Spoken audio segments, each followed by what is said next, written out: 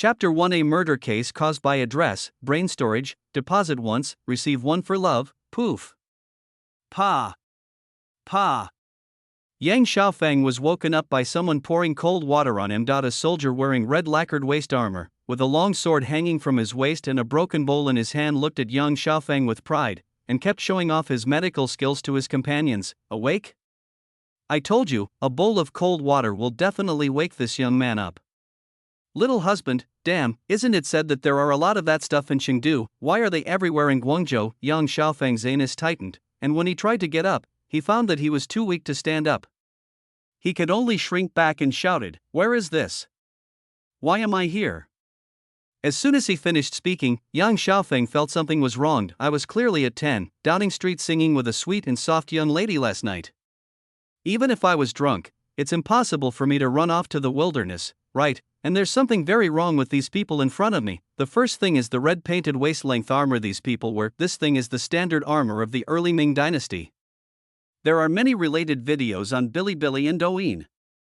Yang Xiaofeng is not unfamiliar with it. The second are the spears held by the soldiers who are suspected to be the leaders of the Jifang faction. The originally bright red tassels had turned into black and red knots, and even emitted a faint fishy smell. When he looked down at himself, he saw that he was wearing a blue scholar's gown. So, you are wearing it yourself? No, I didn't have any close contact with the dump truck. Yes, there's also a system that is essential for time travelers, just as Yang Xiaofeng was complaining in his mind. His stomach suddenly made a gurgling sound, followed by a cramping pain due to extreme hunger. Especially the faint smell of rice wafting from not far away, which made Yang Xiaofeng swallow his saliva. Another soldier, also wearing red lacquered waist armor, brought a broken bowl, pushed aside the guy who was showing off his medical skills, came to squat in front of Yang Xiaofeng, and said with a smile, "Little husband, here is some rice soup, drink it first to fill your stomach." Yang Xiaofeng was so hungry that his eyes turned green. He was about to reach out to get the rice soup, but suddenly his eyes went dark and his head felt dizzy. His whole body felt limp and powerless, as if all the muscles and bones had been pulled out. Before he passed out, Yang Xiaofeng vaguely heard the soldier who was holding the rice soup yelling, "Hurry up and feed him the rice soup. Damn it! I finally met a scholar, don't let him starve to death. This damn Tartar is such a sinner." Whether he was willing or not, Yang Xiaofeng could only accept the fact that he had traveled through time. He was a young man who was born under the red flag and grew up in the spring breeze, but he woke up and found himself in the Ming dynasty. This means that from now on, not only will I no longer have air conditioning and watermelon, but I will also no longer have man and Jeja, and I will never have a sweet and soft little sister to sing with me again. It wasn't a big deal, after all. Having read so many online novels, Yang Xiaofeng was not surprised by time travel.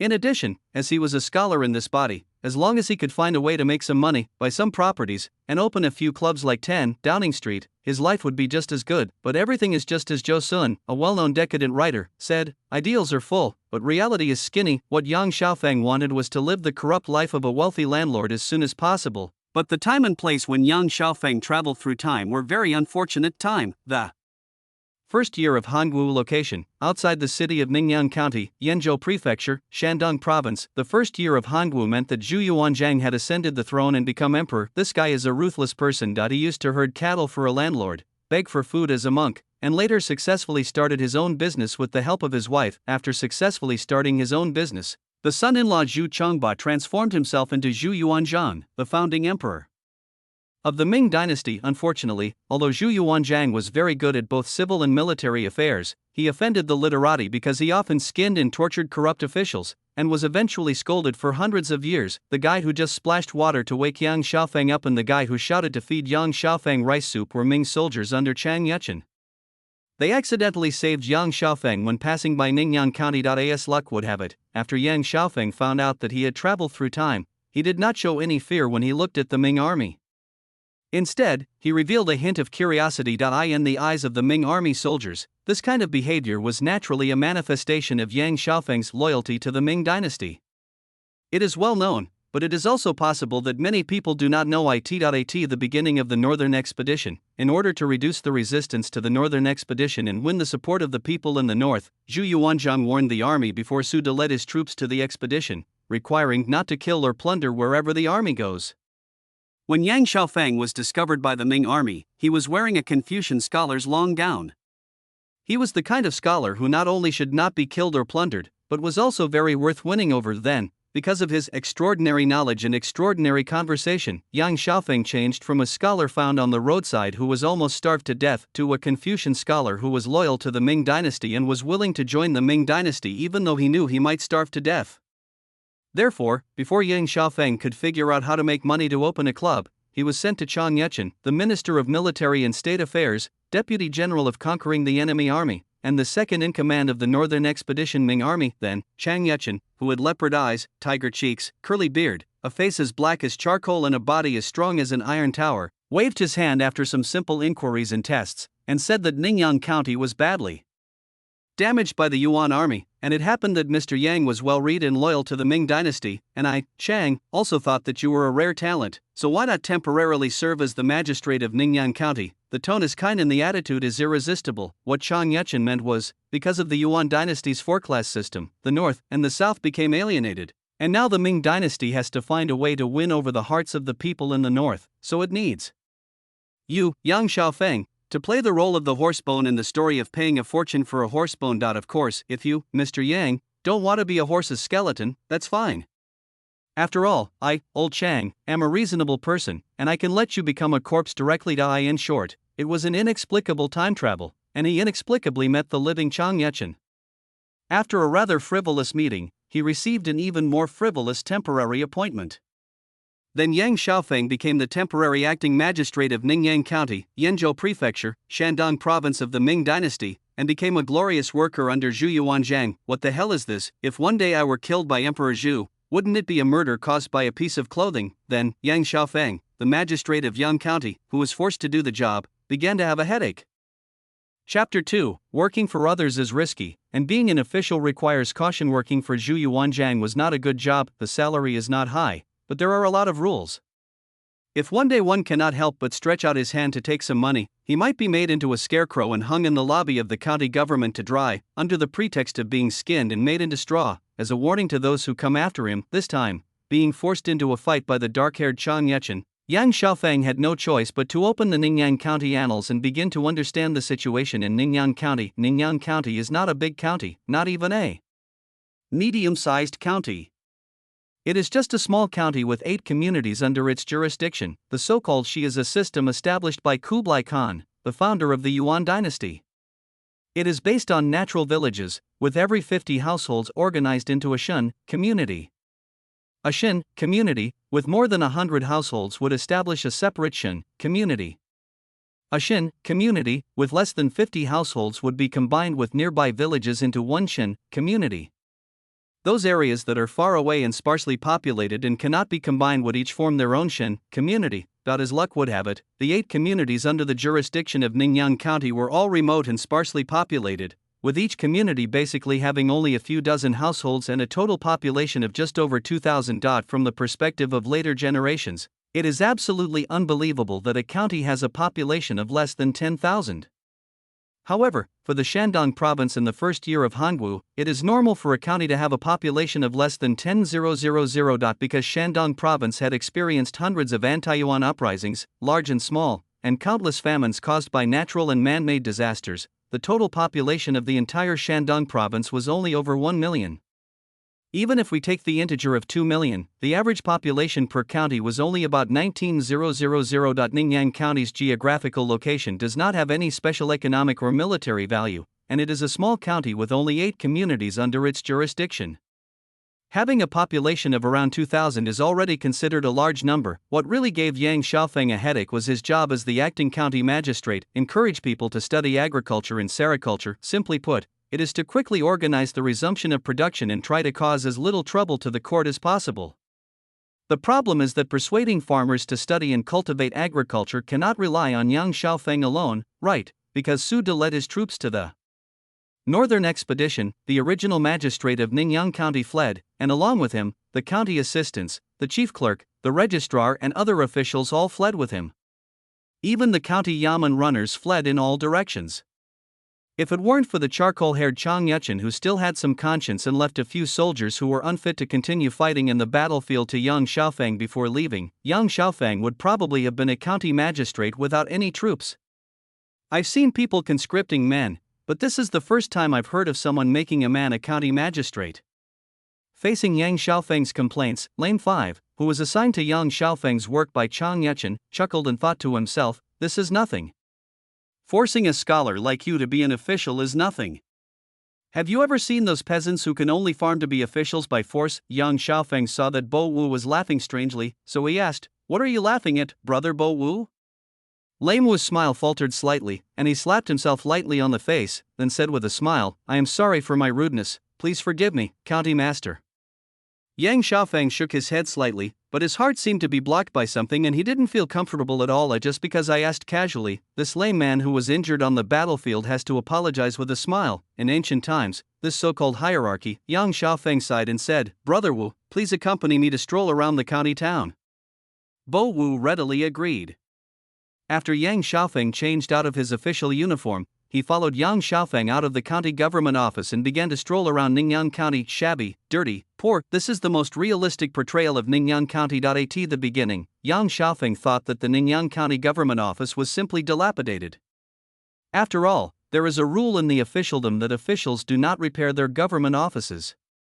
Whether a county government office is dilapidated or not cannot truly reflect the actual situation of a county, but when Yang Xiaofeng took Bo Wu on a tour around Ningyang County, they discovered that the dilapidated county government office was actually the most imposing and presentable building in the entire county. Bo Wu looked up at the sun that was already setting in the west, and approached Yang Xiaofeng and whispered, Your Excellency, it's already noon, how about we find a place to eat? First?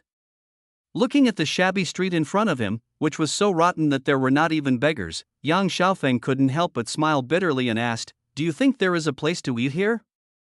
Bo Wu was speechless after being asked this question, and Yang Xiaofeng was secretly unhappy. In a county town, I walked through several streets and couldn't even find a restaurant to eat at. Is this acceptable? Do you want me, County Magistrate Yang, to cook the meal myself? Seeing the expression on Yang Xiaofeng's face changing repeatedly, Bo Wu pondered for a while and then whispered, County Master, how about we go back to the county office first? I'll go ask around and see which woman cooks well and invite her to be a cook in the county office. Yang Xiaofeng hummed and said, okay. In fact, what the Ningyang County government lacked was not just a cook. Except for a dozen yamen runners on duty headed by Bo Wu, all other positions were vacant, including the county magistrate, the chief clerk, the registrar and other assistant officials, as well as clerks in various rooms, fast-shift yamen runners and strong-shift yamen runners. There was almost nothing that was not lacking. It can even be said that the entire Ningyang County is now an empty shell, in a sparsely populated state with no one in charge and no one cares about anything. It is also because of this that restaurants and hotels on the street dare not open for business, and ordinary people dare not hang around the streets. After all, it was a critical moment of dynasty change.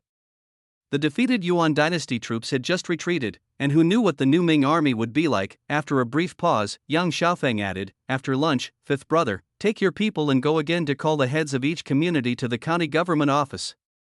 In addition, you should also find out if there are any local sages in each community. But just as Yang Xiaofeng finished speaking, Bo Wu shook his head and said, County Master, I had already inquired about it when the army arrived in Ningyang County. The local gentry in each community of Ningyang County had fled when the army arrived.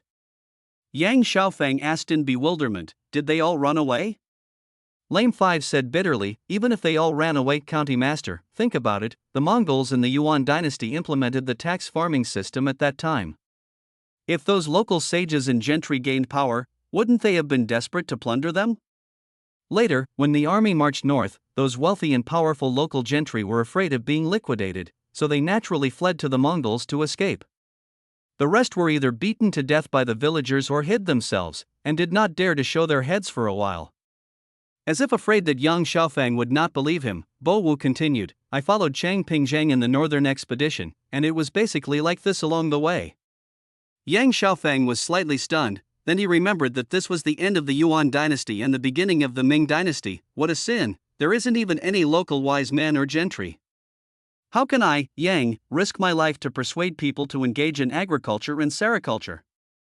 Chapter 3, The Ming Dynasty is really short of officials. The transition from Yuan to Ming Dynasty was very different from other dynasty changes. The first is the four-class system. According to the Yuan Dynasty system, the Han people in Shandong region belong to the third class, below the Mongols and Semites. Once many local gentry and wealthy businessmen had the opportunity to climb up, they would try every means to obtain a Mongolian identity for themselves. Secondly, the Yuan dynasty implemented a tax farming system, which was similar to engineering bidding, except that the subject of the bidding was taxes. Simply put, if the imperial court wants to levy a certain tax totaling 10,000 taels of silver in a certain place, local gentry or wealthy businessmen can participate in the bidding. After the bid is successful, they will first pay a certain deposit, and then go to the local people to collect taxes. The bidding process was not that the imperial court wanted to collect 10,000 taels of silver, so the highest bid was not 10,000 taels of silver, but it was possible that the bid could reach 11,000 taels of silver. So the question is, these local gentry and wealthy merchants spent 11,000 taels of silver to bid, but in the end they could only collect 10,000 taels of tax from the people. Isn't that a huge loss? The answer is no loss, because they can collect 21,000 taels of tax from the people. Those local gentry and wealthy merchants who collected taxes for the Yuan dynasty acted as middlemen, madly exploiting the people in order to earn huge profits from tax farming. When the officials fled first and the Yuan dynasty's rule in Shandong collapsed, how could these middlemen who had become Mongols stay and wait to be liquidated? Therefore, many local celebrities and gentry in Shandong fled when the Ming army began its northern expedition. The rest were either beaten to death by the people or simply hid themselves, planning to decide whether to become Han people or continue to be Mongolians after the situation became clear. However, in this way, Yang Xiaofeng's original idea of making a killing was shattered. Naturally, it was impossible for him to use these local sages to persuade them to engage in farming and sericulture, let alone restore production. The question is, if you really failed to preside over the spring plowing in the first year of Hangu, would Emperor Zhu care about your horse bones or not? Would he care about your practical difficulties? If it weren't for the fact that he would most likely be caught and beheaded if he resigned, Yang Xiaofeng would have even wanted to just pack up and run away. Seeing that Yang Xiaofeng's face was always uncertain, Bo Wu couldn't help but ask cautiously, "Is there anything bothering you, County Master?" Yang Xiaofeng hummed softly. "Chang Pingjiang asked me to persuade people in Ningyan County to do a good job in spring plowing, but now," pointing at the county government office and drawing a circle, Yang Xiaofeng continued, "the entire Ningyan County government office is in ruins. There are only a dozen of us, and most of us are still recovering from injuries. How can you and I take care of 8 communities alone?" Hearing the 3 words "Brother Bo" from Yang Xiaofeng's mouth again, Bo suddenly got excited and said, "Do you remember, County Master, before leaving the county government office, you asked me what I was laughing at?" Yang Xiaofeng nodded. "Of course I remember. At that time, I said that it was the first time I heard of a man being captured to be a county magistrate, and then you suddenly laughed, Brother Lame Fifth." Lame Five gritted his teeth and whispered, "Yes, I laughed at that time because of what the county lord said." Yang Xiaofeng was surprised and asked, "Is there anything wrong with this statement?" Since ancient times, there have been cases of capturing able-bodied men to do labor, and there have been cases of capturing scholars to be minor officials. I have never heard of anyone being captured to be an official. Lame Five chuckled and said, "You are just too surprised. In our Ming dynasty, not to mention arresting scholars like you to be officials, we even forced illiterate peasants to be officials." Yang Xiaofeng looked at Bo Wu stupidly. "Is this true? Brother Bo Wu, are you kidding me?"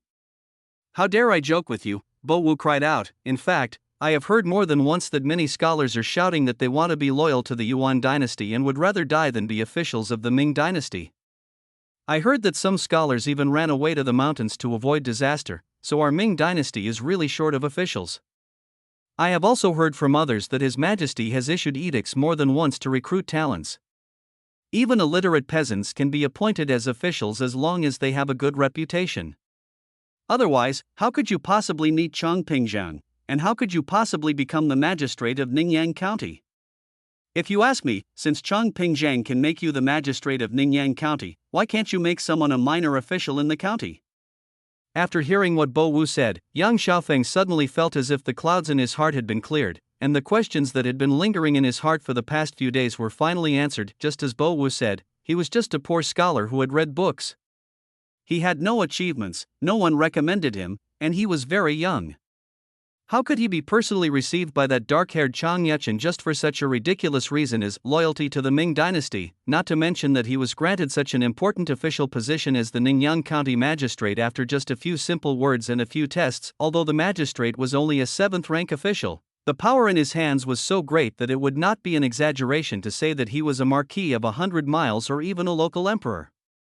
Moreover, what Bo Wu said at the end was very true. If that black-haired Chang Yuchen could force me, Yang, to be an official, then why can't I, Yang, force others to be minor officials? Thinking of this, Yang Xiaofeng couldn't help but laugh out loud, patted Bo Wu's shoulder and said, "Thank you, Brother Bo Wu, for your guidance. If it weren't for Brother Bo Wu, I'm afraid I would still be worried about the lack of manpower." Lame Five chuckled and said, "I just heard it from others. The county lord needs to consider the pros and cons of it."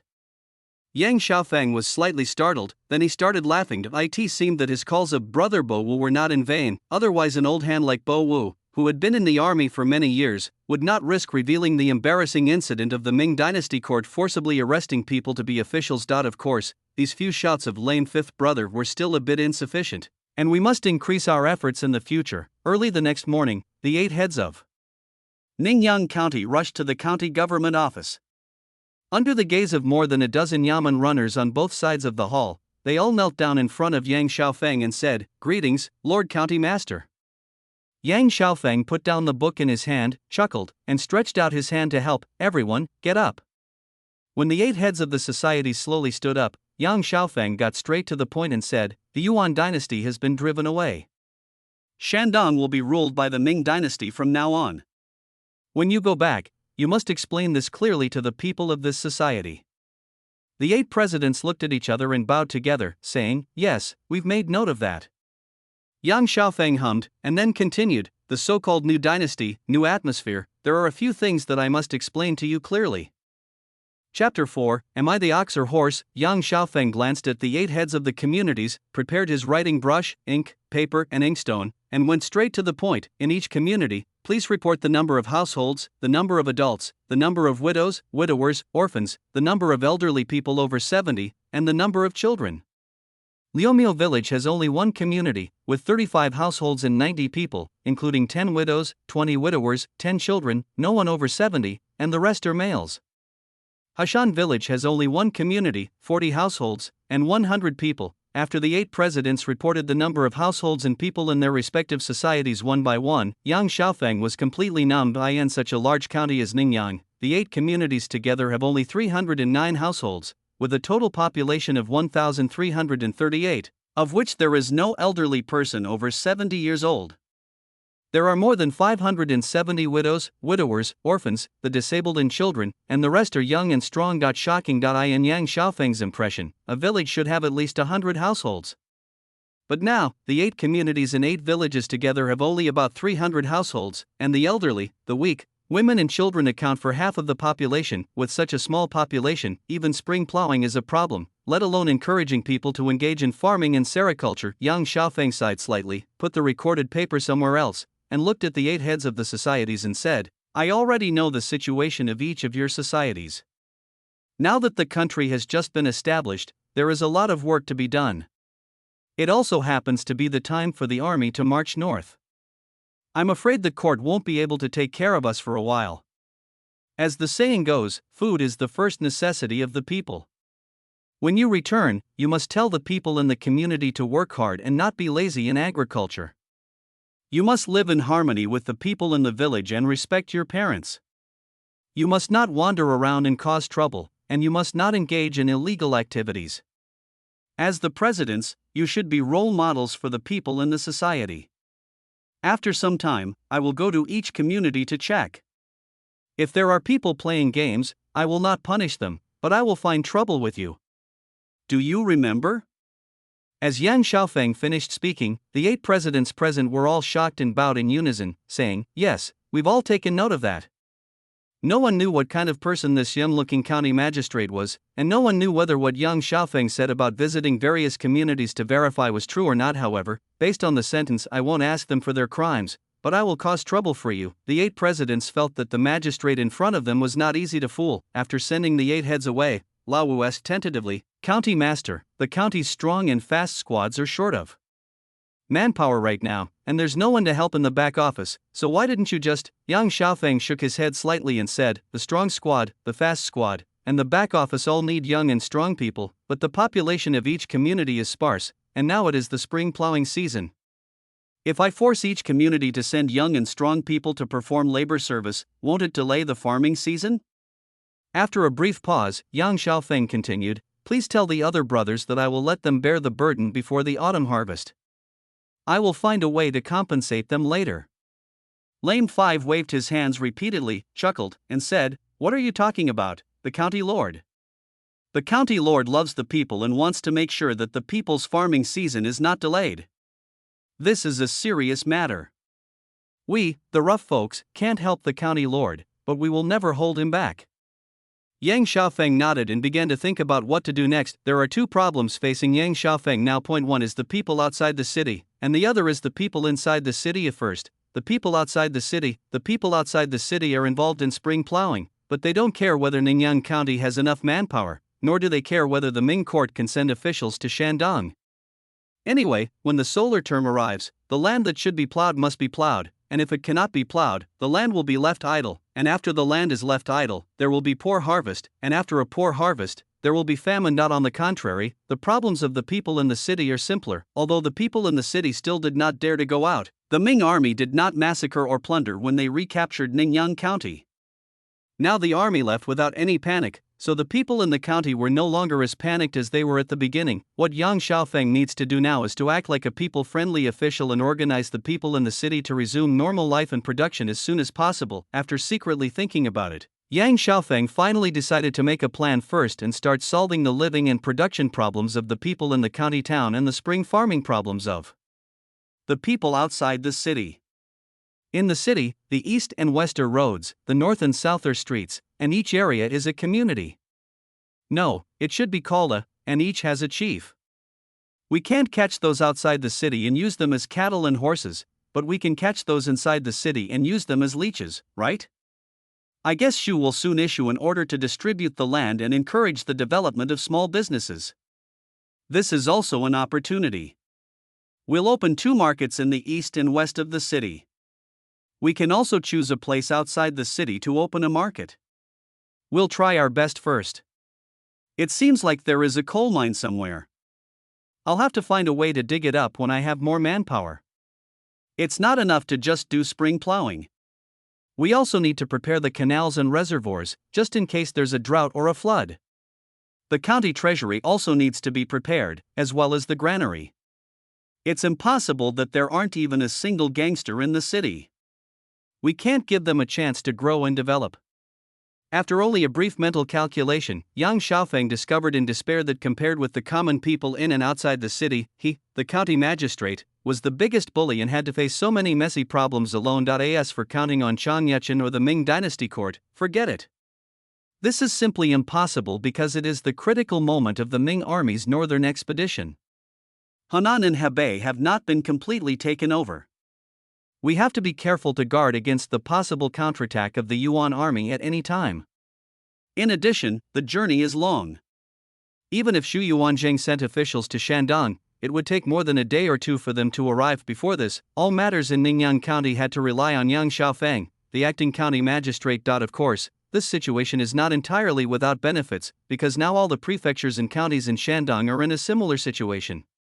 The better ones may have more manpower, while the worse ones may not even have a single yamen runner. The entire Ming court, including Zhu Yuanzhang, was aware of the current situation in Shandong, and they did not expect Shandong to be able to carry out the spring plowing in the first year of Hangua. Therefore, if a county magistrate like Yang Xiaofeng, who was forced to take on the task, could do a good job in spring plowing, he would be credited with it. If he did not do a good job, it would not matter. As long as there was no trouble of officials forcing the people to rebel, it could be explained away. In addition, with the help of buying horsebones with a large sum of money, the county magistrates in Shandong were inherently invincible. The only problem is that this innate invincibility, which is considered the best position for tanking, has a very short validity period and will become invalid after the first year of Hangwu. After thinking about it, Yang Xiaofeng called Bo Wu and brought him to the street in front of the county government office. Chapter 5. I have a bold idea. See? The east-west is called a road, and the north-south is called a street. The area between a road and a street is called a lu. From each lu, an old man with high moral character and high prestige is selected, or the people themselves elect a trustworthy person to serve as the lu head. Yang Xiaofeng pointed to the houses across from the county government office and said to Bo Wu, "This matter must be handled quickly. Brother Bo Wu can call a few more brothers to get it done tomorrow and have those neighborhood leaders come to see me as soon as possible." After Bo Wu bowed in response, Yang Xiaofeng took Bo Wu and walked towards the west of the city. This street is quite spacious. All the houses facing the street can be used to open shops. Then there will be more shops of all kinds in the county town, which will make life more convenient for the people, and the county will be able to collect more taxes. This vacant land is suitable for setting up a market, but there are not many people in the county town, and the villagers don't have much to sell. I don't know if it can be sustained by then. Yang Xiaofeng walked and looked, and at the same time made a plan for the land in the west of the city in his mind. This is a good place. When the county government has money in the future, we will set up a community school here first. Then we can train a few useful leeches. I can't just be a slave by myself. It's such a big county town, and there will be more and more people in the county town in the future. Environmental sanitation will also become a problem in the future. We should make plans early. With more people, there will be more messy things, and we will have to arrange patrols at that time. The Mongols will be wiped out sooner or later, and I haven't heard of them coming back to life, so there's no need to worry about the military aspect. Agriculture, animal husbandry, breeding, small workshops, small industries, see what can be done. Anyway, we have to make the people rich first. Otherwise, not only will my time traveling back in time be in vain, but even if I am allowed to enjoy life, I am afraid I will not feel at ease. As he was thinking about it, Yang Xiaofeng's thoughts began to go astray. This is a good place. It's close to the county government office. It's suitable for setting up a club like 10 Downing Street. It will also be convenient for me to enjoy life. The officials of the Zhu family are not worthy of being human. Fortunately, the conscienceless Chang Haitan still has some conscience and gave me some money. Once old Zhu dies, I will be completely free. If it really doesn't work out, I'll just work hard to save up some capital, borrow the Zhu family's chicken, and lay an egg to become the Emperor of America? We have to be careful about this. We must not let anyone see it. For now, let's just pretend that nothing happened. I am just a scholar who was devoted to the Ming dynasty. As he was thinking, Yang Xiaofeng had already taken Bo Wu to tour the entire county, and before they knew it, they had arrived at the west gate of Ningyang County. The two soldiers who were no longer fit to fight in the battlefield and were left in Ningyang County by Chang Yechen immediately bowed and saluted upon seeing Yang Xiaofeng. "Greetings, County Master." Yang Xiaofeng nodded and said with a smile, "No need to be polite. You two brothers have been guarding the city gate for a few days. How many people have come and gone through this gate?" The two soldiers looked at each other and shook their heads together. One of the soldiers said, "For 2 whole days, there were only 2 presidents from the west of the city going to the county government office. Apart from them, no one else came in or out." Although the soldier's answer was expected, Yang Xiaofeng couldn't help feeling a little disappointed when he heard the answer in person. The west gate was like the other 3 city gates, with no one passing through it, which meant that no one in the city could go out, and no one outside the city could come in. To put it bluntly, the people still do not trust the government. They are afraid of being oppressed by the government under the Ming dynasty, and they are even more afraid that the Yuan army will strike back one day. This problem cannot be solved in a day or two, nor can it be solved by posting a few notices to reassure the people and asking the presidents to go back and say a few words. With a slight sigh, Yang Xiaofeng walked straight out of the city gate. A certain famous decadent writer, Mr. Ling Fei, once said that people cannot imagine what they have never seen. At least Yang Xiaofeng didn't dare to imagine the prospects ahead. A crooked dirt road, less than 2 meters wide at its widest point, stretched from the city gate into the distance. Both sides of the road were covered with weeds, with stray dogs and cats occasionally running by. At the end of the site, not even a house could be seen. The Shandong that is home to many bandits and the heroes of Liangshan. Yang Xiaofeng had a gloomy face and said nothing. After a long while, he sighed and walked back with Bo Wu. Seeing that Yang Xiaofeng was not in high spirits, Bo Wu whispered, "County Master, in fact, except for the Jiangnan area, other places are like this. Ningyang County is very lucky to have a good official like you who loves the people like his own children." Yang Xiaofeng sighed slightly and cursed angrily, "You damn Tartars, what a sin you have committed." After cursing, Yang Xiaofeng walked forward with his head down. When he reached the gate of the county government office, Yang Xiaofeng reminded Bo Wu again, "Brother Bo Wu, don't forget what I just said. You must get it done before tomorrow night." Bo was very efficient in his work. In other words, because there are so few people in Ningyan County, it seems that Bo Wu was very efficient in doing things. The very next morning, Bo Wu led his men to walk through the entire Ningyan County, asking each neighborhood to nominate a neighborhood head who was highly respected or trustworthy. Just after lunchtime, these neighborhood heads gathered at the county government office. The number of neighborhood heads is actually greater than that of club presidents, totaling 16. According to Yang Xiaofeng's request, after each li had claimed the location of their li on the simple city map Yang Xiaofeng had drawn up temporarily, which was not much better than the level of an elementary school student. Yang Xiaofeng pointed at a li head and said, "Brother Lame Fifth should have told me everything I wanted to ask before, right? Now start with you. Report the number of households in your li, the number of adults, the number of widows, widowers, orphans, women and children, and the number of people over 70 years old." The head of the neighborhood named by Yang Xiaofeng bowed slightly and replied with a flattering smile. In reply to the elder master's question, "There are 12 households in my neighborhood, with a total of 60 people, including 15 women and 17 children. There are no widows, widowers or orphans. There is one elderly person over 70 years old, and the rest are young and strong. There are 34 old, young, women and children, and 26 young and strong people left, which is not bad." While thinking, Yang Xiaofeng pointed to the next village head and said, "Now it's your turn." The second neighborhood head who was named also replied with a big smile on his face, "In reply to your question, sir, there are 10 households in my neighborhood, with a total of 33 people, including 10 women and 3 children. There are no widows, widowers, orphans, or people over 70 years old, and the rest are young and strong."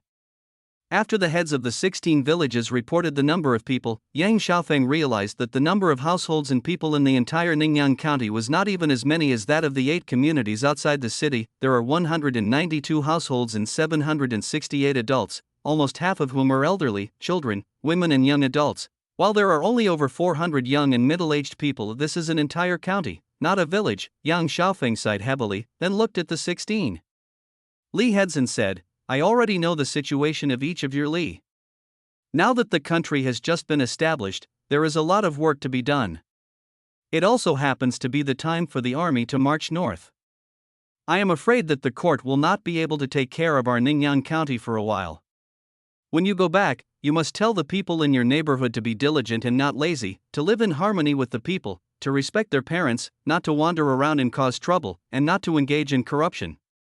As neighborhood leaders, you should set an example for the people in your neighborhood. After some time, I will go to each neighborhood to check. If there are people playing games, I will not punish them, but I will find trouble with you. Do you remember?"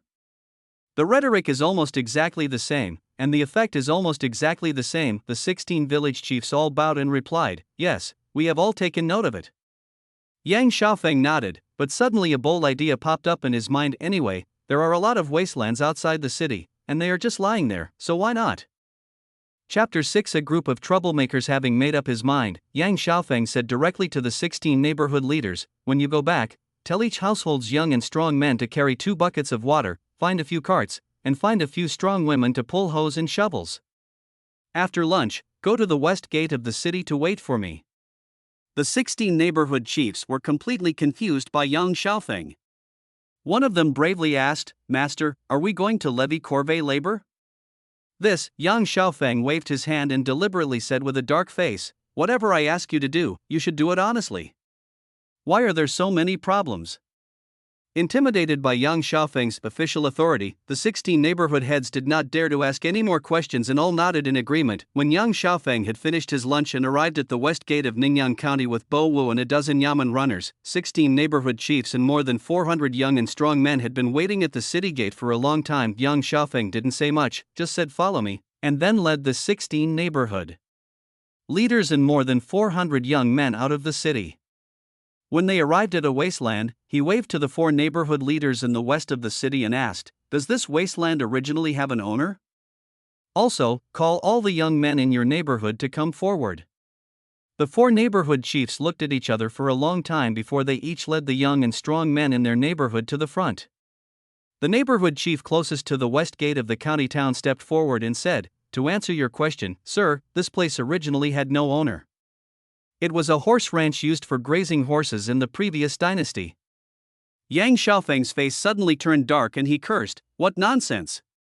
He took 2 steps forward, casually pulled a young man from behind the village head who was answering the question, and snorted again, "From my point of view, this is clearly his family's land, but it was forcibly occupied by the Tartars, and it has been left uncultivated for many years.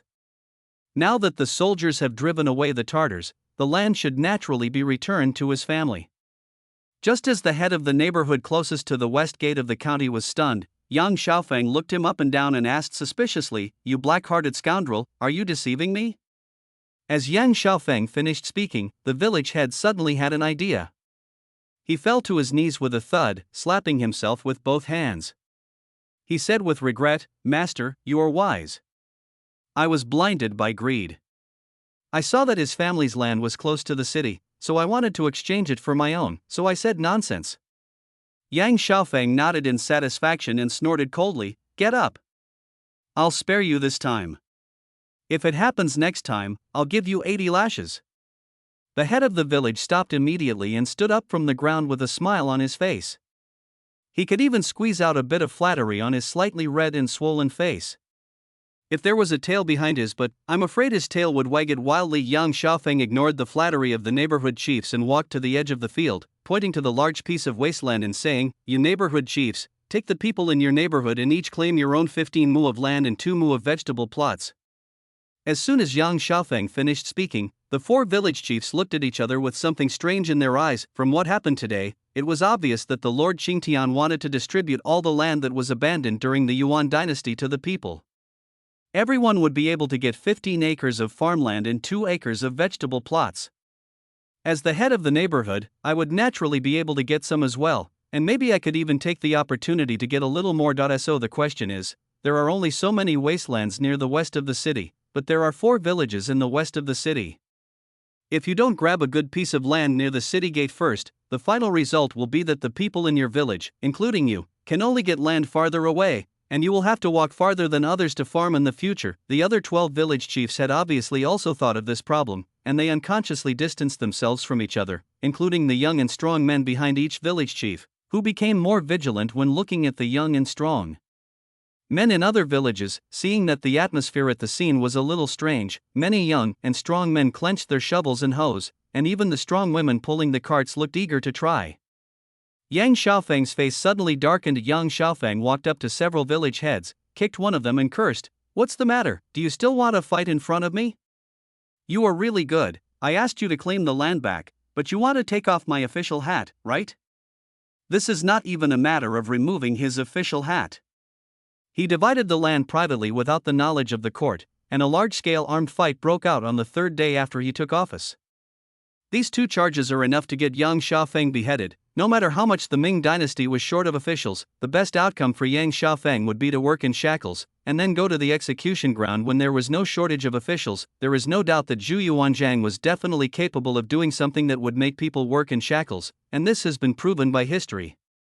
After the 4 Li heads lowered their heads due to the scolding, and the young men behind them loosened their hands holding the shovels, Yang Xiaofeng said with a dark face, "The 2 Li near the city will first claim the land near the city gate, and the 2 Li near the city gate will claim the land further west later.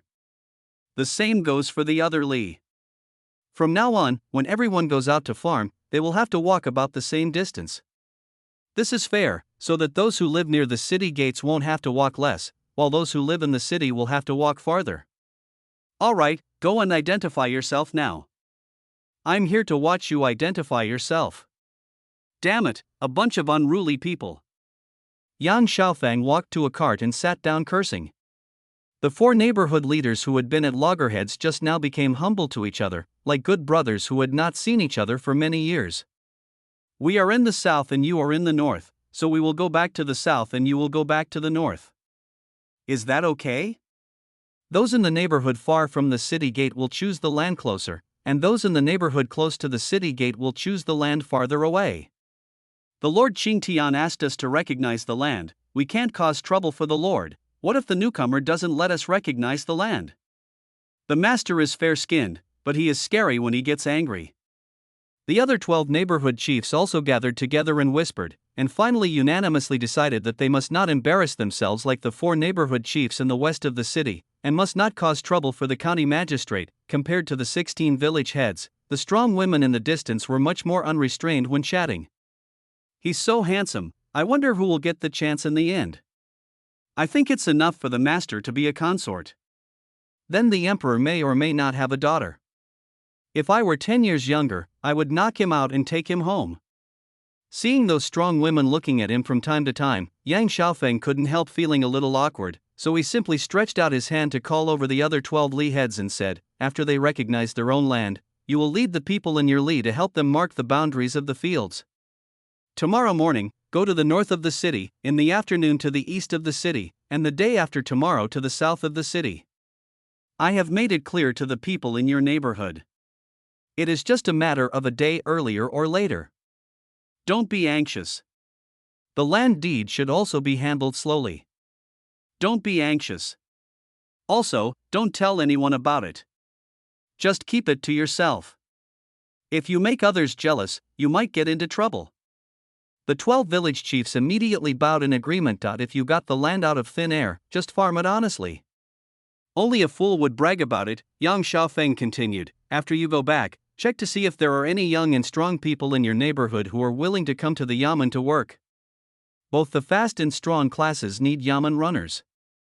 If you are willing to come, come. If you are not willing to come, don't force it. It would be best if there are people who can read. The county is short of scribes right now. As for wages, the court has its own set amount. This is not up to me. I will pay whatever the court gives me. However, we only want the yamen runners with clean backgrounds.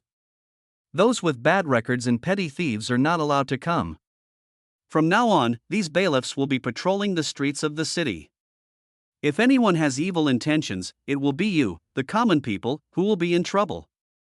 After hearing what Yang Xiaofeng said, the neighborhood leaders who had originally planned to just randomly recommend a few young and strong people immediately changed their minds. In fact, under normal circumstances, being a yamen runner in the county government was not a very glorious thing. The so-called yamen runner, after all, still had the word runner in it, and its essence was similar to labor, except that the work content of the two was different. The reason why the impression is formed that yamen runners can oppress the people in film and television dramas is mainly because not just anyone can be a good yamen runner. At the very least, it requires very high social skills and the ability to judge people by their abilities. Ordinary young and strong people with clean backgrounds often do not possess these two abilities. Even if they become yamen runners, they are unlikely to bully the common people, and they are not as good as those city foxes and rats. Therefore, originally these village heads only intended to recommend those young people in the village who did not like to farm honestly, which was at least a way to find a way out for them. But when they heard that Yang Xiaofeng would ask them to patrol the streets in the future, these neighborhood leaders decided to recommend those honest and decent young people. At least they would not have to worry about being blackmailed for money for hemp shoes, fancy clothes, carriages, and tea. Yang Xiaofeng continued, "In addition to the young men who come to work in the government office, I also need you to find a few strong and capable women for me. By the way, you also need to find some chicks and piglets for me." Upon hearing Yang Xiaofeng's request, several neighborhood leaders looked at each other in bewilderment. A neighborhood head in the east of the city said boldly, "Master, you want a strong and capable woman, and you also want chicks and piglets. Are you planning to raise chickens and pigs?"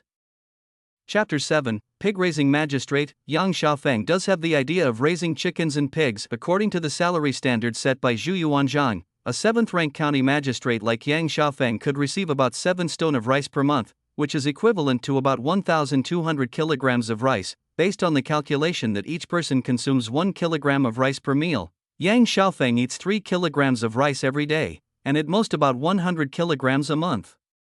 Not to mention that Yang Xiaofeng is now in a special situation where one person can feed the whole family. Even if Yang Xiaofeng feeds a family of 5, they can eat as much as they want and still have some food left over to sell. Of course, salary is not something that can be calculated so simply, because the officials of the Ming dynasty also have to support staff, hire sedan chair bearers, servants, and maids, greet guests, and pay respects to their superiors. There are many messy hidden expenses, and the officials' salaries are simply not enough to cover them. The reason for this situation actually has a lot to do with Zhu Yuanzhang's background. As we all know, Zhu Yuanzhang was first a coward, then a monk, and then he joined the anti-Yuan army, and step by step became the emperor. So Zhu Yuanzhang knew how tiring farming was. In Zhu Yuanzhang's view, an official who did not do any farming could get more than 1,000 kilograms of grain just by writing in the government office. This salary was enough for an ordinary family of 5 to work hard for several years. In addition, there was a large area in the county government office that could be used to grow vegetables, so this salary was already high enough. In comparison, the salaries in the Song dynasty were much higher, because the founding emperor of the Song dynasty, Zhao De, came from a military landlord family. Although he was not rich, he had never had to worry about food and clothing since he was a child, and he did not have to plow the fields or herd cattle. Moreover, Zhao De was promoted step by step, and had served as a governor and a military governor. He knew very well that officials had to entertain guests, support staff, servants, maids, and sedan chair bearers. He understood the unspoken rules of officialdom, so Zhao De set a high salary directly. So the following situation arose. The officials of the Song dynasty were indeed comfortable, earning high salaries and not having to bear too much responsibility. However, if the officials were comfortable, it meant that the burden on the people would be heavier, and the people would have a hard time. Therefore, during the 300 years of the Song dynasty, there were rebellions every year. The officials of the Ming dynasty had little money and many worries, and they were at risk of losing their heads at any time. However, the common people in the early Ming dynasty lived a relatively easy life. The pen was in the hands of literati, so the salaries of the Ming dynasty became the lowest in all dynasties, and Zhu Yuanzhang became synonymous with cruelty and bloodlust. Yang Xiaofeng is now alone and does not need to worry about whether he has enough money to spend. All he has to think about is how to eat well. If you want to eat well and drink well, meat and vegetables are essential. It just so happened that the Mongols had just fled and the Ming dynasty had just been established. A war between the Yuan and Ming dynasties had been fought. If we can't say that the country was devastated, then it can only be said that there was a lot of work to be done. The people had no food stored at home, let alone meat, vegetables, and the like. It was for this reason that Yang Xiaofeng thought of raising chickens and pigs. Once the breeding industry has grown to a certain scale, there will be a steady supply of meat. With more meat intake, grain intake will decrease, and there will be more grain to sell.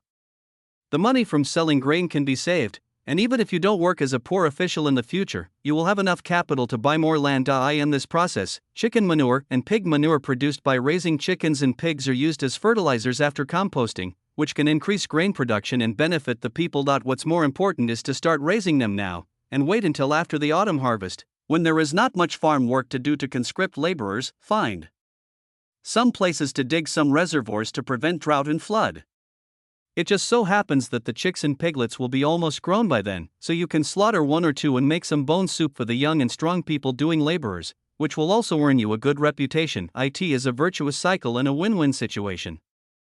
Yang Xiaofeng can't think of any reason not to do it. The worst that can happen is that he'll be given the title of pig-raising county magistrate. It won't cost him a single piece of meat anyway. However, what Yang Xiaofeng did not expect was that when he asked for a batch of chicks and piglets, the 12 village heads looked hesitant. A neighborhood head in the east of the city said with a bitter face, "Master, it's not that we don't want to search for chickens and piglets for you, but the Tartars caused great harm to our Ningyan county when they retreated, and these things are not easy to search for now. Also, raising chickens and pigs takes time. If you raise too many, and a plague suddenly breaks out one day, all the chickens and pigs will be gone, and the money you spent on raising chickens and pigs will be wasted. How about, Master, please think about it again." Yang Xiaofeng waved his hand and said, "You don't need to persuade me anymore. Just go and collect them for me. No matter how many chicks and piglets you buy, I will pay you in full and I will never let you down." Seeing that they could not persuade Yang Xiaofeng, the 12 village heads had no choice but to look at each other and then bow together in agreement. Liumiao village. While Yang Xiaofeng was thinking about raising chickens and pigs, the head of the village, Lu Sainer, called all the heads of the 35 households in Liumiao village to his home and said directly, "You must farm well recently. No one is allowed to be lazy in agriculture, and no one is allowed to wander around. Don't touch those dirty things in the past. Although the new county magistrate is young and looks kind, I feel that he is not easy to deal with.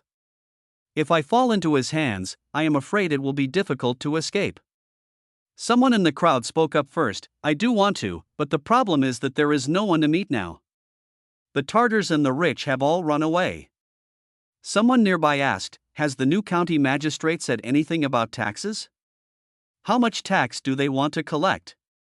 35 men in charge crowded Lou Sanchier's house. They started talking one after another, and Lou Sanchier couldn't hear a single word they said. Lou Sanchier suddenly slammed the table and shouted, stop arguing, and speak one by one. Lou Sishi, you speak first. Lou 40 stood in the crowd and asked, has the new county magistrate said anything about taxes? If he collects taxes right away, we won't have any grain to give him. Lou Sanair shook his head and replied, he didn't say anything. I don't know if he forgot or he didn't know. But he did ask how many widows, orphans, old people and children there were in the village. He also told the people to live in harmony with the village, respect their parents, and not to engage in illegal activities. He seemed like a man who cared about the people. Lou 40 smacked his lips and said nothing. Lou 32 pointed at someone in the crowd and said, Lou 53, you go ahead. Lou Wushazan squeezed forward and asked, did he talk about the land? There are so many wastelands in the village now, there should be an explanation. Lou Sanchier still shook his head, no one said that. Besides, this wasteland is just like the tax issue. It is not something that a county magistrate can decide. It has to be decided by the court.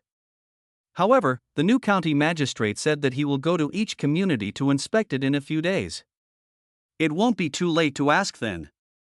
Lou Wushazan chuckled and said sarcastically, you believe what the officials say? Which of these officials doesn't just say nice things? Have you ever seen an official who really loves the people like his own children? Lou Sanchier said in a muffled voice, let's wait and see. What if this official is different from those officials in Uendo? This is also a peaceful life that we have been looking forward to with great difficulty. Hearing the words, live a peaceful life, everyone in the room fell silent. If you can live a peaceful life honestly, who would be willing to risk losing your head to become a bandit? If you can live a peaceful life, who would want to risk their head to rebel? Let's not talk about others, just talk about Emperor Zhu, who was far away in the capital. If he could have lived a life with a wife and children and a warm bed, would he still have rebelled? It was not until a long while later that Lou Sanner spoke up to break the silence. Whether you believe it or not, it's just the same. We still have to live our lives. Anyway, we should be honest during this period and farm the land honestly. We can't let the crops go to waste anyway.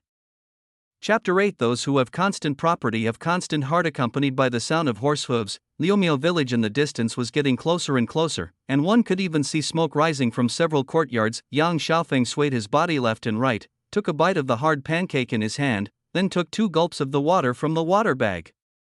He wondered when this broken road in front of him could be repaired. If he had to run on it a few more times, he was afraid that his but would not be able to bear it anymore. Lame 5, who was following Yang Xiaofeng, did not sway left and right on the horse like Yang Xiaofeng did. He just pointed at the smoke from the cooking fires in the distance and said, Your Excellency, we will soon reach Liumio village. Yang Xiaofeng hummed and said, slow down, let's find a place to rest first, and then we can go after they finish their meal. Lame 5 was very curious. Your Excellency, we didn't notify them, but now that we've suddenly come to their house, we should be able to see what they eat. Wouldn't that make it easier for you to understand the people's sentiments? Yang Xiaofeng pulled the reins lightly to slow down the horse. To understand the people's sentiments? Yang Xiaofeng smiled and said, if the common people were getting rich, it would be fine for me to go and check it out, but after a war, what would be left in the homes of ordinary people?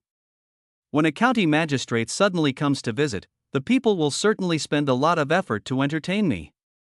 If I eat and drink, the people will spend money and curse me in their hearts. If I don't eat or drink, the people will probably be afraid that I will secretly hate them. Why should I bother to make myself disliked?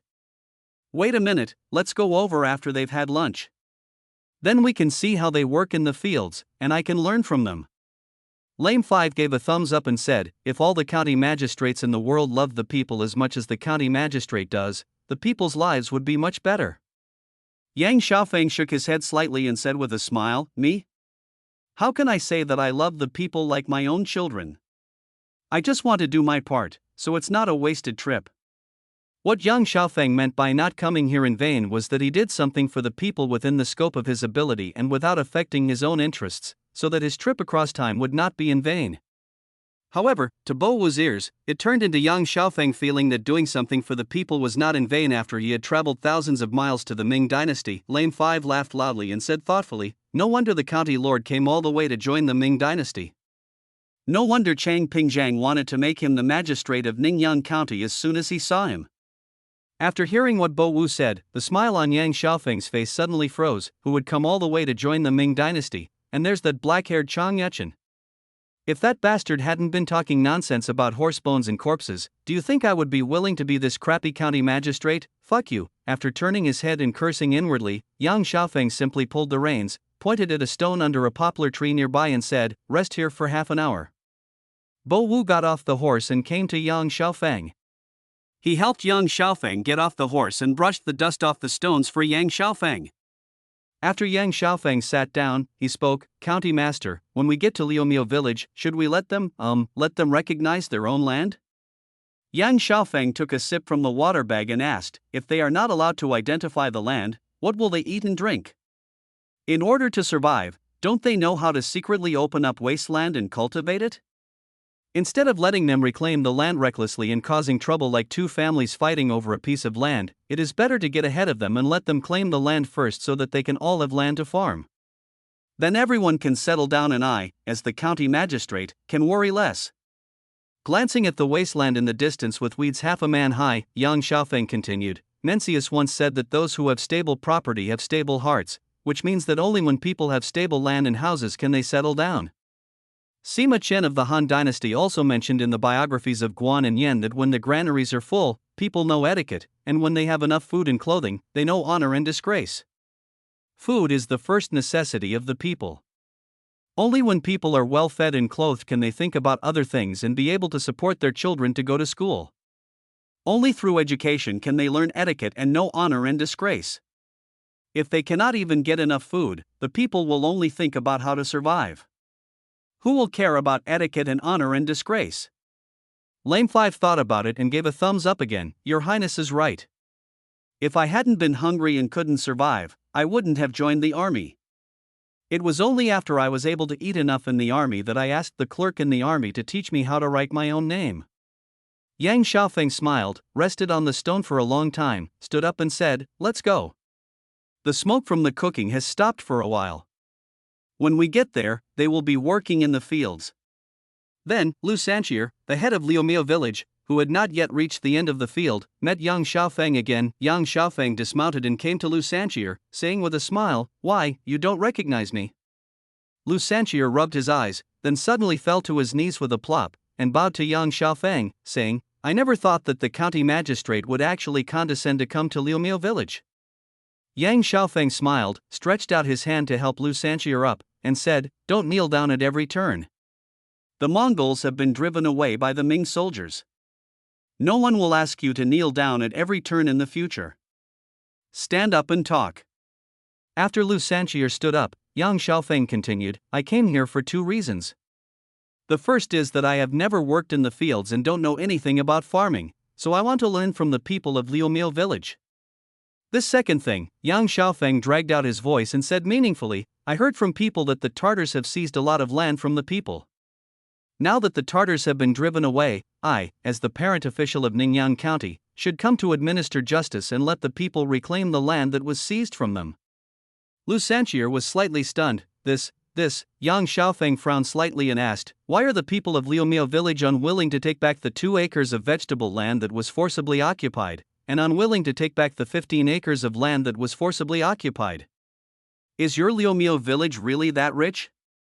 17 acres of land." When Lu Sanchier thought that he would soon own 17 acres of land, his heart couldn't help but start beating wildly. After pondering it over secretly, Lu Sanchier gritted his teeth, made up his mind, and said, in reply to the master, "Of course the people of Liumiao village are willing to take back their own land, but the land of Liumiao village originally belonged to a scholar, and everyone was renting his land. What if the scholar comes back?" Yang Xiaofeng laughed immediately.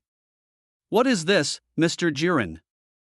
Who can prove that these lands belong to that scholar? Can you prove it, or can the people of Liumiao village prove it?" I am the magistrate of Ningyang County of the Ming Dynasty. I recognize the land deed given by the Ming Dynasty, not the land deed given by the Tartars. As Yang Xiaofeng finished speaking, Lu Sanchier's dark, wrinkled face suddenly broke into a smile. Lu Sanchier bowed slightly and stretched out his hand to point in the direction of the village. Master, please go into the village and have a drink of water first. I will call all the heads of the households in the village to come here. Yang Xiaofeng smiled and said, no need. Just take me to the land. I want to see with my own eyes the people of Liumiao village reclaim their own land. But there is one thing I want to tell you first. Lu Sainer nodded and bowed. Please give your orders, sir. Yang Xiaofeng turned his head and looked at the many low and dilapidated houses in Liumiao village, and then at the large piece of wasteland in the distance, and said, those in the village who are far away from the land should be allowed to claim the land near the village, and those in the village who are close to the land should be allowed to claim the land far away. They are not allowed to fight over it, and they are not allowed to cause trouble because of it. Lu Sainer responded without hesitation, don't worry, master. I guarantee with my life that they will recognize it clearly and there will be no trouble. Chapter 9, The Great Master and the Dupe. Because they had been informed in advance, the people of Liumiao village did not become tense when claiming the land as they did when the land was distributed in the west of the city. Instead, they claimed the land smoothly and moved some saplings from other places to plant them to mark the boundaries. Seeing the people of Liumiao village busying themselves in front of him, Yang Xiaofeng simply found a cart, sat on the side of the cart and watched, and pulled bow when Lu Sanchier over to talk. Yang Xiaofeng pointed to the wasteland in the distance and asked with a smile, besides farming, do the people in Liumiao village have any other way to make a living? Lu Sanner smiled and nodded as he replied, my lord, there are 35 households in Liujia village, with a total of 90 people. They are all honest farmers and have no other livelihoods. No other livelihoods. Yang Xiaofeng glanced at Lu Sanner and thought to himself, if I hadn't been from Shandong in my previous life, I would have really believed your lies. If you really don't have any other way to make a living, why the hell are you so nervous? You bastard can't even lie. Of course, Yang Xiaofeng didn't expect Lu Sanchier to answer honestly. After all, it was the turn of the Yuan and Ming dynasties. The government and Yuan soldiers had fled long before the arrival of the Ming army. There was a period of vacuum with no management. Even if the people of Liumiao village took on other jobs, their main targets were the landlords or Semites. Now no one knew where those victims were buried, so Yang Xiaofeng naturally had no need to pursue them. Shaking his head slightly, Yang Xiaofeng took the initiative to change the subject. Are these wastelands easy to reclaim? Lu Sanchier replied, although these lands have been barren for many years, they were cultivated before. They can only be considered semi-barren. As long as the weeds are removed, they can be cultivated again. However, after sowing the seeds, you still have to be careful to tend to them. If you are not careful, weeds will grow again. Yang Xiaofeng hummed, and then asked, what if it's wasteland that no one has cultivated? Would it be troublesome to open it up? Lu Sanchier frowned and replied, if it is a wasteland that no one has cultivated, it would not be as easy to reclaim as these semi-wasteland in front of us. Seeing that Yang Xiaofeng was still curious, Lu Sanchier said, Master, let me tell you about my ancestor's story of reclaiming wasteland. My great-grandfather and my great-great-grandfather spent 30 years to reclaim 15 acres of wasteland. The price was that my great-grandfather vomited blood and died, and my great-grandfather's back was hunched all his life and could not be straightened. Yang Xiaofeng glanced at Lu Sanchier, and then at the young men who were busy planting saplings and marking the boundaries of the fields not far away. Some of the young and strong people who claimed the fields earlier have already started weeding. Judging from their appearance, they will be able to reclaim the 17 acres of land in 10 days or half a month. But according to Lu Sanner, his great-grandfather and great-great-grandfather spent 30 years reclaiming only 15 acres of wasteland. Although one is a wasteland and the other is semi-wasteland, the gap between the two is too big, isn't it? Lu Sanchier continued. My grandfather told me that my great-grandfather found my great-grandmother on the road to escape famine. After they fled to Liumiao village, they first worked as porters for the landlords in the village to save money and food. According to Lu Sanner's description, after the old couple saved some money and food over 5 years, they asked a landlord to act as a guarantor and bought a piece of wasteland that had never been cultivated by anyone. Then they continued to save money and food for another 5 years. they started saving money to buy the wasteland when they were in their 20s, and continued to save money until they were almost 40 years old before they officially started to reclaim the wasteland. This time, Lusander's great-grandfather was already several years old. Land reclamation also requires timing, because in spring you have to sow, in summer you have to weed and water, and in autumn you have to harvest, so the time for land reclamation can only be chosen during the period between autumn harvest and spring. Take advantage of the slack season, when snakes, insects, rats and ants have disappeared, and when the weeds and shrubs have dried up, and seize the time to reclaim the land. But while opening up the land, we have to face another problem. Food. If you work as a farmhand for a landlord, the landlord will provide you with food. But if you reclaim wasteland for yourself, can the landlord still provide you with food? They can only eat the food stored in their own home, but land reclamation is a physical job.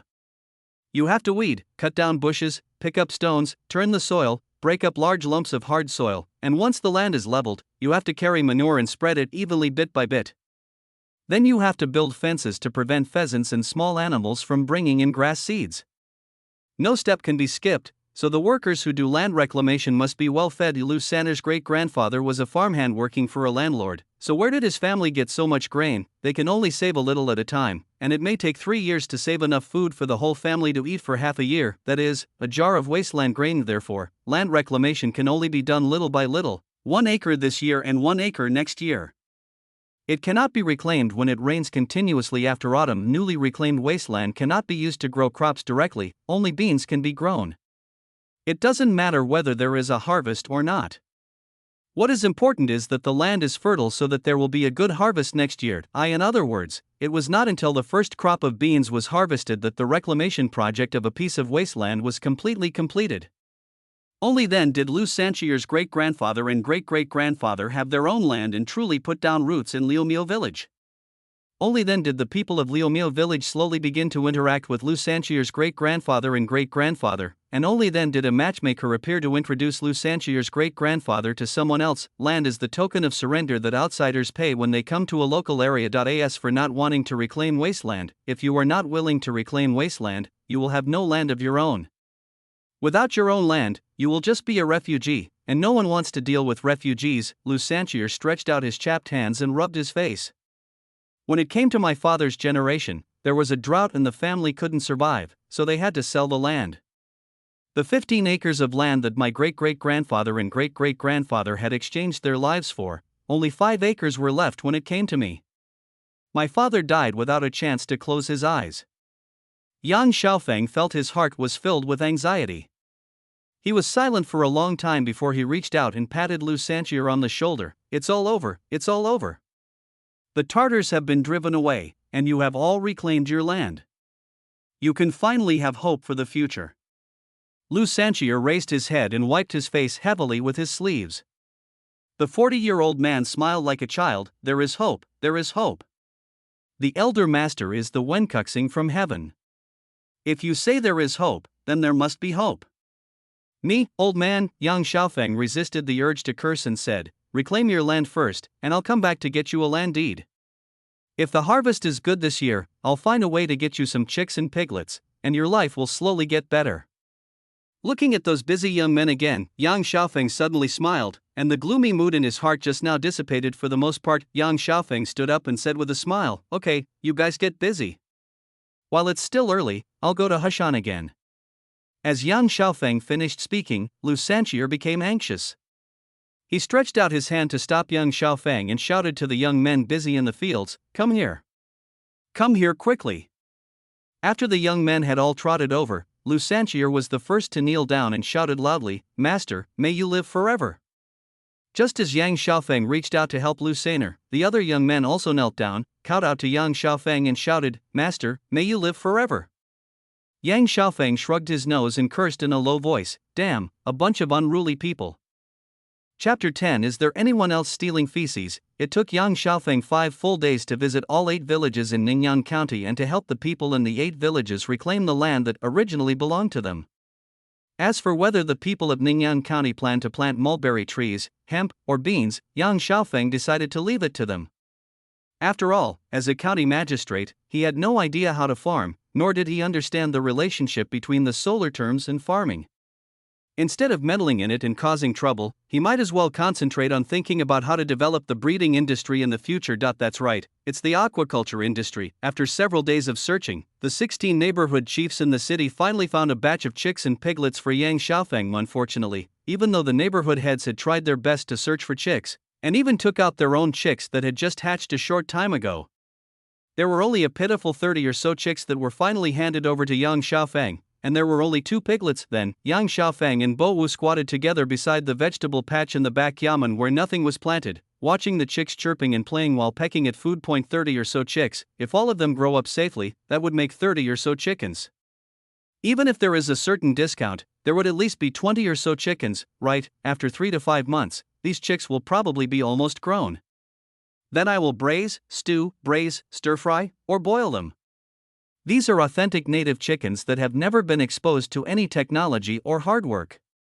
The quality of the meat is so good, if you eat one a month, there will still be a dozen left at the end of the year, and among these chicks there must be both roosters and hens, and the chickens lay eggs, and the eggs hatch chickens, so the descendants of this batch of chicks will be endless. By the way, how do you tell the male and female of this thing? Yang Xiaofeng simply turned his head and looked at Bo Wu. Brother Bo Wu, do you know how to tell whether a chick is male or female?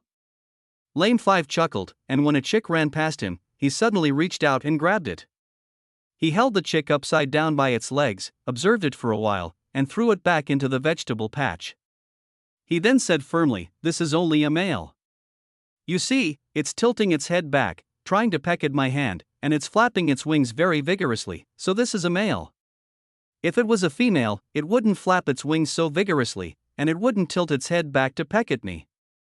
Seeing Yang Xiaofeng staring at the chicks, Bo Wu couldn't help but ask, "Your Excellency, these chicks are indeed pleasing to the eye, but where are you going to keep them after dark?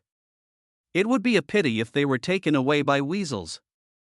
Yang Xiaofeng was slightly stunned, and suddenly cursed himself for being so stupid. On a whim, they decided to start raising chickens and pigs, but during this period of time they were busy asking the people from all neighborhoods and communities to claim the land, but the chicken sheds were not prepared in advance. This will work.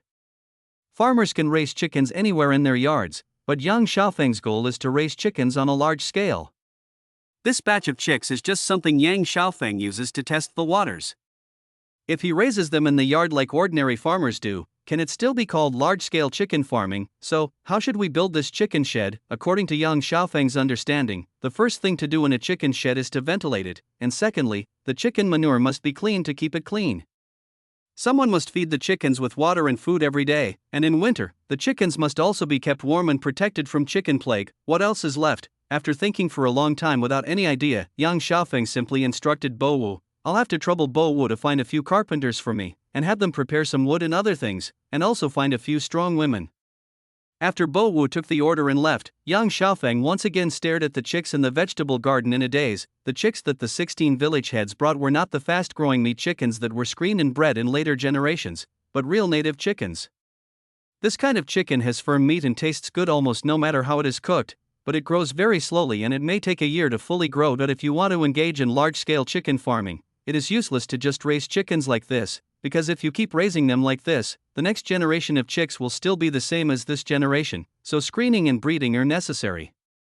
The so-called selection in breeding is to select roosters and hens that grow meat quickly. As breeding chickens, let them breed the next generation of chicks that grow meat even faster, and then select the chicks that grow meat the fastest as the new generation of breeding chickens. The same is true for laying hens. The hens that lay the most eggs are selected as breeders, and then the chicks that lay the most eggs are selected from the breeding chickens as the next generation of breeders. After thinking about it, Yang Xiaofeng simply found some bricks, tiles and wood chips in the yard and built a simple chicken shed according to his own understanding. After the carpenter and the strong woman that Bo Wu had found arrived, Yang Xiaofeng said directly to the carpenters, "Just do it like this. Each small cage should be separated by a solid wooden board to prevent the little roosters from fighting each other. There should be a trough and a water trough in front of the chicken coop for them to eat and drink. The wooden board under the cage should be able to be pulled out so that it is convenient to clean the chicken manure." Yang Xiaofeng turned to the strong women and gave them instructions: clean the chicken coop every day, change the water frequently, and feed the chickens as much as they should. Clean out the chicken manure every day and take it to a place for composting, which can be used to fertilize the land later. But after thinking about it, Yang Xiaofeng suddenly felt that something was wrong. According to Yang Xiaofeng's idea, he could just find an empty yard in the back government office or the county town to use as a chicken coop. This was very easy because there were many empty houses in the back government office and there were also a large number of ownerless yards in the county town. As the magistrate of Ningyang County, Yang Xiaofeng could use them almost at will, but chicken manure is not a good idea. It stinks whether it is fermented or not. It's okay now because there are only a few chicks, but when these chicks grow up, or when the scale of breeding increases in the future, wouldn't the huge amount of chicken manure produced every day be so stinking that people would die? Even with just this thought, Yang Xiaofeng could smell a pungent smell of chicken manure coming towards him. Shaking his head to get rid of the disgusting scene of the huge amount of chicken manure from his mind, Yang Xiaofeng then instructed several strong women. This chicken manure must be taken outside the city and fermented in a wasteland. It must not be left in the city. Otherwise, if he keeps on wearing the hat of the pig-raising county magistrate and then puts on the hat of the chicken manure county magistrate, it will be fatal. After all, the Ming dynasty also had the bad habit of giving people nicknames, and Journey to the West and Water Margin perfectly reflect this point. However, what Yang Xiaofeng did not expect was that Lao Wu would jump out to object immediately. County master, this chicken manure must not be fermented on a piece of wasteland. Anywhere, otherwise, I am afraid that the chicken manure will be stolen before it is fermented well. Yang Xiaofeng looked at Bo Wu with a confused look on his face. Is there anyone stealing feces? Chapter 11, Pig slaughter is a craft. Rumor has it that Paris, known as the City of Romance, was actually a real shit city. The high heels, which are regarded as the favorite of countless old perverts, were originally invented to prevent people from stepping on feces when going out on the street. Then, in Europe, the city is full of feces and no one wants them, but in Ming Dynasty, if we put chicken manure outside the city to make fertilizer, it will be stolen. Well, are those people in Europe too stupid to even make manure? Or are the people in the Central Plains too obsessed with manure? Seeing Yang Xiaofeng's disbelief, Lame 5 said, Your Excellency, don't you believe it? If it were me, I would steal some every day, find a place to bury it with soil, and then pull it to my own land after it is fermented. If I can think this way, others can think the same way. Yang Xiaofeng moved aside with a look of disgust on his face, and pointed at the chicks playing happily in the vegetable garden. Just these chicks alone, the chicken manure they have excreted in the past half day is already smelly enough. If there are more, won't the stench be unbearable? But Lao Wu stiffened his neck and said, It stinks, but how can a farmer abandon manure just because it stinks? As long as it can fertilize the land, produce more food, feed the whole family, and save more food, and give people a better chance of survival in times of disaster, no one will reject the manure, no matter how smelly it is. Yang Xiaofeng suddenly fell silent. No matter how much Yang Xiaofeng planned, he still forgot to take into account the words disaster year and the Chinese people's obsession with food. Thinking about the hunger he felt when he just crossed over, Yang Xiaofeng couldn't help but waved his hand in a somewhat disinterested manner. Go back and tell those Li and commune leaders that the fermented manure will eventually be distributed to the people. Tell them to keep an eye on the people in each Li and commune, and no one is allowed to steal the manure before it is fermented well. After thinking for a while, Yang Xiaofeng added, Let someone prepare some bricks and stones, build 2 houses on the wasteland, find 2 people to look after them, and pay them a salary. Even though the matter of raising chickens was settled, Yang Xiaofeng immediately turned his gaze to the several strong women. In addition to raising these chicks, there are also 2 piglets that need you to take care of. A brave woman asked directly, Master, has the piglet been castrated? If it has been, we can raise it well, but if it hasn't been, we won't be able to control it if it makes trouble. Yang Xiaofeng laughed and said, Don't worry, sisters-in-law, both piglets are female. After hearing what Yang Xiaofeng said, the women looked at each other, but finally they all lowered their heads and laughed. The braver woman resisted the urge to burst out laughing. Master, you don't know, this sow also needs to be castrated, but the boar is called castration, and the sow is called castration, which is the same thing. Another woman said, If this piglet has not been castrated, it will become restless when it grows up. Not only will it lose weight, but its meat will also become smelly and unpalatable. If it had been castrated, the piglets wouldn't make a fuss and would just focus on eating and growing fat, and the meat would be delicious. Very good, learn something again, Yang Xiaofeng said with a dark face. Do you think I am someone who knows how to castrate pigs? After the land claiming a few days ago and the chicken manure composting incident just now, these women have roughly figured out what kind of person Yang Xiaofeng is. A county magistrate who loves his people like his own children. Although he often acted like a county magistrate and would kick people when he got angry, he was actually a good official who cared about the people. Combined with Yang Xiaofeng's fair and handsome appearance, these women became even bolder. A woman bravely said, "The master is a scholar, and he doesn't need to understand these things." Yang Xiaofeng snorted, pointed at Lame 5 who was watching the fun, and said, "I really don't understand these things. If any of you know how to look, just check to see if those two piglets have been castrated. If it has been castrated, keep it well. If it has not been castrated, let brother Lame 5 find a pig butcher to castrate it." Lame 5 secretly groaned inwardly. Due to the constant wars in recent years, the number of people raising pigs has decreased, and pig butchers have earned less money. Not to mention a small county like Ningyan County, even in the large counties with large populations in the south of the Yangtze River, it is still unclear whether there are pig butchers. Being a pig butcher is a craft. It requires a master to have an apprentice. The apprentice needs to practice many times before he can become a master. You can't just grab anyone from the street. When he thought of the scene where there was no butcher to butcher the pigs, and the two little pigs would run around, push people, and lose weight when they grew up, Bowu felt uneasy in his heart. If the pig runs away, we definitely cannot let the county magistrate go and catch it personally, because only ourselves and our brothers will suffer.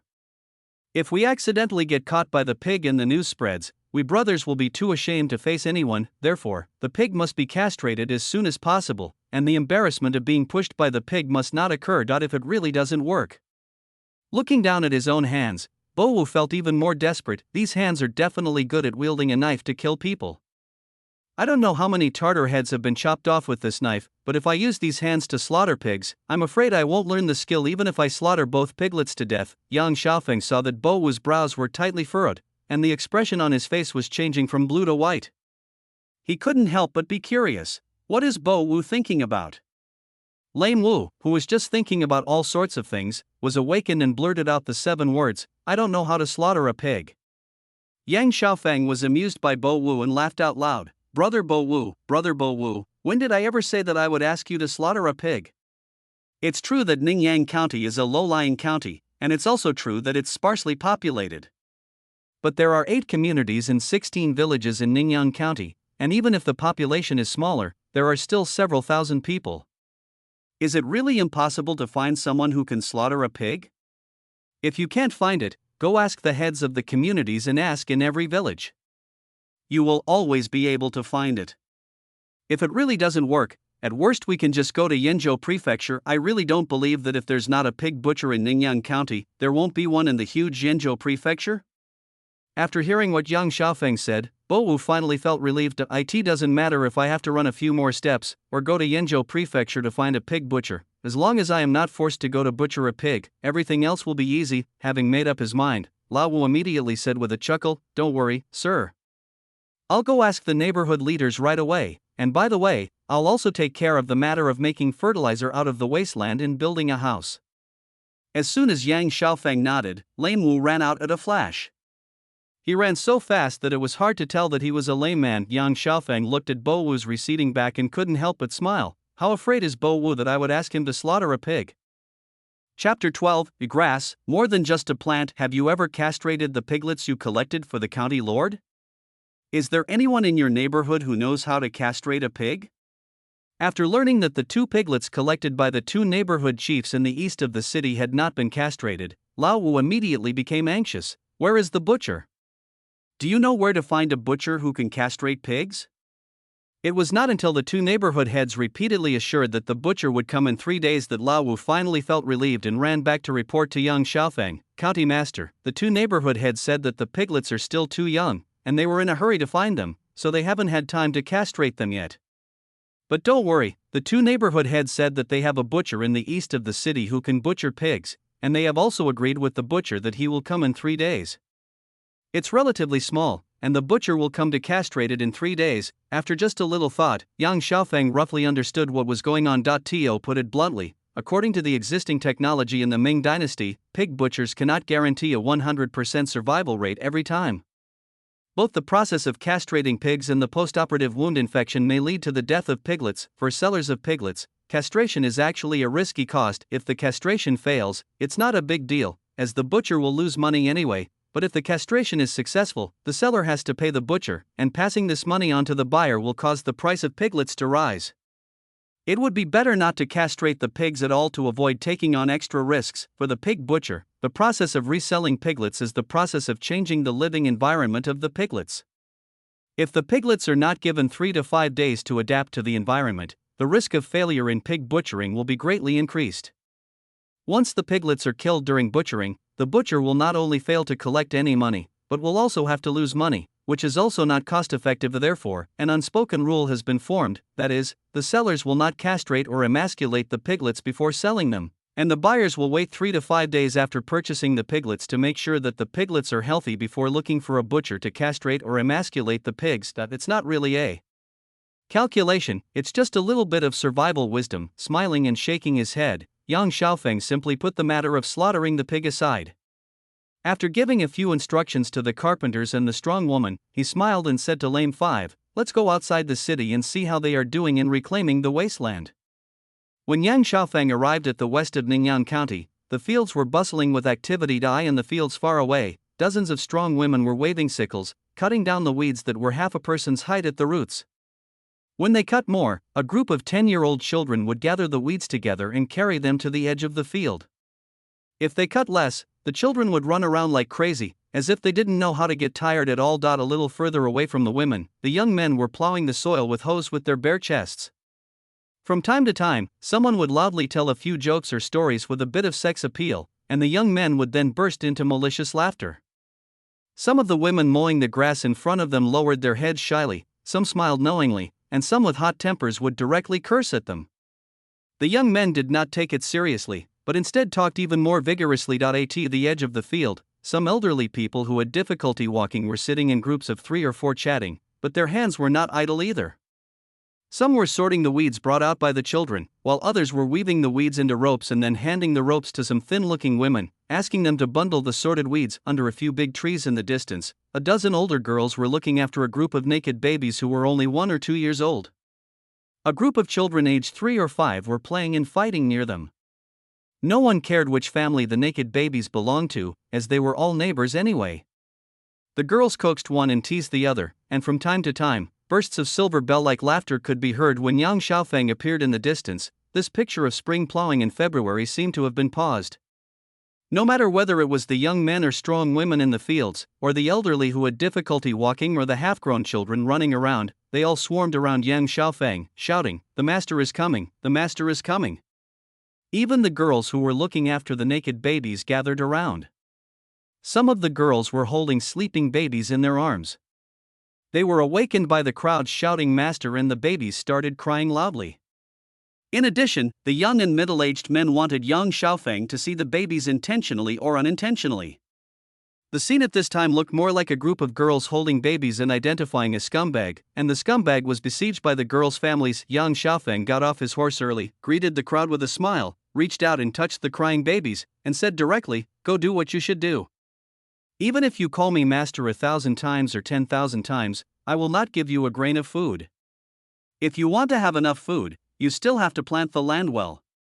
The crowd burst into laughter, and the young and strong women dispersed one after another. Those who needed to cut grass went to cut grass, those who needed to hoe the fields went to hoe the fields, and those who needed to look after the naked babies went to look after the naked babies. Even the old people dispersed in 2s and 3s, leaving only the head of the neighborhood with Yang Xiaofeng. Yang Xiaofeng looked at the strong women and young men busy in the fields, and then looked at the old man who continued to sort the weeds at the edge of the field, and asked, "What are they doing? Could it be that there are herbs in there that can be sold for money?" The head of the village chuckled and said, "Master, you are joking. Whether there are herbs in here is another matter. Even if there are, we don't know what they are. They separated the grass because they thought the master wanted to raise chickens and pigs. We can't help much, so we might as well pick out the grass that can be used to feed the chickens and pigs and send it back to the master. The remaining ones that can't be fed to chickens or pigs can be divided among the families. They can be dried and used for kindling fires later." Yang Xiaofeng hummed and asked, "After we finish weeding, what are you going to plant?" The head of the village quietly glanced at Yang Xiaofeng and asked tentatively, "What do you think we should plant, sir?" Yang Xiaofeng glared at the head of the village and snorted coldly, "From the day I was born to now, I have never touched a hoe in my life. You have been farming all your life, and you ask me what to plant? Just tell me what you plan to plant. I don't care how you plant it." The head of the village laughed again and said, "Master, this land has been barren for a year, and it's almost March now, so it's too late to plant wheat, so we plan to plant some beans. Beans are good things. They can fertilize the soil, the beans can be eaten, and the stems and leaves can be used as good fire starters after being dried. More importantly, the beans can be used to press oil, and the remaining bean dregs can be made into bean cakes. It can be said that the whole bean is a treasure." Just as Yang Xiaofeng was secretly thinking about the benefits of growing soybeans, Bo Wu suddenly came over, pulled Yang Xiaofeng aside, and said, "County Master, these grasses are not just grasses." Yang Xiaofeng was slightly startled and asked, "It's not grass? If this thing is not grass, could it be money?" Lame Five chuckled and whispered, "This thing could really be money." Chapter 13. Money is not mentioned in every sentence, but money is always around. Yang Xiaofeng glanced at Bo Wu and said, "Could this thing be money?" Lame Five chuckled and said, "County Master, this thing is just grass in other people's hands, but it could be money in your hands." Without waiting for Yang Xiaofeng to ask, Bo Wu explained directly, "The so-called food and grass, food is for the soldiers to eat, and grass is for the war horses, pack horses, donkeys, and mules to eat. I have checked it just now. Some of the poor quality grass can be fed to pack horses, donkeys and mules, and some good grass can be fed to war horses. Currently, Chang Pingjiang and Su Xianghua are leading an army to attack the Tartars. The army needs a lot of fodder. Why don't you write a letter to Chang Pingjiang first? If Chang Pingjiang's army is also short of fodder, these are money, right?" Yang Xiaofeng frowned and said, "As the saying goes, food and grass must go before the army moves. It is true that Su Xiang and Chang Pingjiang need food and grass in their army, but the matter of food and grass is so important that it is not something that a small county magistrate like me can interfere with." Lame Five whispered, "If it were Jiangnan, not to mention the county magistrate, even the prefect would not be able to intervene, and Chang Pingjiang might not even look at them. But it's different for you, the county lord. We are in Shandong. It would be easier to transport fodder from Shandong to Hunan and Hebei than from Jiangnan, right? Moreover, Chang Pingjiang personally met the county lord and entrusted more than a dozen of U.S. old brothers to him. This can be regarded as a kind of friendship. As long as the county lord writes a letter, Chang Pingjiang will definitely consider it carefully. Even if it fails, it is only a matter of a letter. As long as Chang Pingjiang is willing to accept our Ningyan County's grain and fodder, won't the county have money?"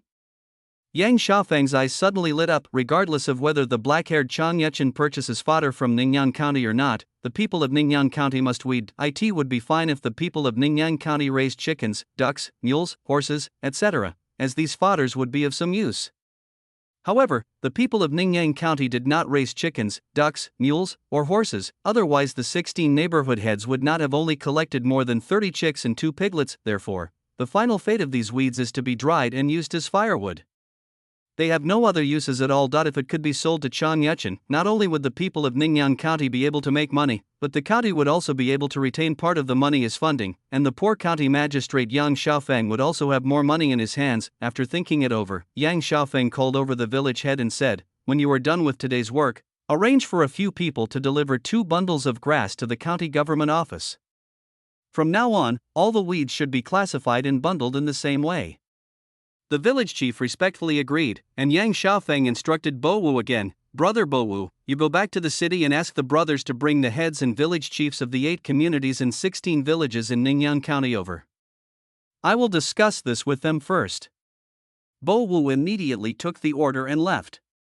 When the sun began to set, the heads of the 8 communities and 16 villages in Ningyan County rushed to the land west of Ningyan County. Yang Xiaofeng paced back and forth for a few steps, looked at the heads of the 8 communities and 16 villages and said, "I called you here to see how the people in their village weed and how they classify and bundle the grass.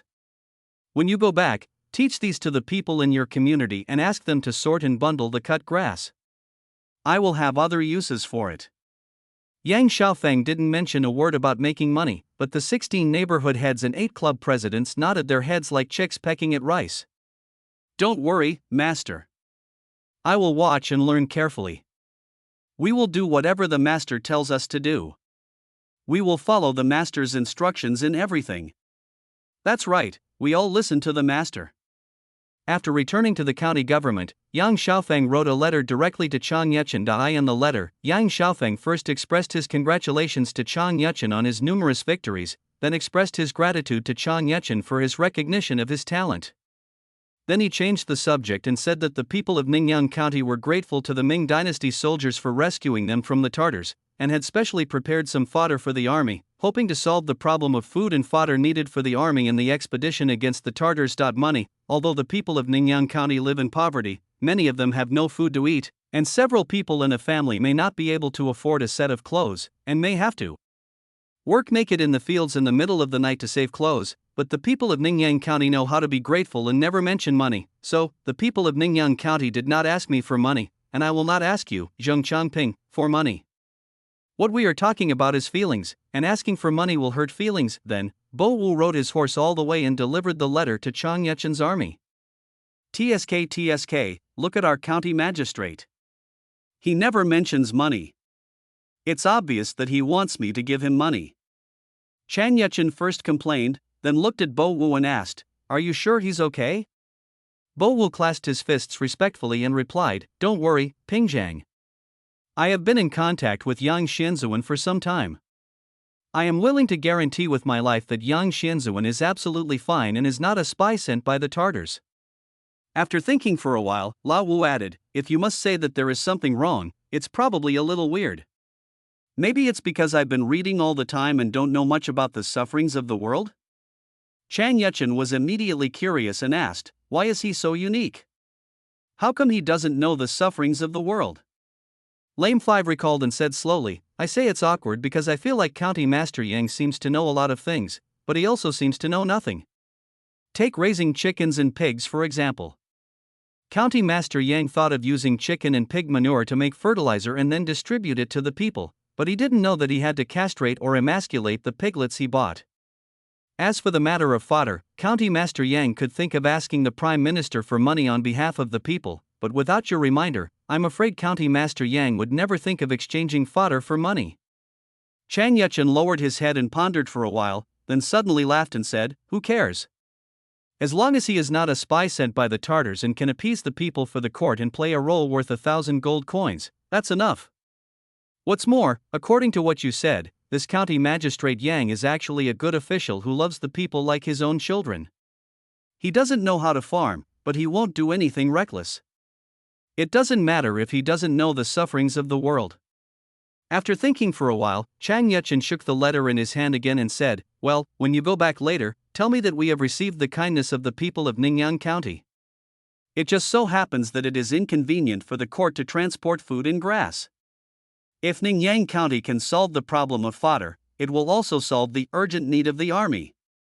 Let him thank the people of Ningyang County for us." Lao Wu was secretly anxious and asked, "Then don't give him money?" Chang Yechen glared at Lao Wu and said, "Who said we won't pay? If we take the fodder from the people of Ningyang County and don't pay, then what's the difference between us and the Tartars? Well, when you go back, take the money for these bundles of fodder with you, and tell him clearly what kind of fodder we need. Also, tell him that we will pay him for every fodder he delivers, and let him thank the people of Ningyang County on our behalf." Chapter 14. What a fucking surprise. Lame 5 left quickly and came back quickly. Chang Pingzhang asked me to thank you on his behalf, and also thank the people of Ningyang County for their kindness.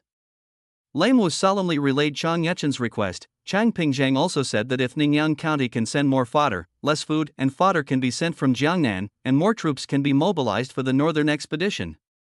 However, next time the county lord sends fodder, please send more fodder suitable for pack horses and mules.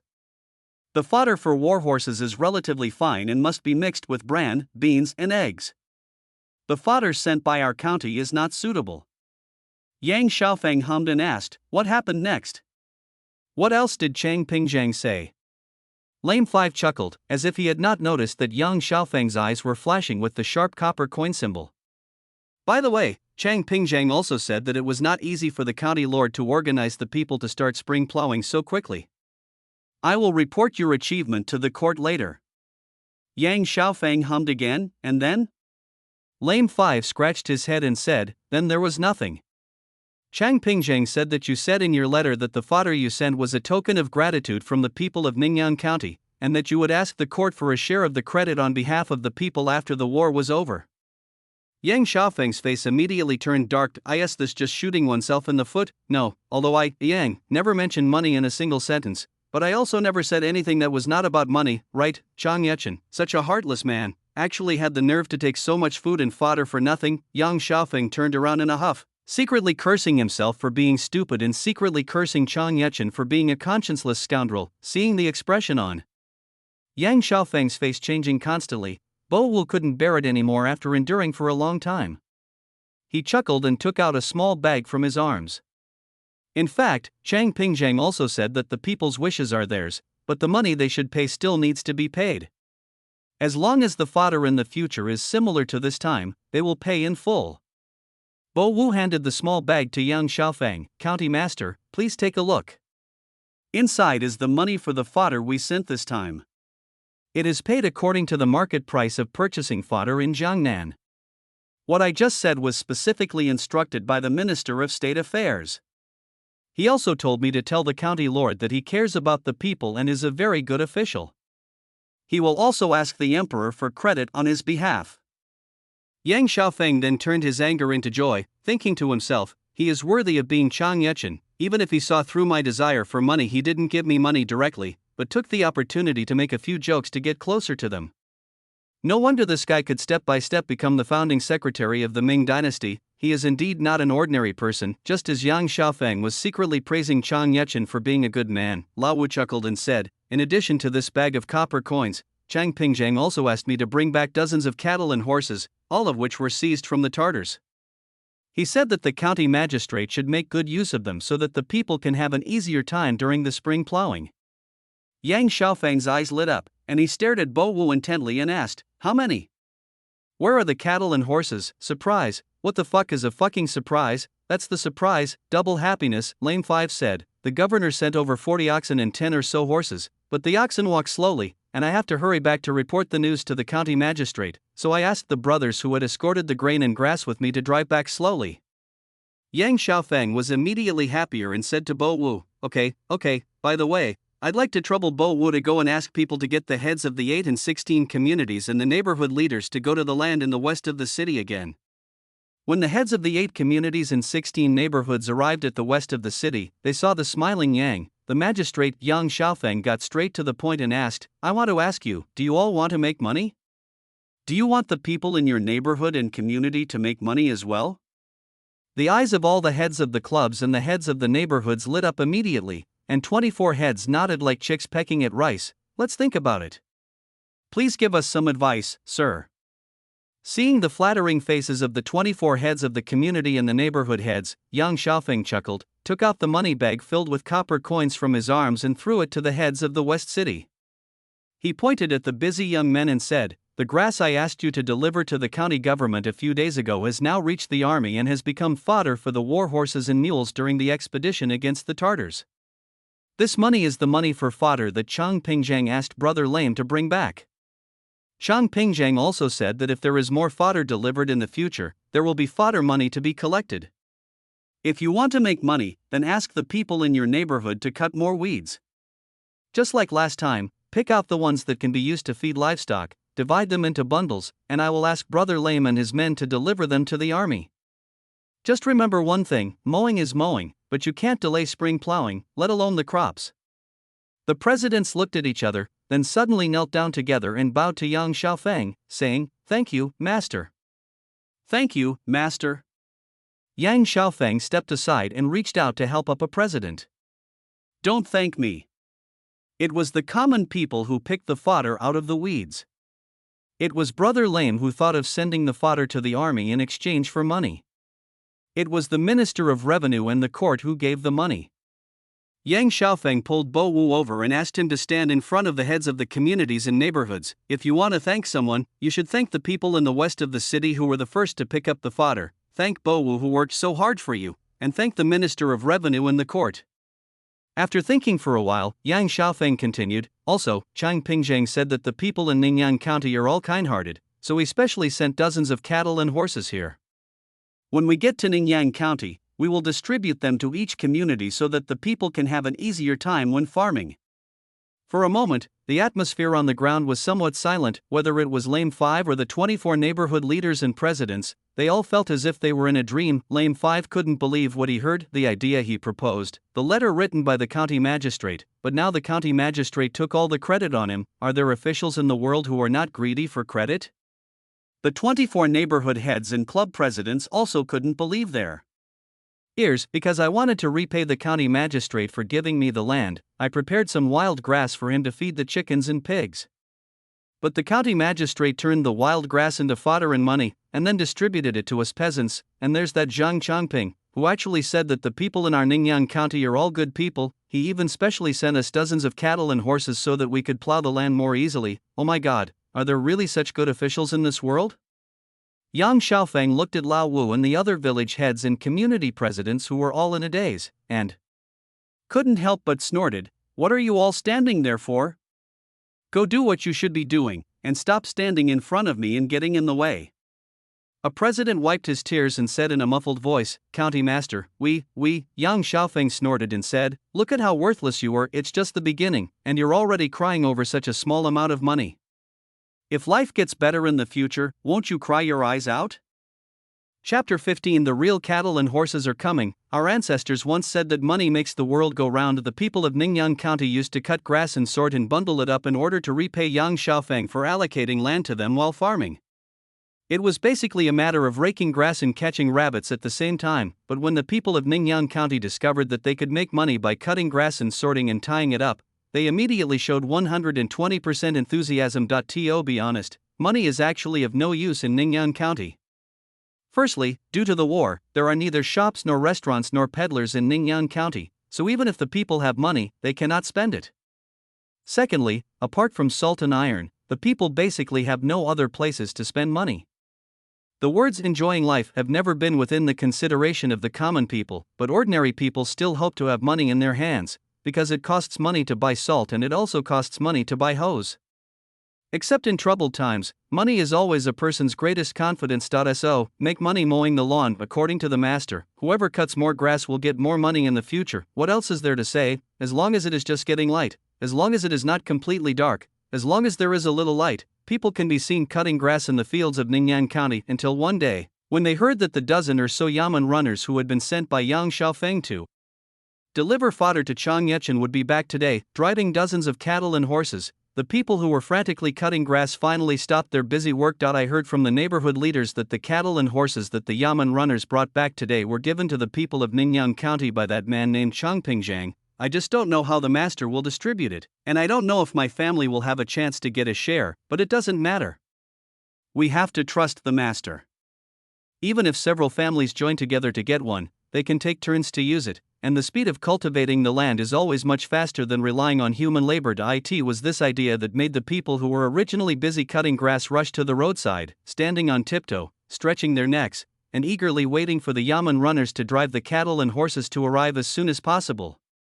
Seeing the roadside full of heads of people, Yang Xiaofeng, who had just arrived, after hearing the news, immediately frowned and said to Bo Wu, "Tell those village heads and neighborhood leaders to disperse immediately and do whatever they need to do. If you really want to watch, stay away. If you scare the cattle and horses, I won't forgive them." The people of Ningyan County were still willing to obey Yang Xiaofeng's orders, especially after they heard the village heads and neighborhood leaders say that getting too close might scare the cattle and horses. The people spontaneously retreated. No one was willing to leave. If I can't see those cattle and horses entering the city with my own eyes today, I'm afraid I won't be able to eat for the next 3 days. Finally, accompanied by a clear moo sound, a cloud of dust gradually rose in the distance. The people who had already retreated unconsciously took 2 steps forward, stretching their necks and staring, and kept muttering, "Here they come! Here they come! It's finally here!" When the runners and the oxen and horses finally appeared, the people watching became even more excited. "Look at that cow, it's so energetic! These horses are far inferior to the one the master rides. What do you know? The horse the master rides is a war horse, and these are for pulling things. Of course, they can't compare to the one the master rides. The master said to divide up all the cattle and horses so that we can use them to plow the land. Oh my God, this is really true, really true. Although Yang Xiaofeng did not need these cattle and horses as much as the common people, nor did he need them to plow the fields for him, he could not help feeling excited when he saw them for the first time. 48 oxen and 12 draft horses. With these cattle and horses, it became easier for the people to farm, and many of the ideas of the county magistrate could be slowly realized. For example, how about setting up a livestock farm? After making some calculations in his mind, after the Yamen runners drove the cattle and horses into the city, Yang Xiaofeng asked Bo Wu to call the 16 neighborhood heads and 8 community leaders to the county government office. The cattle and horses given by Changping Zhang are not many. At most, there are only about 50. Yang Xiaofeng said straight to the point, if we divide it equally according to the number of lu and shi, a lu or a shi can get at most 2 ends, but some shis have dozens of households, while some lu have only a dozen households, and some households have many people, while others have few people, so an equal division is definitely not possible. Also, Chang Pingzheng said that these cattle and horses should be given to the people of Ningyan County, so it is impossible for them to be distributed to any one person. And I just checked. There are several cows that seem to be pregnant with calves. Not only can they not work during this period, but they also need to be carefully taken care of. If you don't pay attention, problems will easily occur. All the presidents and neighborhood heads shouted, "We listen to the master." We divided, however, the master says. Yang Xiaofeng laughed and said, how about this, except for the cows that are pregnant with calves, the rest will be distributed according to the number of households. I just calculated that, including the draft horses, on average every 10 households can get 1 cow. Later, each village and community will take back the cattle and horses that have been allocated to you. You, the village and community leaders, will take care of them. I will come to check on them from time to time. I'll tell you in advance, if you feed them well, there will be no reward, but if they become thin or sick, I will hold you accountable. As for the cows with calves, they will be left in the county. I will find a few strong women to take care of them, just like the chicks and piglets. When more calves are born, we will slowly distribute them. Yang Xiaofeng planned to use these pregnant cows to set up a livestock farm. The cows were given to the people of Ningyan County by Chang Yechen, but the calves born from them were not pregnant. Anyway, there are enough weeds outside Ningyan County, and just some of them will be enough to feed them. Naturally, these neighborhood heads and presidents had no objection to Yang Xiaofeng's proposal. Although the cattle and horses that the master mentioned were given to the people of Ningyan County by someone called Changping Zhang, the neighborhood heads and community leaders knew in their hearts that if the master had not ordered the fodder to be sent to the army, Changping Zhang would never have thought of the people of Ningyan County. As for overfeeding the oxen so much that they become thin or sick, forget it. These days we rely on oxen for deep plowing. Whoever has a cow would treat it like a treasure. Even if one has to starve themselves to cut grass for it, one would never let the ox become thin and hungry. After the rules were set, Yang Xiaofeng left the head of the commune in Heshan alone and said, I will go to Heshan with you later to see the spring farming situation in your commune. Chapter 16. Something is wrong. The situation in Heshan is a bit special. In terms of regional division, Heshan belongs to Ningyan County, while in terms of geographical location, Heshan is located in the northwest corner of Ningyan County, adjacent to Wenshan County of Jining to the west and south, and Taiyan Prefecture to the north. As long as you row a boat across the Dawn River, you can reach Taiyan Prefecture. It is actually farther away from Ningyan County. The reason why Heshan got its name is that there is a rumor that an immortal once flew away here on a crane. No one knows whether immortals really exist or not, and no one has ever seen one. But after really running to Heshan, Yang Xiaofeng felt that he was about to die first. Why are there so many mountains? Seeing Yang Xiaofeng's face getting darker and darker, Yang Er, the head of Heshan village, said cautiously, Master, how about we take a rest first? Heshan looks close, but it's actually far away. Yang Xiaofeng hummed, got off his horse, found a stone, took out a cake from his arms, broke off a piece and handed it to Yang Er, the head of Heshan village. After eating a few bites, he asked, since there are many mountains in Heshan, are there many pheasants and small animals in the mountains? Yang Er said, a lot, but not much. Without waiting for Yang Xiaofeng to ask, Yang Er started to explain, I say a lot because there are indeed a lot of pheasants and small animals in the mountains, and we can still see them occasionally now and then. I say less because the Mongols levied excessive taxes in the past few years. The little grain the people grew was not enough to pay the taxes, so they could only go to the mountains to hunt pheasants and small animals. But over time, the pheasants and small animals outside have fled to the deep mountains in old forests where ordinary people dare not easily set foot, and it is difficult to catch them. Another thing is, Yang Er hesitated for a moment, then continued, the Tartars have caused too much harm, and too many people have died. Some wild dogs ate human flesh, and they ran into the mountains because they couldn't catch them in time. Now they have become almost like wolves, and they will bite people when they see them. Yang Xiaofeng cursed, damn Tartars, and then looked up at the mountains. He saw that the mountains were not very steep, but just one mountain after another. There were trees of varying heights on the mountainside.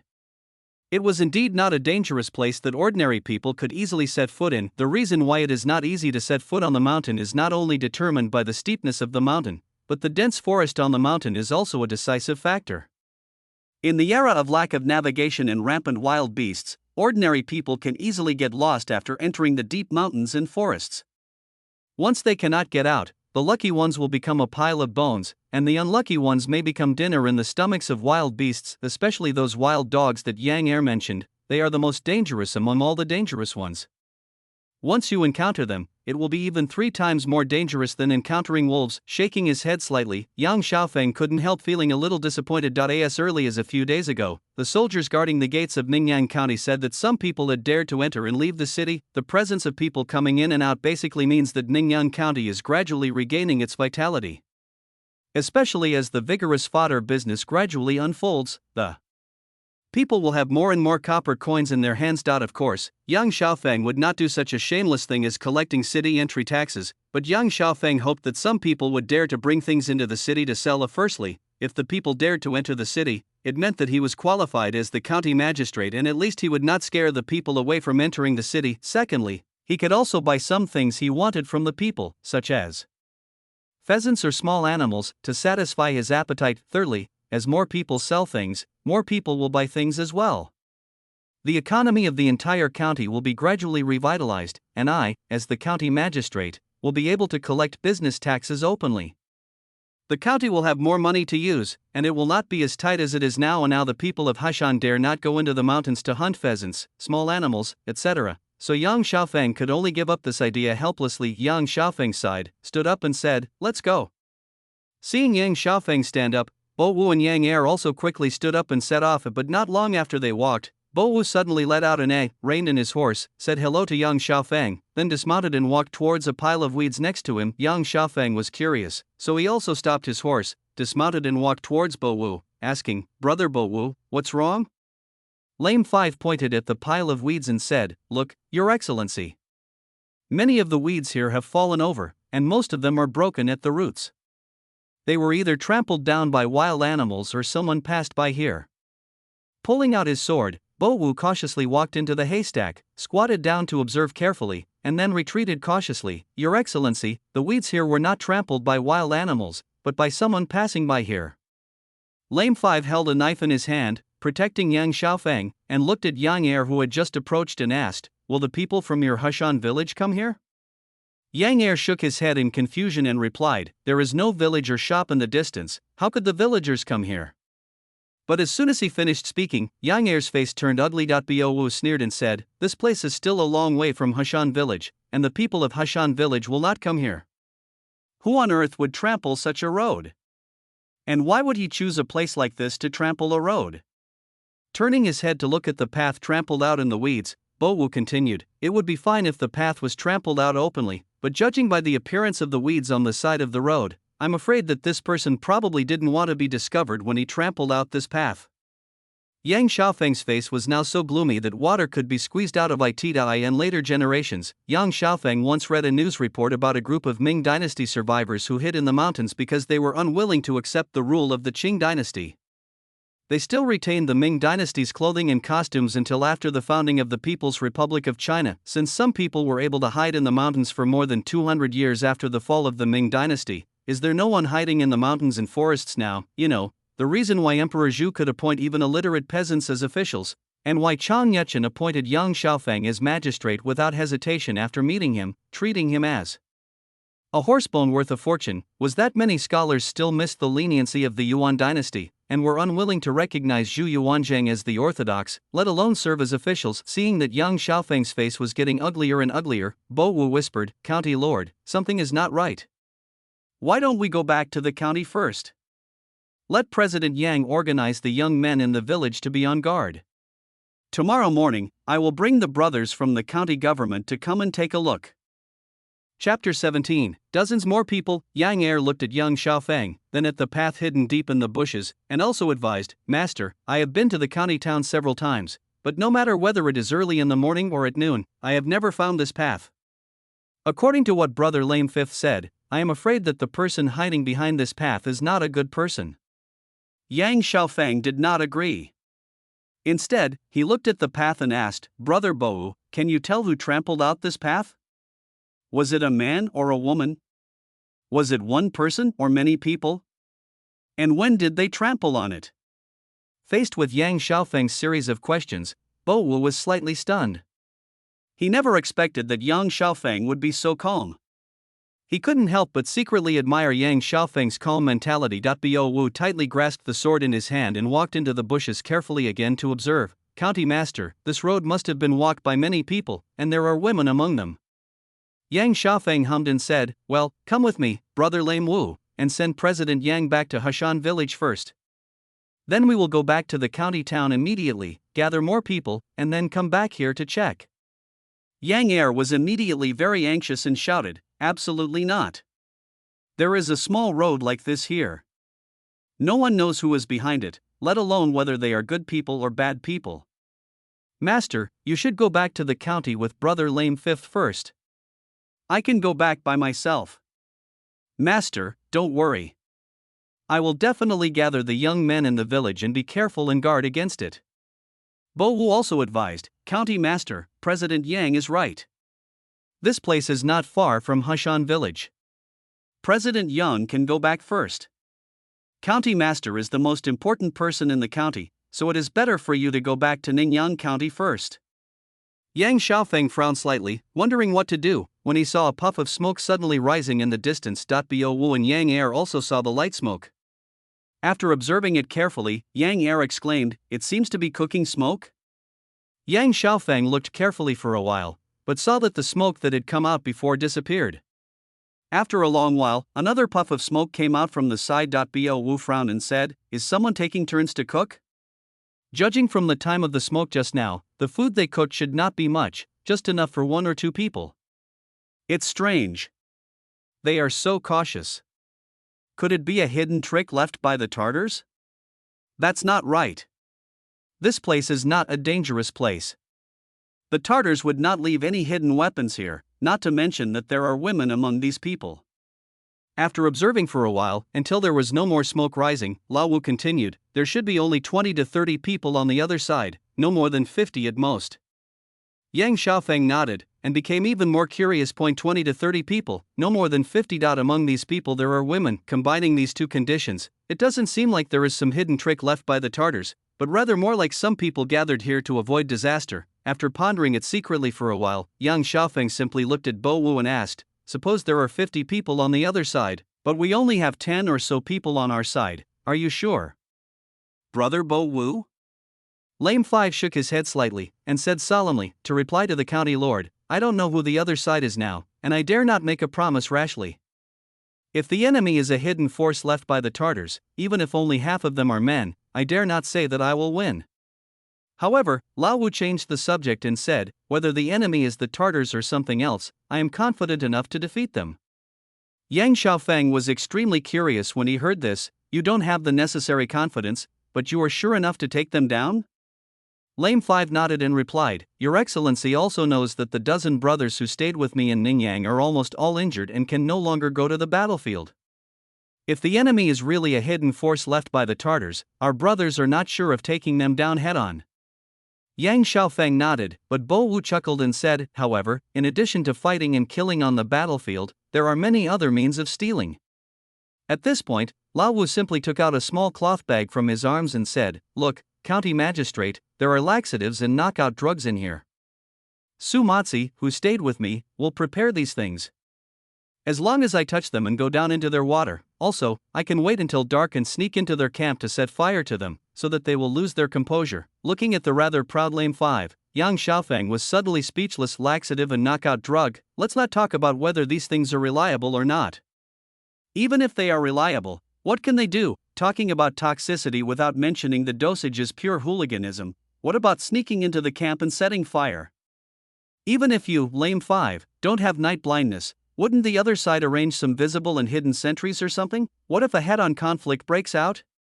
With just 10 of you, well, it cannot be said that all of the dozen or so Yamen runners were disabled. In fact, they were all pretty much the same. Some were missing a hand, while others were blind in an eye. Occasionally there were one or two who looked normal, but most of them had a few toes missing on their feet. People like Lame 5 who were just lame were considered good among those dozen Yamen runners. Let a dozen of these people engage in a secret fight with the suspected Tartars, all day long. It's just bullshit. After thinking about it secretly, Yang Xiaofeng took a deep look in the direction where the smoke rose before and said, "Since there are men and women on the other side, I think someone is hiding to avoid disaster. Let's ignore him for now and go." When they returned to the county, Yang Xiaofeng said to Bo Wu with a gloomy face, "Brother Bo Wu, among these brothers who stayed in Ningyang County, is there anyone who is good at scouting?"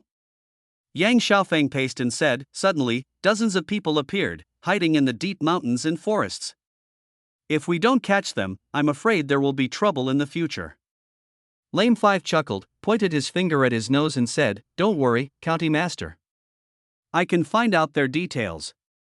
Yang Xiaofeng smiled helplessly, "Brother Lao Wu, it's not that I don't believe you, but you." Seeing Yang Xiaofeng looking at his lame leg, Lame 5 laughed and said, "Your Excellency, it is true that my leg is lame, but before it became lame, I was a well-known spy in the army. Whether it was the Tartars, Chen Yuliang, Fang Guozhen or Zhang Shicheng, which family had I not visited? There are only a few dozen people here, and I am just investigating. I will never alarm them, let alone have a conflict with them." Yang Xiaofeng paced back and forth for a few steps, and after a little consideration, he made up his mind, "Let's go, call the brothers, and let's go together. We are here now. Not far to the west is Heshan, and to the northeast is the Dawn River. The place where the smoke from cooking yesterday was probably here. Brother Lame will go in and investigate the situation later. First of all, ensure your own safety. If you find anything wrong, withdraw immediately. Let's go to Heshan first and gather the young and strong men to guard the village. Brother Su is heading to the county town. Please notify the villages along the way and ask them to be on guard. My horse is faster, and second Brother Wang is a better rider. If the enemy is indeed a hidden force left by the Tartars, second Brother Wang can ride my horse to Yenzhou to find the officers and soldiers stationed in Yenzhou." Once again arriving at the hidden path not far from Heshan village, Yang Xiaofeng led a dozen disabled Yamen runners to make arrangements so the general principle is safety first, and the rest comes second. Lame 5 chuckled and said, "Don't worry, County Master. I have always cherished my life, otherwise I would have died on the battlefield long ago." Yang Xiaofeng patted Bo Wu's shoulder and said, "Go quickly and come back soon." Lame 5 nodded and then rushed into the bushes. The more Yang Xiaofeng looked, the more surprised he was. He knew there was a person in the grass, but he could not hear any sound coming from the grass, nor could he see the grass shaking. It was really a great skill. Chapter 18, Magistrate Yang visits the widow village. Yang Xiaofeng gradually became anxious. A considerable amount of time has passed since Bo rushed into the bushes. Are they civilians fleeing from disaster or the hidden forces left by the Tartars? If they are the hidden forces left by the Tartars, will they set up sentries, and will Lao Wu confront them head-on? A dozen Yamen runners gathered in twos and threes to chat. Seeing Yang Xiaofeng looking at the bushes from time to time, Zhang Lulu, who was missing an eye, smiled and said, "Your Excellency, please relax. Lame 5 has many lives and has survived many storms. A small camp of just a few dozen people cannot hold him back." Wang 40, who was missing a few fingers, also said with a smile, "Sixth son is right. If there was something wrong, Lame 5 would have come back long ago. Now there is no movement at all, which means there is no danger." Having said that, Zhang Lulu, Wang Sishi and others still touched their swords unconsciously. Yang Xiaofeng nodded and was about to say something, but he saw a puff of smoke slowly rising from the place where the smoke from the cooking stove rose yesterday. A rustling sound came from the grass in the distance, followed by the calls of a few cuckoos. Zhang Lulu, Wang Sishi, and others turned their heads away and loosened their hands that were holding the swords at their waists as soon as they heard the cuckoo's call. Soon, Lane 5 came out from the bushes and said to young Xiaofeng, "Your Excellency, these people are not the hidden hands left by the Tartars, nor are they the landlords and gentry who are fleeing from disaster, but a group of women." Yang Xiaofeng was slightly startled and asked, "A group of women?" Lane 5 nodded and said, "I have already checked it out. There are about 30 women inside. There is no man or child. It is just like the widow villages I have seen before, but they are hidden a little deeper." Widow Village. When Yang Xiaofeng was reading online novels before he traveled through time, he found that Widow Village was mentioned in many novels. There were even a lot of jokes similar to Night Raid on Widow Village on the internet. As the name suggests, the Widow Village is a village where there is no man in the entire village, only a group of widows. Generally speaking, widow villages usually appear in times of troubled times. The widows in the village are all poor women who have lost their fathers, husbands, and sons.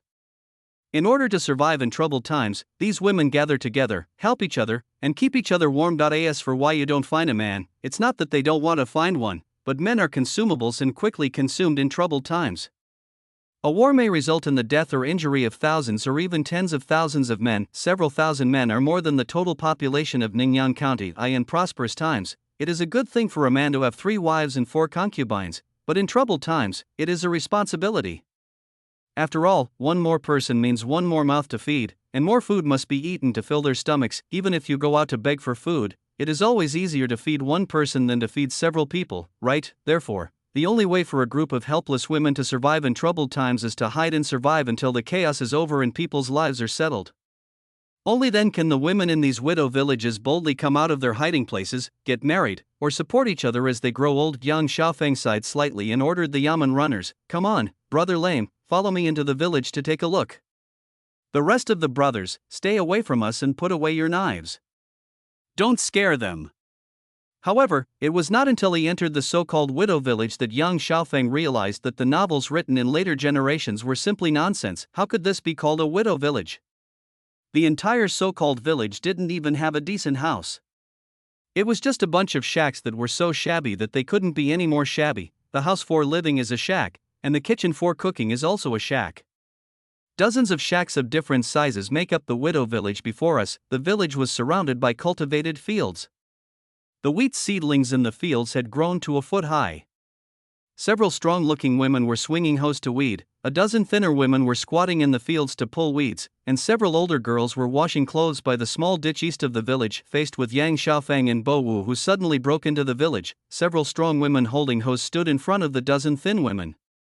The girls who were originally washing clothes hurriedly threw the clothes into the basin and ran behind the strong women holding the basin, glancing at the strong women who were trying to remain calm but were trembling slightly. Yang Xiaofeng coughed and forced a smile. "Don't be afraid, sisters and sisters-in-law.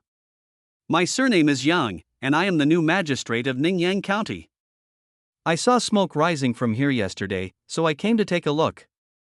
Seeing that the women were still on guard, Yang Xiaofeng smiled again, pointed at his official robe and said, "The Tartars have been driven away, and Ningyan County has surrendered to the Ming dynasty. What I am wearing is the official robe of the 7th-rank county magistrate of our Ming dynasty." After a brief pause, Yang Xiaofeng continued, "I wonder which one of you sisters-in-law is in charge?"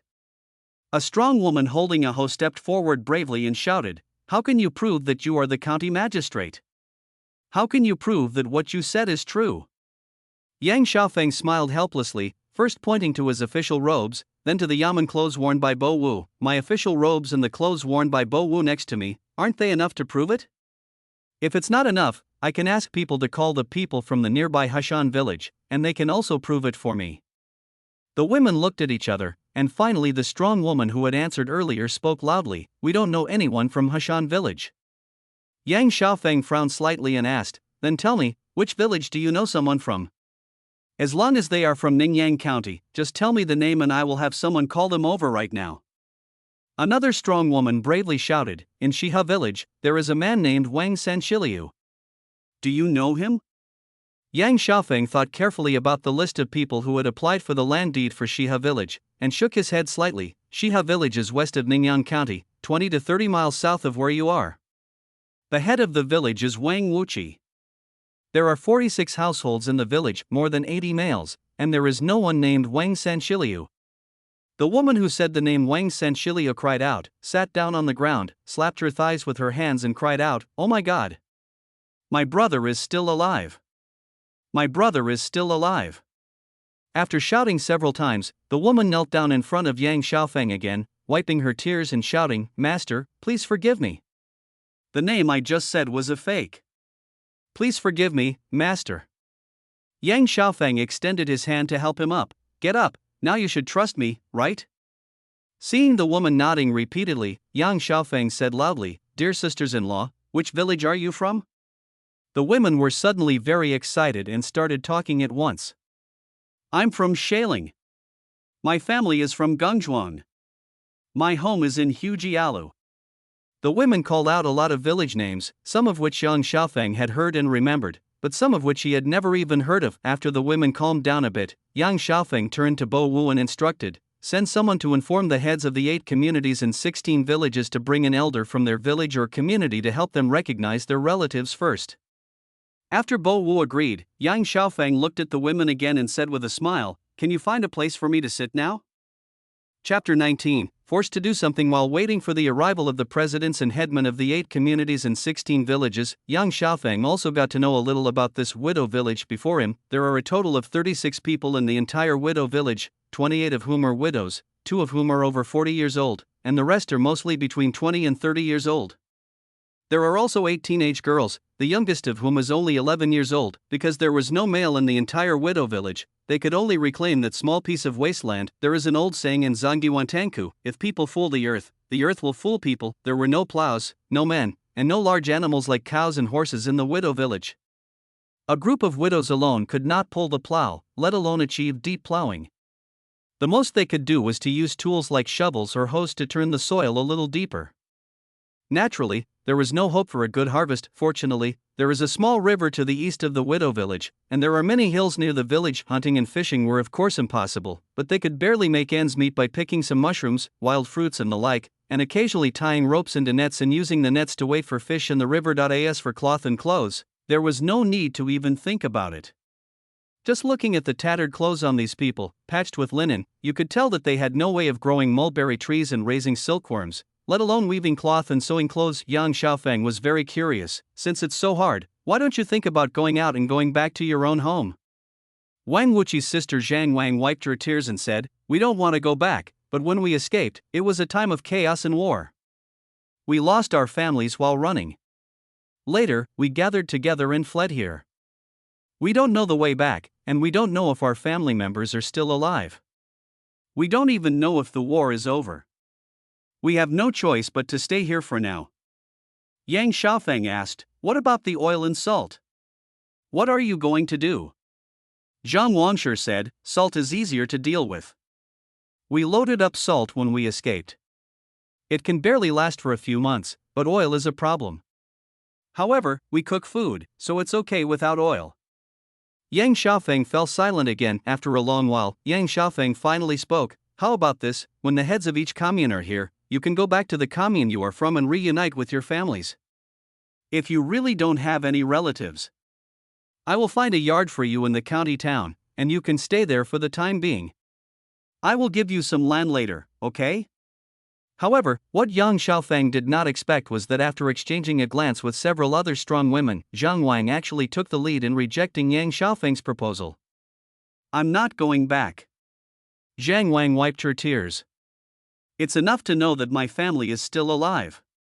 My family members have had a hard time, and we are all unlucky people. If we go back and bring bad luck to our family, we won't be welcomed. It's better to leave it like this. Moreover, some people here don't even have their natal families anymore. If they are asked to find relatives, they have no relatives to look up to. In addition, they are old. Even if the master divides houses and land for them, they can't farm them. It's still unclear whether they can keep them in the future. It would be better if we all gathered together. If we grow more food, we can eat more. If we grow less food, we can eat less. Then we can plant some mulberry trees, raise some silkworms, do some needlework, and we can always make a living. Lame 5 uttered a bitter sound and cursed, "Damn Tartars." Yang Xiaofeng looked at the other women and asked, "Are you all unwilling to move out too?" Seeing that all the women shook their heads and refused, Yang Xiaofeng stopped trying to persuade them. The widow village is not far from the mountain, but the mountain is not high, so there is no risk of landslides or mud and rock mud. Although there are many wild beasts in the deep mountains and old forests, as the population gradually increases, the wild beasts in the deep mountains and old forests dare not run out easily. It is very close to the river, and it is a small river with water no deeper than the knees, so it is convenient to get water and carry water for farming. Moreover, the terrain of the widow village is higher than the small river, so there is no need to worry about floods. As Zhang Wang said, for some women who have lost both their husband's family and their parents' family, leaving the widow village may not be a good thing. Their survival pressure will suddenly increase.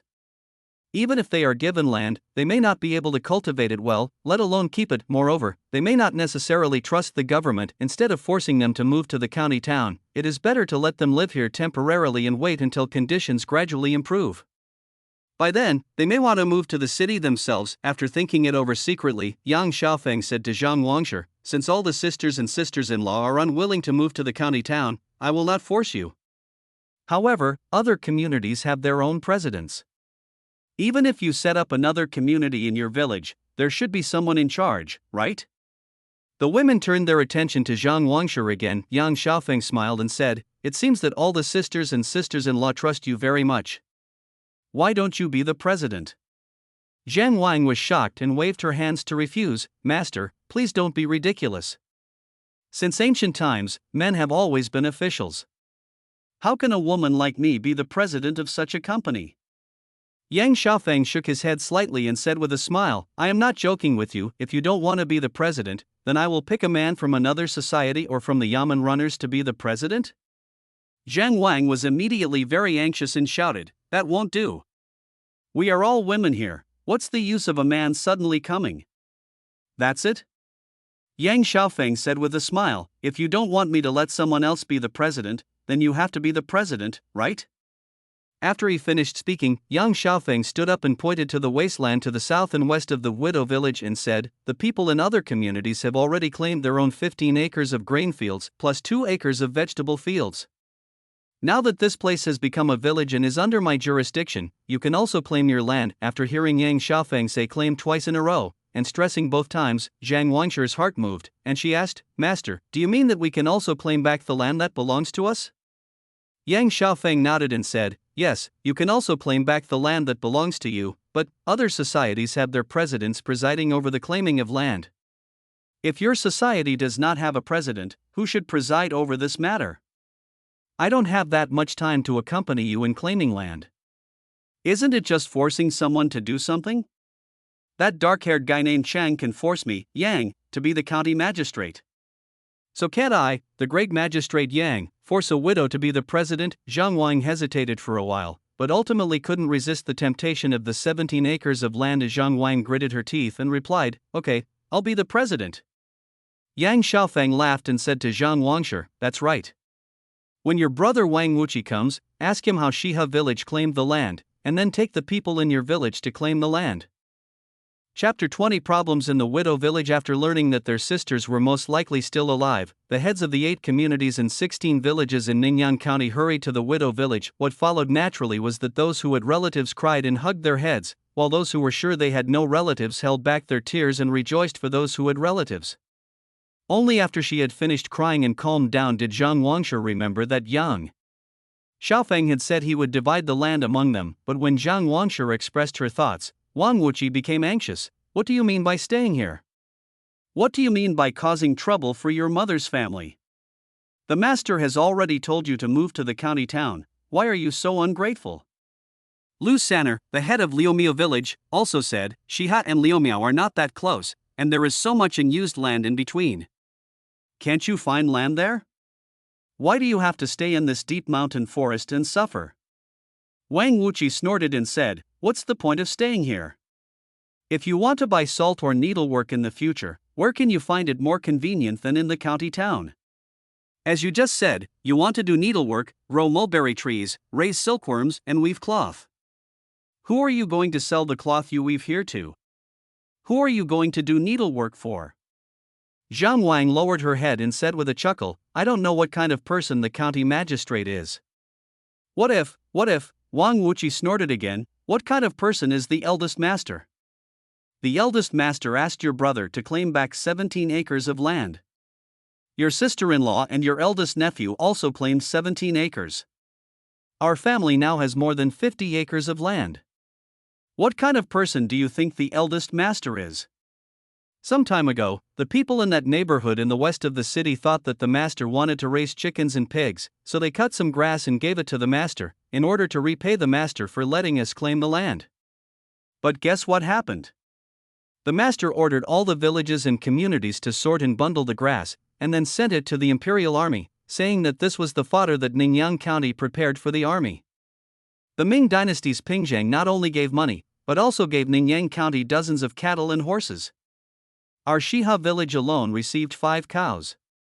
Although we can't buy anything with money now, the master is always thinking about us poor people and trying to find ways to help us make more money and grow more food. This is such a great favor. What kind of person do you think the master is? At this point, Wang Wuqi's tone softened again. Sister, I'm not telling you this to scold you, I just want to tell you that our master is a good official who loves the people like his own children. If he tells you to move to the county town, you should move there honestly, take ownership of the land you should own, and mow the grass after you've acquired the land. We can talk about the future later, okay? Zhang Wang looked at Wang Wuqi cautiously, then lowered her head again. But, I just told the master that I want to stay here. Would it be bad to go to him and tell him that I want to go to the city now? Wang Wuqi glared at Zhang Wangshi in dismay, then turned around and smiled again, approaching Yang Xiaofeng who was strolling by the river. Master, Yang Xiaofeng stopped and turned to look at Wang Wuqi. What's wrong? Wang Wuqi said timidly, well, my sisters were confused for a moment, but now they know they are wrong. Yang Xiaofeng was a little confused by what Wang Wuqi said, and immediately frowned and asked, what do you mean by confused or not confused? What is right or wrong? If you can't explain it clearly, then tell me something that can explain it clearly. Wang Wuqi made up his mind and said, Master, they want to move to the county town, or to the west of the city, as long as they are closer to the county town, hee. Seeing Wang Wuqi's cautious look, Yang Xiaofeng couldn't help but laugh and said, it's a good thing that they are willing to move to the county town. I will find a yard for them in the city later. You can send a few strong men from each village to help them move there. Wang Wuqi immediately sighed and thanked him repeatedly. Thank you, Master. Thank you, Master. Seeing that the recognition of relatives was almost complete, and the matter of claiming land was put on hold because Zhang Wangshi and the others changed their minds, Yang Xiaofeng said to Wang Wuqi, you should all pay more attention to the recognition of relatives and try your best to help them find their families. Even if they still want to live together, it is always good to have a mother's family. After Wang Wuqi bowed and accepted, Yang Xiaofeng continued, okay, I have a lot of things to do before I return to the county town, you guys can take your time to recognize your relatives.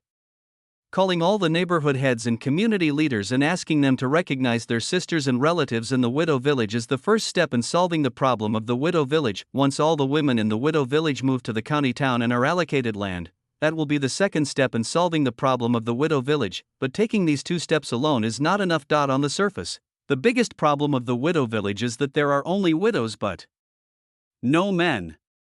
In the farming era, no men means there won't be a good harvest, and these widows have difficulty even feeding themselves. In fact, the biggest problem of the widow village is that they have no ability to survive. Just as Zhang Wang said, these people will bring bad luck to their natal family, not because they will bring bad luck to their natal family, but because the natal family's burden will be heavier after taking them in. Of course, there is no problem with parents and older brothers and younger brothers, but what about sisters-in-law and younger sisters-in-law? The secular consensus is that a daughter who was married off is like water spilled.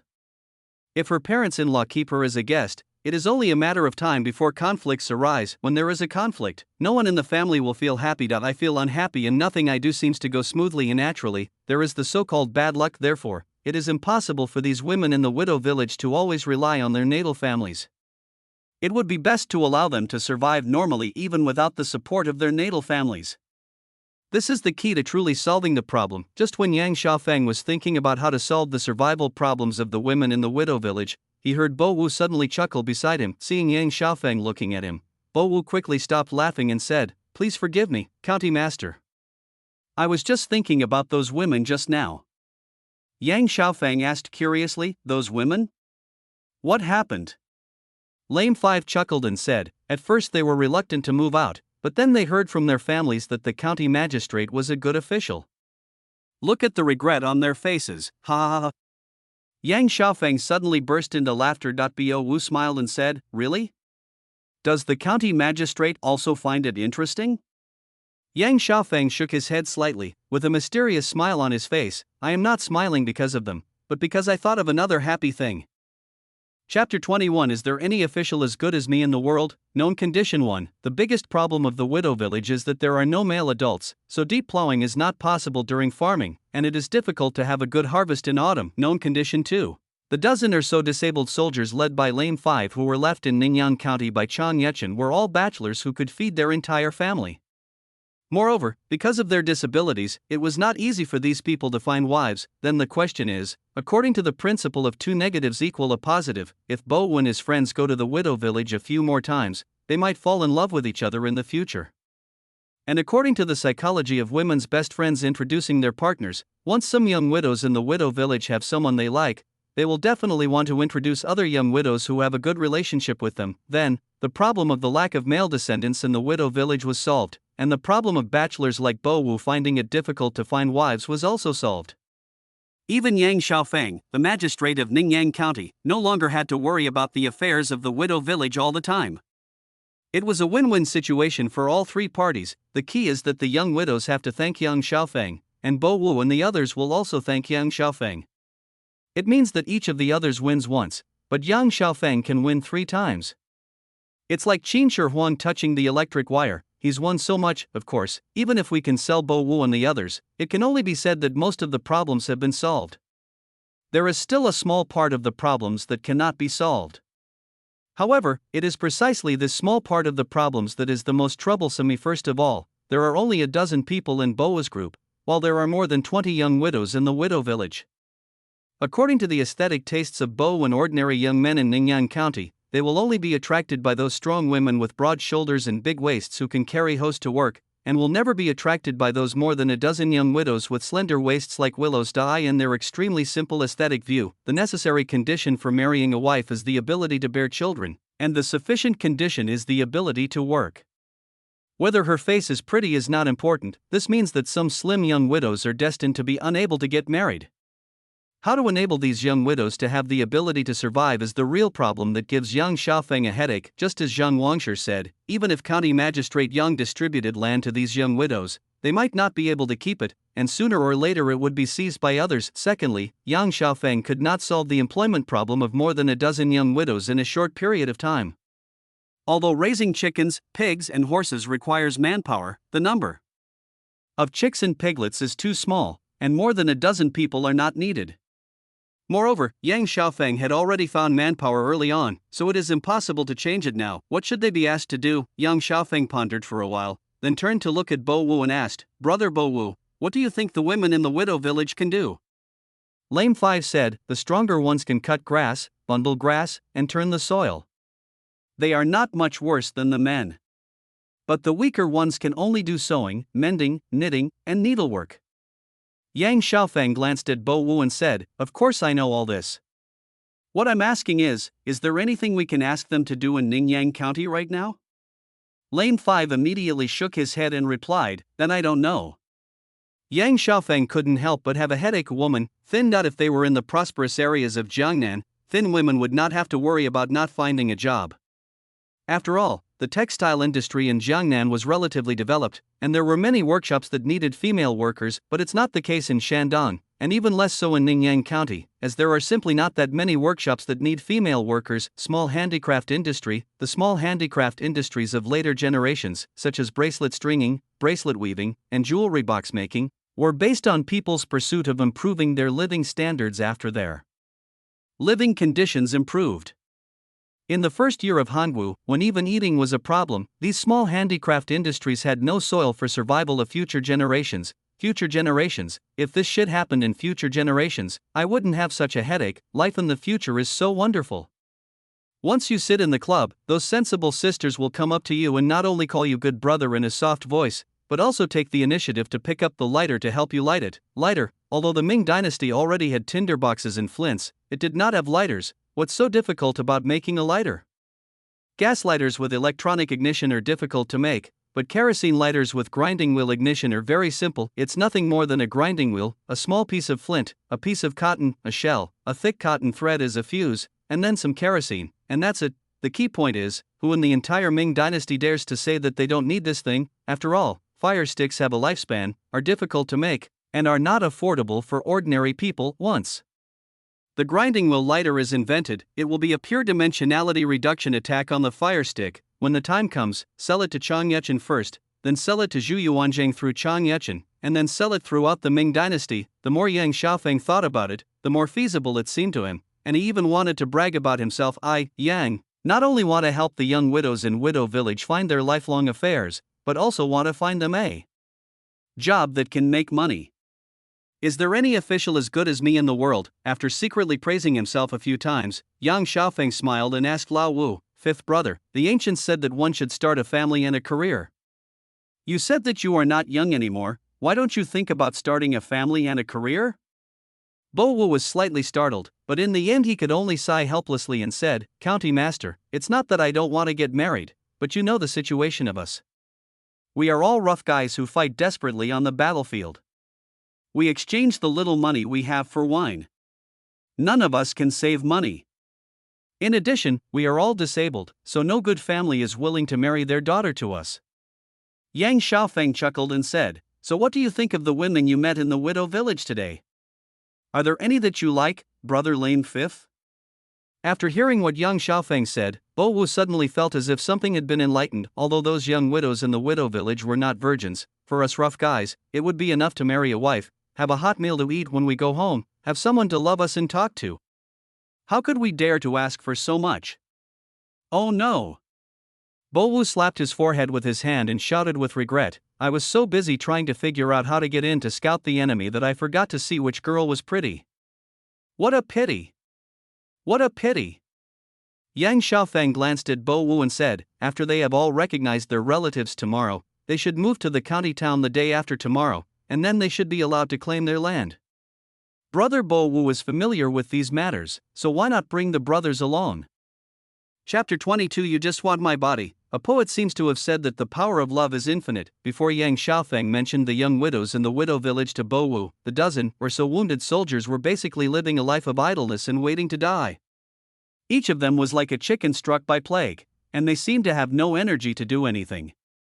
Every day, they would either chat in the yamen or lie down in their rooms, but after Yang Xiaofeng mentioned the young widows in the widow village to Bo Wu, more than a dozen wounded soldiers were revived at once. Except for a few unlucky guys who had to guard the city gate, the rest all ran away early in the morning, saying that the women in the widow village are weak, so we are here to help them move. Yang Xiaofeng was too embarrassed to expose them. Are you trying to help them move? I'm afraid you want to move them to your home. You are a bunch of shameless people. You just want to take advantage of other people's bodies, despicable, but there was no way out. These old soldiers were so hot-blooded that they didn't care about their own injuries at all. They only thought about helping the young widows move. Yang Xiaofeng could only make 3 rules with them. They agreed that it was up to the young widows whether they were willing to remarry. The old soldiers could not force them, and they had to treat the widows well after marrying them. Then, these old soldiers with green eyes rushed out howling. According to Lao Wu, he had never seen them so brutal when he was on the battlefield. Then, Bo Wu, like those old soldiers, rushed out howling and headed straight for the widow village in the direction of Heshan. After that, County Magistrate Yang, who had no official business to handle, could only wander around the county town alone. The Ningyan County at this time was no longer as dead silent as when Yang Xiaofeng had just crossed over.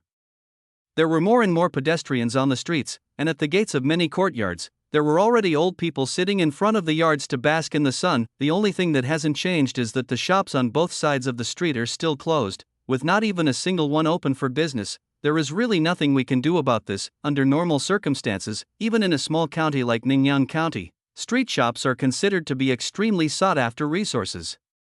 If Su Di and Chang Yuchen had not led their troops to the northern expedition, these street shops in Ningyan County would definitely have been tightly held in the hands of the so-called local gentry. Unfortunately, as Su Di and Chang Yuchen led their troops to the north, the local gentry in the county who had deep ties with the Mongol government, Mongols, and Semites were afraid of being liquidated, so they had all fled far away, and these street shops became completely ownerless. Of course, it cannot be said that these shops are really ownerless. After all, these shops are all on the land of Ningyan County, and Yang Xiaofeng is the 7th-ranked magistrate of Ningyan County. Before higher-level officials intervene, Magistrate Yang has absolute power to dispose of these shops. How about arranging a shop on the street for them to open a breakfast shop? After all, it's a county town. The population will gradually increase in the future, and there will be more and more merchants and small vendors traveling around. It seems that opening a breakfast shop early would make sense, right? This county magistrate has come up with an idea. If you give a little more money, the county government will provide a shop, and those women will provide labor. The 3 families will share the accounts, and all 3 families will have income. In the future, this county magistrate will have a source of income, and he will not have to rely solely on the salary given by Zhu Changba. Even if I don't make money, at least this county magistrate has a place to eat. Changing the taste occasionally can be considered as enjoying life, and it is not in vain to travel through time and space. Pancakes? Steamed buns? Dumplings or wontons? Forget about the fried dough sticks. There isn't enough oil for them to fry them these days. We'll have to wait until the beans are harvested before we consider it. People have planted so many beans this year, so we should also make tofu pudding. What a pity, there is no chili pepper. Otherwise, I would have tofu pudding with chili oil, a hot gluten pancake, and a salted duck egg. TSK. When Yang Xiaofeng thought about how he could no longer enjoy all the delicious food before he traveled through time, tears couldn't help but flow from the corners of his mouth. After walking along the street in front of the county government office for a while, Yang Xiaofeng turned towards the city gate. The 2 yamen runners at the city gate were sighing, and one of them was cursing Lane 5 as a good-for-nothing. That bastard has such cunning eyes. He went to the widow village first. He will definitely take a fancy to the capable, caring and pretty young lady. Then, if he uses sweet words to deceive the young lady, won't he deceive her? You bastard, I'm just blind in one eye, why does he say I'll scare those girls? I don't know how caring I am. Another yamen runner sighed and suddenly said something inexplicably, I miss Xuanyang from our village. Yang Xiaofeng curled his lips and said, if you want to, just send a letter home first. It's no use just thinking about it here. The 2 yamen runners were awakened by Yang Xiaofeng's voice and hurriedly stood up and saluted Yang Xiaofeng. Yang Xiaofeng reached out his hand to stop the 2 of them and asked directly, how have things been these past few days? Have more people been entering and leaving the city? The one-eyed yamen runner bowed and replied, my lord, there are indeed more people entering and leaving the city these days. In addition to the people in a few neighborhoods in the city who have to go out to cut grass and farm, people from several communities outside the city have also dared to come into the city to walk around. This is good news. The fact that people dare to walk into the city shows that their vigilance against the government is gradually decreasing. When more people come into the city, the entire Ningyan County will be revitalized, and the breakfast shop in Yang Xiaofeng's plan will have the possibility of making money. After encouraging the 2 yamen runners, Yang Xiaofeng went to the west of the city again. For the people of Ningyan County at that time, it didn't matter whether dumplings, buns, wontons or the like tasted good or not. What mattered was that they had to be cheap enough and in large quantities to fill you up, and preferably have a certain amount of oil and salt. Don't underestimate these 2 requirements. If you want something with enough oil and salt, the best choice is meat buns. However, Ningyan County itself is a small county that is so poor that you can't find any pigs or sheep even if you turn the entire Ningyan County upside down. It is basically a dream to have meat buns. It's ridiculous to want the buns to have a salty taste, because salt has always been a key government-run commodity. Even Yang Xiaofeng, the county magistrate, doesn't have a few pounds of salt. How could the buns have a salty taste? The food is also served in large quantities and is enough to fill you up. This requirement is not easy to meet because even for buns stuffed with wild vegetables and eggs, there are not that many eggs in Ningyan County. With no other options, Yang Xiaofeng could only go around the fields and ask a few people what could be used as stuffing. Chapter 23. Look how worthless it is: dandelions, shepherd's purse, chrysanthemum, and amaranth. It seems that many kinds of wild vegetables and weeds can be used as bun fillings. Whether it tastes good or not is another matter, but the requirement of large quantity and filling is definitely met. More importantly, you don't have to spend any money to grow these things, you just have to pick them from the ground. And during the Ming Dynasty, you don't have to worry about any fertilizer or pesticide residues, so you can eat them with confidence. How many buns can be made with 1 pound of flour? I've never made buns before.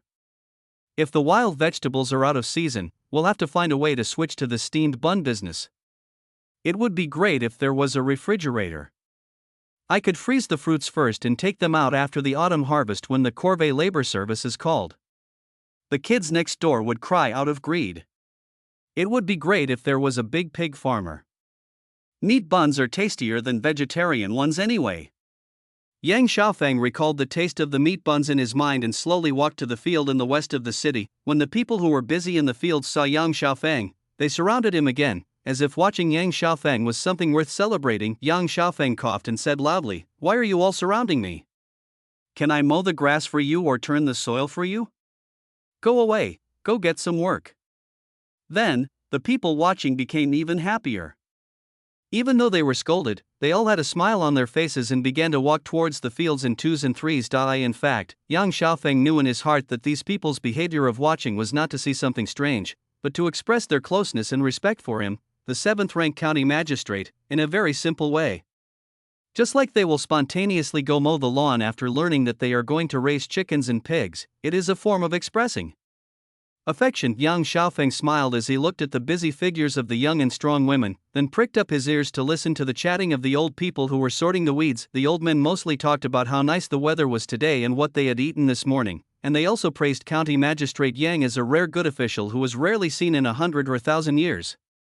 The old women talked about gossip such as which daughter-in-law is diligent and which daughter-in-law is lazy, and which daughter-in-law quarreled with her mother-in-law, and they also talked about which girl is worthy of County Magistrate Yang. After listening to the gossip for a while with his mouth raised, Yang Xiaofeng walked over, lifted up his official robe, and sat on the haystack like the old men and women.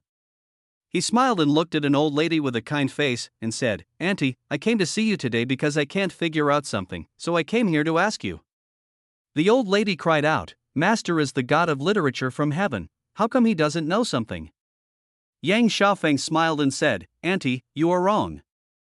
I have read some books, but that doesn't mean I know everything. Just like making dumplings, I don't know how many dumplings I can make with 1 pound of flour." The old lady laughed and said, "How many buns can be made with 1 pound of flour? That depends on how big the buns are. If they are as big as a fist, 1 pound of flour can only make 12 or 13 buns. But if they are smaller, 1 pound of flour can make more than 20 buns." Yang Xiaofeng said oh and looked as if he was suddenly enlightened, but he was secretly thinking about it in his heart. How much does a pound of noodles cost? It seems to be around 5 to 7 cents. If 1 pound of flour can make 13 buns, and each bun is sold for 1 cent, the profit will be 6 to 8 cents. Even if other miscellaneous expenses are taken into account, it is almost half of the profit. If the buns sell well and a large amount of flour is purchased, the price of flour can be pushed down further, and the cost of buns will also be reduced simultaneously. If you think about it this way, it seems like a good idea to let the young widows in the widow village study how to make dumplings, and then use vegetarian dumplings as a selling point for breakfast, right? After pondering it secretly, Yang Xiaofeng turned his attention to the weeds that had been sorted by the old men and women. Dandelions, purslane, shepherd's purse, and a whole bunch of wild vegetables that Yang Xiaofeng had never seen before were sorted by the old men and women and put aside. Yang Xiaofeng pointed at the wild vegetables and asked, "Auntie, are you going to take these wild vegetables back to eat?" The old lady smiled and nodded, saying, "Of course. If you eat more vegetables, you will eat less grain. When there is no vegetables in winter, you will have to rely on the little grain you save now." Yang Xiaofeng said, "Oh," and then asked, "What if the county government or someone else pays to buy these wild vegetables?" The old lady looked at Yang Xiaofeng suspiciously and asked tentatively, "What is the master planning to raise now?" What else do you want to raise mean? Do I look like someone who likes to keep small animals?" After secretly complaining a few words in his heart, Yang Xiaofeng shook his head slightly and said, I'm not going to raise anything, but I'm thinking about how to use wild vegetables to make bun fillings, and then open a shop specializing in selling buns. The old lady looked at Yang Xiaofeng, then at the pile of wild vegetables next to her, and asked, using these wild vegetables as stuffing? You still want to open a shop? Seeing Yang Xiaofeng nod, the old lady laughed, Oh my great master, which daughter-in-law doesn't know how to make a bun? Why should people buy your buns? Not to mention that you use wild vegetables as the filling for your buns. Who can't dig them up from the fields? Yang Xiaofeng laughed and said in agreement, Yes, auntie, you are right. The wild vegetables in this field do not belong to anyone. Anyone can come and dig them. I am just thinking about Brother Bo and the others in the county who have not yet started a family. They don't have wives to make dumplings for them. Also, there is a village in Heshan. You also know about it, right? That village is full of women, and there is no man in the family. They can't be relied on to farm. Letting them open a bun shop can be considered a business that can support them. The old lady stopped laughing immediately. Instead, she sighed heavily and cursed, This damned Tartar, he won't stop until he drives me to death. Yang Xiaofeng also sighed and was about to say something when he suddenly heard a burst of laughter coming from the west. Turning his head, he saw Bo Wu and a dozen Yamen runners pushing a dozen carts towards the county town. Seeing Bo Wu and the other dozen Yamen runners looking so excited, Yang Xiaofeng couldn't help curling his lips and cursing, Look at how worthless they are. Usually they are all lazier than each other, but now they can still laugh like crazy after pushing the young ladies for more than 20 miles. The old lady followed Yang Xiaofeng's gaze, and although what she saw was blurry, she smiled and turned to look at a hunchbacked old man not far away. When we got married, he seemed to have carried me for several miles on his back, and he never complained of being tired? Chapter 24 Is there really such a good official as the master? When a dozen Yamen runners came closer with a dozen carts, Yang Xiaofeng waved his hand to stop the runners and young widows who wanted to salute him, and looked directly at Bo Wu and asked, How is it? How many more trips will it take to finish moving? Lame Five said, Your Excellency, they don't have much property, not even much food or anything else, so they can move it all in one trip. Yang Xiaofeng nodded, looked at Bo Wu and the dozen Yamen runners with sweat on their foreheads, and said with a smile, This round trip is dozens of miles, brothers are exhausted. Lame Five glanced at the young widows quietly, then straightened his back and said loudly, My lord, my brothers and I are all strong men, we are not tired. Seeing that Lame Five and a dozen Yamen runners all had an expression that said I'm a hero, I'm not tired on their faces, Yang Xiaofeng was immediately filled with question marks. Aren't the methods of picking up girls in the Ming dynasty so low level, and you little widows, why are you laughing with your heads down and your hands covered? Is my good brother Lame Five, the magistrate Yang, so funny? He is really funny though. Yang Xiaofeng couldn't help but snorted coldly, and said with a dark face, Stop embarrassing yourself here, send them to the city and settle them down, and take them to claim the land tomorrow. By the way, ask them if there are any good at making buns, and if there are, bring them to the county government office. Lame Five chuckled, shrank his neck, glanced at the young widows quietly, and replied, Yes, I've made a note of it. I'll send them over right away. After Bo Wu and a dozen Yamen runners escorted the young widows away, Yang Xiaofeng said to the old lady who was sorting weeds next to him, Auntie, please pick out some wild vegetables for stuffing for me. I'll take them back later. Also, please get some more for me and have someone deliver them to the county government tomorrow. Seeing that Yang Xiaofeng still refused to give up, the old lady could only smile helplessly. While picking wild vegetables for Yang Xiaofeng, she said, Don't worry, master. I will definitely have someone pack all the wild vegetables for you and send them to you tomorrow morning. Yang Xiaofeng arranged 2 adjacent courtyards for the young widows in the widow village. Each courtyard had a shop facing the street and 2-story buildings in the courtyards. Together, there were more than 40 houses for them to live in. A group of women, led by Zhang Wang, looked at the 2 courtyards in front of them, looking at each other. No one dared to believe what they saw: high walls, large courtyards, blue bricks, green tiles, and 2 stone lions at the gate of each courtyard. I wonder how rich and powerful gentry could afford to have 2 such magnificent courtyards in the past. But now they have to be divided among widows like us to live in. Wu Zhangwang looked at the yard, then at Lao Wu, and asked hesitantly, such a nice yard, is it really allocated to us to live in?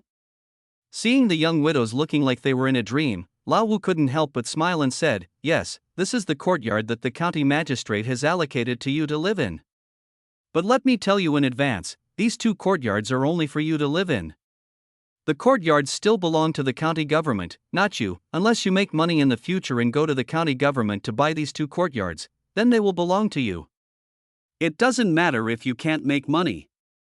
The county magistrate said that you can live in these 2 courtyards forever, but you can't let others live in them, and you can't even think about selling the courtyards. If someone remarries in the future, they will also have to move out of the courtyards and can't continue to live there.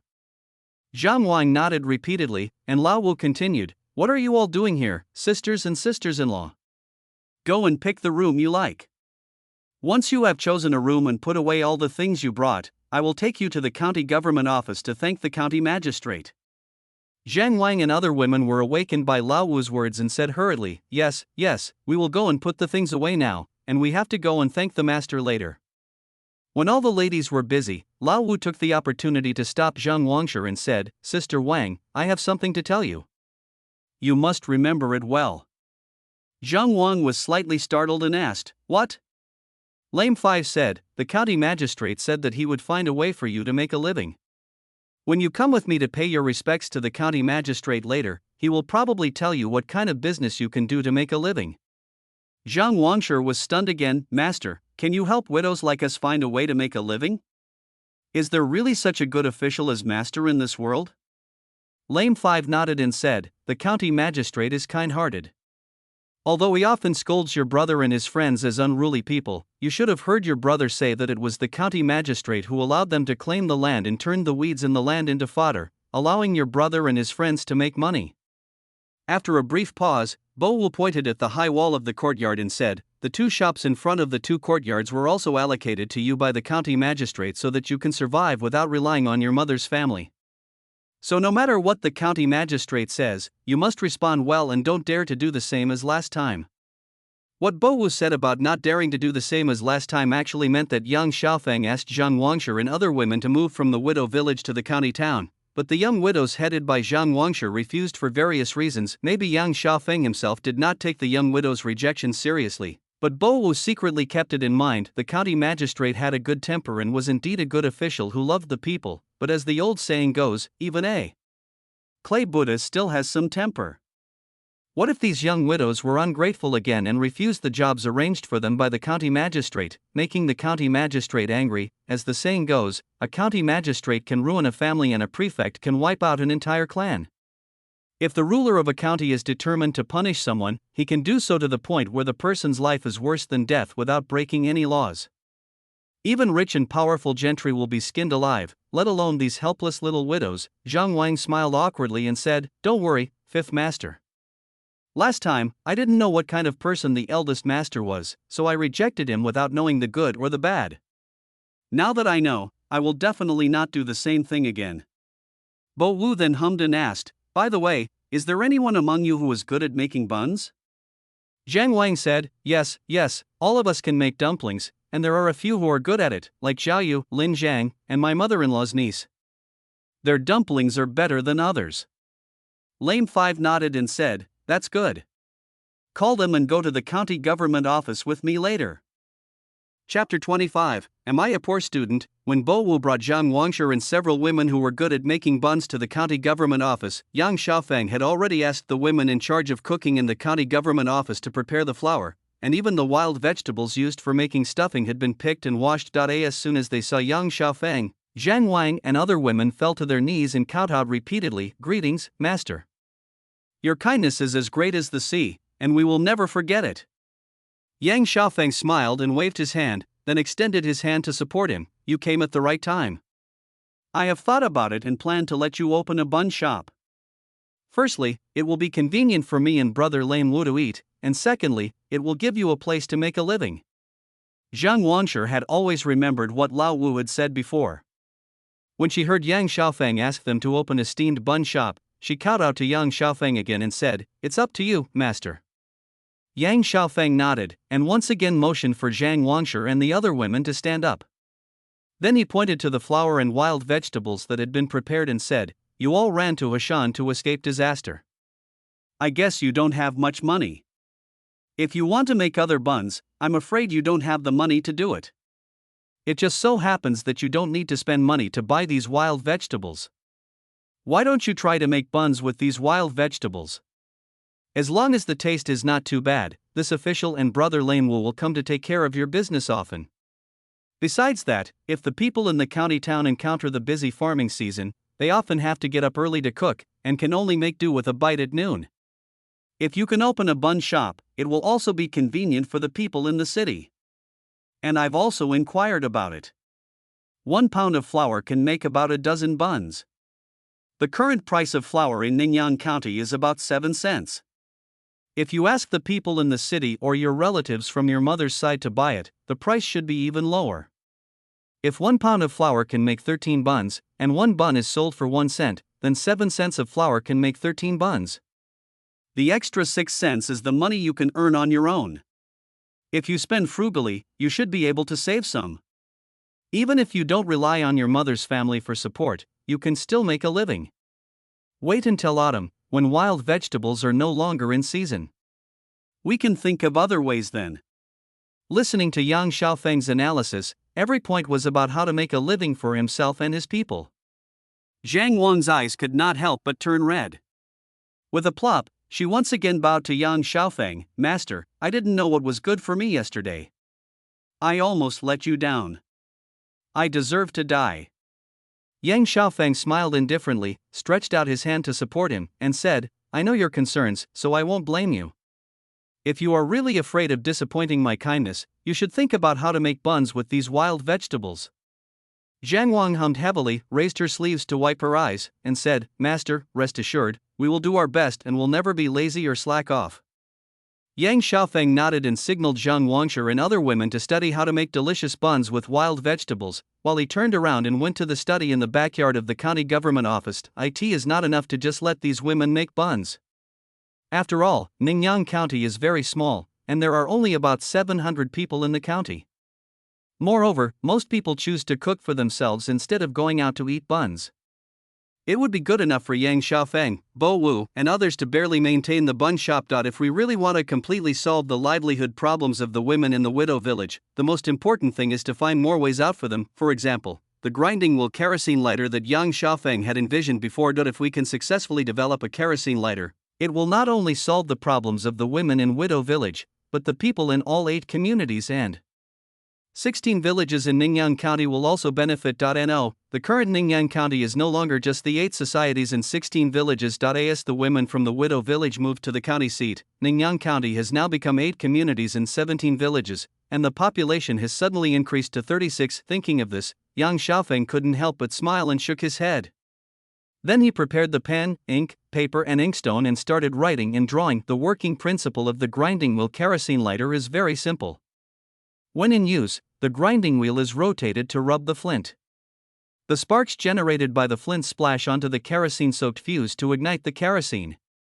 When not in use, just blow it out. The kerosene problem is easy to solve. After all, the Zhongyuan Hall had begun studying the uses of petroleum as early as the Song dynasty. Xinkuo wrote in Mengshi Bitten, there is petroleum in Fu County. It is said that Gaonu County produces fat water, which is this. This thing will be widely used in the world in the future, and I am the first to do it. Because petroleum is very abundant and is produced in the ground indefinitely, unlike pine wood which is sometimes exhausted.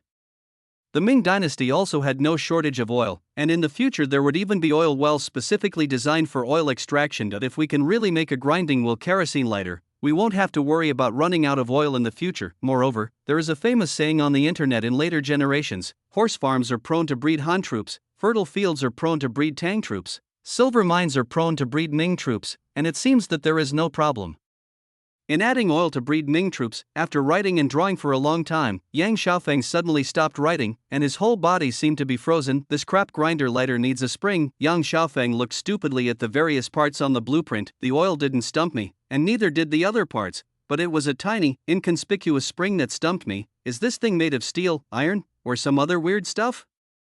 If steel is used, how does the molten steel become a spring? Do I need to build a blast furnace to make steel first, and then, what about that damn blast furnace thing? Even if we have a blast furnace, do we still need to find a way to make molds? The more Yang Xiaofeng thought about it, the more confused he became.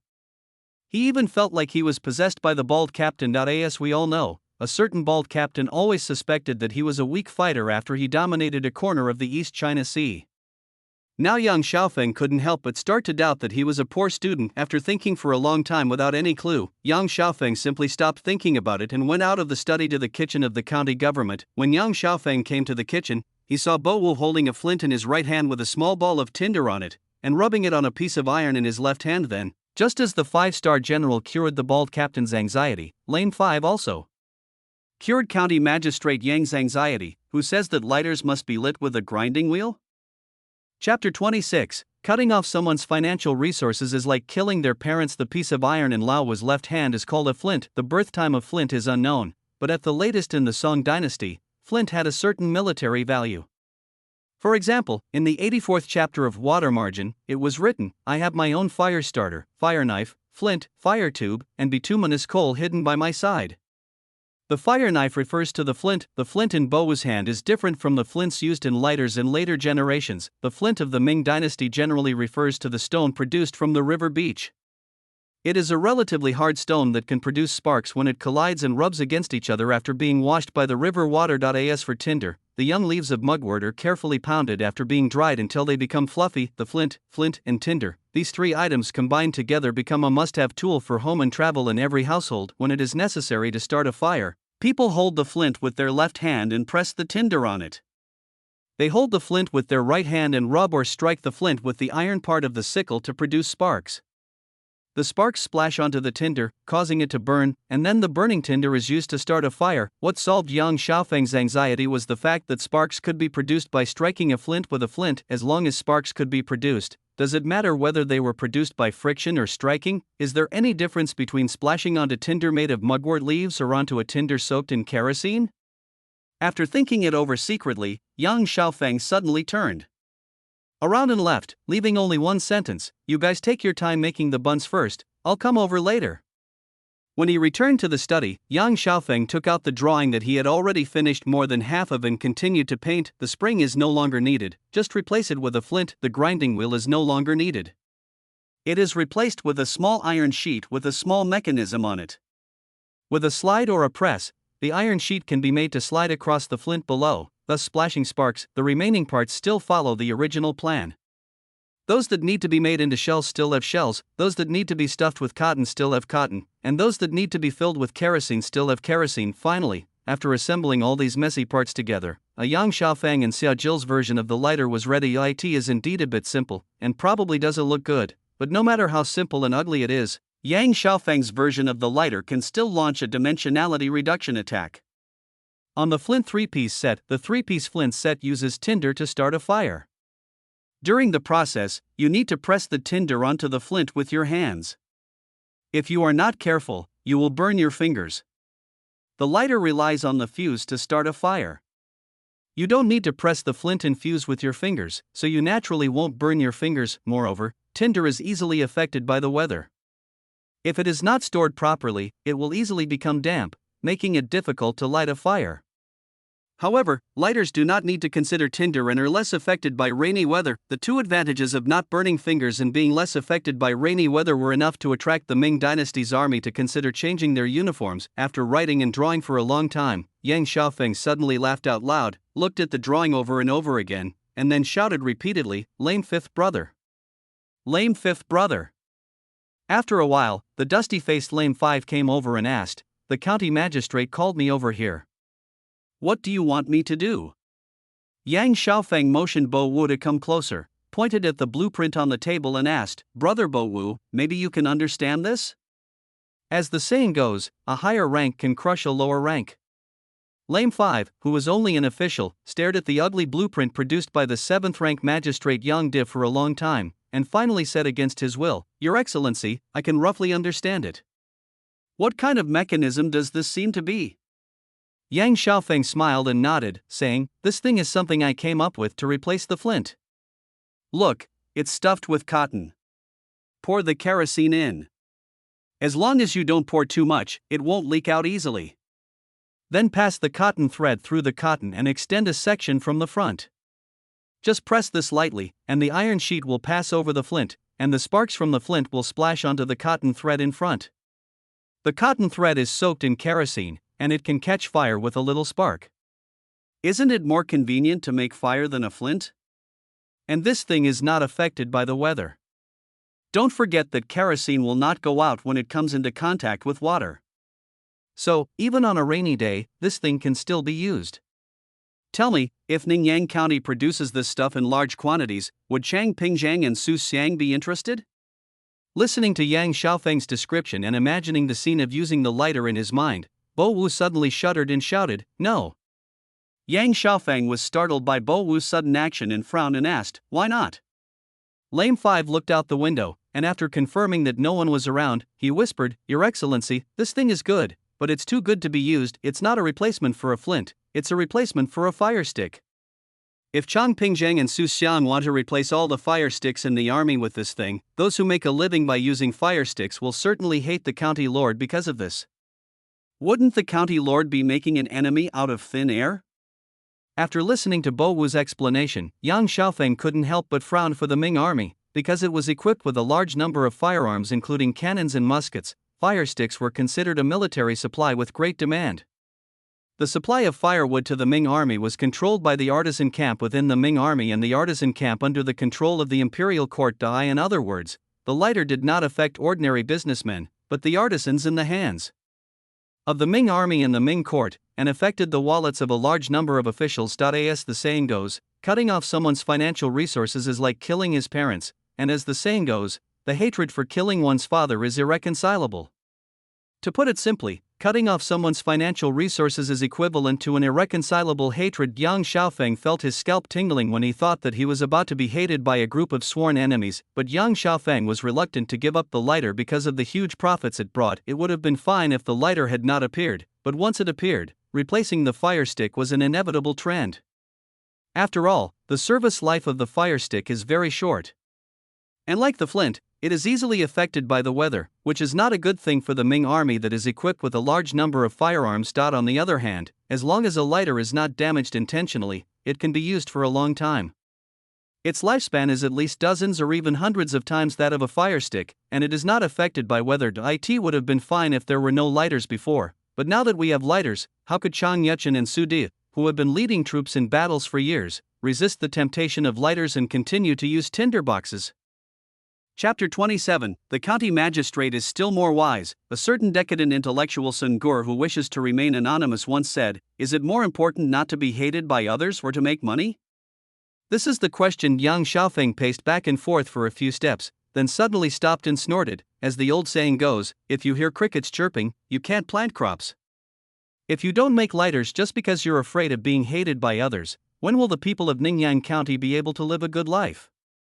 Just as Bo Wu was about to persuade him again, Yang Xiaofeng raised a finger and said, "Brother Bo Wu, you don't need to persuade me. I must get the lighter, even if it means being hated by others." Putting his fingers away and pacing a few steps again, Yang Xiaofeng suddenly smiled and said, "What's more, this thing may not necessarily make me hate others. On the contrary, it may make those people owe me a favor." Bo Wu was slightly startled and asked, "If I don't get resented by others, how can I make people owe me a favor?" Yang Xiaofeng hummed, smiled, and picked up the tinderbox from the table, saying, "How much can an ordinary tinderbox like this sell for? If the outer bamboo tube is painted and carved with patterns, how much can it sell for? For an official like this county lord, is it more elegant to use a tinderbox or a lighter?" Bo Wu asked in bewilderment. "Yeah?" Yang Xiaofeng nodded. "Yes, it is elegant. It's like drinking tea. You grind the tea carefully, add the soup, and add a bunch of spices and sheep fat and lard. That's called elegance. If you just soak the tea leaves in water, that's called vulgar. Similarly, using a fire stick is elegant, while using a lighter is vulgar. Literati and scholars have always been fond of being elegant. For them, as long as something is elegant, it doesn't matter if it is practical, expensive, or troublesome. But it must not be vulgar. Once it touches vulgarity, even the best things will become bad." Lame 5 blinked his eyes and said, "What the county lord wants to do is to make this lighter a vulgar object and the tinderbox a refined object, and then sell the tinderbox at a high price and the lighter at a low price?" Yang Xiaofeng laughed and said, Yes, that's exactly what I mean. Besides, lighters are not difficult to make. The master craftsmen in the court and the army can figure out how to make them with a little thought, and I will not stop them from making them. As for how elegant the fire sticks will become and how expensive they will be, what does that have to do with me? For me, as long as I can sell the first batch of lighters to Chongpingjiang and Suxiang, and when lighters become completely commonplace, Ningyan County can continue to sell them to other places, so that the county government and the people can make money, that's enough. Lame 5 suddenly understood and shouted, "Great! The county magistrate is still wise." Yang Xiaofeng reached out and picked up the blueprint, and handed it to Bo Wu. "Brother Bo Wu, please find a few craftsmen to make a few first and see. After they are done, I will trouble Brother Bo Wu to go to Chongpingjiang again to see if he can get some kerosene back." Bo Wu solemnly put away the blueprints, and said with a folded hand, "Don't worry, County Master, I will definitely do everything properly." Yang Xiaofeng nodded and said, "Let's go and see how the buns they made are. If they taste good, we'll have an extra food source in the future." Bo Wu carefully poured kerosene into the shell of the lighter, soaking the cotton thread with kerosene. When the cotton thread sticking out of the shell was also soaked, Bo Wu tightened the cover at the bottom of the lighter and then gently pressed the mechanism on top of the lighter. Bang! After a slight sound, a bright flame suddenly shot up. Chang Yechin stood up from his seat with a bang, walked a few steps to Bo Wu, snatched the lighter from Bo Wu's hand, first closed the top cover of the lighter, then opened the cover, and then imitated Bo Wu to gently press the mechanism next to the cotton thread. There was another soft pop sound, and then there was a bright flame. The not very stable flame swayed slightly, and the light reflected on Chang Yechin's face, making his face, which was already as dark as the bottom of a pot, 3 times darker. Chang Yechin closed the lid of the lighter again, looked at it over and over again, and asked, "How much does this thing cost? How many can Ningyang County produce in a day? Can it meet the needs of the army?" Bo Wu replied respectfully, "To answer Pingzhang's question, this thing costs about 10 coins. County Lord Yang asked me to quote you 20 coins. The extra 10 coins are to be paid to the people of Ningyang County. Ningyang County can produce about 100 of them a day." County Master Yang said that the most difficult part of making this thing is this small mechanism. But if the blacksmiths make a mold first, this small mechanism is actually the easiest to make. The only thing that limits the production of this thing is the speed at which the women thread the ropes. As for supplying the army, County Master Yang said that all the lighters produced in Ningyang County can be supplied to the army, but the army's needs are not small, so it is better to let the army or the court's craftsmen make them themselves. Lame 5 said, County Master Yang also said that he wanted Lord Pingzhang to allocate some kerosene to Ningyang County. Chang Yechin nodded without hesitation and said, "Okay, we'll have someone send him 100 kilograms of kerosene later. I think it should be enough for him to use for a while." After a brief pause, Chang Yechin continued, "Tell me everything he has been doing in Ningyang County recently. I am becoming more and more curious about this county magistrate Yang." After Bo Wu told Chang Yechin everything that Yang Xiaofeng had done recently in Ningyang County, Chang Yechin fell silent. It was not until a long while later that Chang Yechin suddenly sighed and said, "We are not as good as him. If the Yuan dynasty Tartars had an official as good as him, if he was loyal to the Tartar court, he." The two words he actually contain emotions such as relief, fear, happiness, etc., which are really beyond words to describe. After a long while, Chang Yechin finally spoke, "This time when you return to Ningyang County, you should follow him and do things well. It is a blessing for the people of Ningyang County and for our Ming dynasty that they can meet an official like him." Lame 5 bowed respectfully and replied, "Yes, I will remember it." Chang Yechin hummed, then suddenly his eyes rolled, he laughed and said, "No, we were tricked by that guy named Zhang. How can Suda stay out of it? So, take this lighter and go to Suda's army again to let him learn something new." Chapter 29, You have the desire but not the courage. What a coward. Lame 5 chuckled and took out the silver given by Chang Yechin and Suda from his pocket. "County Master, this 20 taels of silver is the deposit given by Su Xiang and Chang Pingzhang, and Su Xiang said that you can make lighters with confidence, and he will take care of the rest." Yang Xiaofeng's eyes suddenly lit up, and he said with a smile, "With what Prime Minister Su said, our Ningyang County can be considered prosperous. The cost of a lighter is about 10 cents. If produced in batches, the price can be reduced to 6 or 7 cents. However, the price sold to Su Di and Chang Yechin is 20 cents. Even if the shipping cost is included, the final profit is about 10 cents. Assuming that 100 lighters are manufactured per day, the net profit would be about 1,000 won, or 1 guan of money, or 1 tael of silver. The key point is that now lighters are only made by the young widows in the widow village in their time when they are not steaming buns or delivering meals to the yamen runners and young men. If women from the other 8 communities and 16 villages are also involved, at least 600 or 700 lighters can be made every day, and the profit will soar to 6 or 7 taels of silver, although 6 or 7 taels of silver might only be worth a few to dozens of coins after being distributed to each person. This was the Ming dynasty where agriculture was the main industry. On the premise that every household had land, earning a few or dozens of coins a day was like a pie in the sky for the people. As for Yang Xiaofeng, although he could not get the money, at most a part of it would be retained by the county government. But with money in the county government and in the hands of the people, the lighter manufacturing industry could not only make money itself but also drive other industries. Wouldn't he, the county magistrate, also have less worries? The more he thought about it, the happier it became. Yang Xiaofeng simply called a yamen runner and ordered him, "Go, tell those community leaders and neighborhood leaders to rush to the county government office early tomorrow morning. I have something to tell you." After the yamen runners took the order and left, Yang Xiaofeng stood up and walked towards a cart with food boxes, took out a few buns from the food box and gave them to Bo Wu. "Try them, these are made by the women themselves, and they even add eggs." However, after taking the buns, Bo Wu did not eat them immediately. Instead, he blinked and looked at the buns, then looked at the young widows who had almost packed up the trays and wooden bowls and were preparing to return to the county town. Yang Xiaofeng stretched out his hand and waved it in front of Bo Wu, and whispered, "Brother Bo Wu? Brother Bo Wu." Lame Five's face immediately turned red. He took a bite of the bun and laughed, saying, "It smells so good." Seeing the worthless appearance of Lao Wu, Yang Xiaofeng rolled his eyes and couldn't help laughing. Is it because the buns are fragrant, or is it because they are made by my sweetheart that they are fragrant? Lame Five chuckled again and whispered, "They all smell good. They all smell good." Just when Yang Xiaofeng was about to make some more jokes, the youngest girl in the widow village, who was only 11 years old, ran over, looked at Lame Wu seriously and said, "Uncle Wu, you haven't come to see the girl for a long time. Don't you like her anymore?" Seeing the little girl pouting and with tears in her eyes, Lame Wu immediately put down the buns in a hurry, reached out and grabbed the little girl's arm, and said seriously, "How could Uncle Wu not like you? It's just that Uncle Wu has official business and has been away for a few days. I was planning to visit you tomorrow." The little girl groaned, then nodded with tears in her eyes and said, "Then Uncle Wu must come to see me tomorrow."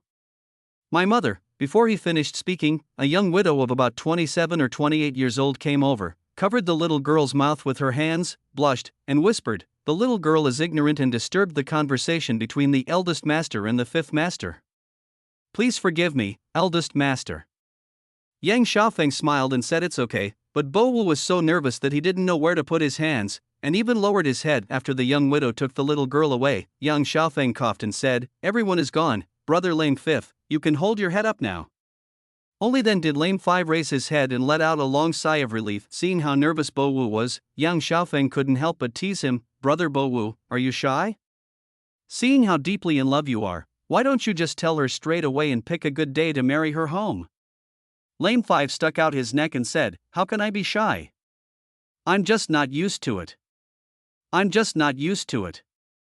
After reluctantly explaining, Lame Five suddenly sighed and said, "Who knows if she is willing to marry me? Besides, I am lame after all. If I really marry her, I will inevitably be a burden to her in the future." Sigh. Yang Xiaofeng curled his lips. What a coward. In fact, Yang Xiaofeng also discovered that it wasn't just Lame Wu who was a coward, but all the dozen or so disabled soldiers who retired from the army were cowards. In other words, because of their own disabilities, they would unconsciously feel inferior when facing these women. Even if they had some ideas in their minds, they were worried that they would drag these women down in the future, so they suppressed those thoughts in their hearts and usually only dared to say a few words while working. To sum it up, he has the intention of a thief, and it is a big intention, but he does not have the courage at all. This wouldn't work. It would be fine if those young widows were not interested in them, but after all, a forced marriage would not be sweet. Even though Yang Xiaofeng was the magistrate, he couldn't do such a thing as matchmaking, but those young widows were obviously also interested in these dozen soldiers, and they were running in both directions. If they let Bo and the others keep dragging it out like this, who knows how long they can drag it out? Do we have to drag those young widows down until they are old? As the head of a county, Yang Xiaofeng felt that it was his responsibility to help these dozen or so Yamen runners solve their lifelong affairs. Thinking of this, Yang Xiaofeng couldn't help but secretly spit. County Magistrate Yang actually have to do the job of matchmaking. After cursing inwardly, Yang Xiaofeng simply got up and went to find the old lady who had helped him sort the wild vegetables before. Anyway, this is the situation. Brother Bo Wu and his friends are in love, and those elder sisters and sisters-in-law are also interested in him, Yang Xiaofeng said with a smile, but as the county magistrate, it is not easy for me to act as a matchmaker, so I have to trouble you to help Brother Bo Wu and his friends to reconcile? The old lady looked at Lame Five, the soldiers who were working, and the young widows who had already put away the trays and dishes and were about to go back. She immediately smiled and responded, "Master, don't worry. I will go talk to them about this matter. If they really have that intention, I will make it clear to them."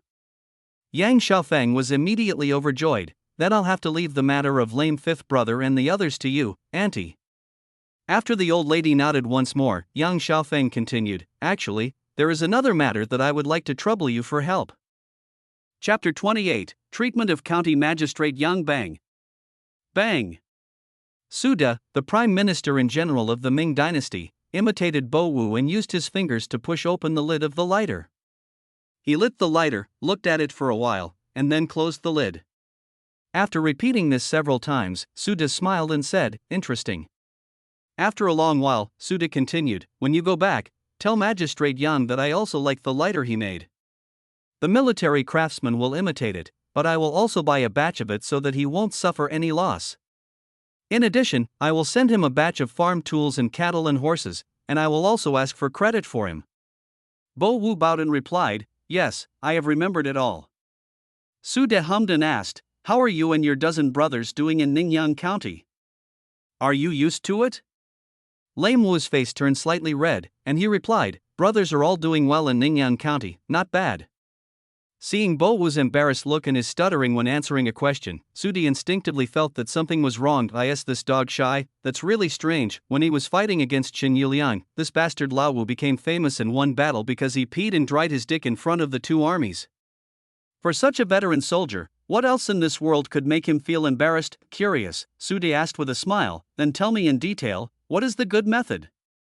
Lame Five scratched the back of his head with his hand, chuckled, and said, replying to the commander, "It was County Master Yang who said that the young widows in Widow Village had a hard time making a living, and it just so happened that the brothers also needed a pillow who would understand their feelings. That County Master said that if the brothers could marry the young widows, it would be a great deed with immeasurable merit." Su De was slightly startled, then suddenly patted the armrest of his chair and said with a smile, "That County Magistrate Yang is indeed a wonderful person, not bad, not bad. When you get married, remember to have someone come to the army to tell them, and I might be able to ask for a glass of wedding wine." After he finished speaking, Su De asked someone to bring a silver ingot. "Take these 10 taels of silver back to County Magistrate Yang and tell him that this is the deposit I gave him. Ask him to produce more lighters and don't worry about anyone causing trouble for him. I will take care of everything." On the wasteland outside Ningyan County, a dozen Yamen runners and dozens of young men were sitting together in twos and threes. In front of each Yamen runner or young man was a wooden tray, and each tray was filled with steamed buns. Next to the steamed buns were wooden bowls filled with egg soup. Although the buns were filled with wild vegetables, they were cooked with a lot of oil, and some fried and chopped eggs were added. Egg soup is made by beating the eggs into liquid and then pouring it into the pot. A few eggs can make a full pot of egg drop soup. After taking a bite of steamed bun and a sip of hot soup, most of the fatigue in the body will disappear. After finishing the buns, the Yamen runners and the young men drank some water, chatted for a while, and then went to the fields in twos and threes to continue weeding and turning the soil. The women of the widow village cleaned up the trays and wooden bowls left behind by the Yamen runners and the young men after their meal. The old people and children who had eaten in advance also came over to sort and bundle the weeds and vegetables. Yang Xiaofeng can enjoy better treatment. The young and strong men all ate directly on the ground while sitting. Yang Xiaofeng had a special wooden round table to place the tray. There were also several wooden stools about 1 foot high next to the round table so that County Magistrate Yang could sit at the table and eat slowly. A little further to the side, there is a wooden recliner. which was specially made by carpenters in Ningyan County. It is convenient for County Magistrate Yang to lie on the recliner and rest for a while when he is tired. Even the person who cleaned up the trays and wooden bowls for County Magistrate Yang was a pretty girl, but this girl was only 12 or 13 years old, with a tender face and a little thin, but a pair of bright eyes that were very lively. The only problem was that every time County Magistrate Yang asked her to clean up the trays and bowls, he felt guilty for bullying a decent girl, but he couldn't drive her away. Every time he told the girl to go play by herself, she would tearfully ask Magistrate Yang, "Did I do something wrong? Does the master think I am useless?" The girl's mother, a strong woman in the widow village, would wipe away her tears and say to County Magistrate Yang, "We can't do anything else, so we thought of letting the maid take care of the master's daily life." Who would have thought that the master would look down on the clumsy country girl? Even the old men and women were cheering on the sidelines. The master is the god of literature, and his hands are for writing. How can he be asked to do rough work like cleaning the dishes? Besides, we all saw it. This girl is just helping the master clean the dishes. She usually stays at home.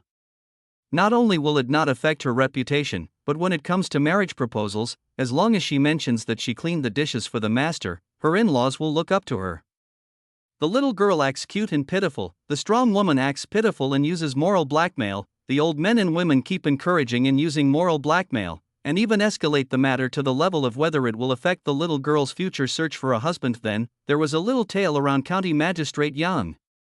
Whenever County Magistrate Yang went out of the city, the little tail would follow behind him.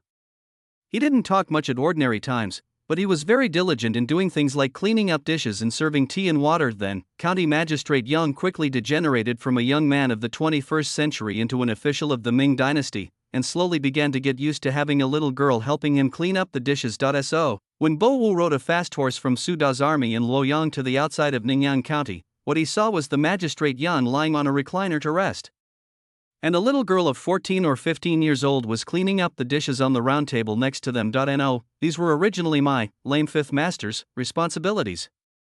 How come just a few days after my lame fifth master left, a little girl popped up and snatched my, lame fifth master's, job? Looking at the yamen runners who were weeding and turning the soil in the distance, Bo Wu suddenly felt confused. Well, on weekdays, everyone has pain in their hands or feet, but now when they work for the young widows, they can swing the hoe like crazy, and it seems like they have endless energy. Damn it, if I just let these bastards show off in front of the young widows.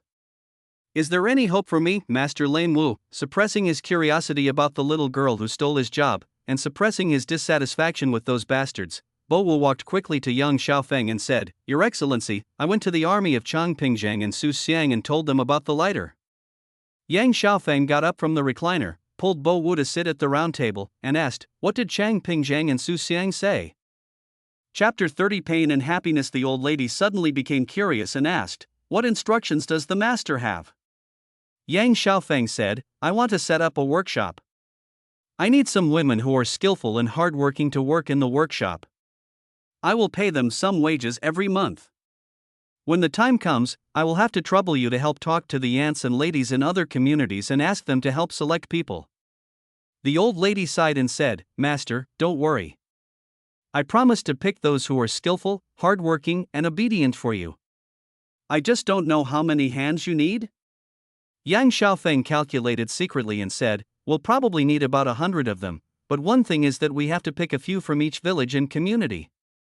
The current situation in Ningyan County is rather complicated, and has even deviated from Yang Xiaofeng's original idea. In Yang Xiaofeng's original idea, the young and strong men from the 8 communities and 16 villages were responsible for reclaiming wasteland and turning the land, the women were responsible for helping with weeding and sorting and bundling wild vegetables and weeds, the young widows in the widow village were responsible for making dumplings and taking care of the shops, and the rest of the people were assigned to the lighter workshop to produce lighters, based on the calculation that each woman can produce 10 lighters a day. A dozen young widows can produce more than 100 lighters a day.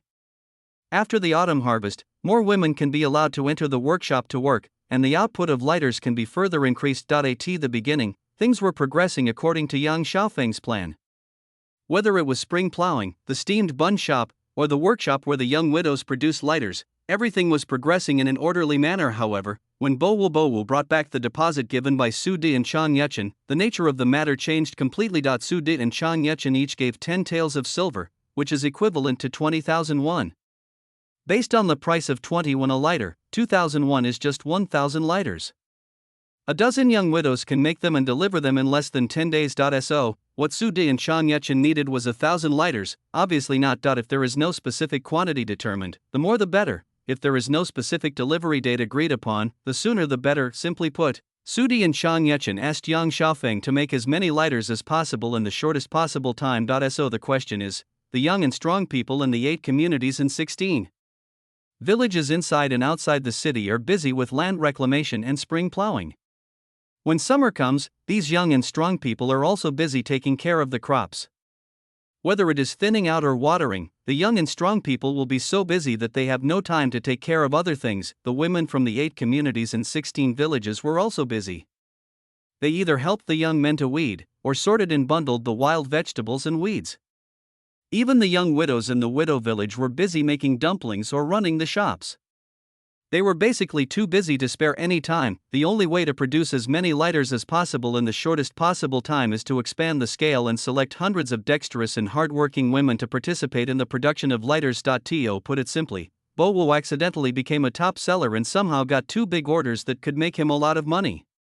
County Magistrate Yang had to set up a workshop for this, recruit workers, and work hard on production. It's painful, but also happy. The next morning, when the heads of the 8 communities and 16 villages in Ningyan County arrived at the county government office, Yang Xiaofeng got straight to the point and said, "I called you here because I have a few things to tell you about. First, I have had all the lighters produced during this period prepared. When you go back later, you will receive them according to the number of households in each neighborhood and community. Each household will receive 1. Remember to use them sparingly. We don't have much kerosene right now. If you really use it all up, I won't take care of you. Secondly, I want to open a workshop specializing in the production of lighters. I have asked Aunt Wang from Jia Sanla to work with the aunts and aunts from other communities and villages to help me find some skillful women to work in the workshop. The number of people will be about 100 or so. When Aunt Wang and the others are selecting people, you must explain clearly to the parents-in-law and husbands of the women who are selected that I have asked them to work in the workshop, and they may not be able to take care of their families for a while, so ask their families to bear more responsibilities. Third, you still have to keep an eye on the spring plowing. You must not slack off. If anyone in the village is not doing well in the farm, just go and talk to Brother Lame Fifth and ask him to arrest the person. Fourth, tell the people when you go back that they can't stop growing wild vegetables and fodder. It's definitely tiring, but they should start farming and making money first, and then rest when winter comes. We must ensure that the people have food to eat and money to buy things during the winter. Fifth, Yang Xiaofeng pushed open the lid of the lighter with a snap, then closed the switch, looking at the flame of the lighter and said, "It's almost spring and summer. Think about it, how many times has it rained this whole spring?" As Yang Xiaofeng finished speaking, the presidents and heads of the 8 communities in 16 neighborhoods were stunned. The first few questions are easy to answer. For the people of Ningyan County, County Magistrate Yang distributed land to everyone and made everyone earn money by selling fodder.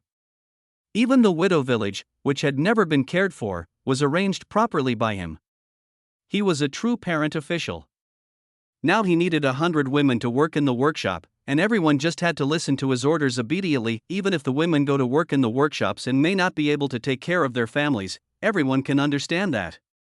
Even those who don't understand can accept it. Could it be possible that such a good master would have evil intentions to harm others? Only the last question made the presidents and heads of the 8 communities and 16 neighborhoods feel terrified. From the beginning of spring to now, since County Magistrate Yang took office, it has been almost 3 months. However, during this nearly 3-month period, it rained only a few times in the entire Ningyan County. At most, it's less than 5 times. The more he thought about it, the more frightened he became. The head of Jiayi village bravely asked, "Master, do you mean that there might be a drought this year?" Yang Xiaofeng shook his head slightly and said, "It's not that I think there will be a drought, but you think there will be a drought? If there will be a drought, to what extent will it be? How much will it affect the autumn harvest?" All the neighborhood heads and presidents frowned tightly. In 3 months, there were only 3 or 4 rains. Combined with the thin layer of snow last winter, this year seemed destined to be a drought year. "This is fucking." Lu Sanner, the head of Liumiao village, had a face full of despair. He rushed to the open space outside the county government hall and shouted to the sky, "We just got some land. We just cleared the wasteland. Oh, God, please open your eyes. Why is it so hard for us ordinary people to live?" Just as Lu Sanchier was crying out to the sky, the head of Jiailu had something in his mind. The master mentioned the possibility of drought, but there was not much tension on his face. This situation was very wrong, unless the master did not care about the lives of the people at all. However, judging from what the master has done since he took office as the magistrate of Ningyan County, he is clearly a good official who loves the people like his own children. How could he be the kind of bad official who did not care about the lives of the people under the rule of the Tartars? So, thinking of this, the head of Jai village asked tentatively, "Does the master have any solution?" Chapter 31. What are you all looking at me for? Yang Xiaofeng glared at Zhang Liuqi, the head of Jiailu, and asked, "Do you think I look like Sun Wukong, who can call the wind and rain, and command the god of thunder, the goddess of lightning, and the dragon kings of the four seas?" Zhang Liuqi shrank his neck and said with a wry smile, "Master, you are joking." "I am just asking, just asking." Yang Xiaofeng ignored Zhang Liuqi and had Lu Sainer dragged back. He then snorted coldly and said, "If you want to solve the drought and make it rain, you really think highly of me. But if you want to deal with the drought and avoid a total loss of crops in the fall, I do have some ideas." Zhang Liuqi, Lu Sainer and other village heads and community leaders were overjoyed and bowed to Yang Xiaofeng, saying, "Master, please have mercy on us and save us. Master, please give us some advice. If you don't care about us anymore, the people of Ningyan County will not be able to survive." Facing the pleas of Zhang Liuqi, Lu Sainer and other Li and community leaders, Yang Xiaofeng had no choice but to sigh and say, "I can give you advice, but I have something to say in advance. It is impossible to deal with drought without suffering. You must be mentally prepared for this, and you must explain it clearly to the people in your Li and community." After Zhang Liuqi, Lu Sainer and others responded in a chaotic manner, Yang Xiaofeng coughed again and said, "To deal with drought, 1 is to dig wells, 2 is to dig canals, and 3 is to build reservoirs. There is no other way." Unfortunately, these 3 methods require a lot of physical labor and are also somewhat dangerous. For example, digging a well. In later times, as long as the water source is surveyed, 2 or 3 people and a few machines can dig a well in one day, but in the Ming Dynasty, digging a well was not so easy. First of all, the location of underground water sources is not so easy to determine. People who have mastered some exploration techniques often regard the exploration techniques as a family heirloom.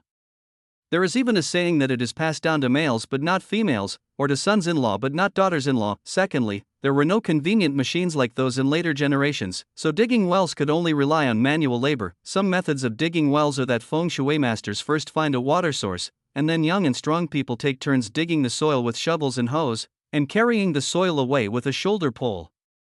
When they dig deeper, they have to use ropes to pull the soil up.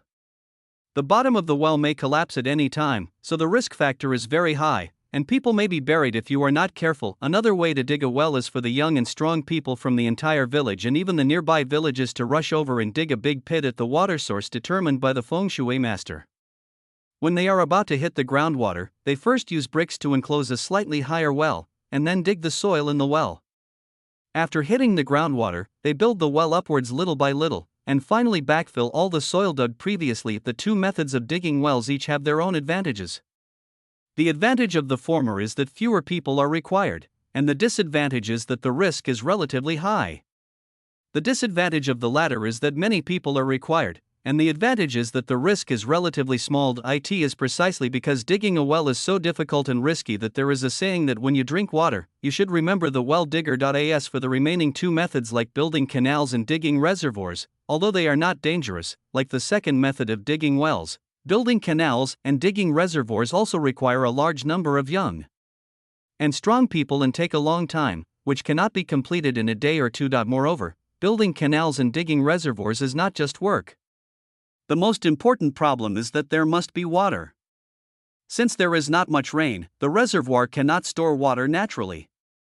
If you want to store water, you can only rely on ordinary people to carry water on shoulder poles or pull water on ox carts. In short, you have to use various methods to fill the reservoir first. In addition, we must ensure that the reservoir can store water. Otherwise, while people are drawing water from the reservoir, water will leak out of the reservoir. In the end, Won't it be a waste of effort anyway? No matter which response method is used, it will require a large number of young and strong labor forces, and the biggest problem in Ningyan County now is the shortage of manpower. Hands are needed for spring plowing, weeding, sorting and bundling wild vegetables and weeds, and the workshop still needs handwork. Even the dozens of cattle and horses sent by Chang Yechin need manpower to take care of them. What's even more terrible is that there are not many young and strong people in Ningyan County. Even if all the young and strong people in the 8 communities and 10 villages are counted, there are only about 460 people. Wanting to build canals and dig reservoirs is basically like a daydream. The presidents and heads of the 8 communities and 16 neighborhoods looked at each other, and finally all looked eagerly at Yang Xiaofeng. Yang Xiaofeng sighed slightly and said, "Why are you all looking at me? Can I conjure up a large number of wells and reservoirs for you, and can I conjure up a large number of young and strong men for you?" After another long silence, Yang Xiaofeng continued, "Okay, I have already written a memorial to the emperor. I will report the lack of rain in Ningyan County. The imperial court will not watch the people starve to death due to drought. However, even if the imperial court will distribute relief grain, we don't know when it will arrive, so we can't pin all our hopes on the imperial court. It's best to find a way to overcome the difficulties on our own. What we need to do now is to organize the spring plowing first. After the spring plowing is over, we can organize the young and strong people in each village and community to dig wells. Even if we have to rely on people to carry water to irrigate the fields, we can't let the crops die of drought. We have to save some harvest at all costs. There is also the matter of food. When the lighter workshop produces more lighters, I will ask Brother Bo Wu and his men to deliver the lighters to the army, and then find a way to go to Jiangnan to buy some food and ship it back." After hearing Yang Xiaofeng's arrangements, all the village heads and presidents breathed a sigh of relief. As the saying goes, there are thousands of people in a family and only one person is in charge. As long as the master makes the arrangements, everyone will have a backbone and will not be as chaotic as headless flies. However, the neighborhood heads and club presidents thought that this was a safe thing, while Yang Xiaofeng fell into deep thought. After the club presidents and neighborhood heads left, for a time traveler like Yang Xiaofeng, if it is just a simple drought, it is actually easy to deal with. There are only a few ways to solve it. Relying on the good reputation accumulated by treating the people well in the early stage, he can get the people to dig wells and repair canals together, and by the way, he can cry poor to the court and ask for food. He can use the profits from selling lighters to buy food, and the drought can still be overcome. What really makes Yang Xiaofeng feel difficult is that a major disaster will inevitably be followed by a major epidemic. Ningyan County doesn't even have a decent doctor, you fucking bastard. If a major epidemic really occurred after the drought, Yang Xiaofeng would have no way to deal with it and could only passively rely on the court to solve the problem. The most painful feeling is that you cannot fully control things like this and your destiny is controlled by others. Chapter 32, Tearing Off the Skirt of the Goddess of Destiny. A famous decadent writer Sun Gur once said, "Fate is like that. If you can't resist it, you might as well lie down and enjoy it." Yang Xiaofeng agreed with this deeply. If this little girl, Destiny, is unwilling to lift up her skirt, I, the great magistrate Yang, will tear her skirt off even if I have to use force, and then let her know what enjoyment is. Then, Yang Xiaofeng began to take stock of the resources he currently had. First of all, there are the people of Ningyan County. There are more than 640 males and more than 1,200 females, among whom there are only about 400 truly young and strong people. Next were a dozen or so yamen runners, all of whom were retired from Chang Yechin's army. Although they all had some disabilities and it was unrealistic to expect them to work, these people had military experience, and dispersing them to various neighborhoods and communities to direct spring plowing and digging wells and canals was much better than giving blind orders from those community heads and neighborhood chiefs. As for the rest, things like steamed bun shops, chicken farms, and livestock farms are now pure financial black holes. For the time being, you can only see the investment, but no return at all. If a drought really happens, these things will become a burden. In comparison, the fodder business and lighter business, which were originally unplanned and inconspicuous, are more reliable and can even be called hens that lay golden eggs. These two businesses are also the only sources of funds for Ningyan County at present. Of course, the fodder business and the lighter business are not very reliable either, and each has a lot of shortcomings. For example, the fodder business is heavily dependent on the season, and also heavily dependent on the Northern Expedition Army led by Su Di and Chang Yechin.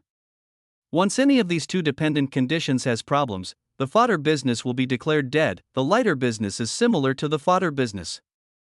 Although it is not as overly dependent on the season and the Northern Expedition Army as the fodder business, the market for the lighter business is also severely limited given the general poverty of the people. A lighter that cost 20 cents was definitely not a cheap item.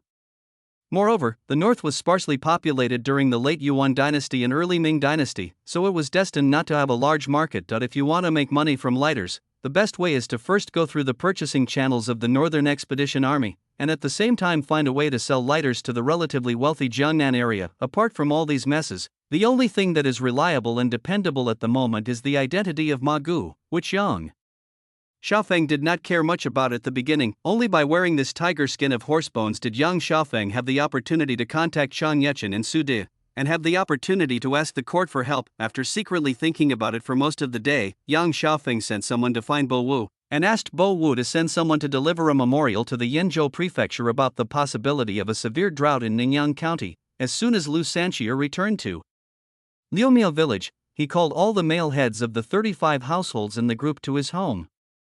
"This is what the master asked me to bring back for you, one for each family.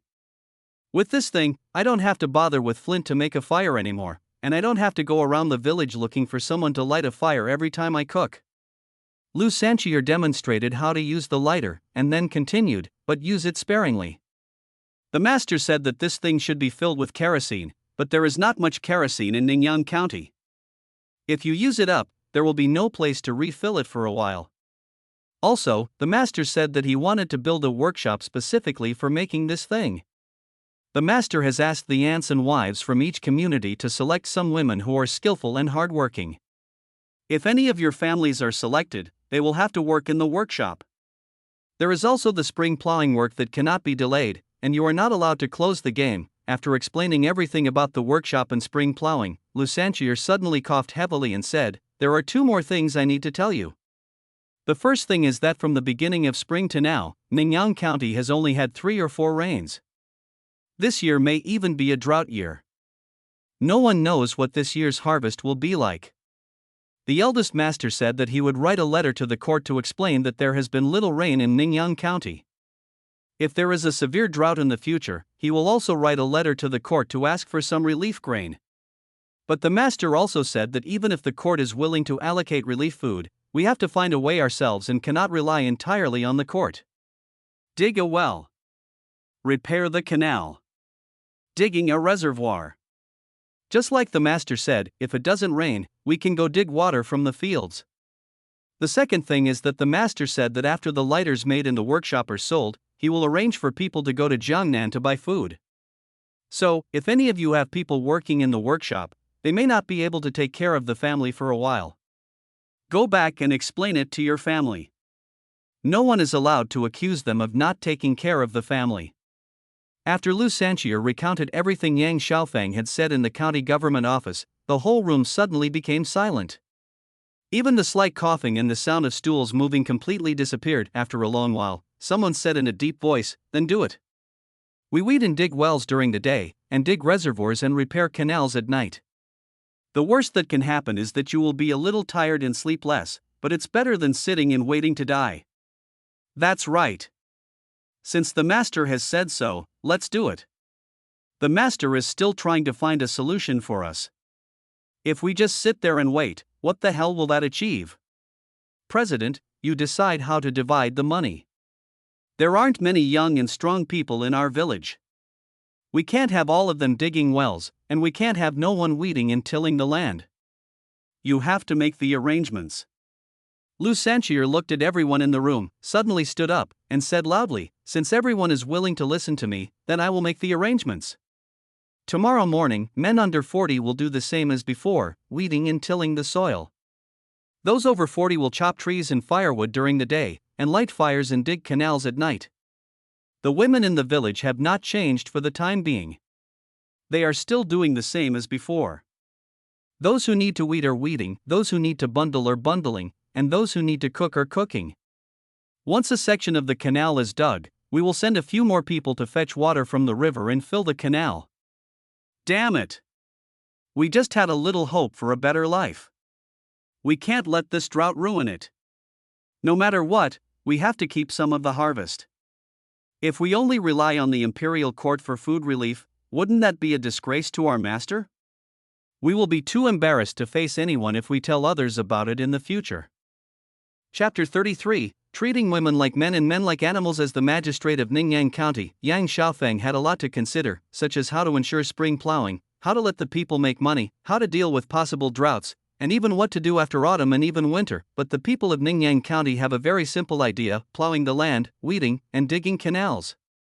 Since the magistrate has distributed land to everyone, giving everyone hope for a better life, everyone must work hard to live a better life. No matter what, they cannot go back to the days of hunger, and still less can they bring shame to the magistrate. Then, the people of Ningyan County fought with their lives, weeding and tilling the land. The stronger women and older children picked up sickles to weed, while the younger but more capable children carried the cut weeds to the edge of the field, and then the elderly sorted the weeds and the frail women bundled them. The young and strong men under the age of 40 picked up shovels and hoes to continue turning the soil, while the men over 40 chopped firewood during the day and lit a bonfire at night, digging canals by the firelight, and would not stop working until the second half of the night. The county yamen runners took some strong women and half-grown children and drove ox carts to the Guang River next to the county town to fetch water early every morning. They then brought back buckets of river water and poured them into the canal that had been dug the night before. Even the young widows in the widow village worked hard, making and steaming dumplings day and night, and delivering pots of wild vegetable dumplings with thin skin and large fillings to the fields. Faced with the threat of possible drought, Ningyan County's main strategy now is to use women as men and men as animals, and to use the animals to death as long as they are not killed. The only person in the entire Ningyan County who could be considered to have a leisurely life was probably Yang Xiaofeng, the county magistrate, because the people of Ningyan County would not let Yang, the county magistrate, go to work in the fields no matter what. According to the people of Ningyan County, this is not a big deal.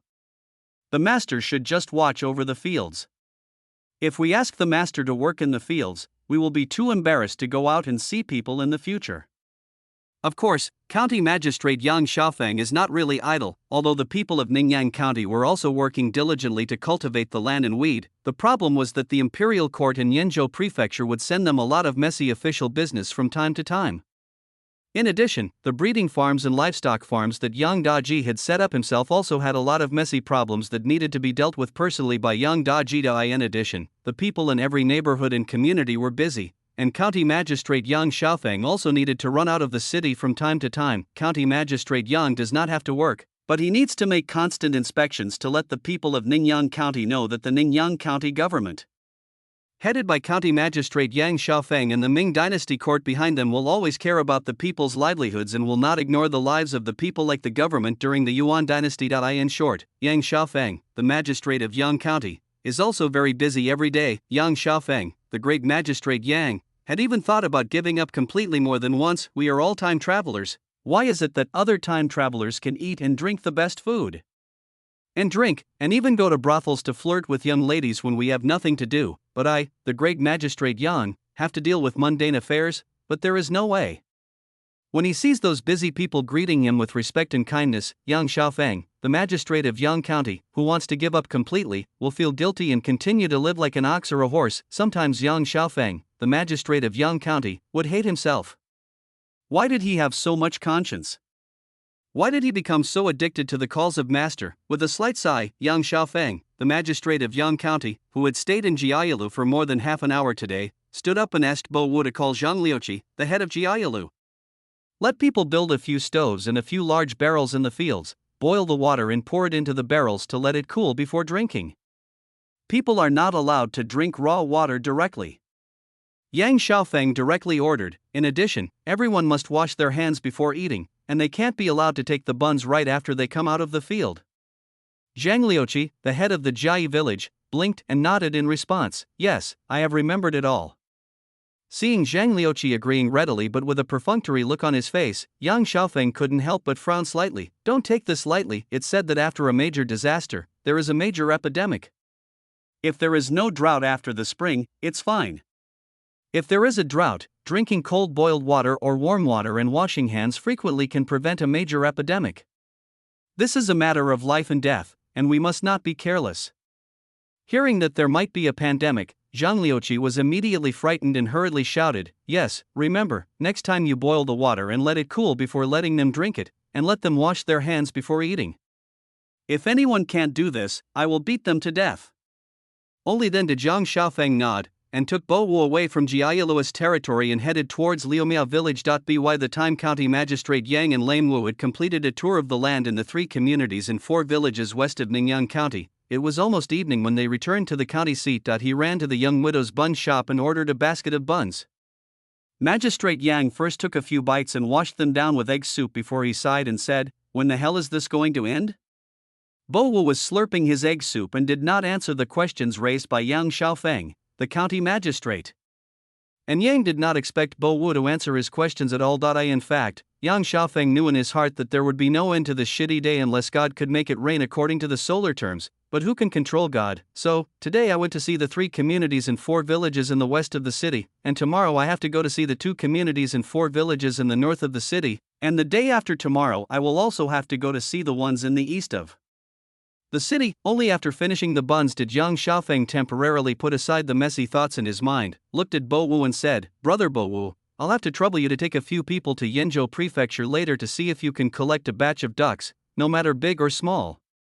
When he heard Yang Xiaofeng's request, Bo Wu was stunned. No, does Ningyang County have to deal with the possible drought now? Does a duck need water? Bo Wu hesitated and asked, "Your Excellency, it is not difficult to go to the government office to collect ducks now, but the people in the county are busy turning the land and digging canals. If I collect a batch of ducks and bring them back, will I have to allocate more people to look after the ducks?" Yang Xiaofeng shook his head slightly and sighed, "I can't care about so many things. What if there is a locust plague after the drought? It will be really fatal. I asked you to collect some ducks, just in case." Chapter 34. More timely than the rain from God, Yang Xiaofeng has been looking forward to rain, even if it would delay spring plowing and weeding, even if it would slow down the progress of digging canals, but it was of no use.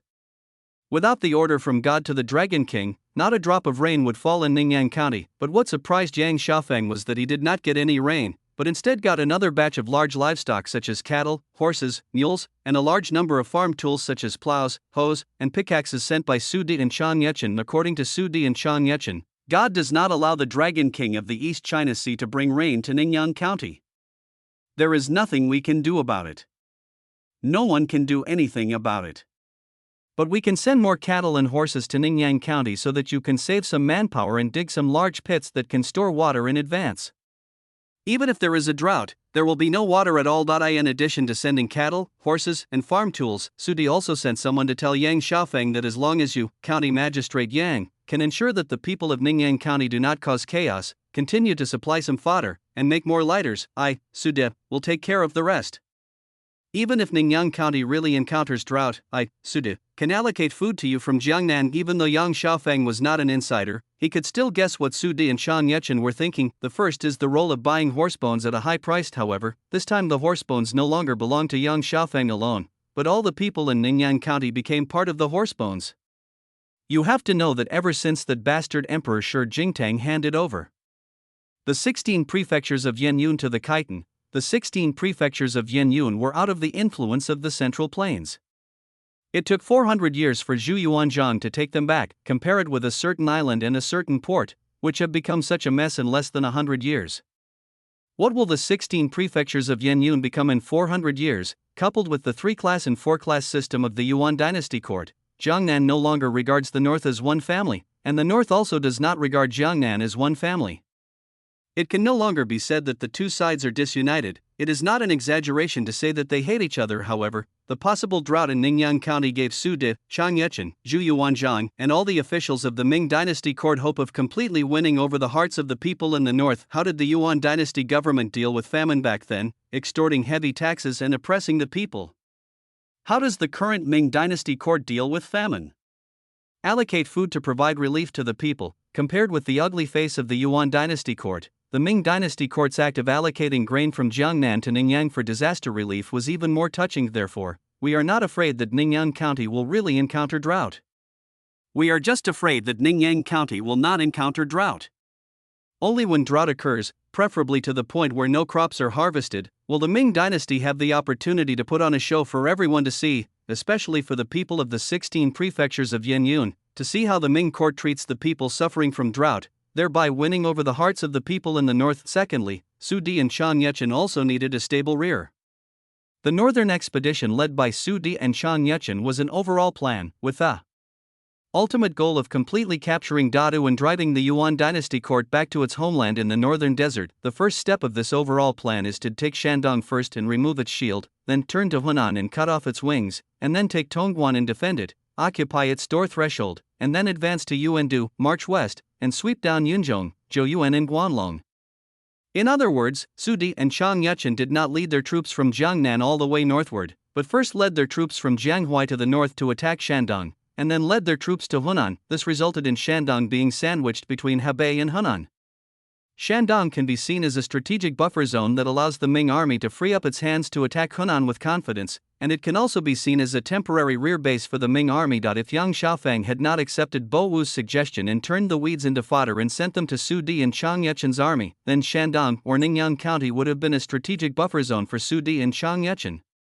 However, when Ningyan County was able to transport fodder to the army, it became a rear base for obtaining fodder supplies. Although it was impossible to collect grain directly from Ningyan County, and there was no other county in the entire Shandong province that dared to do so like Ningyan County. However, if Ningyan County sent one more cart of fodder to the army, the imperial court could transport one more cart of grain from Jiangnan. How many pounds does a cart of fodder weigh? How many pounds of grain does a cart of grain weigh? Transporting one more cart of food would allow the soldiers under his command to have one more bite to eat, and one more bite to eat would perhaps allow them to kill one more Tartar. Su Di and Chang Yuchen, two veteran soldiers who have led troops in battles for many years, could calculate such a simple account very clearly. The last reason is probably that both Su Di and Chang Yuchen took a fancy to the lighters in Ningyan County, or in other words, they took a fancy to Yang Xiaofeng's ability to do things. Although Yang Xiaofeng has never considered the flint and kerosene version of lighters as a good thing, for the Ming army equipped with a large number of firearms, no matter how simple the lighter is, it is better than the fire stick and flint. Even if it can gain a moment's advantage on the battlefield, the outcome of the entire war may change. What if County Magistrate Yan comes up with something good again? Therefore, Su Di and Chang Yuchen both gave cattle and horses and made promises. Of course, these messy reasons were not important to Yang Xiaofeng. What was important was that Su Di and Chang Yuchen had actually sent people to deliver large livestock such as cattle, horses, and mules. Without the help of cattle and horses, one person could cultivate 15 acres of land.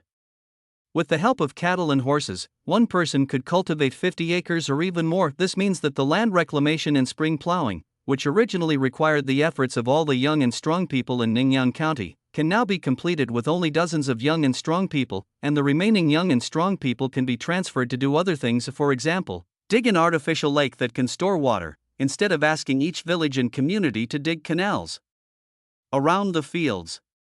It's timely rain. This rain is even more timely than the rain from God. After sighing inwardly, Yang Xiaofeng simply called Lao Wu and directly ordered, send someone to call the heads of the 8 communities and 16 villages, and ask them to divide up the cattle and horses, and then let the people in each community and village use the cattle and horses to plow the land. In addition, all the villages and towns should gather 300 strong men for me, and be ready at the county government office tomorrow morning. Spades, pickaxes and other tools should also be prepared. Oh, and leave 10 oxen and horses for me, and prepare 10 carts. Also, tell Zhang Wangsher and the others that starting tomorrow, they must prepare 9,000 buns and 900 bowls of soup for me every day, and deliver them to where I ask them to 3 times a day, morning, noon, and evening. Then have the brothers help them deliver the food.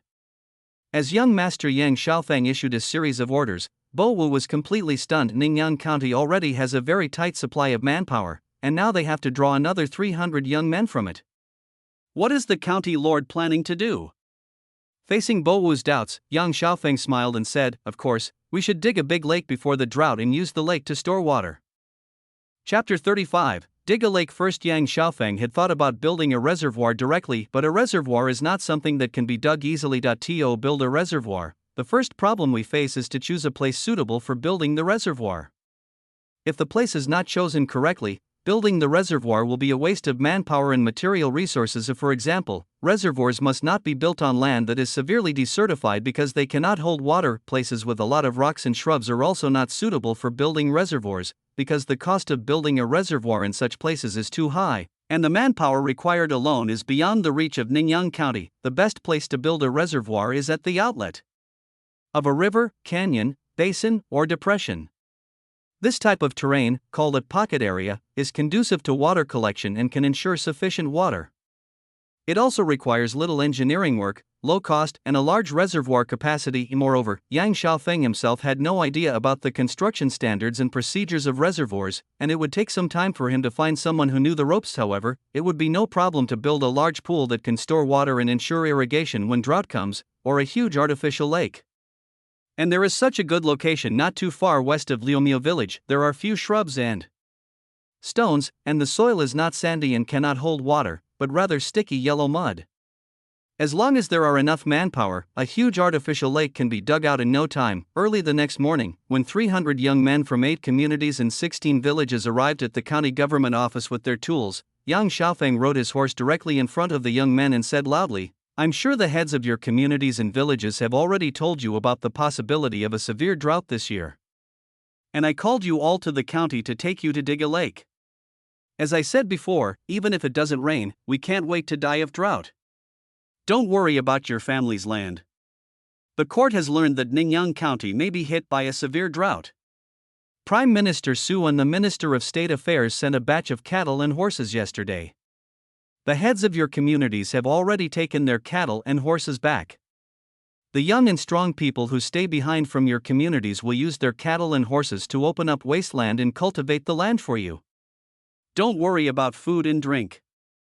I'll have them delivered to the construction site. Just eat as much as you want and be full." First, he explained the situation to the 300 young men and gave them a reassurance.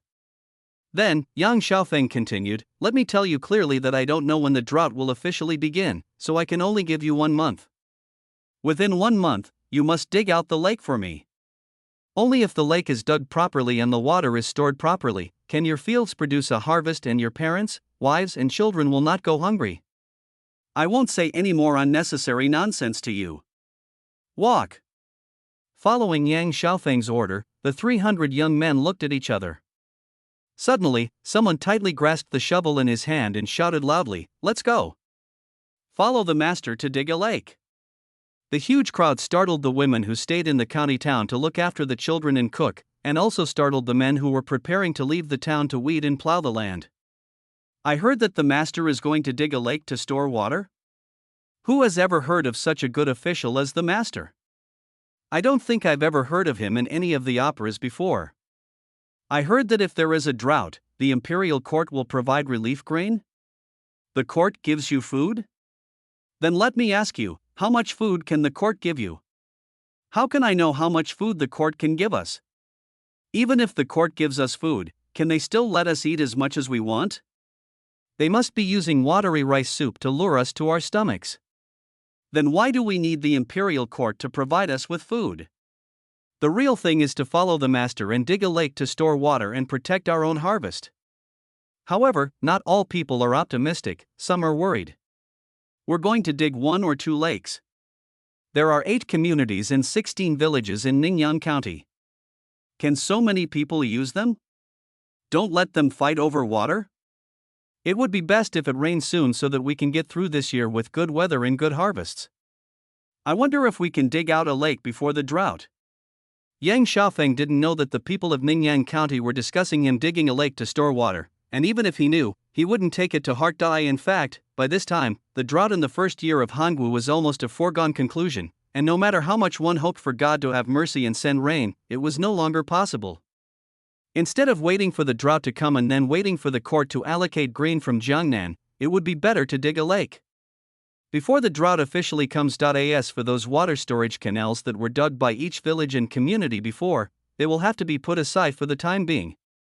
After the artificial lake for water storage is dug, each village and community will be allowed to expand and repair these canals. Just as Yang Xiaofeng was daydreaming, a group of people soon arrived at a large wasteland 3 miles west of Liumiao village. This wasteland is no different from other places, with dense weeds. If one wants to dig a huge artificial lake on this wasteland, the first thing to do is to assign tasks to 300 young and strong men. The first group to be let out was a team of 100 people, who were divided into 10 small teams, each led by 5 yamen runners under Bo Wu. The main job of these 100 people is weeding. There is no other way.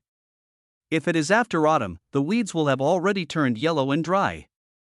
All you need to do is draw a barrier and burn them all clean with a fire. Unfortunately, April to May is the time when these weeds are most luxuriant. It is easy to dig the anti-separation belt, but it is difficult to burn all the weeds with fire. The only option is to resort to the most primitive method and rely on manpower to cut down all the weeds. The second team to be divided was a team of 50 people, led by 5 yaman runners under lane 5. Among these 50 people, 25 drove the animals and 25 held the plow. Their main job was to drive the animals to turn the soil after the weeding team finished cutting the grass. The third team was divided into 10 people. Each of them was also led by a yaman runner. Their main job was to bundle up the weeds cut by the weeding team and carry them to the edge of the field. The fourth group to be led out was a team of 100 people. These 100 people were also divided into 10 small teams, led by 5 yaman runners under Bo Wu.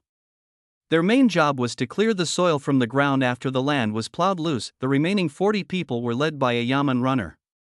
Their job was to transport grass, soil, and other things to other places using ox carts. After the 300 young men understood what they were supposed to do, Yang Xiaofeng pointed to the wasteland on the side of the road and said to them, "Begin." Looking at the weeding team waving sickles and rushing towards the weeds in the wasteland, Bo Wu, who was standing next to Yang Xiaofeng, couldn't help but give a thumbs up. The county magistrate is very capable. He can command 300 people so smoothly. Yang Xiaofeng glanced at Bo Wu and said, "Do you think I am in charge?" Bo Wu was slightly startled and asked, "Isn't it?" Yang Xiaofeng laughed and said, "Of course not." Chapter 36. Is this a task that a human can accomplish? In Yang Xiaofeng's opinion, what really made these 300 young men work so hard was not their own personal charm, but the drop that could come at any time.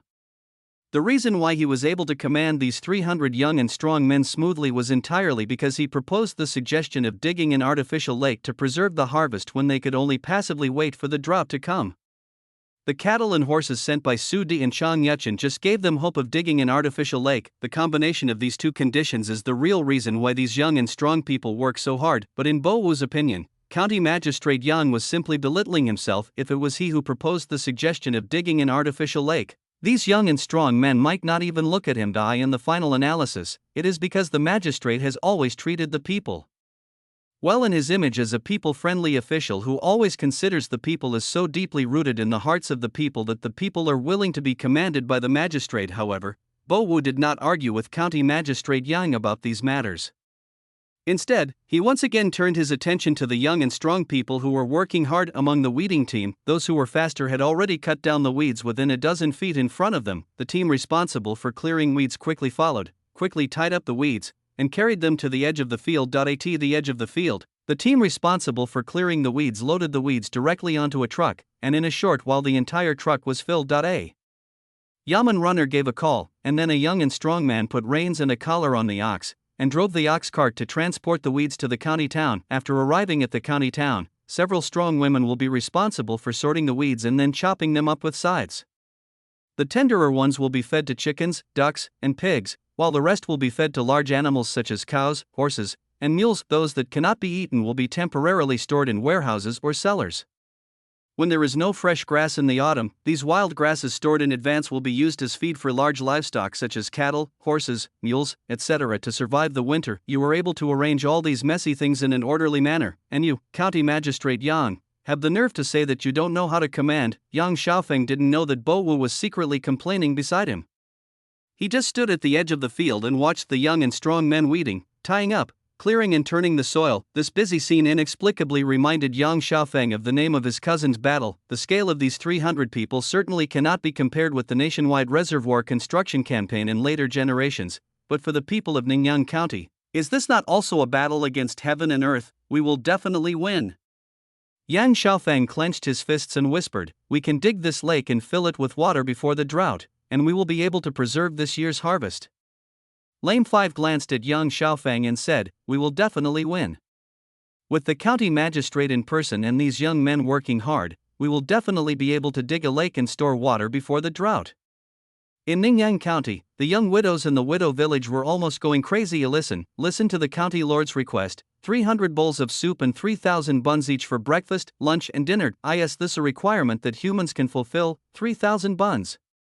Not to mention how much time it would take to make these 3,000 buns, just the amount of flour, oil, wild vegetables, eggs, salt, and firewood needed to steam the buns, any one of them would be a daunting number. Even for the most humble egg soup, 300 bowls of soup would require at least 20 or 30 eggs, right? If you want the egg soup to taste good, do you have to add half a pound of sesame oil into it? Also, how many people are needed to make 3,000 buns? How many pots and steamers are needed to steam all of them? With the limited manpower in the widow village, let alone 3,000 buns and 300 bowls of soup for each meal, even if the number was reduced by half, it would be an impossible task. In desperation, Zhang Wangshi went to the heads of the 16 li in the county and made a straightforward request. These buns and soups ordered by the master are for the young men who are digging the reservoir. It's impossible for us women to accomplish this alone. You must send a few women from each clan to help. If you don't send anyone, then the young and strong people in your neighborhood will starve. And wild vegetables. The master has asked people to provide face, eggs, and oil. You can't be without wild vegetables in your neighborhood. After causing trouble for the 16 neighborhood heads, Zhang Wangshi ran directly outside the city to look for Lane 5. Fifth master, I won't mention how tiring this job is. According to the requirements of the eldest master, this meal must have at least 300 kilograms of noodles and 100 eggs. The noodles, eggs and oil left in the county now will not last until tomorrow. After listening to Zhang Wang's crying, Lame Wu was dumbfounded. 300 kilograms of noodles, 100 eggs, a meal, oh my god, if you calculate it this way, that's 1,000 kilograms of noodles and 300 eggs a day, and you do this for a month straight, wouldn't that be 30,000 kilograms of noodles and 10,000 eggs? The more he calculated, the more frightened he became. Bo Wu simply ran to find Yang Xiaofeng and cried to him in despair, "County master, there is not enough flour and eggs in our county. Even if we can buy flour from the people, or go to other counties in Yanzhou Prefecture to buy it, there is really no way to get eggs. 300 eggs a day, let alone Ningyan County, even Yanzhou Prefecture may not be able to get that many in a day." Yang Xiaofeng was also a little dumbfounded, although we have long known that eggs were rare in ancient times and could not be eaten as freely as in later generations. Who could have imagined that eggs would be so scarce in the late Yuan dynasty and early Ming dynasty? After hesitating for a while, Yang Xiaofeng directly asked Bo Wu to lead the way to find Zhang Wangshi. If that doesn't work, replace the soup with porridge or wild vegetable soup. I will send someone to Yanzhou Prefecture and other counties to see if we can find some eggs. The same goes for flour and oil. But the amount of buns and soup must not be less. Yang Xiaofeng pointed at the young men busying around in the distance. It's better to have some leftovers than to let them work on an empty stomach. After Zhang Wang turned and left, Yang Xiaofeng turned his gaze to Bo Wu again. "Brother Bo Wu, this matter still has to fall on you." Bo Wu nodded as if accepting his fate, and said, "Don't worry, County Master.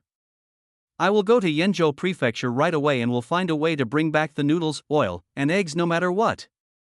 Yang Xiaofeng hummed, and a smile appeared on the corner of his mouth. In fact, it's not just Yanzhou Prefecture. If more lighters are produced, you can arrange for someone to deliver them to Suxiang, but this time we don't want money, we want pigs, and we want big fat pigs.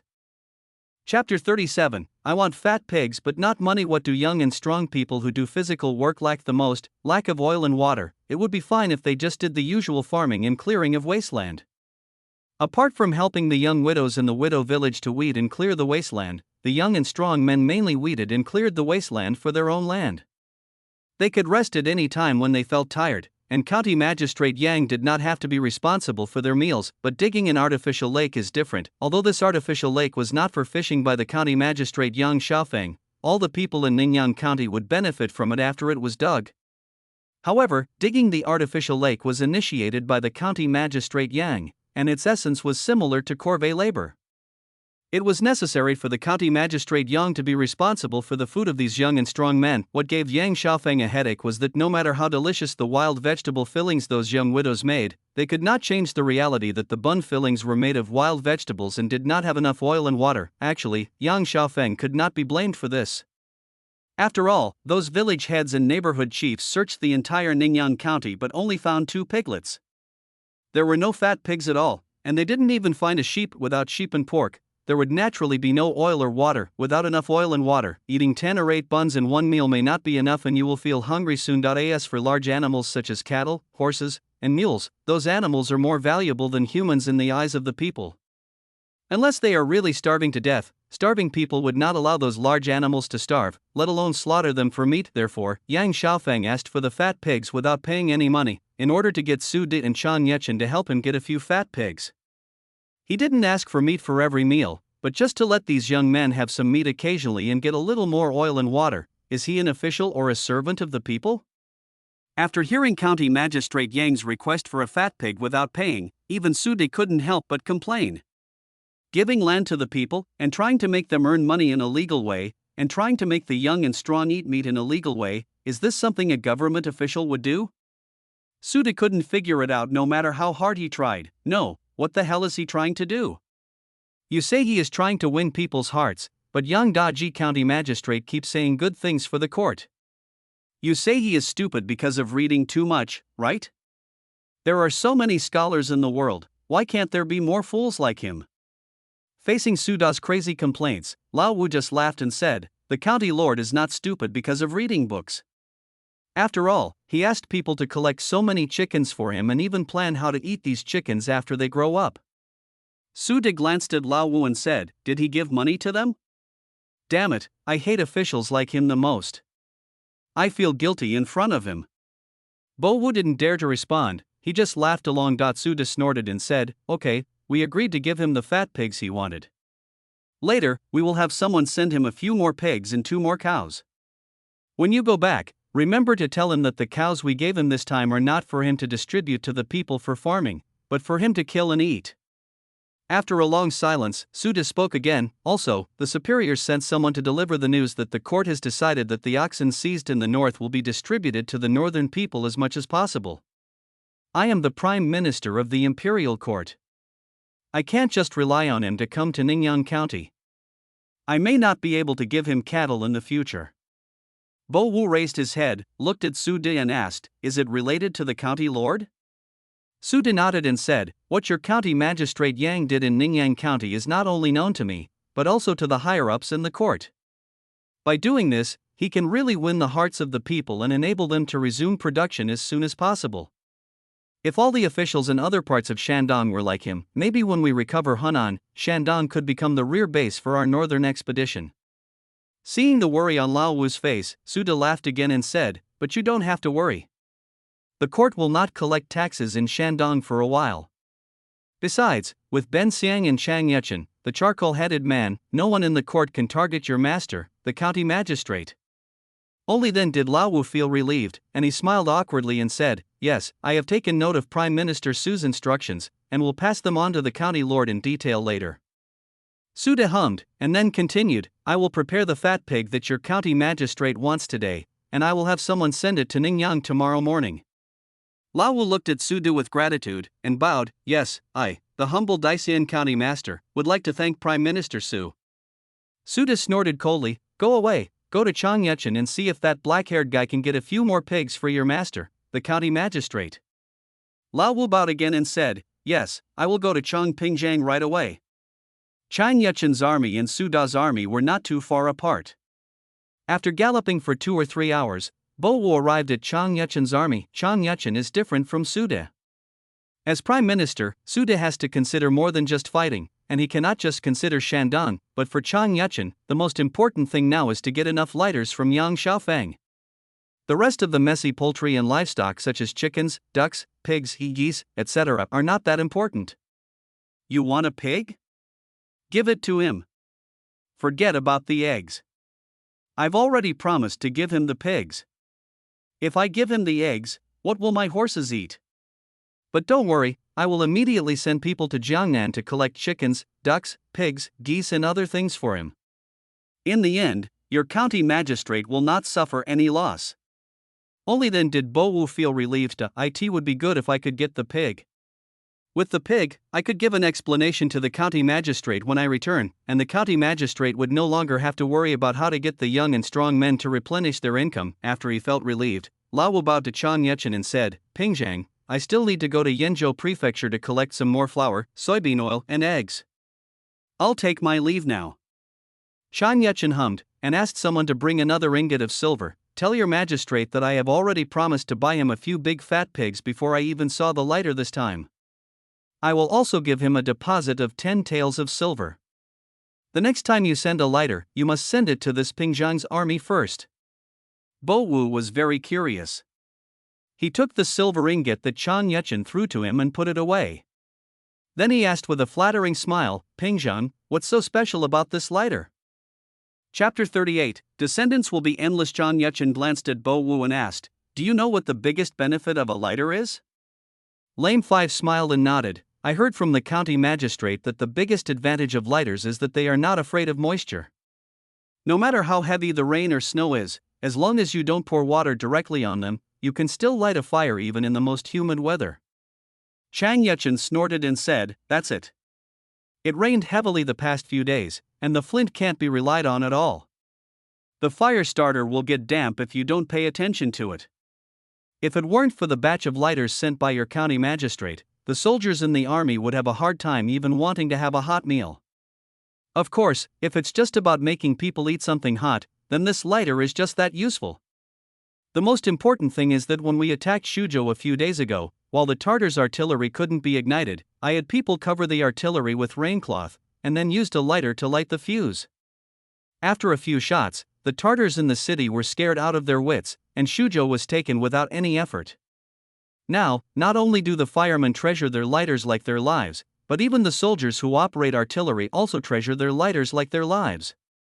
At this point, Chang Yuchen suddenly snorted, also, don't think your county magistrate is a good guy. He said that the military craftsman could copy this thing, but when the craftsman really copied it, I realized that it was not the case at all. Bo Wu was slightly startled and asked, isn't it difficult to copy? Chang Yuchen snorted coldly and said, it's easy to copy, but this thing needs wood and iron, cotton and cotton thread. It needs special people to thread the thread, stuff the cotton, and fill it with oil. It's all delicate work. The artisan camp in the army wants to imitate this thing. I have to find a way to get them iron, wood, cotton and thread. I also have to find a way to recruit some women to do this delicate work of threading and stuffing cotton. After all, it would be more cost-effective for you, County Magistrate Yang, to do it yourself. Otherwise, do you think that old man Suda would honestly pay for this broken thing? As he spoke, Chang Yuchen smiled again, and his gloating expression could not be concealed, but, your county magistrate will not be so proud for too long. If the imperial court didn't know about this good thing like lighters, it would be fine. But once the imperial court knew about it, they would definitely order the craftsman to make a large number of copies. Maybe the quality would be better than what your county magistrate made, and the price would be even cheaper. But Bo Wu curled his lips in disapproval and said, just copy it. The county magistrate has long said that this thing is not difficult to make. Just find a few blacksmiths or something to copy it. Besides, if the court wants to copy it, who can stop it? Chang Yuchen was slightly startled, then asked curiously, once the imperial court copies it, your county magistrate will no longer be able to make money from lighters. Doesn't he feel bad? Don't you, Lao Wu, feel bad? Bo Wu gritted his teeth and said with a dark face, my county magistrate said that even if the court wants to imitate it, it will not be sold to the north in a short time. The lighter workshop in Ningyan County can at least last for a few more years. These few years are enough for the people to live a good life. What followed were some difficult to understand words, such as, my county magistrate only cares about the people, not money, and I, Lame Five, am not the kind of vulgar person who cares about money. The central military tent was filled with a happy atmosphere. Yang Xiaofeng discovered with great sadness that his greatest role as the county magistrate in Ningyan County was probably to act as a mascot whenever there was something that required manual labor. The people of Ningyan County would find ways to stop it and would never let the great magistrate Yang do any physical work. If county magistrate Yang went to inspect the land of each neighborhood or the artificial lake, the people of each neighborhood or the yamen runners would bring out the stools prepared in advance for County Magistrate Yang to sit on, and then have someone bring him a bowl of boiled water. The master said that water must be boiled before drinking. Even if you don't like drinking warm water, you must let it cool down before drinking it. No one is allowed to drink raw water, although not many people actually follow this rule, and those who should drink raw water will still do so secretly. When County Magistrate Yang is present, everyone will consciously drink warm water or cold boiled water. The main focus is to do a good job on the surface and never make the master angry. Later, Yang Xiaofeng was too lazy to go out of the city all the time, and instead went to inspect the farms and livestock farms in the city. The situation on the farm is very encouraging. The chicks that were only the size of a palm more than 2 months ago have grown a lot after more than 2 months of crazy growth. Many little roosters can already stretch their necks to crow. In another 2 or 3 months, these little roosters will be at their best taste. I heard from the women who are in charge of taking care of these chicks that in about a month, the hens in the farm will start laying eggs. Judging from the current size of the chicken farm, we will be able to pick up a few to a dozen eggs every day in the future. It wasn't much, but it was enough for the magistrate to eat to his heart's content. If he wanted boiled eggs, he could eat boiled eggs. If he wanted poached eggs, he could eat poached eggs. If he wanted fried eggs, he could eat fried eggs. Even if the magistrate wanted to have several different dishes in one meal, it was totally fine, although the magistrate Yang was reluctant to eat any of them. Compared with the chicken farm, the pig farm next to it is not as good. Although it is nominally a pig farm, there are only 2 pigs in the entire farm, and they are castrated female pigs. In just over 2 months but less than 3 months, the 2 piglets had only grown to about 20 to 30 kilograms. Not to mention that they were still a long way from the big fat pigs weighing more than 300 kilograms that Yang Xiaofeng dreamed of. They were still far from even the half-grown pigs weighing over 100 kilograms. What's more important is that it is very difficult to find piglets now. After these 2 sows grow up and are slaughtered, the pig farm will be empty. Looking at the 2 little pigs lying on the ground, grunting constantly and occasionally wagging their tails to drive away flies, Yang Xiaofeng couldn't help feeling a little regretful. If we had known that it would be so difficult to collect piglets, we should not have castrated these 2 sows. Instead, we should have raised them up slowly and then found husbands for them so that they could have endless descendants. What a pity! While regretting, Yang Xiaofeng recalled the various cooking methods of braised pork, twice-cooked pork, mashed garlic pork, braised spare ribs, etc., especially the big fluttering ears. Remove all the pig hair, braise, cut into thin slices, pour garlic and vinegar on them, and then add a pot of wine. That taste, that flavor. The sound of cows mooing from the neighboring farm brought Yang Xiaofeng's thoughts back from the crispy taste of the cold pig ears. Thanks to several batches of livestock sent by Su Di and Chang Yechen, in addition to the cattle and horses distributed to the people, the scale of Ningyan County Livestock Farm has now expanded a bit, with a total of 1 bull, 5 cows, and 3 maras. After the pregnant cows and maras give birth, the scale of the livestock farm will be further expanded. When the number of cattle on the livestock farm reaches a certain level, after all, cows are very spiritual animals. What if a cow doesn't want to live anymore? According to a certain Cheng Guogong who did not want to reveal his name during the Tang dynasty, there were always some cows in his family that committed suicide due to depression, and some cows were just unlucky and would fall and die anyway. If the cows in Duke Cheng's house could fall to death, the cows in the livestock farm could also fall to death. By then, I will be able to make braised beef brisket, braised beef and soy sauce, grilled ribs, and mixed beef tongue. Wiping away the tears that flowed from the corners of his mouth because of the grief over the death of the cow, County Magistrate Yang began to hope that Lame 5 would come back soon, preferably with some good news. Chapter 39. No, is Su Di sick? When Bo Wu hurried back to Ningyan County, Yang Xiaofeng was lying on a lounge chair next to the artificial lake construction site to enjoy the cool air. This time, the artificial lake has gradually taken shape. It is about 50 meters long and 30 meters wide. The part closest to the edge has been dug down about 3 feet, and the part closest to the center has been dug down a full 7 feet. According to the current progress, it only takes another half-month to dig the deepest part of the entire artificial lake to a depth of more than 10 feet, and even the location near the edge can be dug to about 7 feet. With this artificial lake, people can draw water for irrigation during droughts, so that they will not have a harvestless harvest in autumn. As long as there is food, there is still hope. Such a small artificial lake is certainly not enough to meet the irrigation needs of the 8 communities and 16 villages in Ningyan County. However, a performing artist from a big city once said, "What else do we need bicycles for? Besides, artificial lakes, besides storing water, also have another function, which is to raise fish, shrimps, and turtles." Didn't a famous decadent writer Sun Guru say that eating one more bite of fish means eating one less bite of grain? The more food that is saved, the greater the hope that the people will survive the drought, and perhaps more wasteland can be reclaimed after the autumn harvest. Bo Wu jumped off his horse and quickly ran to Yang Xiaofeng. "Your Excellency, I'm back."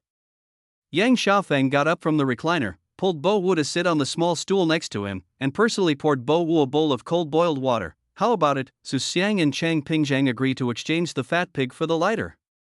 Lame Wu gulped down the cold boiled water, wiped the corners of his mouth vigorously with his sleeve, and said with a smile, "Agreed." Prime Minister Su agreed to exchange the fat pig for the lighter, and will also give us a batch of cattle and horses. Chang Pingzhang even said that he would send people to Jiangnan to collect a batch of fat pigs, chickens, and ducks for the county lord. Yang Xiaofeng was overjoyed. He laughed loudly and patted Lao Wu on the shoulder. Great! That's great! Originally, I just wanted to get a few big fat pigs so that the young and strong people in Ningyan County could have some meat. I never thought that I could get a batch of cattle, horses, chickens, and ducks. This is really a pleasant surprise. If more cattle and horses arrive, the people can get a few more. Originally, 10 households might share one cow, but when there are more cattle and horses, it might become 5 households sharing one cow, and the people's farming efficiency will be greatly improved. Although the extra chickens and ducks cannot improve the efficiency of people's farming, with more chickens and ducks, they will eat more insects. If a locust plague really occurs after a drought, these chickens and ducks can rush to the fields to eat the locust larvae before the locusts become a plague.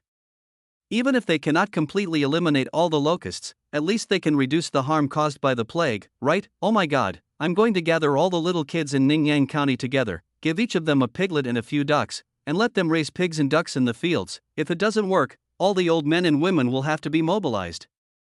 Those who should release the pigs should release the pigs, and those who should release the chickens and ducks should release the chickens and ducks. No one can sit idle. Seeing the expression on Yang Xiaofeng's face changing repeatedly, and the smile on his mouth being a little creepy, Bo Wu couldn't help but shrink back and whispered, "County Master? County Master?" Hearing Bo Wu's shout, Yang Xiaofeng finally came back to his senses. He smiled and said, "What's wrong?" Lame Five chuckled and said, "My lord, I have found the eggs and flour you asked me to collect. I will be able to transport them back from Yenzhou Prefecture in the next few days." Yang Xiaofeng suddenly felt even happier. With the eggs and flour collected by Bo Wu, we should be able to hold out until Su Di and Chang Yechen bring the fat pig over. At that time, the fat will be boiled into oil and mixed into the buns stuffed with wild vegetables. Then some diced meat will be added to the buns. The young and strong people will be stronger after eating them. Moreover, meat buns are more filling than vegetarian buns. Originally, a young and strong person would have to eat 10 vegetarian buns to be full, but with 5 meat buns, he may be full. Even flour can be saved. Okay. Yang Xiaofeng poured another bowl of water for Bo Wu. Brother Bo Wu has helped me a lot this time, and also helped more than 2,000 people in Ningyan County. Bo Wu once again drank the cold water in the bowl, but his expression became a little strange. "County Master, Prime Minister Su asked me to bring you a message." Yang Xiaofeng said oh and asked curiously, "What did Su Xiang say?" Lame Five said, "Prime Minister Su said that this time, in addition to the fat pigs, cattle and horses, he will also send 2 more cows to the county lord." Yang Xiaofeng nodded. This is a good thing. With 2 cows, the people can save 2 more points of effort. Just after he finished speaking, Yang Xiaofeng suddenly had an idea and asked, "Could it be that these 2 cows have something to say?" Lame Five chuckled and said, "Yes, Prime Minister Su said that these 2 cows are for the county magistrate to eat, and he told the county magistrate to find someone to slaughter them for the meat and not to distribute them to the people for farming." As Bo Wu finished his words, Yang Xiaofeng was completely stunned. No, Su Di is sick, right? Awesome. Instead of distributing the cows to the people to plow the land, you specifically asked the magistrate to kill them and eat them. Besides, these are 2 cows. Do you want me to eat 2 cows? Fuck you. While Yang Xiaofeng cursed Su Di in his heart for being a bad guy, he said with a dark face, "Did Brother Lame Fifth say something to Su Xiang? Otherwise, why would Su Xiang suddenly want me to eat 2 cows? Lame Wu shrank back and said with a wry smile, "I told Su Xiang about how the county lord distributed oxen to the people and instructed them to dig an artificial lake, but he himself was reluctant to eat or wear anything. Su Xiang said that the county lord cared about the people and the court could not let the county lord down, so he said to give the county lord 2 cows. At this point, Lao Wu straightened his chest and said confidently, "But don't worry, County Master. I have already seen it when I was in Su Xiang's army. Those 2 cows are old cows and can no longer work in the fields. Otherwise, Su Xiang would not have asked you to slaughter them for meat." Yang Xiaofeng nodded, but he was secretly calculating in his heart, "This is not normal. Can the oxen used for plowing be killed? Can't kill the in any dynasty where farming was the main industry. Slaughtering oxen was a serious crime. Except for the death of the oxen themselves, the only reasonable and legal way to slaughter oxen was to report to the government and confirm that the oxen were no longer able to work in the fields due to age, injury, or other problems before they could be slaughtered, and this order is directed at the people. A county magistrate like Yang Xiaofeng would never allow the slaughter of working oxen even if there were good reasons. The reason is simple: as long as officials are allowed to slaughter oxen because they are too old or injured, they will have 10,000 ways to make the oxen grow old or get sick, just like what was written in a certain time travel textbook. The working oxen in a certain duke's family in the Tang dynasty were always depressed and would easily fall and die. Therefore, it is an unspoken ban in officialdom for officials to slaughter working oxen, and it is a bottom line that cannot be crossed. And no matter what Su De was thinking, or whether he simply felt that Yang Xiaofeng was a good official and that was why he specially rewarded him with 2 oxen. These 2 oxen cannot be killed, let alone eaten. Having made up his mind, Yang Xiaofeng smiled and said, "Since Prime Minister Su has given me these 2 oxen, they are mine. As for whether to kill them for meat or what to do with them, it is naturally up to me to decide." Lame 5 said anxiously, "County Master." Yang Xiaofeng laughed and said, "Brother Lao Wu, don't persuade me. I understand Prime Minister Su's good intentions, but the people of Ningyang County need these 2 cows more than I do." Lame 5 shouted, "2 old cows.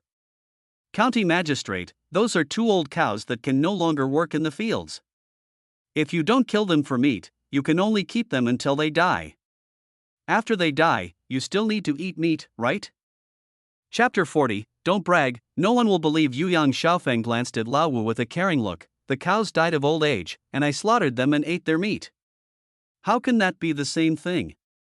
Of course it's not the same thing. Eating meat after the cow dies of old age is not a reasonable thing to do, let alone a violation of the imperial law. If the cow is slaughtered and eaten before it dies of old age, then if some censor gets bored and wants to cause trouble in the future, the slaughter of the working oxen for meat will become a handle. Never underestimate the censors of the Ming dynasty, especially those during the Hangu period. Although these people did not have much power, Zhu Yuanzhang implemented the policy of reporting everything on rumors at the beginning of his reign, and also established a strict performance appraisal system for the censors. The so-called reporting things based on rumors means that one can file an impeachment based on just a little rumor, without caring about whether there is any real evidence, and it doesn't matter if the impeachment is wrong.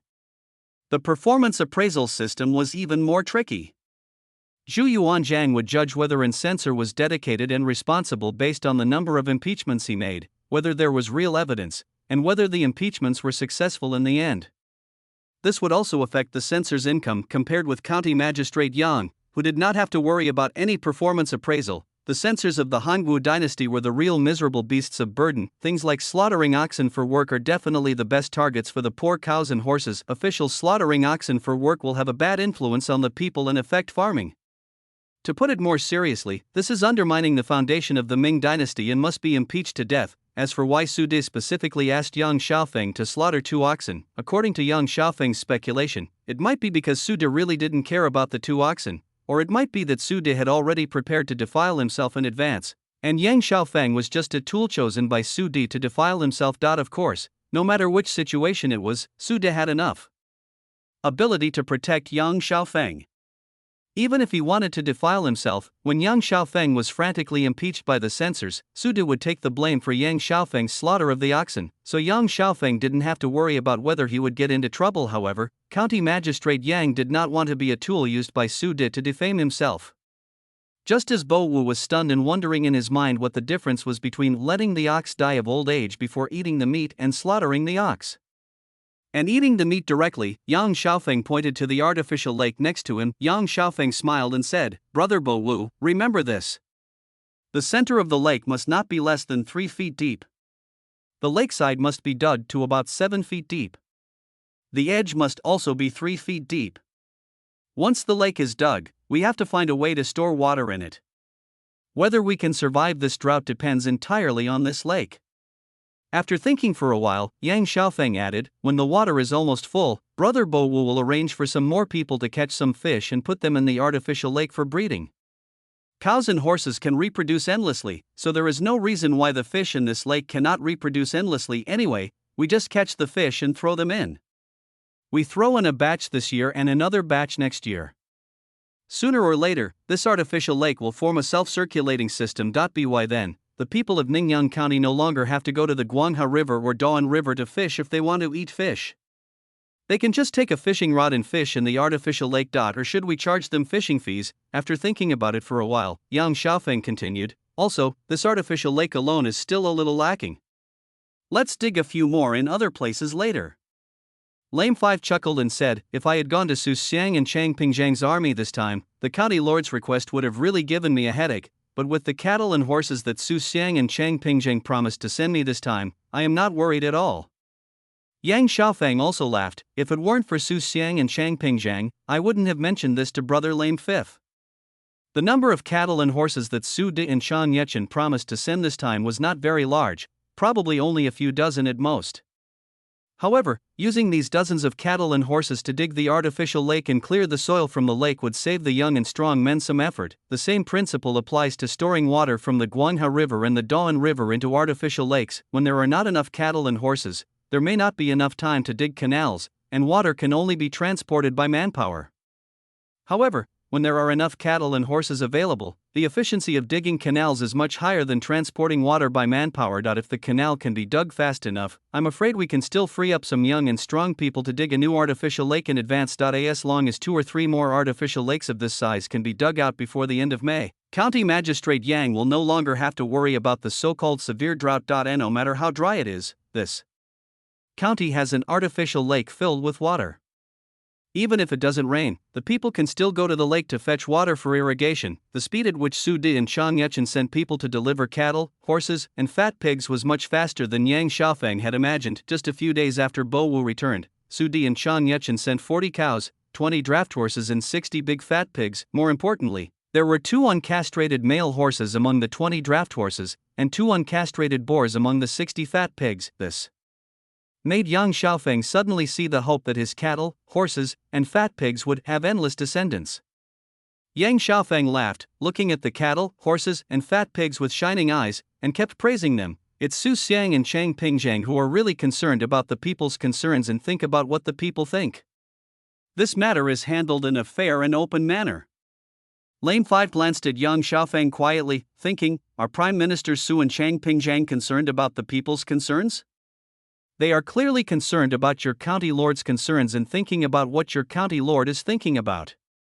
After secretly complaining about this, Lame 5 chuckled and said, County Master, would you like me to find some people to kill a big fat pig first? Yang Xiaofeng also laughed and said, look for it. Look for it quickly. Today, the magistrate will give extra food to the young and strong people in our Ningyang County. Bo Wu immediately agreed and went outside the city to call a few young men back to the city, and he especially called a man who had killed pigs before. Several young men first tied up a squealing fat pig with ropes, and then lifted the tied pig onto the chopping board that had been prepared long ago. The man who had killed pigs before sharpened the butcher knife and stabbed the fat pig as it cried out in despair. Bright red blood gushed out and flowed into the large basin on the ground. A young man sprinkled salt into the basin and quickly stirred the pig blood with a stick, while explaining to Yang Xiaofeng, Master, this pig blood is also a good thing. Sprinkle some chopped green onions on it and steam it in a pot. It will be a dish when it comes out of the pot. After the pig's blood was drained, the man who had killed the pig used a knife to cut an incision in the pig's hind hoof, and inserted a long iron rod into the wound. He passed through the pig's abdomen, side and back, stirred it vigorously for several times, then took a deep breath and began to blow air into the incision in the pig's hoof. Yang Xiaofeng asked curiously, what are you doing? Lame 5 chuckled and said, my lord, he is blowing up the pig to make it easier to shave and skin it. As the old saying goes, you can blow up a pig, but not a cow, because no one will believe you. This means that you can blow up a pig, but no one can blow up a cow. As the butcher took deep breaths and blew air into the wound on the pig's trotter, the pig's skin gradually swelled up. After the skin of the whole pig swelled up, the butcher tied up the wound on the pig's hoof and began to beat the pig's body with a wooden stick. The purpose of this was not to separate the pig's skin and flesh, and in fact no one could blow a pig to the point where its skin and flesh were separated. The reason for continuous knocking is to allow the gas blown in previously to be distributed more evenly in the pig's body, making it easier to scrape the pig's hair. Chapter 41, Saliva flowing from the corners of eyes. While the butcher was blowing the pig, someone in the yard had already started boiling water. After blowing the pig, he gave the pig a full body massage with a wooden stick. Then a young and strong man scooped up the boiling water with a ladle and poured it on the pig. When it came into contact with hot water, the pig hair, which was originally slightly hard, became soft. After the whole pot of hot water was poured out, several young and strong men each picked up an iron scraper and started scraping the pig hair. The scraper made a swish sound on the pig's skin, and the pig hair gradually faded away. These pig bristles are good stuff. Probably since the Tang dynasty, people in the Central Plains have started using pig hair to make toothbrushes, but at that time there was no such thing as toothbrush, but it was called chewing. Yang Xiaofeng was not interested in making toothbrushes out of pig hair, but he was very interested in selling pig hair to the Ming army. The Ming army was equipped with a large number of artillery pieces, and they usually needed to use brushes to clean the gun barrels. If they used brushes made of other materials, once the brush broke or had residue, it would easily affect the life of the gun barrel and pose certain safety hazards. However, there was no such concern with brushes made of pig hair. Even if the pig hair broke and remained in the gun barrel, the high temperature when the shell was fired next time would burn the pig hair into ashes, and there was no hidden danger at all. The only problem is that the pig hair brush used to clean the gun barrel cannot be made from just any part of the pig's body. It must be hard bristles, and a pig only has these 5 cm long hard hairs on its neck, spine, and back. Moreover, white-skinned pigs were not introduced during the Ming dynasty. The growth cycle of the black bristled pigs unique to the Central Plains is relatively slow. It takes about 2 to 3 years for a pig to be slaughtered, and the output is subject to certain restrictions, but it's not a big problem. Again, what else do you want a bicycle for? Being able to turn pig bristles into brushes that the Ming army needs to equip, giving pig raising people another way to make money by selling pig bristles in addition to selling pork, is already great. What if this promotes the development of the pig farming industry in the Ming dynasty? Having made up his mind, Yang Xiaofeng said directly to Bo Wu, "Brother Bo Wu, have someone keep all those pig hairs, clean them, and make them into brushes used in the army to clean artillery barrels. Also, don't throw away the bones left over after everyone finishes eating. Have them dried and ground up and add them to the chicken feed." Lame 5 felt numb all over. My goodness, you turn pig bristles into brushes and grind up leftover bones to add to chicken feed. You are afraid of even the slightest waste, right? Just as Lame 5 was secretly complaining in his heart, the whole pig had been shaved clean, and the butcher took a sharp knife and started to cut the pig's head. First, use a sharp knife to cut a circle around the pig's neck, and then use a thick back machete to chop off the pig's neck. A big pig's head weighing about 20 pounds will be cut off. After removing the pig's head, the butcher would then use a sharp knife to cut open the pig's belly, taking out the heart, liver, spleen, stomach, kidneys, and other parts.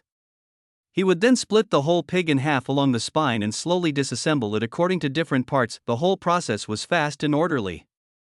Some people boiled water, some people cut the pig apart, and some people cleaned the offal. A pig was quickly cut apart. Then the women who had been prepared took over and began cutting the meat, washing the meat, refining oil, braising the meat, and frying the meat. The only troublesome thing is the pig's head, because there are too many wrinkles on the pig's head, and you can't blow on the pig's head when you blow from the front. You can only turn the pig's head first and then burn it with fire, burn it with red-hot iron chopsticks, and slowly scrape it with a small scraper. Finally, the careful women have to check it again and pluck out the remaining pig hair on the pig's head bit by bit with their hands. You have to be careful, because the pig head is what the county magistrate specifically requested, and it is what the magistrate wants to eat. If you don't clean the pig hair, won't you be scolded by the villagers in the surrounding area afterwards? Look, it's that so-and-so. I don't know if he's lazy or his conscience has been eaten by a dog. He didn't even clean the pig's head properly for the master. This kind of infamy is destined to follow you for the rest of your life, and may even affect your descendants. Not to mention being a human being, you won't be able to live in peace even as a pig. Only after the pig was completely clean and there was no remaining pig hair did the butcher split the pig's head in half, then took apart the pig's ears and tongue, and handed them over to the women to braise. After a short while, a faint fragrance began to float in the air. As time passed, the fragrance became stronger and stronger. The heads of the 8 communities and 16 villages who were called by Yang Xiaofeng couldn't help drooling at the corners of their eyes just by smelling the fragrance. Meaty aroma. The aroma of meat is hard to smell even during Chinese New Year. Seeing the heads of the 8 communities and 16 villages all looking contented with the aroma of meat, Yang Xiaofeng couldn't help but smile and said, "No, I've seen tears flow from the corners of people's mouths, but I've never seen saliva flow from the corners of your eyes like you do." Lu Sanner, the head of Liumiao village, smiled, but his smile was bitter. "Master, you are joking. I am 36 years old and have eaten meat less than once. Now, as he was talking, Lu Sanchier couldn't go on. Wang Wuchi, the head of Shiha village, took over the conversation. Don't be afraid of being laughed at by the master. In fact, we don't eat meat very often, and we can't even smell the smell of meat. As Wang Wuchi finished his words, the presidents and heads of the 8 communities in 16 neighborhoods fell silent, and the originally noisy laughter in the yard gradually died down. In an era when people could not even get enough food to eat and could lose their lives at any time, eating meat was undoubtedly a great luxury. Even landlords or wealthy families living in the city would only prepare some pork as an offering to their ancestors during the new year, and then chop the meat into pieces and make dumplings the next day. Those who can really eat meat to their heart's content, those people are not in poor small towns like Ningyan County, but only in Idu or Yenzhou Prefecture, or Dadu. Otherwise, the heads of the 8 communities and 16 villages would not have searched the entire Ningyan County only to find 2 piglets. Seeing that everyone was in a low mood, Yang Xiaofeng suddenly laughed loudly and said loudly, "Are you stupid? We didn't have meat to eat before because the Tartar court was indifferent. Now that the Tartars have been driven away, you have all claimed your own land back. Will you still be short of meat in the future?" As Yang Xiaofeng finished speaking, the presidents and headmen of the 8 communities and 16 neighborhoods, as well as the many young men and women who came to help with slaughtering pigs and cooking, were startled at first, and then they started laughing. Lu Sanchier wiped his tears with his hand and said with a smile, "Yes, master is right. We won't be short of meat in the future." Yang Xiaofeng snorted and said, "Please stop being so worthless. It's shameful for a grown man to shed tears." After scolding Lu Sanner, Yang Xiaofeng said to all the heads of the communities and neighborhood leaders, "Those who need to eat meat should eat more. After eating, you have to go to the artificial lake with me for a walk." Chapter 42. Whip him 10 times. When Yang Xiaofeng brought a group of neighborhood heads and community presidents to the artificial lake, the young and strong people in the artificial lake were also eating the meat buns brought by the young widows. "It smells really good. If you don't work hard, you'll be unworthy of the meat buns and bone soup given by the master. Look at this soup, there's a layer of oil on it. I don't know how long this lake can be dug. If we finish digging, will we dig the next one? I don't know when I can eat meat buns again."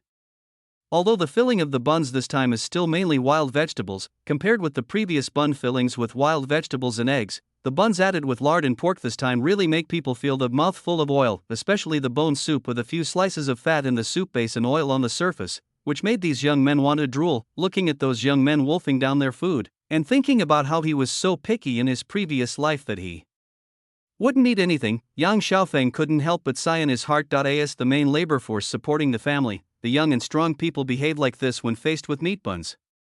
What about the other people? Just as Yang Xiaofeng was sighing to himself, a young man took a carrying pole, took 2 plates of buns, and placed the buns from one end of the pole to the other, and then filled a bowl of bone soup. The young man who put the buns on the pole boasted, "Here are 15 buns. If I eat them all in one meal, each of you will lose a penny to me. If I don't eat them all, I will lose a penny to each of you." As the young man finished speaking, Yang Xiaofeng's face suddenly changed. "Damn it, these bastards are still in the mood to shut down the gambling game. They must be very hungry, and myself, I just sighed in vain." As the saying goes, anger rose from the heart. Feeling that he had wasted his feelings, Yang Xiaofeng strode to the young man who was selling the buns, kicked him to the ground, and shouted, "You bastard, I have repeatedly warned you not to close the game, but you ignored my words? And you bet on eating 15 buns in one meal. You are really asking for your life." After scolding the young man, Yang Xiaofeng turned his head and looked at Lao Wu. "Who does this idiot work for? Take him down and give him 10 lashes, and also take the bastard who led him to work down and give him 5 lashes." Lame 5 laughed, walked forward with a ferocious face, picked up the whip and started whipping him. 1, 2, 3, 10. After beating the young man, Lao Wu cast his eyes on the yamen runners amid the young man's screams. "Who is the bastard who worked for this idiot? Come out and accept your punishment." A bailiff who was as Lame Wu stood up, bowed to Yang Xiaofeng and said, "My lord, the idiot who was just beaten worked for me, Yang Liuqi. I, Yang Liuqi, failed to supervise him properly, so I am willing to accept the punishment." After saying that, Yang Liuqi lay on the ground, turned his head and said to Lao Wu, "Fifth brother, please carry out the execution." Lame 5 nodded, and then started whipping Yang Liuqi fiercely. With only 2 whips, Yang Liuqi's clothes were torn into pieces. After 5 whips, Yang Liuqi's body was covered with blood and flesh, and he looked 3 times more miserable than the young man who had just been whipped. Yang Xiaofeng suppressed his discomfort and said to the yamen runners and young men with a dark face, "I will tell you again, no gambling. Anyone who dares to gamble with others, even if it's just a penny, will be beaten to death if caught by me." After reprimanding the yamen runners and the young men, Yang Xiaofeng turned his gaze to the headmen and community leaders, "And you, keep a close eye on me from now on. If you find anyone playing games, just report it to me. If you know about it but don't report it or deliberately cover it up for them, I will beat you too." Seeing the yamen runners being beaten to a bloody mess by Lame 5, the heads of all the neighborhoods and communities were immediately shocked and quickly bowed and said, "Yes, we all remember this." Yang Xiaofeng then snorted coldly and ordered Lao Wu, "Take these 2 idiots back to treat their injuries." This was the first time that Yang Xiaofeng got so angry, and also the first time he got angry in front of all the presidents and neighborhood heads. It was precisely because Yang Xiaofeng suddenly lost his temper that all the presidents and neighborhood heads remembered that this young man with a childish face and a cheerful smile every day was, after all, the magistrate of Ningyan County. After Bo Wu took away the young men who had participated in the gambling match and the implicated yamen runners, Yang Xiaofeng cast his eyes on the young men and said, "If anyone dares to participate in gambling matches in the future, these 2 idiots who were beaten today will serve as examples." Yang Xiaofeng angrily cursed, "Damn it, they just claimed the land, but instead of thinking about living a good life, they are thinking about closing down the gambling game? If you dare to bet a penny today, you will bet 10 pennies tomorrow, and the day after tomorrow you may bet your entire fortune. But can't you think about what would happen if you lose the bet? Are your parents, wife and children still alive? I don't even know how stupid you are." Seeing that the young and strong were scolded to the point of regret, and even dared not raise their heads, Yang Xiaofeng simply snorted coldly and directly ordered the heads of the villages and neighborhoods, "Let them continue to eat, and come to the county government office to find me tomorrow morning." As Yang Xiaofeng turned and left, all the heads of the clubs and neighborhood leaders also turned grim and started to yell at the young men, "Fuck you idiots. We've already told you that the master won't shut down the game. Do you have donkey hair in your ears? You bunch of dogs, you ate the meat buns and drank the bone soup that the master gave you, but you turned around and disobeyed the master's order to shut down the gambling game, and were caught by the master. I think you are just fucking bastards. You feel uncomfortable after just 2 days of good life. If anyone dares to disobey the order of the master and shut down the gambling game again, I will kill you bastards before I am punished by the master." As soon as he returned to the county government, Bo Wu came to Yang Xiaofeng and whispered, "County master, those 2 idiots have cleaned the wound and used gold medicine." Yang Xiaofeng hummed, "Today I'll have to trouble brother Lame Fifth to deliver some food to the brother who got beaten today, and also apologize to him on my behalf." Bo Wu bowed and replied, "Yes, I have noted it down." Yang Xiaofeng sighed slightly, "Gambling is the most harmful thing to people. Therefore, it was banned repeatedly during the Song dynasty, but the Tartar court did not care at all, so the trend of gambling is rampant. Many people are addicted to gambling and even gamble together. Some even ruin their families and businesses because of it.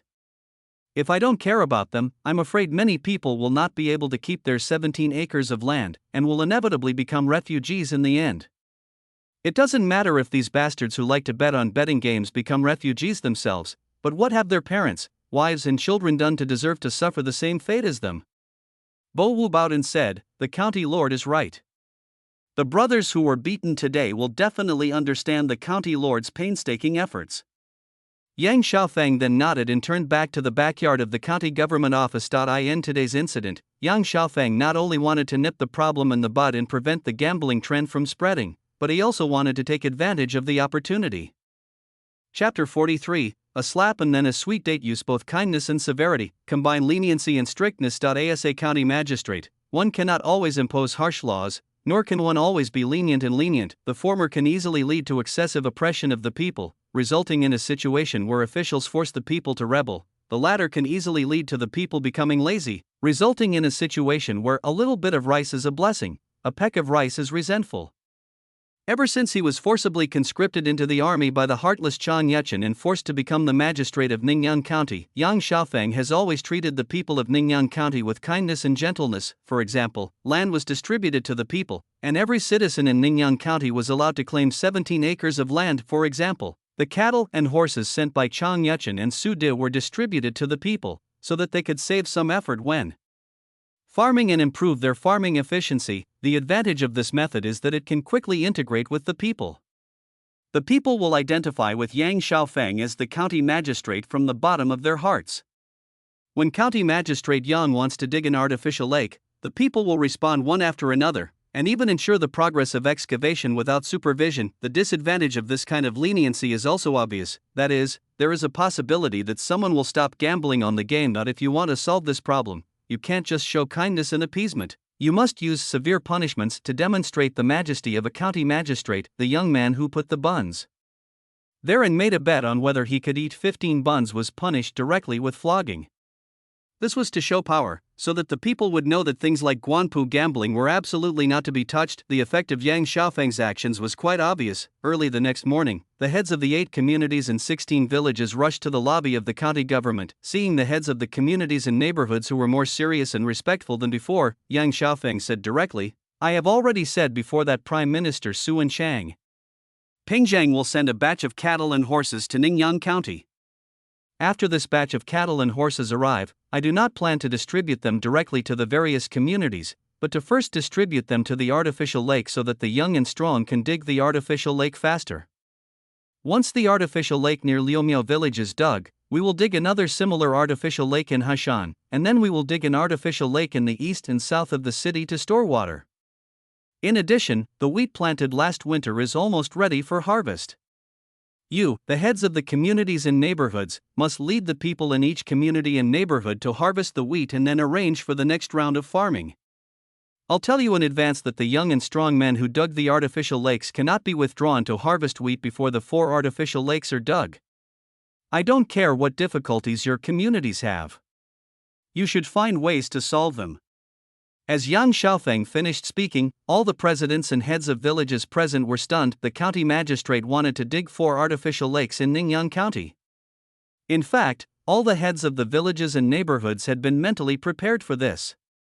After all, the artificial lake near Liumiao village was not too big and had limited water storage capacity. It could barely cope with minor droughts like this year with occasional rain. But if a severe drought really came, the artificial lake in Liumiao village alone would not be enough to solve the problem of water for irrigation for all the people in Ningyang County. Moreover, the artificial lake in Liumiao village is not just a problem of size.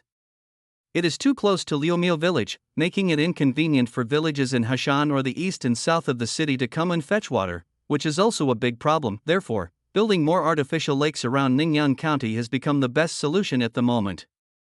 This will not only increase the water storage capacity, but also make it convenient for people in all directions of Ningyang County to get water for irrigation. However, what the heads of the villages never expected was that the magistrate Yang would actually directly propose that the young and strong people continue to dig the artificial lake and not let them go back to harvest the wheat. To put it bluntly, whether it is spring plowing or wheat harvesting, these young and strong people are the absolute main force. If these young and strong people cannot be withdrawn, the people in each community and every neighborhood can only let the elderly, the weak, women and children harvest the wheat, and the harvesting speed will be slowed down. The heads of the communities and neighborhoods were about to persuade Yang Xiaofeng, the county magistrate, but Yang Xiaofeng laughed and said, "I want to ask you, how many acres of wheat do you have to harvest in each community?" Without waiting for the heads of the village to answer, Yang Xiaofeng pointed at Lu Sainer, the head of Liumiao village, and said, "There are 35 households in your Liumiao village, and 40 mu of land planted with wheat." Yang Xiaofeng pointed to the head of Shiha village and said, "There are 46 households in your Shiha village, but only 80 mu of land is planted with wheat." As Yang Xiaofeng called out the names one by one and reported the number of households and the amount of land planted with wheat in the 8 communities and 16 villages in Ningyang County, the heads of the 8 communities and 16 villages were suddenly shocked. There are 8 communities and 16 villages. The number of households and land in each community and village is not the same. Most communities and villages have both decimal and round numbers of households and land. If they were not prepared in advance, I am afraid that these community heads and village heads would not be able to report their own data as casually as County Magistrate Yang Xiaofeng pointed at Lu Saner again and said, "Your village has 40 mu of wheat. If one young man can harvest 1 mu of land a day, your village needs 40 young men. Now tell me, how many young men are there in your village?" Lu Sanchier was stunned. There are only 35 households in the entire village of Liomio. All the men, women, old and young together make up only 90 people, and there are only 50 young and strong people among them. On the surface, the number of young and strong people in Liomio village is greater than the number of acres of wheat that Liomio village needs to harvest. However, the number of young and strong people that County Magistrate Young transferred from Liomio village was only 10, and the remaining number of young and strong people was just enough for Liomio village to harvest 40 acres of wheat in one day. In addition, whether it is Liomio village or other communities, the wheat that was planted before was not carefully cared for because of the panic during the northern expedition of the Ming army and the escape of the Yuan dynasty officials. The harvesting task was actually not as heavy as that of the carefully cared for wheat fields. Before the magistrate selected the young and strong men to dig the artificial lake, he had already calculated the number of young and strong men needed to harvest the wheat. Lu Sanchier and other presidents and heads of villages were completely stunned and didn't even know how to express their inner thoughts. Respect? Fear? Or is it both, seeing the dumbfounded looks of the commune presidents? Young Xiaofeng just waved his hand casually and said, "After you go back, organize the wheat harvesting. In addition, let the people in your communities prepare to raise chickens. The chicken farm in the county has already hatched a batch of chicks. After I select them, the remaining ones will be distributed to the people in your communities." This is what is called giving a slap in the face and then giving a sweet date, directly reporting the data of each community and letting them complete the task of harvesting wheat by themselves is like a slap in the face. Distributing the chicks hatched from the chicken farm to the people in each community is like giving them a light slap on the face and then giving them a sweet date that is not too sweet but definitely has some sweetness. Because the number of chicks hatched in the chicken farm is limited and it is impossible to allocate one to every household, how to distribute these chicks in each community has become a problem that the heads of the communities and neighborhoods have to face. Chapter 44. What else do you want from a bicycle? After being slapped in the face and then fed a sweet date, all the neighborhood heads and community presidents were completely manipulated by County Magistrate Yang and could not tell whether the slap was more painful or the date was sweeter. After leaving the lobby of the county government, all the neighborhood heads and community presidents gathered together. Lu Sanchier, the head of Liomio village, was the first to speak up. The grain in ear is approaching, and the master won't allow us to send young and strong people back to harvest wheat. If our villages and communities can't help each other, I'm afraid this summer harvest will not be easy. Wang Wuqi, the head of Shiha village, also echoed and said, "My opinion is the same as Lao Lu's. Although the master said that there are enough young and strong people left in each village and community, we can harvest the wheat in 1 or 2 days at most. But you all know that wheat must not only be harvested, but also harvested in a hurry. After harvesting wheat, we have to plant late wheat. Time is very tight." The grain in ear mentioned by Lu Sanchier refers to the 9th solar term and the 24 solar terms. Wheat and other rond crops will mature after the arrival of the grain in ear solar term and need to be harvested, and seeding refers to the sowing of millet crops. Collected explanations of the 72 seasonal changes says, the May festival means that the grains with awns can be planted, which means that the seeds of crops with awns such as barley and wheat are ripe and it is urgent to harvest them.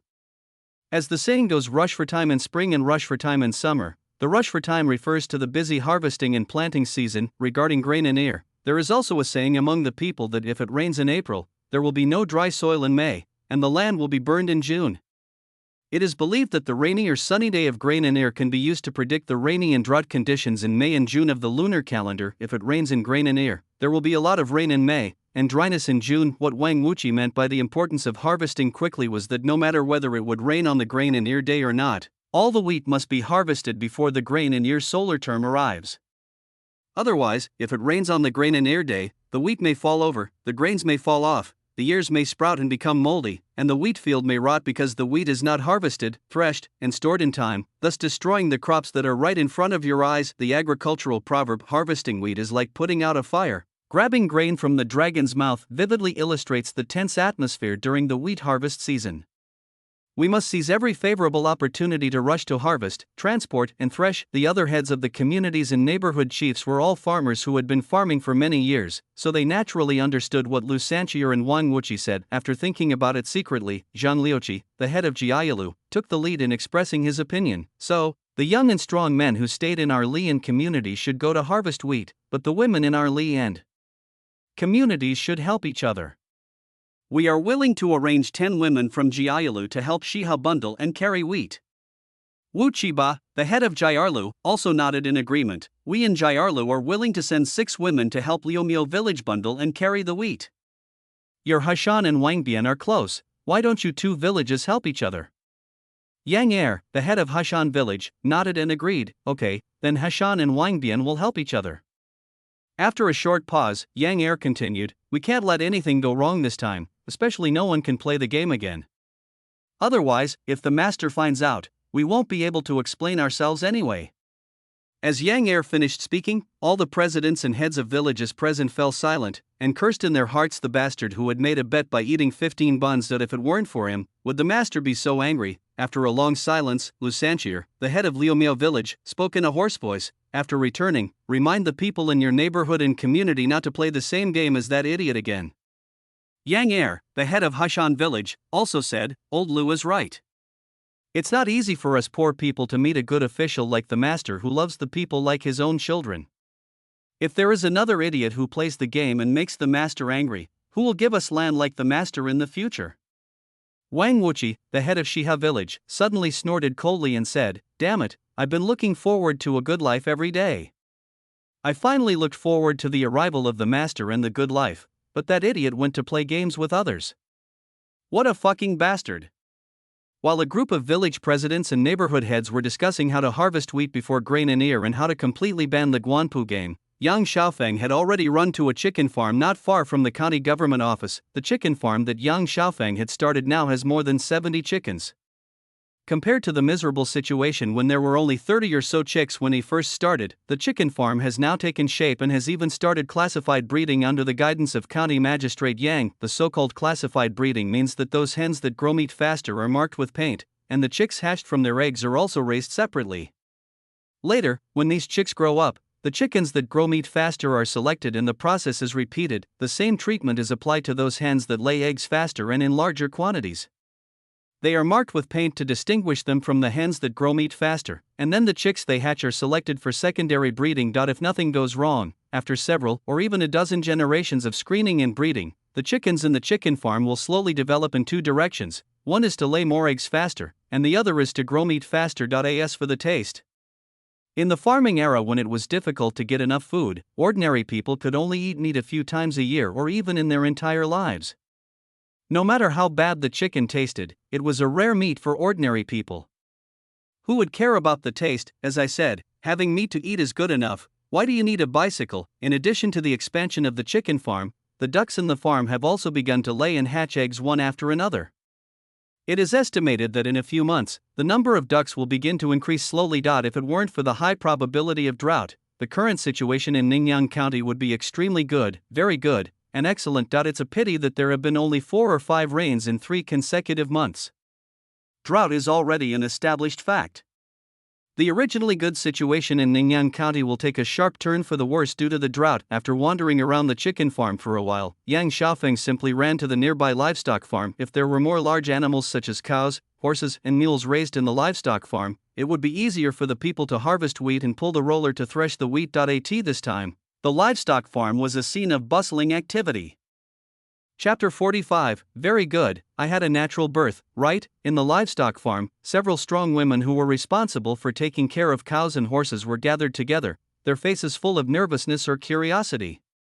Wu Chiba, the yamen runner in charge of looking after the livestock farm, was walking around a cow with a nervous but smiling face. Seeing Yang Xiaofeng coming to the livestock farm, Wu Chiba hurriedly came to greet him, bowed and said, I am Wu Chiba, and I am honored to meet the county master. Yang Xiaofeng looked at everyone curiously and asked, what happy thing happened to Brother Chiba? Wu Chiba chuckled, led Yang Xiaofeng to the cow, pointed at the cow's belly and said, look here, County Honorable, this cow is ready to feed the calf. Yang Xiaofeng took a curious look and saw that the cow was a little restless. From time to time, she would stretch her legs and kick her belly. The calf's milk bottle had swelled, and the head of the bottle was also slightly swollen, and 2 drops of milky white calf ration would drip from time to time. Wu Chiba pointed at the cow's buttocks and said, look here, it's also starting to swell. I estimate that this cow will give birth today or tomorrow. Very good, and I learned some new knowledge that seems strange. Yang Xiaofeng secretly complained in his heart, and then asked curiously, "Is there anyone in our county who can deliver a cow? Brother Chiba, do you know anything about this?" Wu Chiba shook his head slightly, smiled awkwardly, and gave Yang Xiaofeng a negative answer. "Although I have raised cattle and know a little about cow birth, I can't deliver a cow." As for our county, Wu Chiba sighed slightly and said, "When the county magistrate arranged these pregnant cows in Mares to the livestock farm, I had already asked the heads of each village and community. Our county has always been a poor county. There are not many large livestock in the entire county, so naturally there are no veterinarians. In previous years, when the big animals in the county gave birth, if the birth was normal, it was God's blessing. If it was a difficult birth, basically whoever survived would be the winner, or there would be 2 deaths. Everything depended on God's will. But calving is okay for cows. Most of them give birth naturally. Many cows even give birth in the middle of the night. People only know about it when they hear the calves crying after dawn." Yang Xiaofeng was relieved, and pointed at the cow and asked, "What should we do now? Do we need to give it something delicious? Do we need someone to bring an egg over? Is there anything else we need to pay attention to?"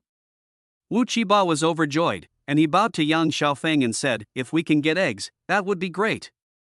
As for other things that need attention, you don't have to worry. Cows usually leave the herd to find a quiet place when they give birth. It just so happens that our farm is big enough, and there are plenty of quiet places."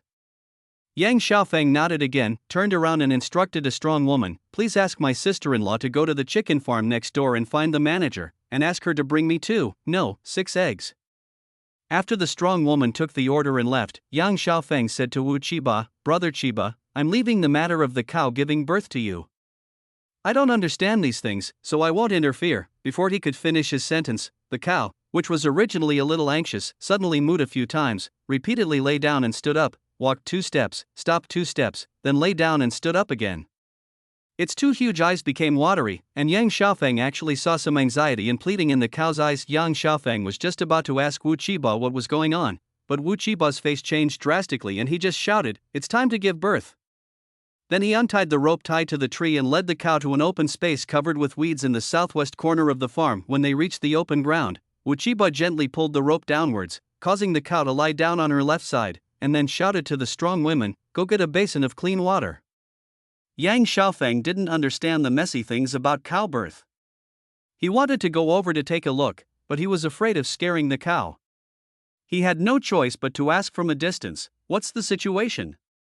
Can she give birth naturally?" Wu Chiba said, "My lord, I don't know if it can be delivered naturally. We will have to see whether the calf's head or tail comes out first. If the head comes out first, it will be a normal birth. If the tail comes out first, it may be a difficult birth." Before he finished speaking, the calves too have slowly appeared. Wu Chiba's face lit up with joy, and he turned to Yang Xiaofeng and said, "County master, a normal birth. A normal birth.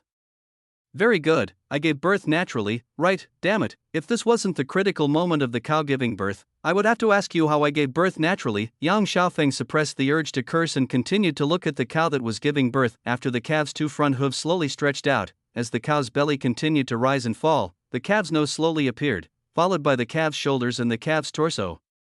After the calf's belly began to appear, the speed of birth suddenly accelerated as if someone had pressed the fast-forward button. In just a blink of an eye, there seemed to be a loud crash, and the entire calf was squeezed out of the cow's belly, followed by the remnants of the placenta and fetal membranes. The cow that had just given birth gasped heavily for a few times, then struggled to get up, not caring about the remnants of the deep red placenta and fetal membrane still stuck to her back, or how her limbs were shaking. She just slowly lowered her head and began to lick the calf's body with her tongue. At this moment, Yang Xiaofeng had the most intuitive understanding of the idiom, deep love for one's child. It was not until the calf that had just been born began to lick the cow that Wu Chiba slowly retreated to Yang Xiaofeng's side and whispered, "County master, this calf was born naturally, and it's a bull. It looks pretty strong and will be able to stand up on its own in a while."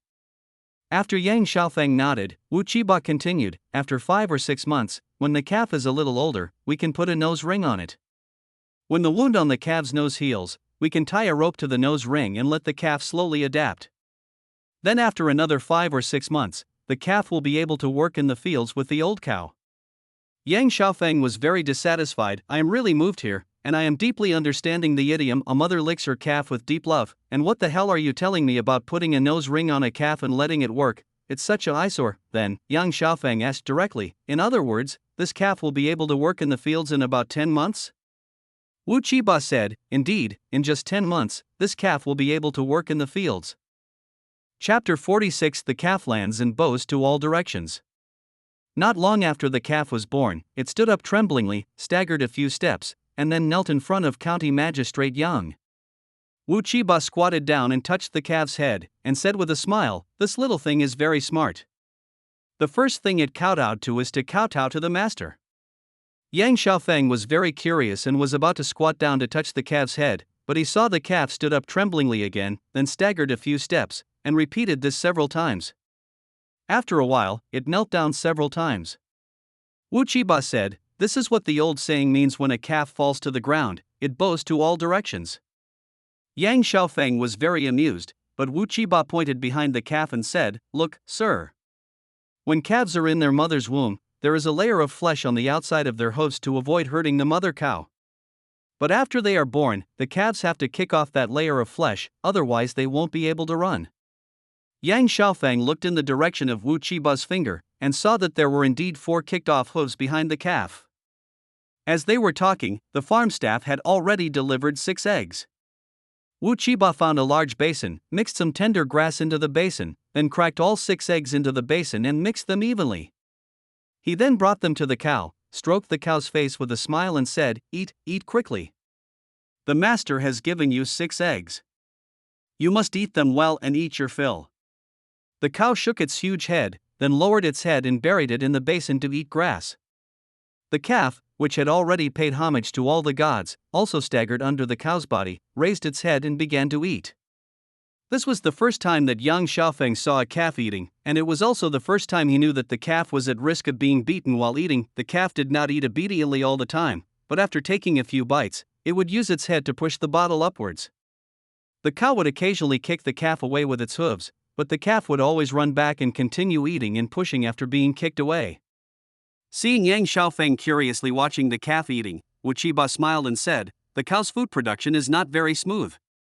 When the calf feels that there is no more food, it will use its head to push upwards to let the cow continue to produce food. But the calf is not careful, and sometimes it hurts the cow, so it is normal for her to be kicked. After watching the calf eat the food for a while, Yang Xiaofeng asked again, should we have someone prepare some tender grass for the calf? Wu Qiba said, Your Excellency, there is no need to prepare tender grass for the calves in the first few days.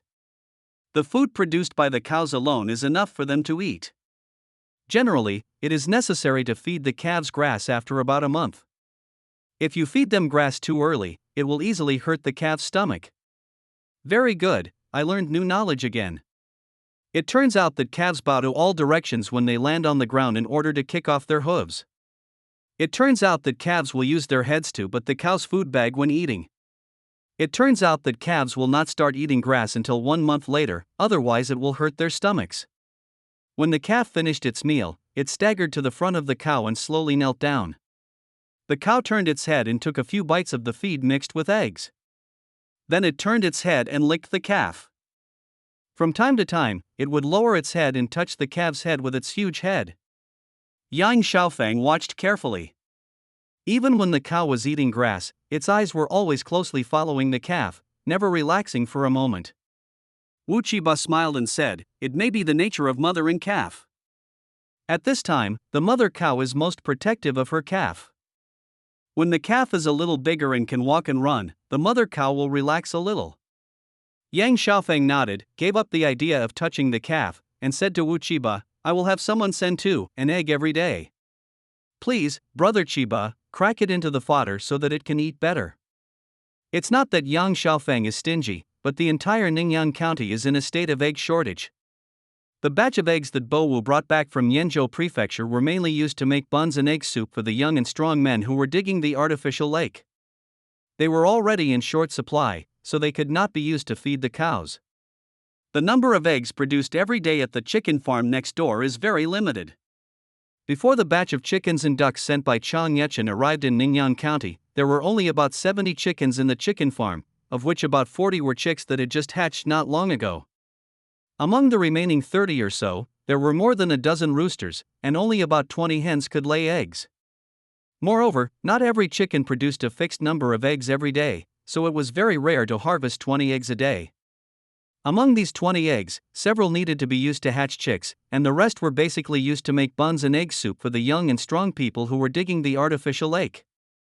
As for buying eggs at the market, according to the Ming Dynasty's food and money records, when a big fat chicken only cost 26 cents, an egg could be sold for 3 cents.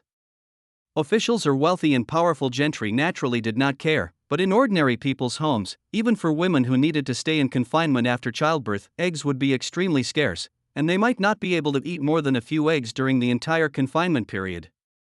When Yang Xiaofeng thought about the tight supply of eggs in Ningyan County, and looked at the cute calves and the cows that occasionally bent down to lick the calves, he suddenly felt very unhappy.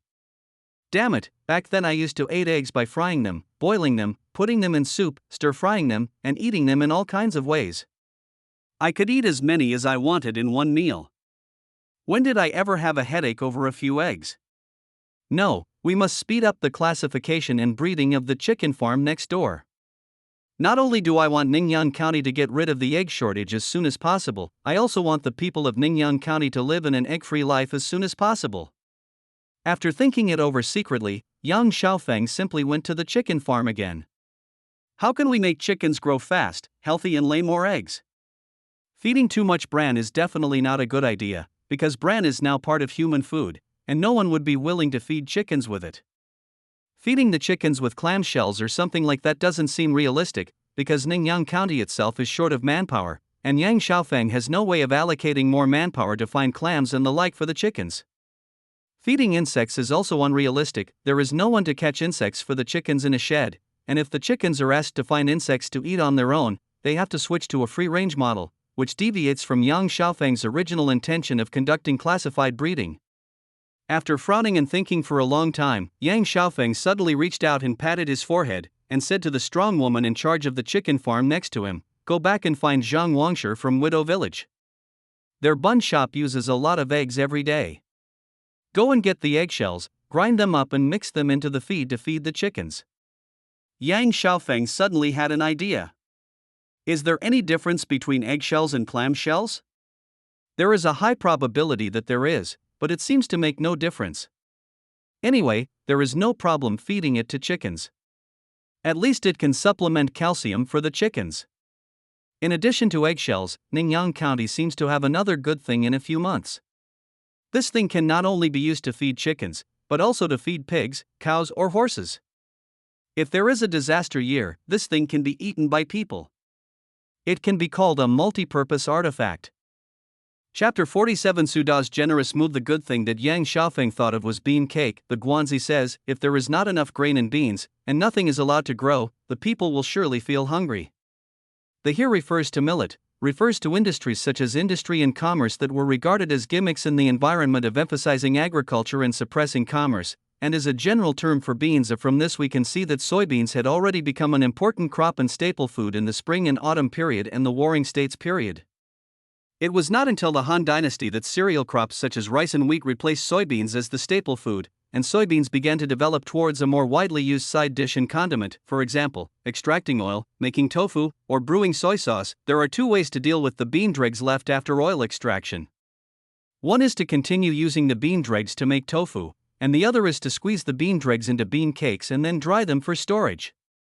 When needed, you can knock off a piece and soak it in water to use as feed for pigs and chickens, but there are also a lot of problems with using soybean cake as chicken feed. The first issue is when to plant and harvest the beans. According to the current situation in Ningyan County, beans can only be planted after the wheat planted last year is harvested. The growth cycle of soybeans is about 3 or 4 months. If soybeans are planted after grain and ear, the harvest time will be after autumn. The second problem is that the soybeans produced during the Ming Dynasty were stupid soybeans. Although the yield was not very high, the nutritional value of the residual bean cake was high. Neither chickens nor pigs could be fed too much of it. They had to be mixed with other things before being fed. The third problem is that soybeans are a drought-resistant but water-loving crop. They require more water during their growth, especially during the flowering, potting and grain-filling stages. If there is a lack of water during the podding stage, empty pods may occur and the yield may be affected. However, Ningyan County is likely to face a severe drought. In addition to bean cakes, Yang Xiaofeng also thought of another good thing. Earthworm. In the eyes of those anglers who like wild fishing in later generations, earthworms are universal wild fishing baits. In the eyes of ordinary people, earthworms are little helpers in farming that help turn over and fertilize the land. Find a way to dig up a batch of earthworms from the ground, and then raise them so that the earthworms can have endless offspring. When their numbers are large enough, can we use them as a buffet for chickens and ducks? Of course, it is not easy to dig earthworms now, because it has not rained for a long time. The earthworms are running to humid places. The earthworms that cannot find a humid place are likely to die of drought, and they are of no use even if they are dug out. Thinking that it hadn't rained for a long time, Yang Xiaofeng thought of the artificial lake. Then County Magistrate Yang began to worry secretly. After the hard work of 300 young and strong men, the artificial lake in Liumiao village has now been dug to a considerable scale. The position closest to the center has been dug to a depth of almost 10 feet, and the position from the center to the edge has been dug into a staircase shape to facilitate the transportation of earth from the center to it is about 50 zhang long, which is about 165 meters, and about 30 zhang wide, which is about 100 meters. If the entire artificial lake is dug to a depth of 1 zhang, which is 3 meters and 3 fen, the total water storage capacity will be about 50,000 tons. However, the water storage capacity of more than 50,000 tons is of no use, based on the calculation that 1 acre of wheat field requires 30 tons of water. More than 50,000 tons of water is only enough to irrigate about 1,800 acres of wheat fields, while the entire Ningyan County has more than 30,000 acres of land that need water for irrigation. The water storage capacity of the artificial lake is not only a drop in the bucket, but it can only be said to be better than nothing. Of course, the actual situation is not a cold calculation of numbers, because it is impossible for God to not let a drop of rain fall. In addition, there are the Guangha River and the Dawn River near Ningyan County, and there are several wells in and outside the city. The actual water gap is not as shocking as calculated on paper. Perhaps only 2 or 3 artificial lakes are needed to meet the irrigation needs of Ningyan County. The only question now is whether the villages and communities in Ningyan County can harvest the wheat and plant soybeans before the Grain and Ear Festival, and whether they can dig 2 or 3 artificial lakes and fill them with water before the drought comes. Just when Yang Xiaofeng was having a headache over a bunch of messy things like the artificial lake and drought, Wang Er, a Yamen runner who stayed at the county government office, came to the chicken farm in a hurry. When he saw Yang Xiaofeng, he bowed and said, "County Master, Prime Minister Su sent a batch of cattle and horses, which have been delivered to the county government office." Yang Xiaofeng was slightly startled, then hurried to the county government office with Wang Er. After arriving at the county government office, Yang Xiaofeng was stunned by Su Da's generosity. 20 oxen plus 10 horses, 20 fat pigs plus 100 chickens and ducks.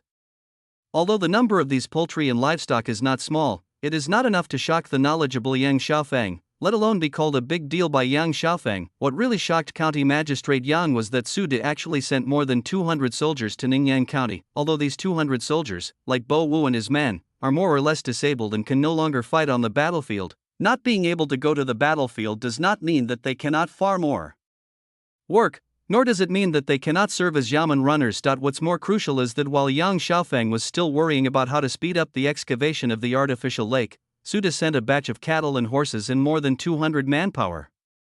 For Ningyan County, which was short of manpower, this was like a pillow falling from the sky. Just when he was about to doze off, restraining his excitement, Yang Xiaofeng asked someone to call Bo Wu to settle the 200 or so new soldiers. Then he went straight into the study room in the backyard of the county government office and began to think about what to do next. The first step is to dig an artificial lake. With 200 new soldiers, there will be more than 200 more people on the artificial lake side. Even if we take a discount because of their injuries, these 200 people can at least replace 100 people, right? Secondly, the Yamen runners needed in the county government can be recruited quickly, and the entire county government will not be as short-staffed as before. Before the arrival of these 200 soldiers, the entire Ningyan County had only the Yamen runners on duty headed by Bo Wu, and the rest of the fast and strong squads were completely vacant. Although Yang Xiaofeng thought about selecting a group of Yamen runners from the young and strong people in Ningyan County, as the construction of the artificial lake began, Yang Xiaofeng had no choice but to give up. The original idea of letting the Yamen runners patrol the streets and patrol the villages had to be declared bankrupt. At the very least, it should be no problem to select 20 or 30 of the suddenly extra 200 soldiers to patrol the streets, right? More importantly, Chang Yechin had stuffed a dozen disabled soldiers into Ningyan County, and now Su De had stuffed more than 200 disabled soldiers into Ningyan County. Did this mean that he could get more disabled soldiers from Su De and Chang Yechin in the future? With the increase in the number of wounded and disabled soldiers, many ideas that were originally shelved due to lack of manpower can be put on the agenda, and the development speed of the entire Ningyan County can be increased again. After pondering in the study for a long time, Yang Xiaofeng came out of the study and headed straight for Liumiao village in the west of the city. Chapter 48 Zhu Chongba's headache. There are only 40 acres of wheat fields in Liumiao village. According to the number of 35 households and 90 adults in Liumiao village, there should be about 1,000 acres of grain fields under normal circumstances. However, after exploitation by the Yuan dynasty government and oppression by local gentry, the 35 households in Liumiao village only had a mere 40 acres of grain fields, with an average of just over 1 acre per household. Even if we calculate that each acre of wheat field can produce 300 kilograms of wheat, the 40 households' grain fields can only produce about 1,000 kilograms of wheat, which is not enough for the 90 people in Liumiao village. Not to mention that because the Yuan dynasty government and soldiers fled and caused a lot of trouble, the people had no way to take care of them. A poor wheat harvest was inevitable, and the output could not possibly reach 300 kilograms per acre. Therefore, if you think about it a little bit, you can understand why the people of the 8 communities and 16 villages in Ningyan County respect Yang Xiaofeng from the bottom of their hearts. The people are not stupid. This year's poor wheat harvest is inevitable, and drought is almost a foregone conclusion. If it were not for County Magistrate Yang who distributed land to them, and if it were not for County Magistrate Yang who asked young and strong people from each village and village to dig an artificial lake, the people of Ningyan County could only wait to escape famine after the drought. Dividing the land and digging an artificial lake are great blessings that save lives. It is precisely because of this that the people of Ningyan County respect Magistrate Yang from the bottom of their hearts. Even though Magistrate Yang had previously ordered Lame 5 to whip the young man who had made a bet with others 10 times, the young man who was whipped did not have any dissatisfaction or resentment. Instead, he believed from the bottom of his heart that he had violated the master's order to forbid the confinement of the palace, and it was not unfair for him to be whipped a few more times. Yang Xiaofeng stood at the edge of the field of Liumiao village, looked at the busy young men and women and sighed slightly. Then he asked someone to call Lu Sanchier, the president of Liumiao village. Can we harvest all the wheat before grain in ear? Yang Xiaofeng said straight to the point, I will allocate a few more cattle and horses to each of your villages and communities, but each of your villages and communities must also harvest all the wheat before grain in ear. Lu Sanchier was slightly startled and asked, Master, is there any change? Yang Xiaofeng hummed, pointed to a wheat field not far away and said, How many kilograms of wheat do you think this field can harvest? In the wheat field before us, although there are almost no weeds growing next to the wheat, which shows that the people who take care of this land are very careful, the wheat in the field is high and low, and there are not many full ears of wheat, and the shriveled ears are everywhere. Lu Sanner said with a bitter face, This piece of land belongs to a small family. It is 1 mu and 3 fin in total. It looks like it would be good if we can harvest 200 kilograms of wheat. Yang Xiaofeng hummed again and said, There are 6 people in your family. Is 200 kilograms of wheat enough for your family to survive until the end of the year? Lu Sanchier shook his head slightly, sighed, and said, I'm afraid it won't last until autumn. Yang Xiaofeng said, Since it has become like this, it is better to suffer a short pain than a long one. Harvest all the wheat before the grain in ear season, and then plant beans together with the 15 mu of wasteland we just claimed. After the beans are planted, your village will select 10 more young and strong people from the original land reclamation to help dig the artificial lake. I will dig a few more artificial lakes in Ningyan County. Even if there is a drought, we can rely on the water in the artificial lakes to irrigate the beans. Yang Xiaofeng paced back and forth for a few steps. Wild vegetables, wheat, these messy things added together, at least can last until the autumn harvest. With the beans, I will find a way to get people to go to Jiangnan or other places to buy some food. It should be enough to last until around the grain in ear next year, when the new wheat will be harvested. After hearing Yang Xiaofeng's arrangement, Lu Sanchier, who was almost in despair, suddenly regained his fighting spirit and shouted, Master, don't worry. I will go and call people to harvest the wheat. We will try to finish harvesting before dark tomorrow, and then arrange for them to work on the artificial lake. Yang Xiaofeng nodded and instructed, "Remember to tell the heads of other villages and communities that I will give you 3 days to harvest the wheat, and then each village and community will dispatch people to the artificial lake." While Yang Xiaofeng was having a headache in Ningyan County over preparing for the wheat harvest, digging more artificial lakes and a host of other messy things, Zhu Yuanzhang, who was far away in Yingtian Prefecture, was also having a headache because of a host of other messy things. The first to be hit was Ningyan County, far away in Shandong. Inside the city, the villages are divided into districts, and outside the city, the villages are divided into households? Distributing land to the people under the pretext of letting them claim their own land? Chicken farm, pig farm, cattle and horse farm? Set up a widow village and let the young widows open a steamed bun shop? Digging an artificial lake to prevent drought, lighter?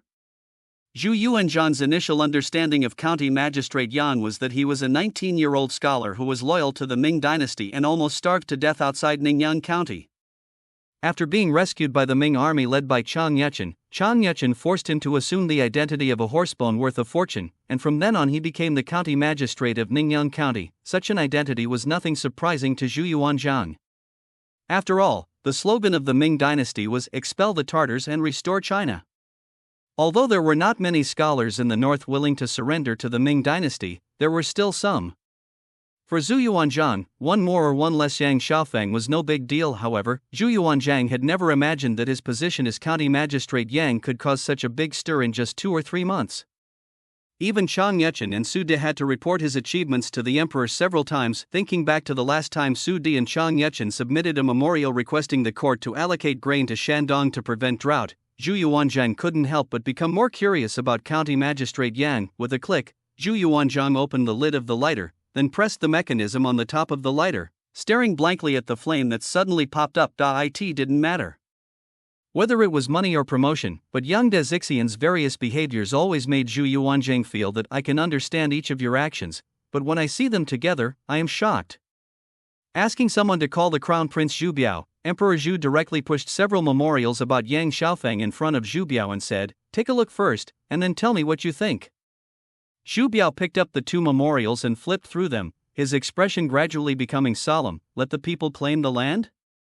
Gather 300 young men in the county to dig an artificial lake?" Zhu Biao put down the memorial in his hand and said seriously, "This Yang De, the magistrate who came out of nowhere, is not someone you can easily deal with." Chapter 49. Let's say Biao is smart. Zhu Changba laughed and asked, "Why is it so difficult to get along with each other?" Zhu Biao frowned slightly and replied, "This man's origins are unknown, but he was able to win the hearts of the people of Ningyan County in just 2 or 3 months. Even Uncle Su, Uncle Chang, and Bo Wu praised him a lot. Later, he even summoned 300 young men to dig an artificial lake without causing any chaos, which shows how clever he is." At this point, Zhu Biao frowned even more tightly. "I just can't understand. Judging from the performance of County Magistrate Yang in Ningyan County, he should have made a name for himself during the Yuan dynasty. He should not be an unknown person. But Uncle Chang has tried his best to find no clues. It's like he just appeared out of thin air." Xu Changbai nodded, and Zhu Biao suddenly changed the subject. "Actually, these are nothing. After all, there are countless people in the world, and there is no shortage of talented people. If this person is truly loyal to our Ming dynasty and truly loves the people, his background is not that important." "That's right," Zhu Changba said with a smile. "What does his status matter? As long as what he does is good for our Ming dynasty, why should we care about his background? As an emperor, the most important thing is to be tolerant. Emperor Gaozu of Han Dynasty was able to tolerate Yang Qi, Han Xan, and Kuai Tong, which led to the Han Dynasty's 400-year foundation. Our county magistrate Yang is just of unknown origin, so why can't we tolerate him?" Xu Biao nodded in agreement, but Zhu Chengba suddenly sighed and asked, "Do you know how many years the 16 prefectures of Yenyun have been under the rule of the barbarians?" Xu Biao replied, "It has been more than 400 years since the child emperor Shi Jingtang ceded it." Xu Chengba hummed, "Yes, more than 400 years. The Han people all speak the Hu language, but they cursed the Han people on the city wall." He, what a Han person! He speaks the Hu language, but he curses the Han people on the city wall. You have read the memorials sent by your Uncle Su and Uncle Chang. There are many Han gentry who have adopted Mongolian names, and there are also many Han scholars who are willing to remain loyal to the Mongols and would rather die than serve the Ming dynasty. Your Uncle Chang said that he wanted to buy the horsebones for 1,000 gold coins, and sell Magistrate Yang as a horsebone for the world to see. But in my opinion, Magistrate Yang's horsebones are worth more than 1,000 gold coins, even 10,000 gold coins, or even 1,000,000 gold coins. Xu Changba picked up a memorial from the table and handed it to Zhu Biao. Look, you gave the people 15 mu of land for food and 2 mu of vegetable land, and before distributing the land, you told the people that it was our Ming dynasty that drove away the Tartars. Isn't this just buying the hearts of the people for us? And this, Zhu Changba stuffed another memorial into Zhu Biao's hand. Su Di and Chang Haitan promised him that the court would provide disaster relief after the drought. He told the people that our emperor and the Ming court would not ignore the lives of the people and would allocate grain for disaster relief after the drought. This is to win the hearts of the people for us. Xu Biao nodded and agreed, that's right. As the saying goes, observe what you say and what you do. Looking at the actions of County Magistrate Yang, he is indeed a good official who loves the people like his own children. He is also loyal to the Ming dynasty. If there are more officials like him, why should we worry about the people of the 16 prefectures of Yenyun not being loyal to us? Xu Changba hummed and said, if there were more officials like him back then, how could I have rebelled? Fortunately, there were no officials like him in the Tartar court back then, otherwise I wouldn't have met your mother, let alone become the emperor. Here we go again. Seeing Zhu Changba recalling the past and stabbing a knife into his heart, Zhu Biao could not help but frown and said, you called me here, are you going to recall the past again? Xu Changba glared at Zhu Biao and snorted coldly, you bastard, you dare to talk back to me, you are really rebellious. I want to tell you that when you become emperor in the future, you must distinguish the officials under you. If there are those who are corrupt and harm the people will blame you. After scolding Zhu Biao for a few words, Zhu Yuanzhang no longer had any interest in reminiscing about the past. After a moment of silence, Zhu Changba slowly said, we called you here to show you the memorial about Magistrate Yang and let you know that there is such a person. Second, we have 2 things to discuss with you. Xu Biao asked curiously, what's the matter? Xu Changba said, the first thing is related to this county magistrate Yang. Can the chicken farms, pig farms, livestock farms, lighter workshops and other things he has set up in Ningyan County be expanded to other counties? If so, the people will benefit, and the court will also benefit. Xu Biao hummed, frowned in thought and asked, what about the second thing? Xu Changba said, the second thing is still related to this county magistrate Yang. Let's think about it. Since the north has a Yang Xiaofeng, can't there be a second Zhang Xiaofeng? If the officials are selected properly, won't it be possible to make the people of the north come to our Ming dynasty sooner? Xu Biao pondered for a moment and replied, the first and second things are actually 1 and 2, 2 and 1. It's just that some things can be learned, but some things cannot be learned. For example, land distribution is something you can learn, especially since the land in the north is mostly barren. Dividing it among the people will naturally win their hearts. But I can't learn things like chicken farms, pig farms, livestock farms, and lighter workshops. After all, there are many different kinds of people. Not every official can love the people like our magistrate Yang, and not every official can make something like a lighter, so I can't learn these things. Xu Changba smiled and then asked, then do you think that the land distribution issue can be implemented in Jiangnan? Xu Biao nodded, then shook his head and replied, it is feasible in some places, but not in others. We must adapt to local conditions and not generalize. Xu Changba burst into laughter and praised, we say Biao is smart, he is worthy of being our son. After praising Zhu Biao with a hint of self-praise, Xu Changba then asked, then let me ask you again, do you have the confidence to control this county magistrate Yang? Xu Biao was slightly startled, then smiled and said, if they like fame, then drive them with fame, if they like profit, then drive them with profit, if they like sex, then seduce them with women. I don't believe that there are saints in this world who don't seek fame, money, or women.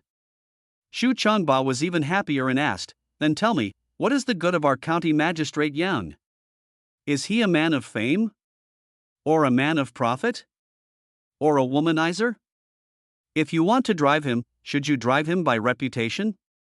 Or lure him by profit? Or seduce him by beauty? Chapter 50 Our Biao has made it, Facing Zhu Chongba's question, Zhu Biao suddenly felt like he didn't know whether to laugh or cry. No, I haven't met that county magistrate Yan, so how can I know what's so good about him? After finishing speaking, Zhu Biao considered and said, however, judging from what he did in Ningyang County, I'm afraid he is greedy for fame, money, and food. I just don't know if this county magistrate Yang is also fond of women. Zhu Chongba smiled and said, tell us in detail. Zhu Biao looked depressed and couldn't help complaining, these are all what you taught me. Now you are testing me with them. Don't you find it annoying? After complaining, Zhu Biao continued, they say he loves fame because he always thinks about the people. Such officials are either stupid because of reading too much, or they just love fame. And this county magistrate Yang is obviously not a bookworm who has become stupid because of reading too much. Naturally, he just wants a good reputation. Of course, it is also possible that he is really a good official who loves his people like his own children. We need to wait and see, and we cannot rush to judge. He is said to be greedy for profit because he built chicken farms, pig farms, and livestock farms in Ningyan County, but he still felt that was not enough, so he also made lighters. Moreover, this county magistrate Yan also sold fodder and lighters to the army, making a lot of profit. As for his greed, Zhu Biao shook a memorial in his hand. Didn't Lao Wu tell Uncle Chang that when county magistrate Yang first started the chicken farm, he mentioned ways to eat the chickens, such as braising, boiling, and salt baking?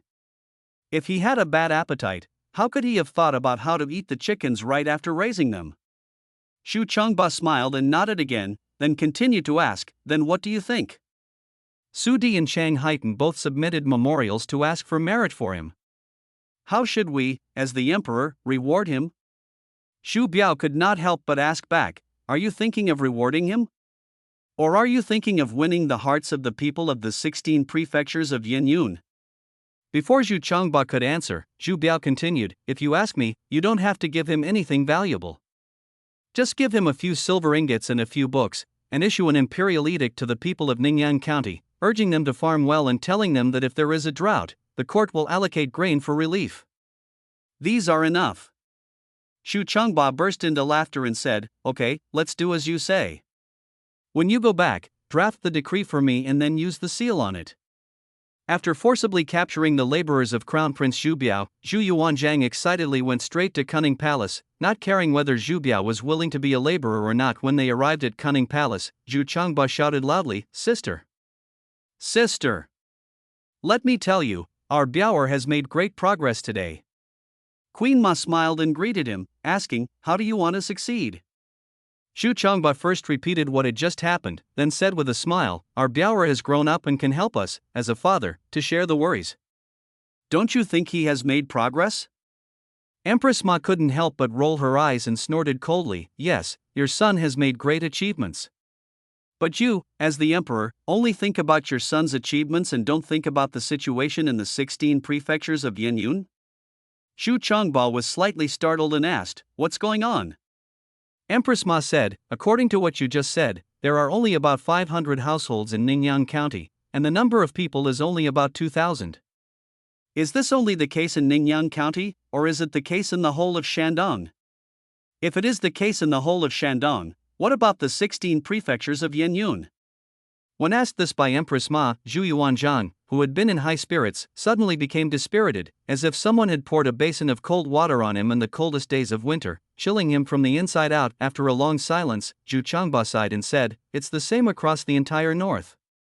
It's the same in Shandong and the 16 prefectures of Yinyun. These damned Tartars. After angrily cursing the Mongol Yuan dynasty, Zhu Chongba continued, actually, there are still some things I haven't told Biaoer yet. Without waiting for Empress Ma to ask, Zhu Chongba slowly began to speak, what is worrying us now is that the north is sparsely populated and the land is barren. It will be difficult to recover in a short time. Otherwise, we would not have asked Su Di and Chang Haiten to distribute the captured cattle and horses to the people in various places last time. But, the sparse population and barren land in the north are just superficial problems. Anyone can see this. Secondly, the 16 prefectures of Yinyun have been in a state of turmoil for 400 years. Now the north and the south are alienated. Northerners do not consider southerners as their own people, and southerners do not consider northerners as their own people either. This is a problem that is at the root of the problem. It is rare that Bauer can see this. Another reason is that the Southern style of literature is too strong. After all, you said when you advised me to study that you can conquer the world but cannot rule the world. If I don't study, I will be fooled by those scholars. Now your words have come true. In the future, the Southerners will dominate the court. These people don't regard the Northerners as their own people, so they will naturally not care about the Northern territories. In this way, how can we make the people in the Northern territories sincerely submit to us? In my opinion, this is a stomach disease, which cannot be cured by needles and stones. Empress Ma nodded, waved her round fan at Zhu Changba so that he could feel the breeze, and asked, "Since you said the disease is in the skin, in the intestines, then I guess it's also in the bone marrow?" Disease. Zhu Changba hesitated for a while before speaking in a muffled voice. None of the three diseases we just mentioned can be cured in a short time. As Bianke said, if it is not treated, it will become more serious and eventually become a bone marrow disease. Empress Ma frowned slightly, but still smiled and comforted Zhu Changba. Duke Kaihuan was afraid of illness and was afraid of doctors. That's why Bianke said that if you don't treat it, it will get worse. Now that you know where the disease is, you should be patient and treat it. If it can't be cured in 1 year, then try 2, 3, 5, or 10 years. You are still young, and there are many talented people in the court. How can you let it become a bone marrow disease? After thinking for a while, Empress Ma simply put down the round fan in her hand, stood up and said, "Wait a minute, I'll make you a bowl of noodles and get you 2 cloves of garlic." Zhu Changba burst into laughter and looked at Empress Ma and said, "Yes, yes, yes, it's you who understands me. With a bowl of noodles and 2 cloves of garlic from you, all my worries are gone." After Empress Ma left, Zhu Yuanzhang chuckled a few times and muttered softly, "My sister is right. Duke Huan of Kai is afraid of seeing a doctor. We, Zhu Yuanzhang, can't be like him. We have to be patient and treat him. This county magistrate surnamed Yang is a good medicine." Chapter 51. I'm not afraid of my wife, I just follow my heart. When Empress Ma came back with a bowl of hot stir-fried noodles, the emperor couldn't wait to pick up the chopsticks. Empress Ma smiled as she peeled garlic for Zhu Changba and asked, "What are you going to do with that county magistrate named Yang?" Emperor Zhu swallowed the noodles, took a bite of the garlic, and then said vaguely, "I am an emperor after all, and he is a 7th-rank county magistrate. What can I do?" Empress Ma hummed, and Zhu Changba took another mouthful of noodles, swallowed it, and continued, "Our Bauer said that we should observe what they say and what they do. I think Bauer is right." Emperor Zhu ate his noodles while mumbling, "If he is truly loyal to our Ming dynasty and can stick to his original intention and treat the people well, then we will use him well. Whether he is after fame or money and women, we can give him and leave him to our Bauer in the future. If he becomes corrupt and harms the people in the future, he should be killed, especially someone as talented as him. He can do worse evil than ordinary corrupt officials, and the suffering of the people will be even greater. We cannot leave this kind of scourge to our son." As for this time, Emperor Zhu took a bite of garlic and swallowed the noodles in his mouth, then continued, "Bauer said that it would be better to reward him with a few silver ingots and a few books, and issue an edict to persuade the people of Ningyang County to farm. I think Bauer's idea is good. However, Bauer is still young after all, so it's inevitable that he may not think things through thoroughly." "You mean the people of Ningyang County? Do they need an imperial decree from our emperor to persuade them to farm properly? Go to hell." The Tartar emperor of the Yuan dynasty also issued an imperial decree to persuade people to farm, but what was the result?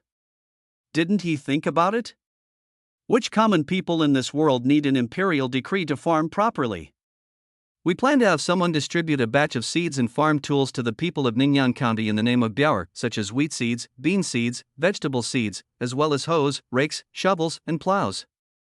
These are what the people really need. With these things, even if you, the emperor, don't issue an order, the people will farm honestly on their own." At this point, Zhu Yuanzhang suddenly put down his chopsticks and stared at Empress Ma. "Don't tell your son, that bastard, he dared to talk back to me today, he is really rebellious." Empress Ma, who was fanning Zhu Yuanzhang with a round fan, chuckled, then rolled her eyes and said, Okay, I won't tell Bauer, okay? Look at your behavior. When you are in a good mood, you are our son, and when you are not, you are your son. You are always right, right?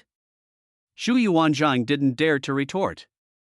He just chuckled and continued to slurp his stir-fried noodles. In Zhu Yuanzhang's eyes, the most delicious thing in the world was the pancakes made by Empress Ma, and the second most delicious thing was the stir-fried noodles made by Empress Ma.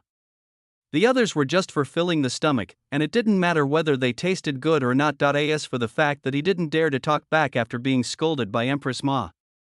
Is Zhu a henpecked man? No, I just love my sister from the bottom of my heart. County Magistrate Yang's mood has been up and down like a roller coaster recently. The wheat harvesting speed was faster than Yang Xiaofeng had originally estimated. Since County Magistrate Yang said that the harvesting should be completed as soon as possible, in just 2 days, the people from the 8 communities and 16 villages in Ningyan County had harvested all the wheat. However, the quick harvest means low wheat yield. The wheat harvested from the 8 communities and 16 villages in Ningyan County was barely enough for the people to eat until autumn, and this was only after taking into account the wheat bran and wheat chaff. Wheat bran is a little better. It is a thin film left after the wheat grains are cut and crushed by a grinder. No matter how bad it tastes, it is still a part of the wheat grain itself and can be considered a grain to some extent. But wheat bran is the outer layer of wheat grains, which is similar to grass in nature. Normally, it is used to feed livestock and chickens.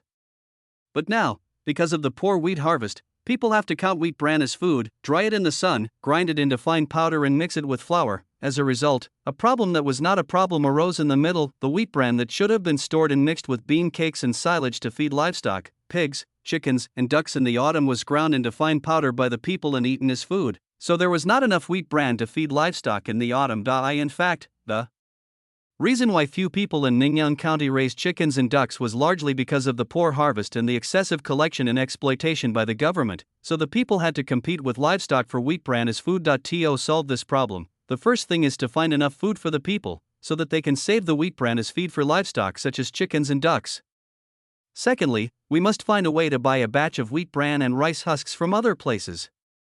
This will ensure that all kinds of livestock will have enough feed to eat after winter. After thinking about it secretly for a long time, Yang Xiaofeng simply asked someone to call over Bo Wu. Yang Xiaofeng got straight to the point and said, after the grain and ear season, I'll have to trouble Brother Lame to take a few new brothers to Yenzhou Prefecture and Jinan Prefecture to find a way to buy more food and wheat bran, especially wheat bran and wheat bran.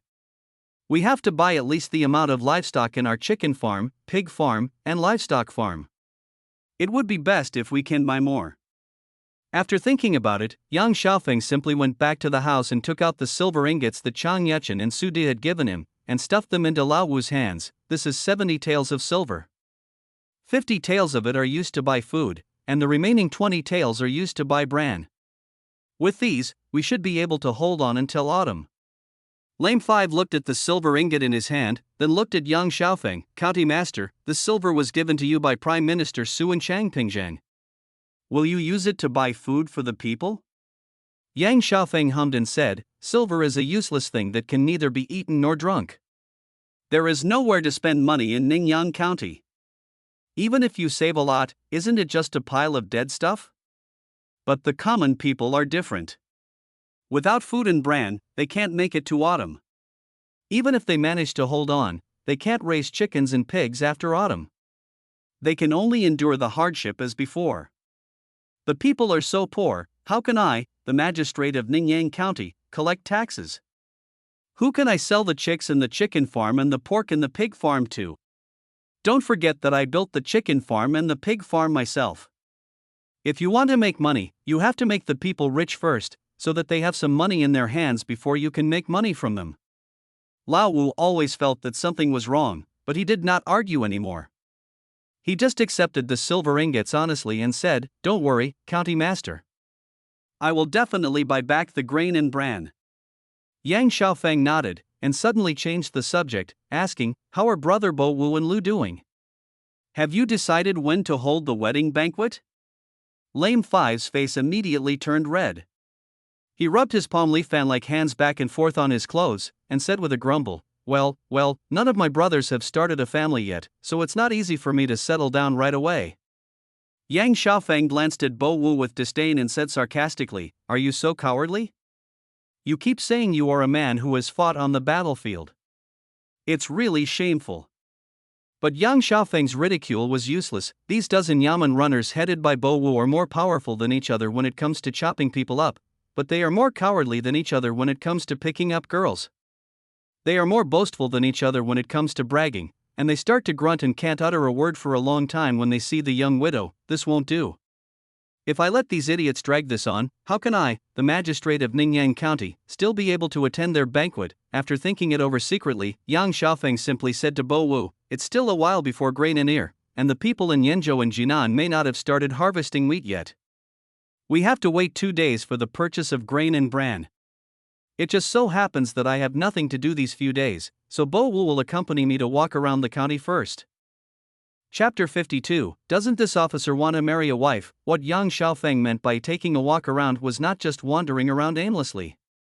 Instead, he brought paper and pen and started from the 2 courtyards where the young widows in Widow Village lived, and registered every household in the county. Name, age, date of birth, ancestral home, residential address, who is the head of the household, how many people are in the family, in short, except for the ID number. All the information that can be seen in the household registration book before the time travel is registered. The advantage of doing this is that Yang Xiaofeng can have a better understanding of the situation of the people in each neighborhood and community in Ningyang County.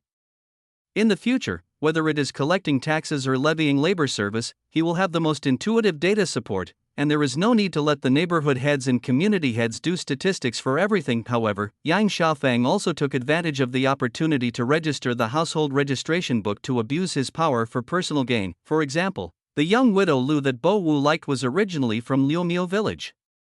Her name was Lu Xunyang. Except for a daughter who was just 11 years old, she had no relatives in her husband's family. She also had a younger brother who was 2 years younger than her in her natal family. However, Lu Xunyang did not want to return to Liumiu village to cause trouble to her brother's family, so she lived with a group of young widows in the widow village.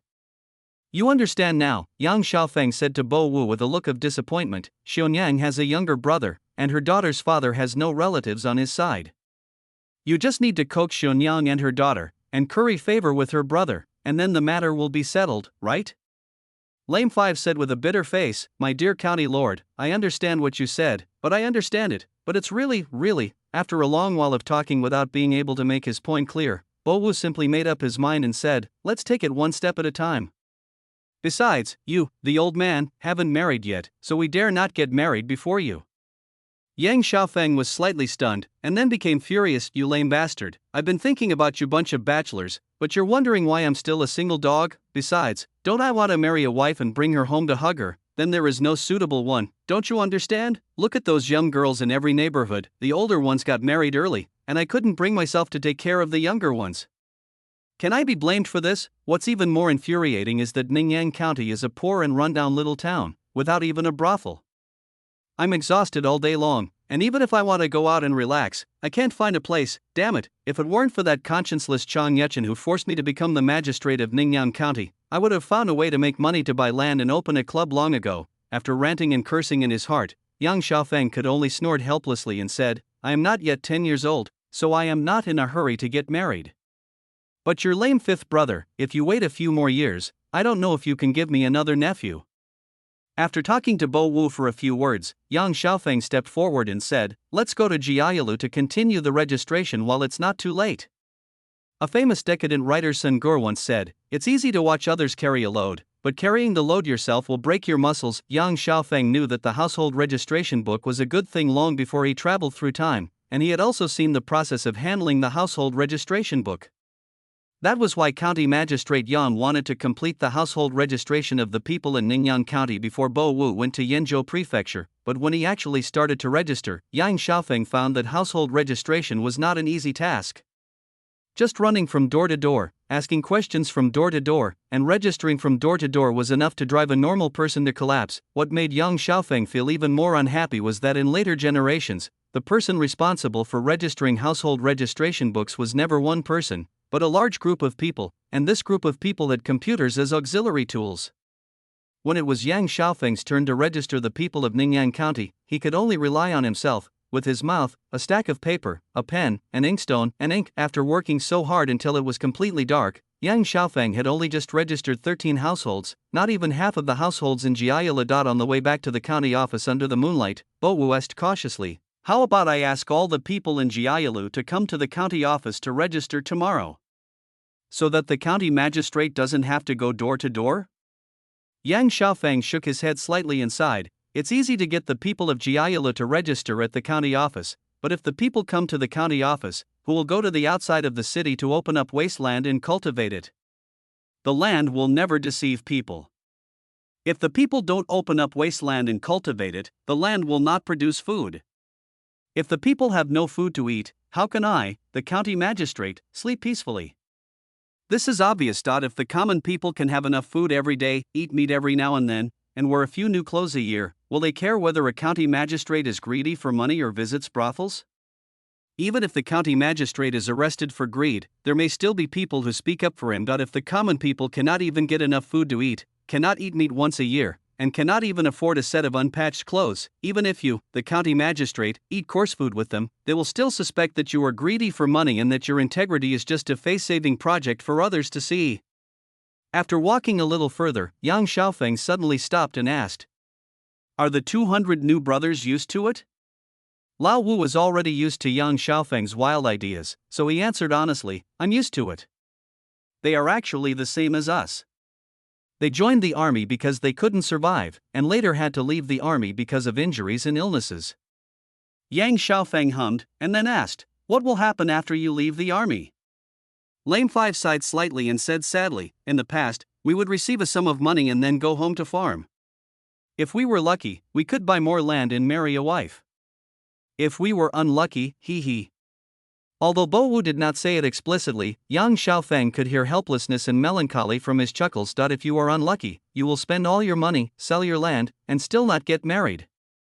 In the end, you will die quietly in some corner. In fact, if you just think about it, you will know that almost all of these veterans are ruthless characters who have killed people without blinking an eye.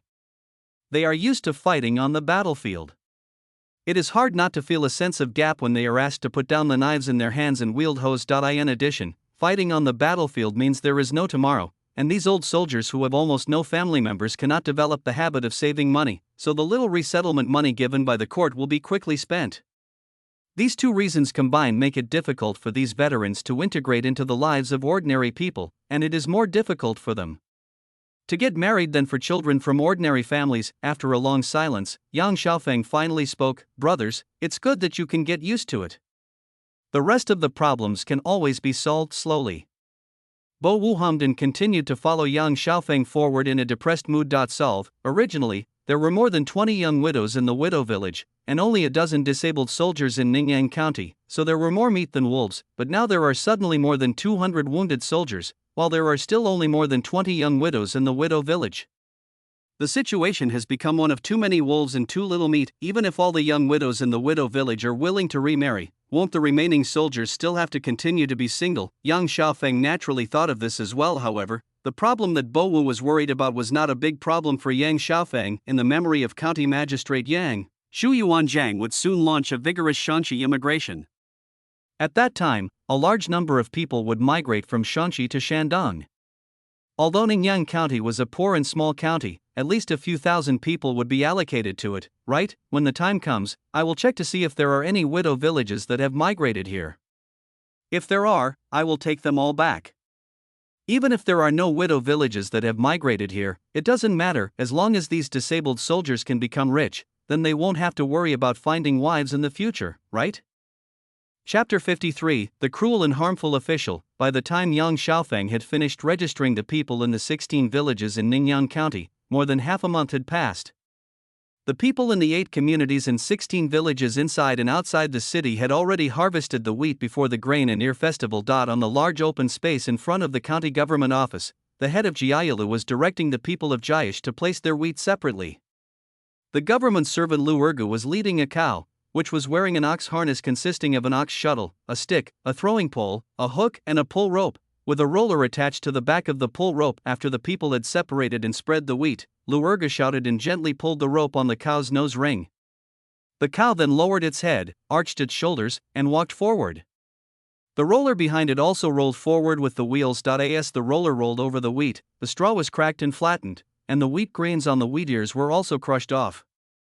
After rolling over it several times, the people would pack the wheat grains, wait for them to dry, and then use a heavier stone mill to husk the grains. The hulled grains would be rolled over again and again until they became coarse bran and fine flour. During the whole process, the wheat straw after threshing will be dried and bundled by the people to be used as firewood. The ash after burning will also be collected and spread on the fields as fertilizer in autumn. The outer shell of wheat grains is wheat bran. The best use of this thing is to use it as feed for chickens, pigs, cattle, and horses. However, when the harvest is poor, wheat bran will be mixed into flour together with wheat bran and become part of the people's food. In order to survive, the people of Zhongyuan Hall have squeezed every part of the wheat that can be squeezed out. Yang Xiaofeng, wearing the robes of a 7th-rank official, stood on the steps in front of the county government office, looking at all this with a gloomy face.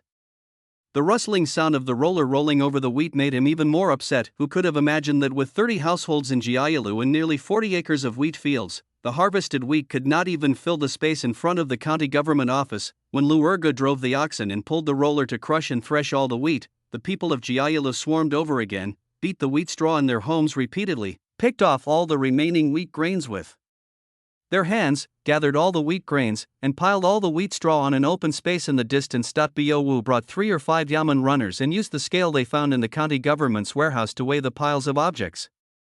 120 pounds. 95 pounds. 130 pounds. As Bo Wu weighed all the piles of wheat grains and reported their weights, Yang Xiaofeng's face suddenly became even gloomier. According to the experience Yang Xiaofeng gained from reading novels before traveling through time, even if an acre of wheat does not produce 300 to 500 kilograms, it should at least produce 200 kilograms. However, the weighing results in front of him shattered the fantasy of County Magistrate Yang, under the premise that the fruits were in shells and had not been dried and dehydrated for a long time. The average yield per mu was less than 150 kilograms. Damn it, there are 30 households in Lujia, and 123 people. They can only survive until autumn with such a small amount of wheat. It would be fine if the bean harvest was good after the harvest, but if the bean harvest after autumn is not good, how will the people of Ningyan County survive? Just when County Magistrate Yang was worrying about the wheat harvest in Ningyan County, a convoy consisting of dozens of horse-drawn carriages was heading towards Ningyan County on the road from Yenzhou Prefecture to Ningyan County, when they were still half a day's journey from the county town. Wang Xiong, the leading official in the Zanshifu, pulled the reins of his horses, raised his hand to stop the convoy, and then dismounted, saying, "Rest here for a while. I want to go to Ningyan County first." The convoy stopped as ordered. Wang Xiong changed out of his official robe and put on a green Confucian robe to dress up as a scholar. He also had someone bring a donkey from the convoy, and then took his servant and took a detour to the west of Ningyan County. On the surface, Wang Xiong was ordered by Zhu Biao, the crown prince and executive vice-emperor of the Ming dynasty, to give some rewards to County Magistrate Yang. But in fact, he was ordered by Emperor Zhu to observe the true situation of Ningyan County, with the focus on finding out the details of Yang Xiaofeng, the county magistrate, for example, one's reputation as an official, one's character, and how one treats the people. Since Wang Qiong wanted to find out the truth, it was impossible for him to take the main road, let alone the south gate facing the main road. Wang Qiong chose to take a detour, from the east to the north, through the west gate of Ningyan County, and then quietly enter the city to find out the situation first. When he had almost learned about the situation in Ningyan County, he returned to meet up with the convoy, and then entered the city openly from the south gate. Just after passing Dongshu, Wang Qiong once again pulled the reins. He first looked at a field on the side of the road in confusion, then asked the servant beside him, "Are these yamen runners helping the people with their work?" The servant also looked at the busy yamen runners and young men in confusion, then looked at his master in confusion and replied, "It seems to be the case." In fact, it is not Wang Qiong and the servant's fault that they felt confused. Ever since Wang Qiong and the servant could remember, the yamen runners were the officials responsible for collecting taxes from the people. They had never heard of yamen runners helping the people with their work, but in Shao village, not far to the north of Dongshu, Wang Qiong saw several yamen runners driving oxen to plow the land and turn over ridges. Several women followed behind the runners to sow seeds, and then kicked the soil with their feet to fill the ridges. The oxen were strong and turned over ridges quickly, but the women were slow at sowing seeds and filling the ridges.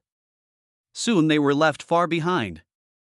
The young and strong men leading the oxen in front didn't care and just drove the oxen to continue turning over ridges in the fields next to them. At the edge of the field, an old woman was guarding a small clay stove with a pot of water boiling on it. Next to her was a small table with a large basin on it that was steaming. Next to the basin were a dozen large coarse porcelain bowls filled with water. Wang Qiong looked at it for a long time but couldn't figure it out, so he simply got off the donkey, walked to the old woman, and said with a bow, "Auntie, I came from Jiangnan and I'm thirsty. I want to ask you for a bowl of water. Is that okay?" The old woman stood up hurriedly, first wiped her hands with the corner of her clothes, and then pushed a large coarse porcelain bowl filled with water towards Wang Qiong. "Young husband, please drink some water." Wang Qiong didn't lie. She took a sip from the bowl and found that the water was neither hot nor cold. She gulped it down in a few gulps. After putting the bowl down, she said, "Thank you, Auntie." The old woman waved her hands repeatedly, saying, "It's not a big deal, it's not a big deal. If you are tired, you can sit down and take a rest." Wang Qiong thanked the old woman, lifted his clothes and sat on a wooden block beside him, smiling and asking, "Auntie, I saw the people pulling the cows in the field, and they seem to be county yamen runners? Does this piece of land belong to those yamen runners?" The old woman smiled and shook her head slightly. "It's true that the one who led the cow was a county yamen runner, but this piece of land belongs to Shao village, not those yamen runners."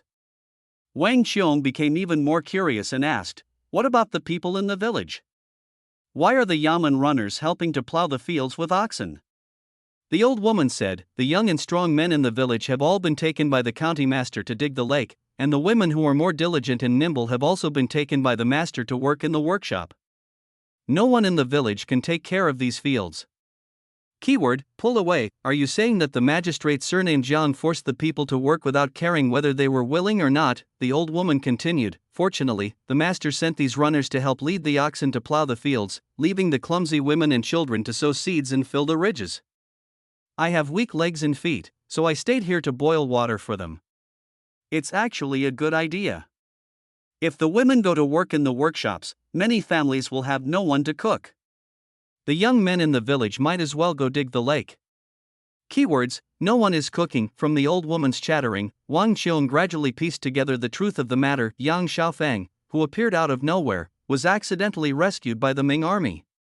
With his eloquent tongue, he bewitched Chang Yechen, Chang Pingzhang, and Su Shangye, and was appointed as the magistrate of Ningyang County. Then, this corrupt official forced the people under his rule to collect chicks and piglets for him, and forced the people under his rule to harvest weeds and sell them to the armies of Chang Pingzhang and Su Shangye as fodder, and tricked Chang Pingzhang and Su Shangye into rewarding him with a large number of cattle and horses.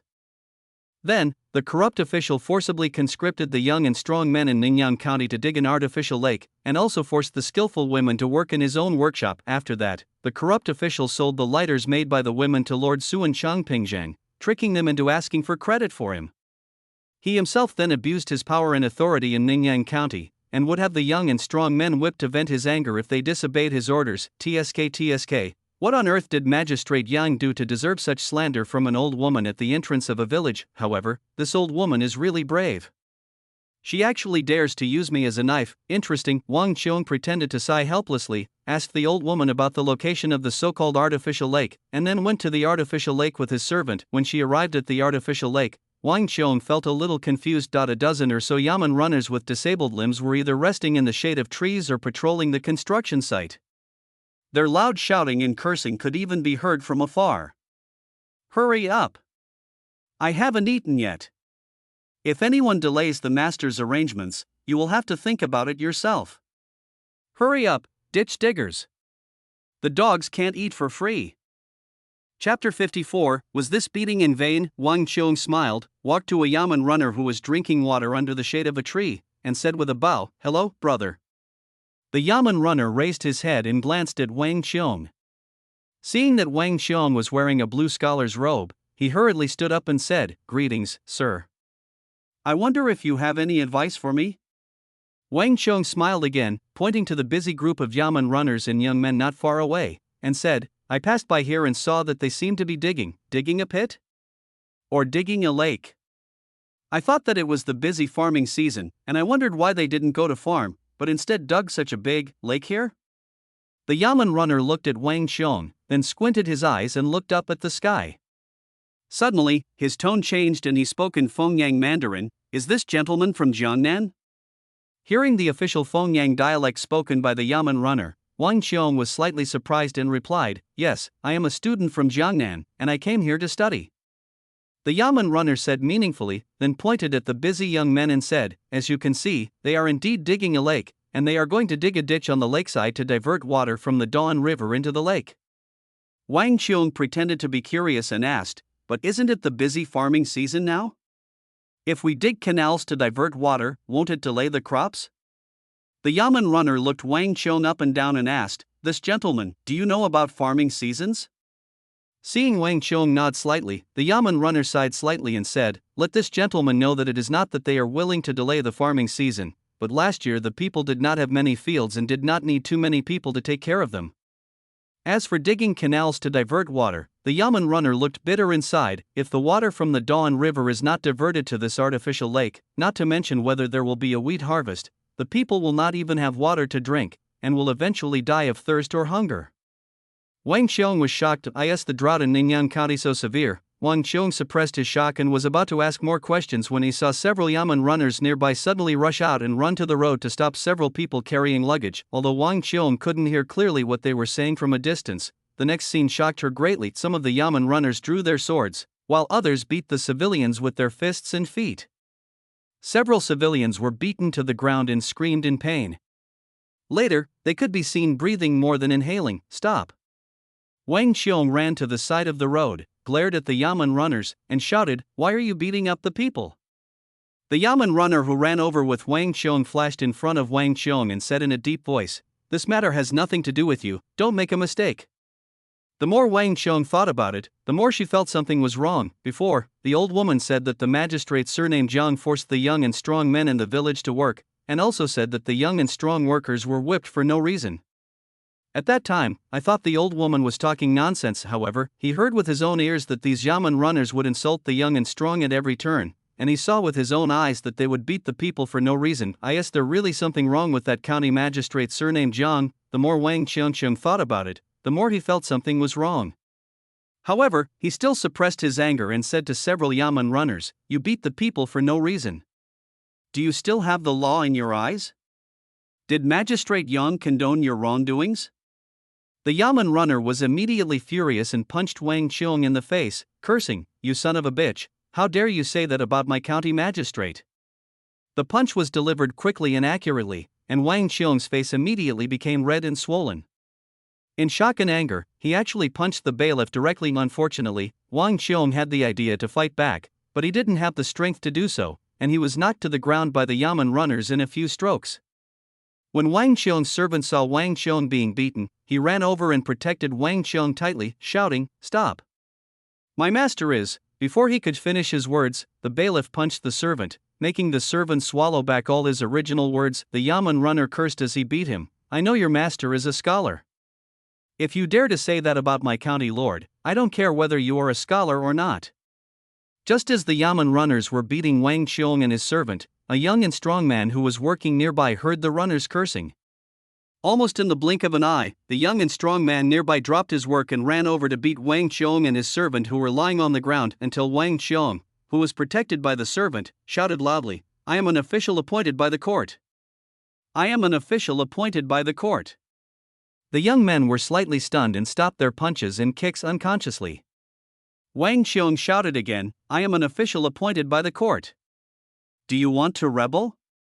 The young and strong man who rushed over first frowned slightly, pulled the Yamen runner aside, and whispered, Fifth master, why don't we just go all out and dig the pit deeper? The Yamen runner called Wu Yi was actually Lame Wu. Upon hearing this, he slapped the young man on the head and cursed, What are you talking about, you dog? Do you want to harm the county magistrate by burying him? The young man shrank his head and whispered, But if we beat him, won't it implicate the county lord?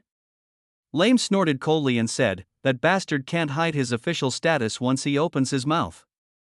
How could I not know that he is an official appointed by the court? However, the beating he received today was in vain. Even if he reports it to the capital, no one will pay attention to him. After comforting the young men for a few words, he returned and dispersed the young men who were still surrounding Wang Xiong and refused to leave. Then he reached out and pulled Wang Xiong up, saying sternly, "You said you are an official appointed by the court. I wonder what your official position is, and do you have a seal of approval?" "I am Wang Xiong, the official of the Zhanshi Palace. I am here on behalf of His Royal Highness the Crown Prince to give some rewards to the magistrate of Ningyan County." Wang Xiong patted the dirt off his body, took out a certificate from his arms and threw it to Bo, saying angrily, "Here is my certificate, do you understand it?" Lao Wu took the certificate and looked through it carefully, then said with a smile on his face, "Oh, it turns out to be Wang Sharon. It's my fault that I didn't recognize the great man and bumped into him. I hope you won't blame me." Wang Xiong snorted coldly, snatched the certificate from Lao Wu's hand, and said angrily, "Where is your county magistrate? I want to see him.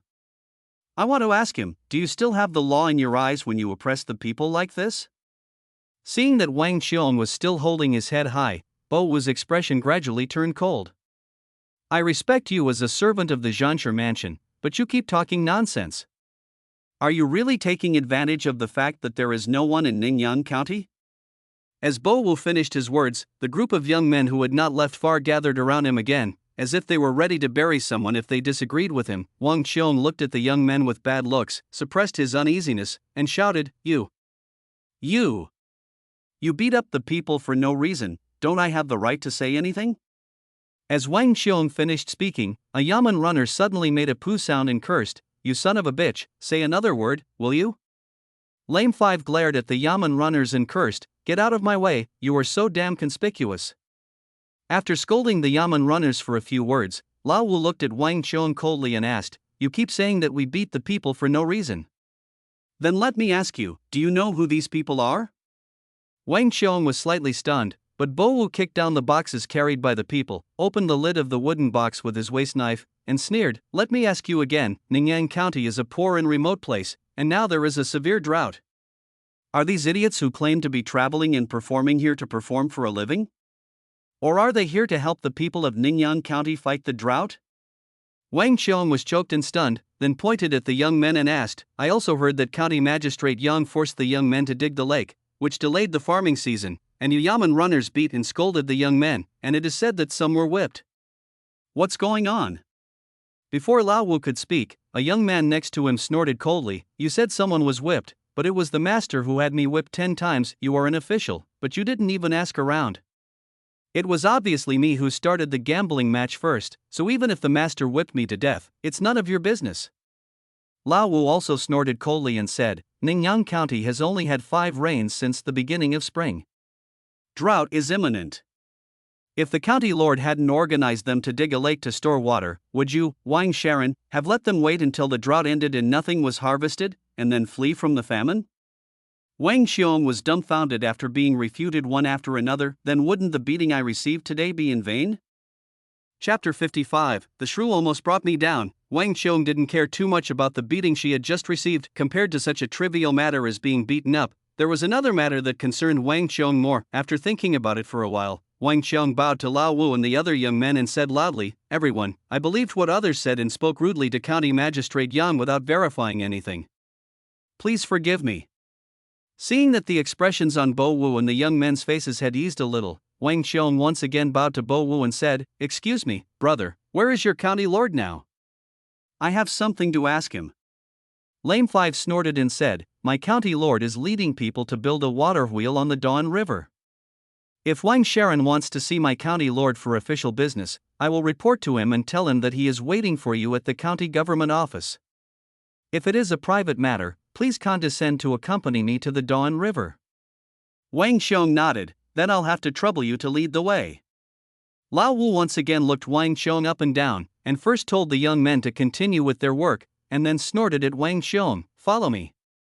After saying this, Bo Wu untied the horse's bridle from a tree by the roadside, climbed on the horse and signaled Wang Xiong to follow. After the two of them walked north for a while, Wang Xiong suddenly asked, "Excuse me, brother, there is an old woman in the village called Shao in the south. Does she have any grudge against your county lord?" Lame Wu turned his head and glanced at Wang Xiong, with a look of realization on his face. "Did you listen to the nonsense of that old woman and think that my county magistrate is a cruel and unscrupulous official?" Wang Qiong gave a wry smile, agreeing with Bo Wu's statement. Bo Wu laughed and said, "There are 13 households in Shao village, and it is one community with Gengzhuang nearby. The old woman you mentioned has a husband's surname of Geng and a maiden's surname of Jin. Others call her Geng Jin." Chen Gangshi's family consists of 4 people, her son Geng De, her daughter-in-law Li, and a little grandson who has no official name yet, and is only called Gengshi too. Her son Geng De is a slippery person who doesn't work hard. Her daughter-in-law Li is weak and not very smart, so her son was often scolded by the president, and her daughter-in-law Li was not able to work in the lighter workshop. It is precisely because of this that Geng Jinshi often complained to the county lord in private, but my county lord was generous and pitied her as an old woman, so he never made a fuss with her. Lame 5 pointed at Wang Qiong's Confucian robe and said, "This time, maybe they saw that you were a scholar from outside and wanted to use your mouth to ruin the reputation of my county lord. If you hadn't run to the artificial lake and talked nonsense and got beaten, I'm afraid my county lord's reputation would have been ruined by that old woman." Wang Qiong was extremely ashamed, and kept muttering, "Sly woman, sharp woman. Not only did you almost ruin my career, you almost ruined a good position." When Bo Wu and Wang Qiong rushed to the Dawn River, Yang Xiaofeng was leading a group of people who knew carpentry to make a water wheel. The so-called water wheel is also called a sky wheel. It is a frame more than 3 meters high built in the river. An axle is installed in the middle of the frame, supporting 24 wooden spokes. Each spoke has a scraper and a water bucket on the top. The scraper scrapes the water and the water bucket is filled with water. When the river water rushes in, the spokes are slowly rotated by the inertia of the water. One by one, the water buckets are filled with river water and lifted up step by step.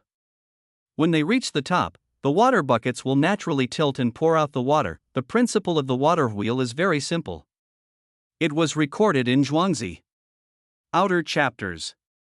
Heaven and Earth chapter. Chisel wood to make a machine, heavy at the back and light at the front. It can pump water like pumping, and the speed is like pouring water into soup. That is, a horizontal beam is supported on a wooden frame, with a wooden bucket for drawing water hanging on one end and a heavy object hanging on the other end. It works like a lever, which can save the energy of drawing water. It can be said to be the pioneer of the invention of the water wheel. During the reign of Emperor Ling of the Eastern Han Dynasty, Bai Lan made a turning cart with basic devices such as axle slots. Another saying is that during the Three Kingdoms period, the Wei people in Majun also made a turning cart. By the Tang and Song dynasties, because of great progress in the application of axles, water power could be used as a motive force, so the barrel cart was invented. Combined with a water tank and a connecting barrel, low water delivery could be achieved, which was not only more efficient but also saved precious manpower. What Yang Xiaofeng and the people made was a drum cart that could transport water from low altitude to high altitude. According to Yang Xiaofeng's plan, the artificial lake in Liumiao village will be completely completed today, and the water wheel on the Dawn River can also be installed today. What remains is to dig a ditch from the Dawn River to Liumiao village. It's just that water wheels are easy to build, but ditches are difficult to dig. According to the calculation that the ditch is 1 meter wide at the top and bottom, 4 feet deep, and 35 miles long, the total volume of earth in the entire ditch is approximately more than 21,000 cubic meters of earth. Based on the calculation that 300 young and strong people each dig 2 cubic meters of earth every day, the entire ditch will take about 35 days to dig. For the people of Ningyan County now, they may not be able to wait even for 15 days, let alone 35 days. Beans need to be planted after the grain and ear season, and they need to be watered abundantly. Unfortunately, it doesn't rain, and the water volume of the Dawn River is constantly decreasing. It is estimated that in another 10 days or half a month, the Dawn River may dry up. Therefore, there is only one way left for Yang Xiaofeng, that is to mobilize the young and strong people and livestock in the entire Ningyan County without affecting the bean planting as much as possible, and even to directly transfer 1,000 people out of the more than 2,300 people in the entire Ningyan County. And even all the strong women were mobilized to serve as men, to dig the canal from the Dawn River to Liumiao village with all their strength. In this way, the construction period can be shortened to about 7 days. If they wanted to shorten the construction period further, they could only reduce the depth of the ditch from 4 feet to 3 feet. By the way, they also had to use all the people as animals, shorten their rest time, and dig and remove the soil by lighting torches at night. Only in this way could the construction period be shortened to about 5 days. When Bo Wu brought Wang Qiong to find Yang Xiaofeng, County Magistrate Yang was secretly calculating the earthwork volume. the number of young and strong laborers in the construction period. When Yang Xiaofeng first saw Wang Qiong, who was wearing a scholar's robe but had a bruised face, he became even more unhappy. He stared at Bo Wu and asked, "What's going on? Damn it, why beat anyone else? Why beat a scholar? Don't you know that the scholars in the Ming dynasty are the ones you should never mess with?" The bastard Shirnian described a dignified county magistrate as a 3-inch tall tree bark and a lady from a noble family as a notorious vicious woman in ancient and modern times because his good friend Wu De didn't give him cash when he asked for help from Wu De, and made the couple bear the infamy for 1,000 years. Now these bastards have beaten the scholar into such a state. Am I, County Magistrate Yang, not even more miserable than Wu De? Just as Yang Xiaofeng was cursing in his heart, Wang Qiong took the initiative to bow to Yang Xiaofeng and said, "I am Wang Qiong, the secretary of the Zhanchi Mansion. I am here on the orders of His Royal Highness the Crown Prince to give some rewards to County Magistrate Yang." Chapter 56 Journalism in Ming Dynasty. When Yang Xiaofeng heard Wang Qiong introduce herself, he was completely paralyzed. As the old saying goes, there is only a 7th rank official in front of the Prime Minister, and as the old saying goes, when you beat a dog, you have to look at the owner. The Tongshir Sharon of the Zhanchi Mansion is an official of the 9th rank, and the Zhanchi Mansion itself is under the command of the Crown Prince, and the Crown Prince of the current dynasty is Zhu Biao, the first executive vice-emperor of the Ming dynasty. This is not just beating the Tongshir Sharon of the Zhanchi Mansion, this is simply a slap in the face of Zhu Biao. Just when Yang Xiaofeng was secretly having a headache, Wang Qiong bowed deeply to Yang Xiaofeng and said, "I was accidentally misled by a traitor. I thought I was pleading for the people, but in fact I was disrespectful to Magistrate Yang. I have just been taught a lesson at the artificial lake. I asked this lame 5th brother to bring me here so that I can apologize to Magistrate Yang in person." Yang Xiaofeng quickly moved aside, but seeing Wang Qiong's bruised face, County Magistrate Yang couldn't help but ask, "Who is the traitor that Sharon Wang is talking about?" Wang Qiong turned his head slightly and said awkwardly, "Su Xiang and Chang Pingzhang praised County Magistrate Yang a lot in their memorials. Your Majesty and His Royal Highness the Crown Prince also praised County Magistrate Yang a lot. This time, I came to Ningyang County on the order of His Royal Highness the Crown Prince to give rewards to County Magistrate Yang. I wanted to take this opportunity to see how County Magistrate Yang governed Ningyang County to the point that Su Xiang and Chang Pingzhang could praise him so much. But I never thought that when I passed by Shao village, I heard an old woman say that County Magistrate Yang had forcibly conscripted women to work in the workshop and forced young men to dig an artificial lake. I was so excited that I ran to the artificial lake without caring about anything." Wang Qiong quickly recounted how he disguised himself, how he believed the old woman's words, how he ran to the artificial lake, and how he cursed Yang Xiaofeng as a dog official because of his preconceived ideas without understanding the situation at the artificial lake. "I was biased and misunderstood County Magistrate Yang." Wang Qiong bowed to Yang Xiaofeng again, and said with a guilty look on his face, "Whether County Magistrate Yang wants to beat me or scold me, I will never complain." Yang Xiaofeng quickly reached out to support Wang Qiong and said with a smile, "This is not Wang Sharon's fault, so why blame him?" Seeing the increasingly guilty look on Wang Qiong's face, Yang Xiaofeng couldn't help but laugh in his heart. The Tongshir Sharon was in charge of the etiquette of entering the East Palace for audience, farewell, and visit, and was responsible for matters such as condolences.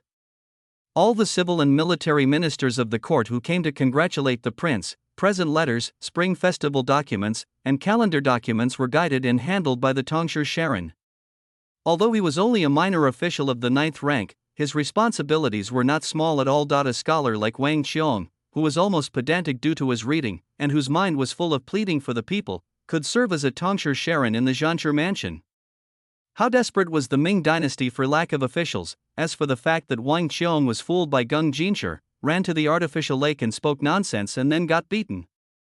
I can only say that the beating was not unfair at all. Is what Geng Jin said true? It's all true, not a single word is false. In Yang Xiaofeng's view, this routine is equivalent to a German veteran who participated in the First World War, the only one in the Nazi Party who refused to salute Hitler, personally commanded the defeat of the German offensive on Stalingrad, made great contributions to severely damaging the German army and laying the foundation for the victory of the Allied forces, and personally killed the Nazi leader Hitler.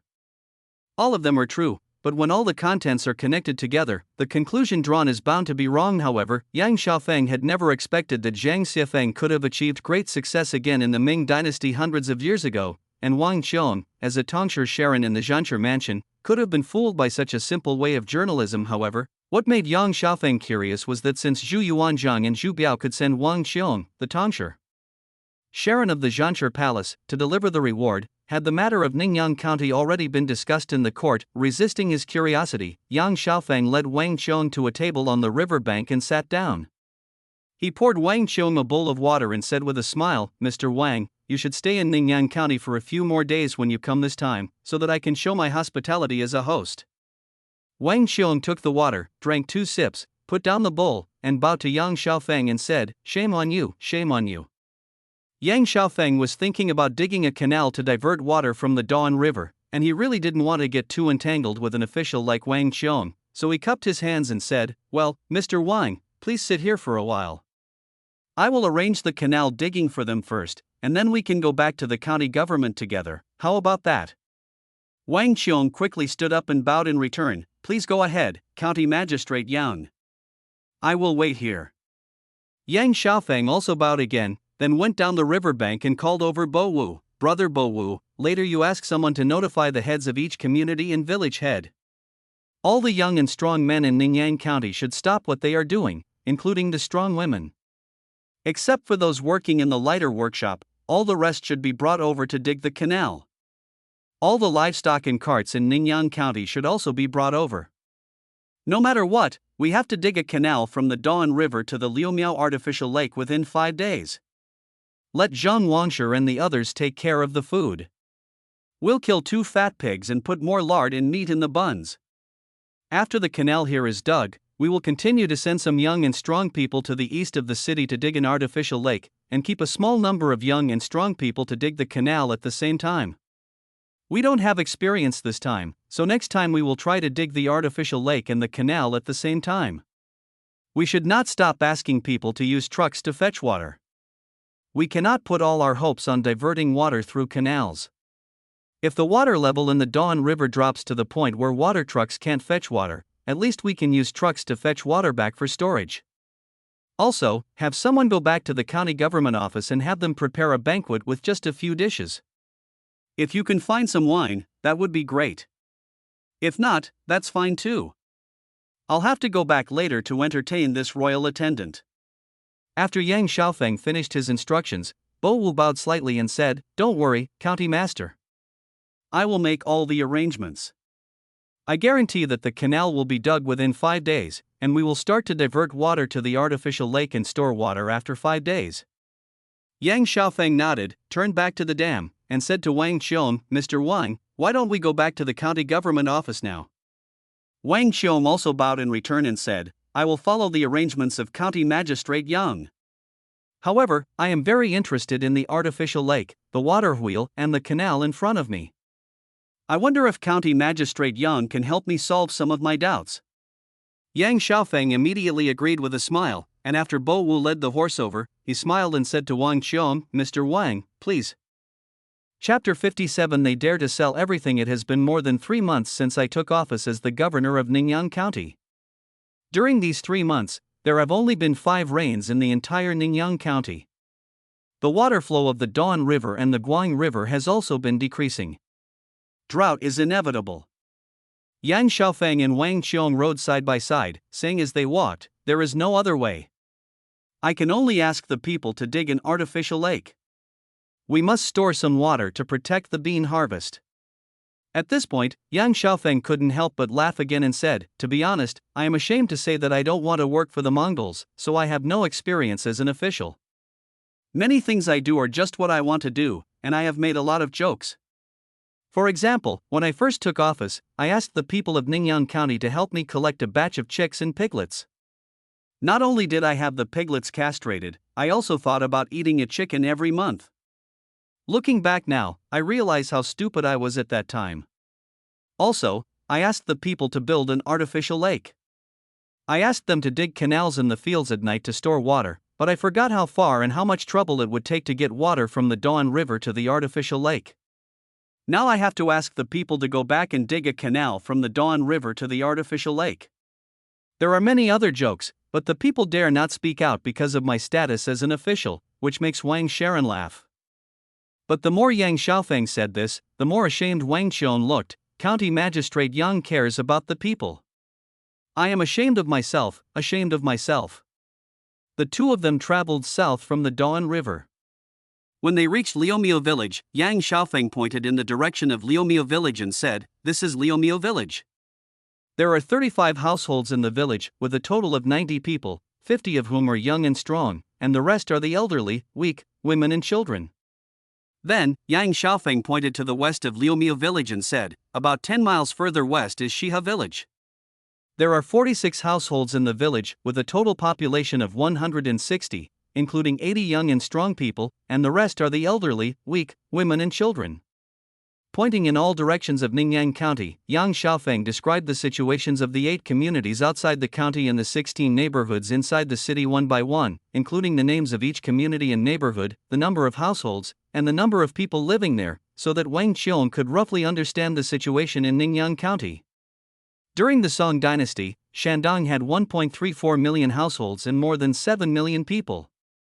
After talking about Ningyan County, Yang Xiaofeng talked about the whole of Shandong. Before Prime Minister Sun Changpingjiang went north to fight, Shandong only had about 500,000 households and less than 2 million people. I'm sure Wang Sharon has seen a lot along the way, right? Wang Qiong hummed, and then remained silent for a long time before he said, "The roads are all blocked by weeds, there is no human habitation, bones are exposed in the wild, and there is no rooster crowing for 1,000 miles. I originally thought that these were all exaggerations, but after traveling all the way, I realized that they were true." The two men walked forward in silence until they passed Liumiao, when Yang Xiaofeng suddenly laughed and said, "Deng Jin said that I had people whip the young and strong, and the unlucky guy who was beaten was from Liumiao village. In fact, this matter cannot be blamed entirely on him. I also have some responsibility." At that time, he made a bet with someone that he could eat 15 buns mixed with meat. I was afraid that he would be stuffed to death, but I was also angry that he made a bet with someone, so I had Brother Lame whip him 10 times, hoping to stop the trend of gambling. The so-called Guanpu culture refers to the gambling culture that was prevalent during the Song and Yuan dynasties. Su Shi wrote in his petition for not distributing the money for the green seedlings. Moreover, the officials were unreasonable.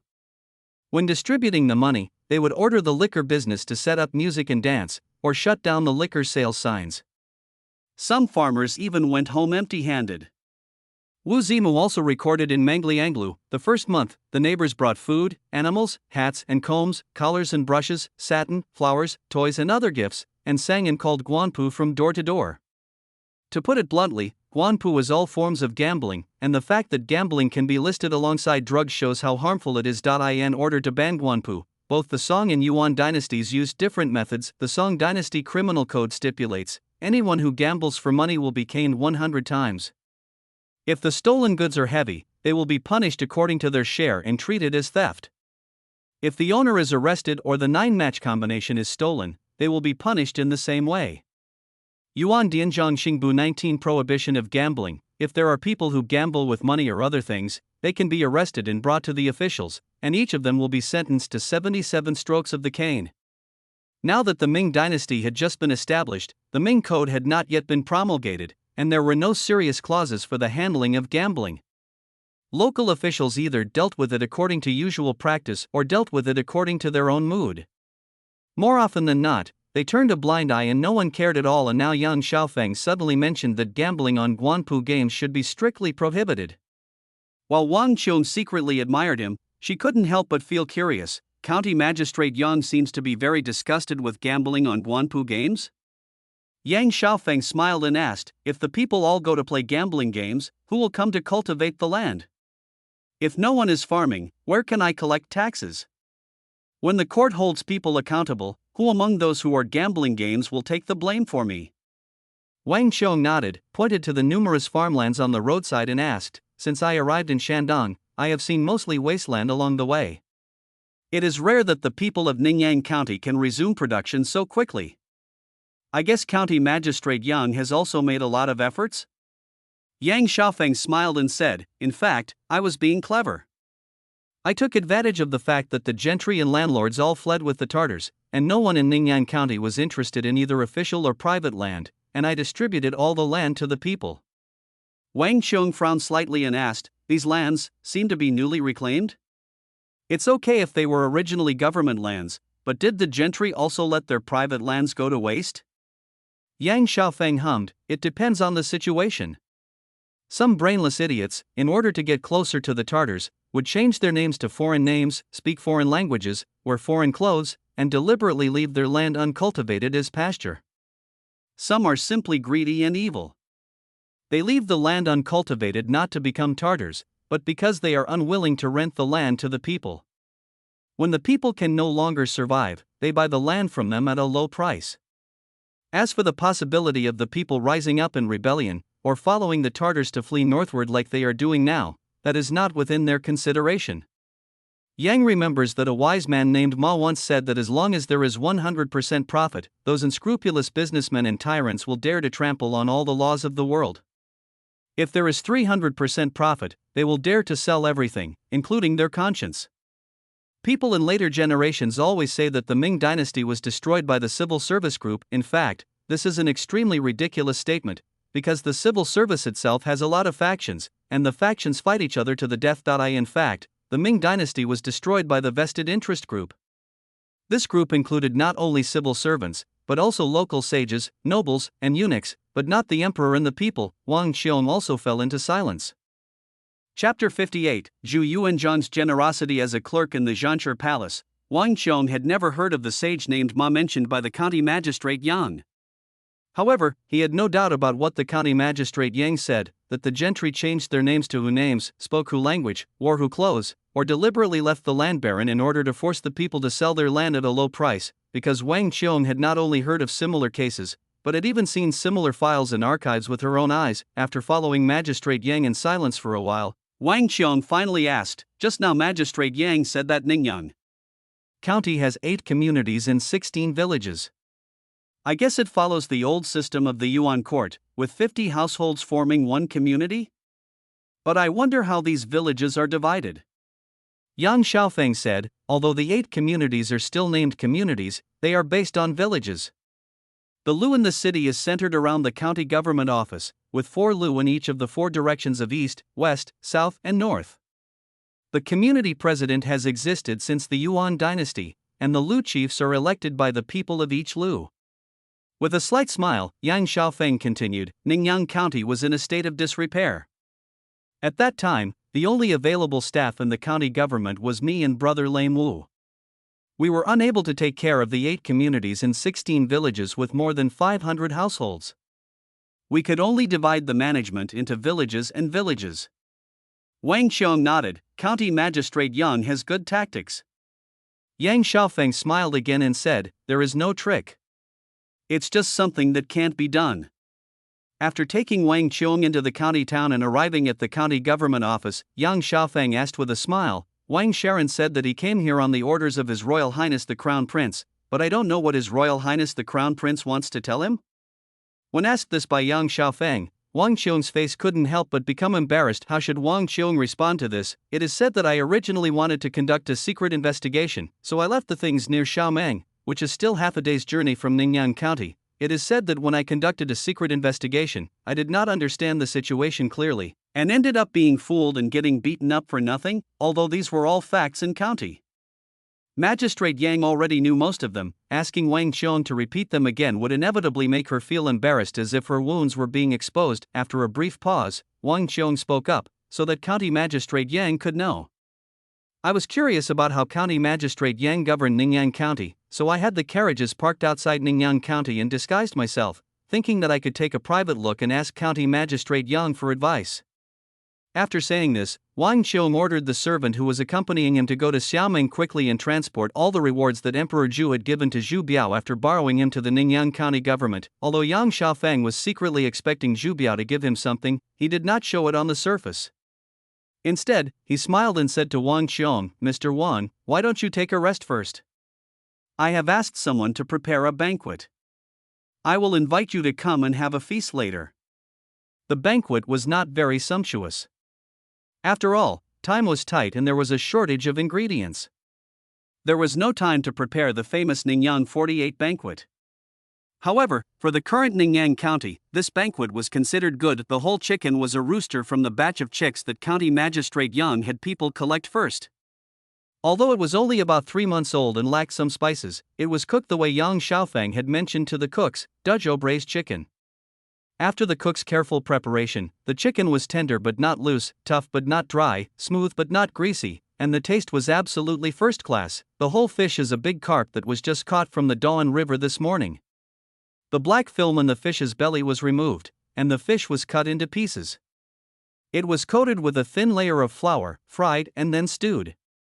It is slightly crispy when eaten, but very tender when chewed, and the taste is quite good. Braised pork with soy sauce is made by cutting the pork belly into squares, frying it in fish oil, then slicing it and putting it into a bowl.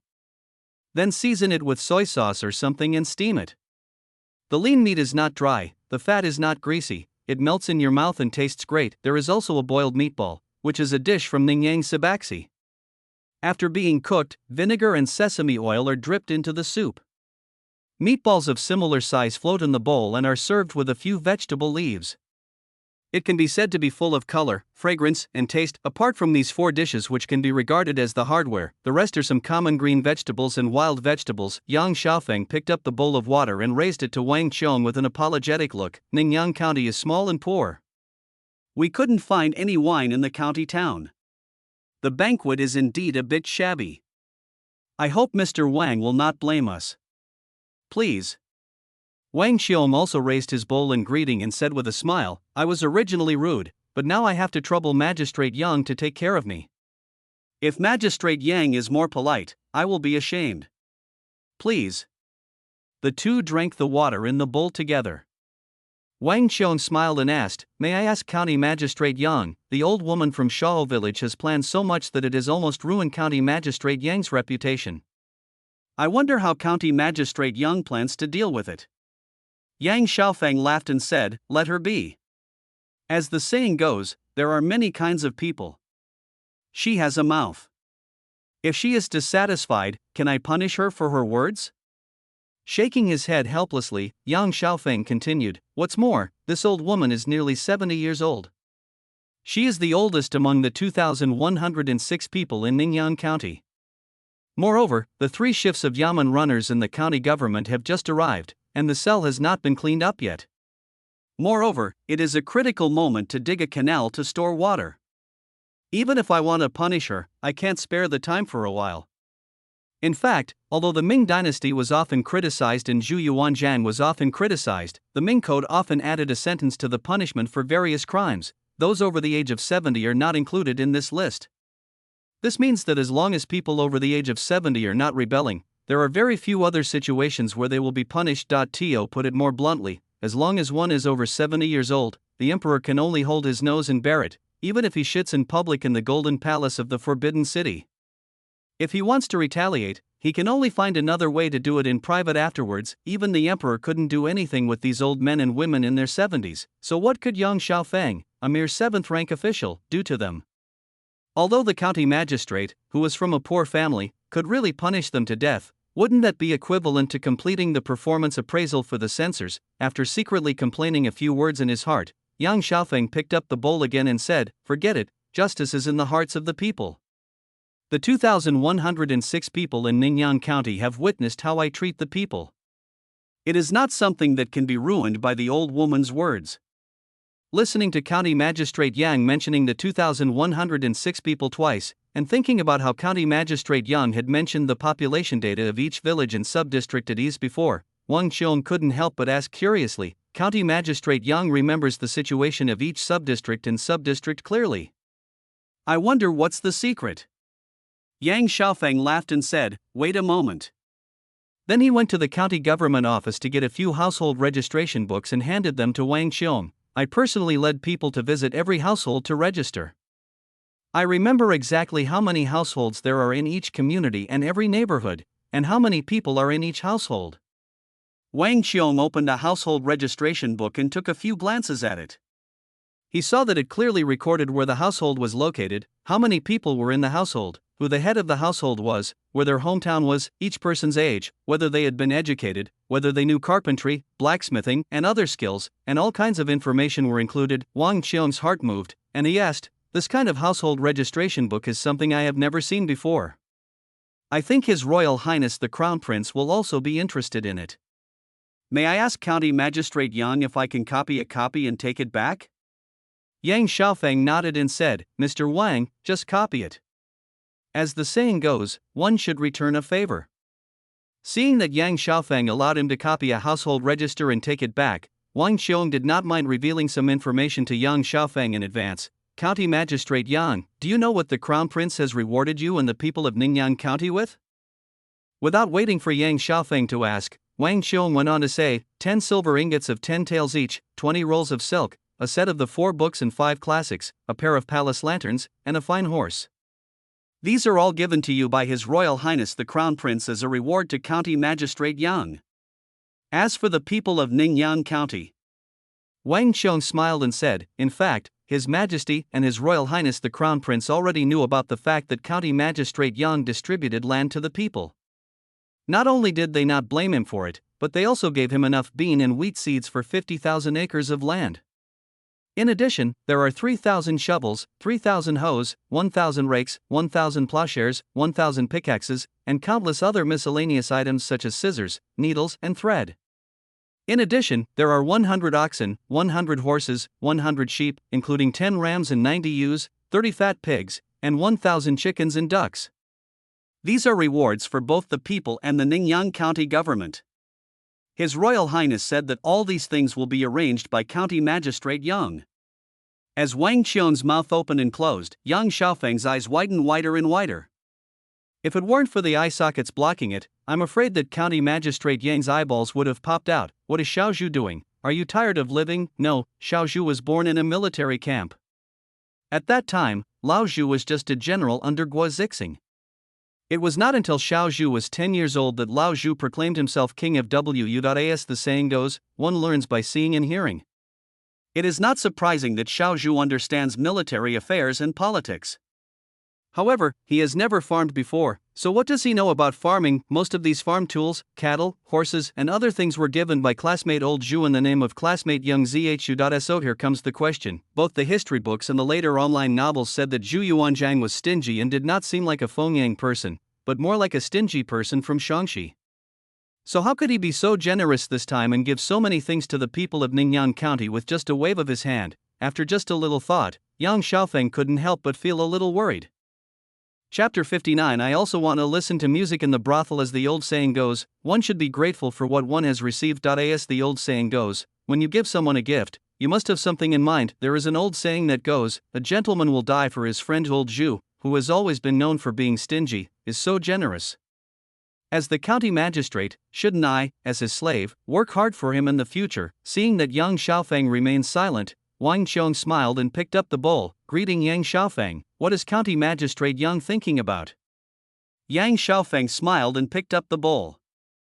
After drinking it all, he said, "How could I have deserved the favor of His Majesty and His Royal Highness the Crown Prince, and have been rewarded with so many things? I am really ashamed."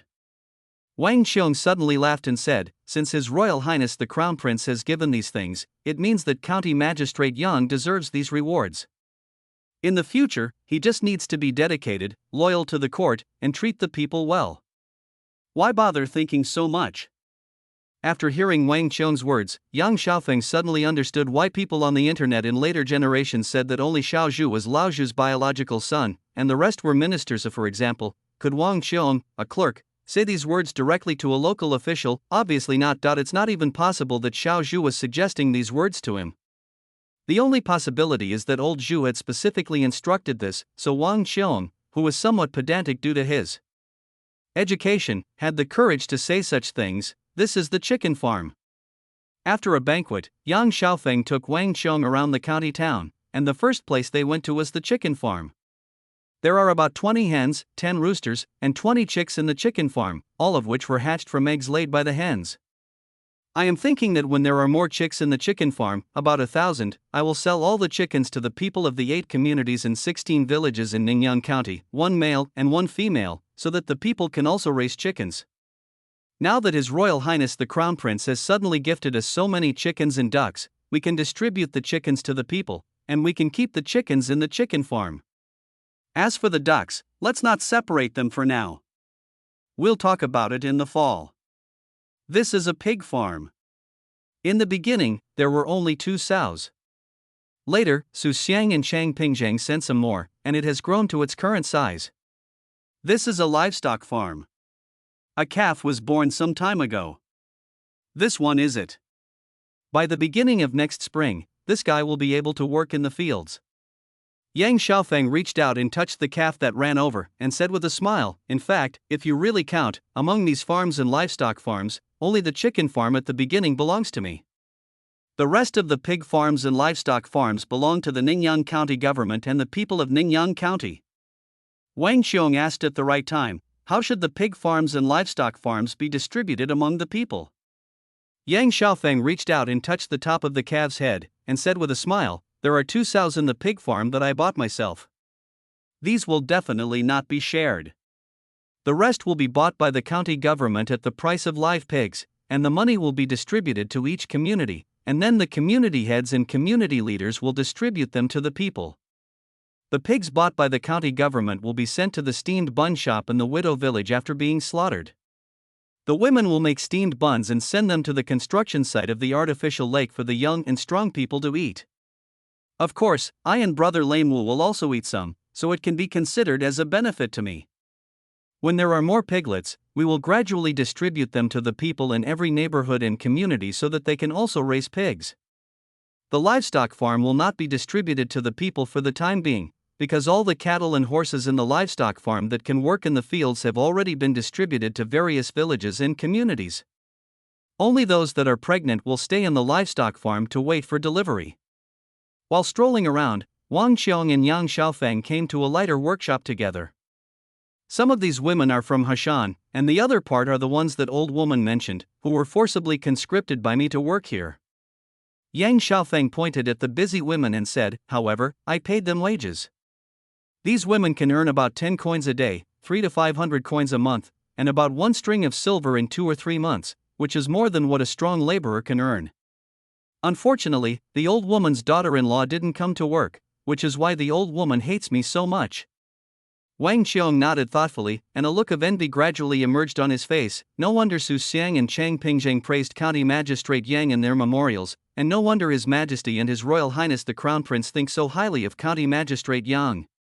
Just based on the 4 words loving the people like one's own children, County Magistrate Yang deserves the reward from His Royal Highness the Crown Prince. Yang Xiaofeng laughed loudly, waved his hand and said, "You can't accept Mr. Wang's words. Actually, I am not without selfish motives." Pointing in the direction of the chicken farm, Yang Xiaofeng said with a smile, "For example, that chicken farm is my own property. If the people have no money, how can I sell the chickens and eggs in my chicken farm? For example, I myself," Yang Xiaofeng pointed at himself, "I also want to have fun every night and listen to music in brothels every day, but the people are so poor that a family can't even afford a set of unpatched clothes. Ningyan County is also poor and small. There is not even a brothel, so I have nowhere to have fun, right? What's more, there is no assistant official in the Ningyan County government. Even if I want to have fun, I can't do it because of official duties. If Ningyan County can become prosperous, the people will have money in their hands, and more merchants will be willing to come here to do business. The people can make more money, and more children will be able to go to school in the future. Then there will be more assistant officials in the county government, and I can have less time to spare." Wang Qiong also laughed loudly, gave a thumbs up and praised, "County Magistrate Yang is a straightforward person. I have met many officials in the capital, and I have seen many people listening to music in brothels every day, but no one dares to say it as openly as County Magistrate Yang." In just a few words, the 2 of them talked about the livelihood of the people and the 4 major things a man should do. The distance between them was shortened, and the gap that had been caused by Wang Qiong being beaten disappeared. Of course, only Wang Qiong herself knew whether it was true or false, but at least on the surface she no longer cared about it. After leaving the lighter workshop, Yang Xiaofeng took Wang Qiong for a stroll in the county town. "This is Jiarlu, the head of the Lu is nicknamed Monsong, the official name is Wang Sishi, there are 22 households, 70 adults, 30 of them are young and strong, and the rest are women and children. This is Jia Sanlo. While strolling around, Yang Xiaofeng introduced the situation of each li in Ningyan County to Wang Xiong. Ningyan County is small, so I divided the entire county into 4 large li, A, B, C, and D, and numbered each li 1, 2, 3, and 4. Each li has a li chief, which can help me share some of the burden of encouraging people to farm and sericulture. I am also thinking of organizing young men to build roads after the land reclamation in autumn. I will renovate and widen the road from Ningyan County to Yenzhou Prefecture. When the situation is better next year, I will renovate the Confucian Temple and try to invite the 2 teachers to give lectures. Wang Xiong nodded and said, "Now I understand why County Magistrate Yan wanted to whip the young man who was involved in the gambling game. As the saying goes, parents who love their children will plan for them in the long run." County Magistrate Yang is a fatherly official who is wholeheartedly thinking about the people of Ningyan County. This really makes me admire him.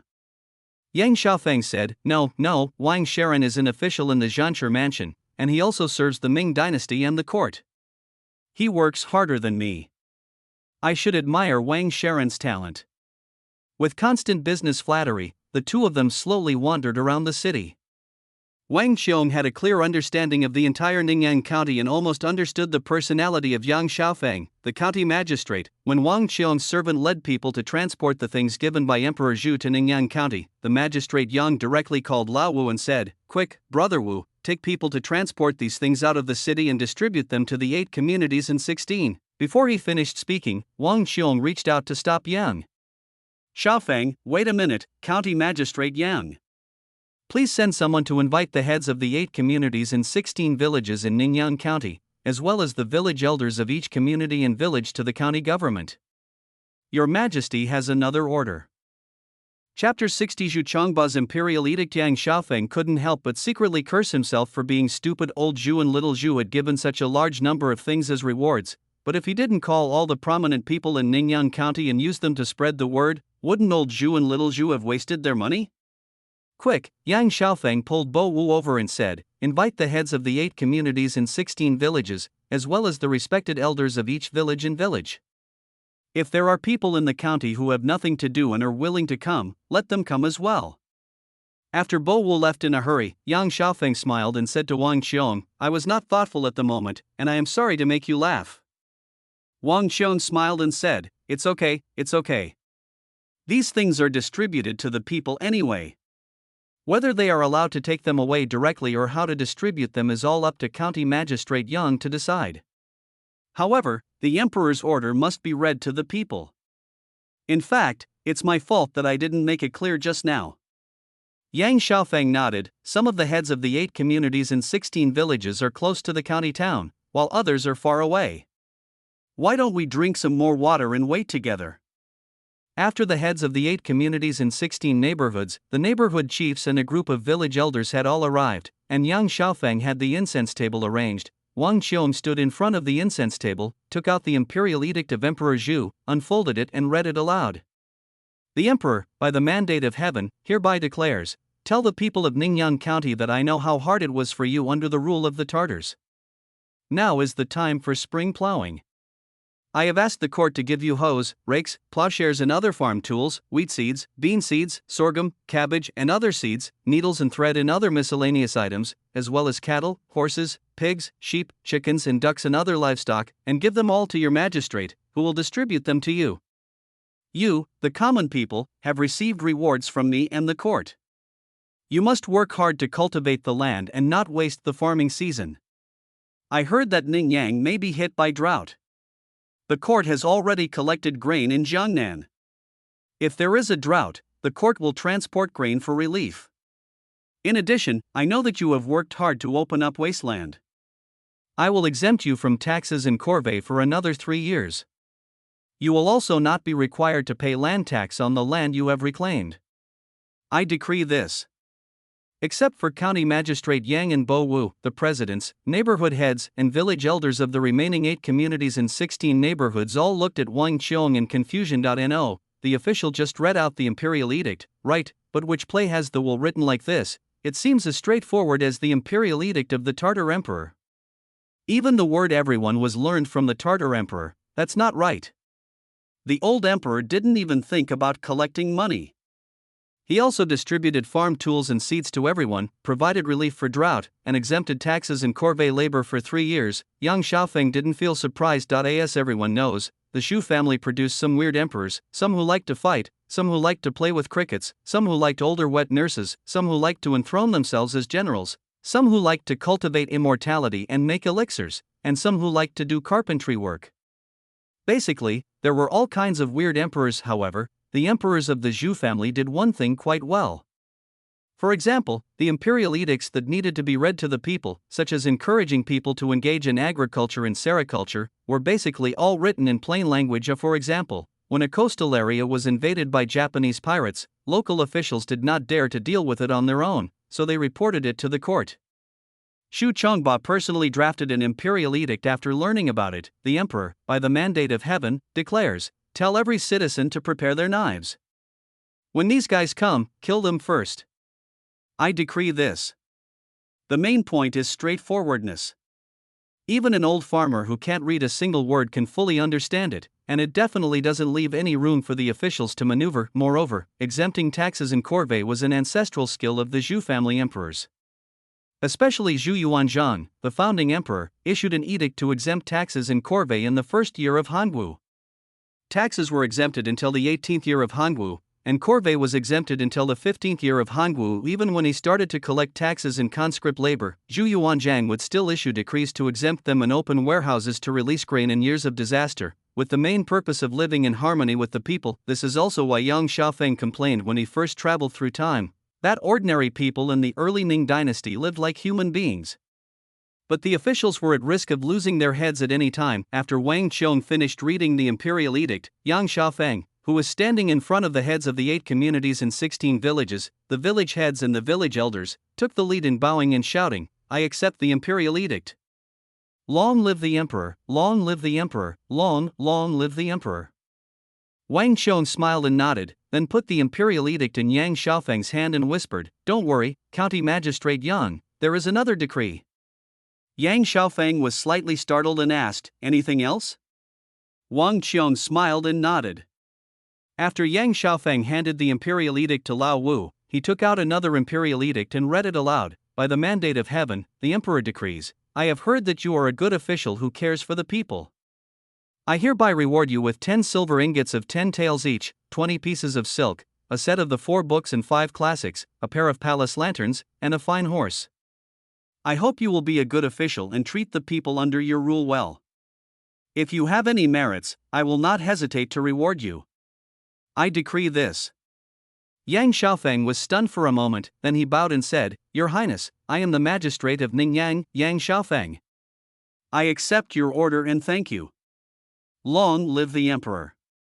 This is different from movies and TV dramas, where eunuchs are the ones who announce the imperial edicts. When the imperial edicts are announced, officials and common people have to kneel down to listen to the edicts. After the edicts are announced, they have to perform the ritual of 3 bows and 9 kowtows to receive the edicts.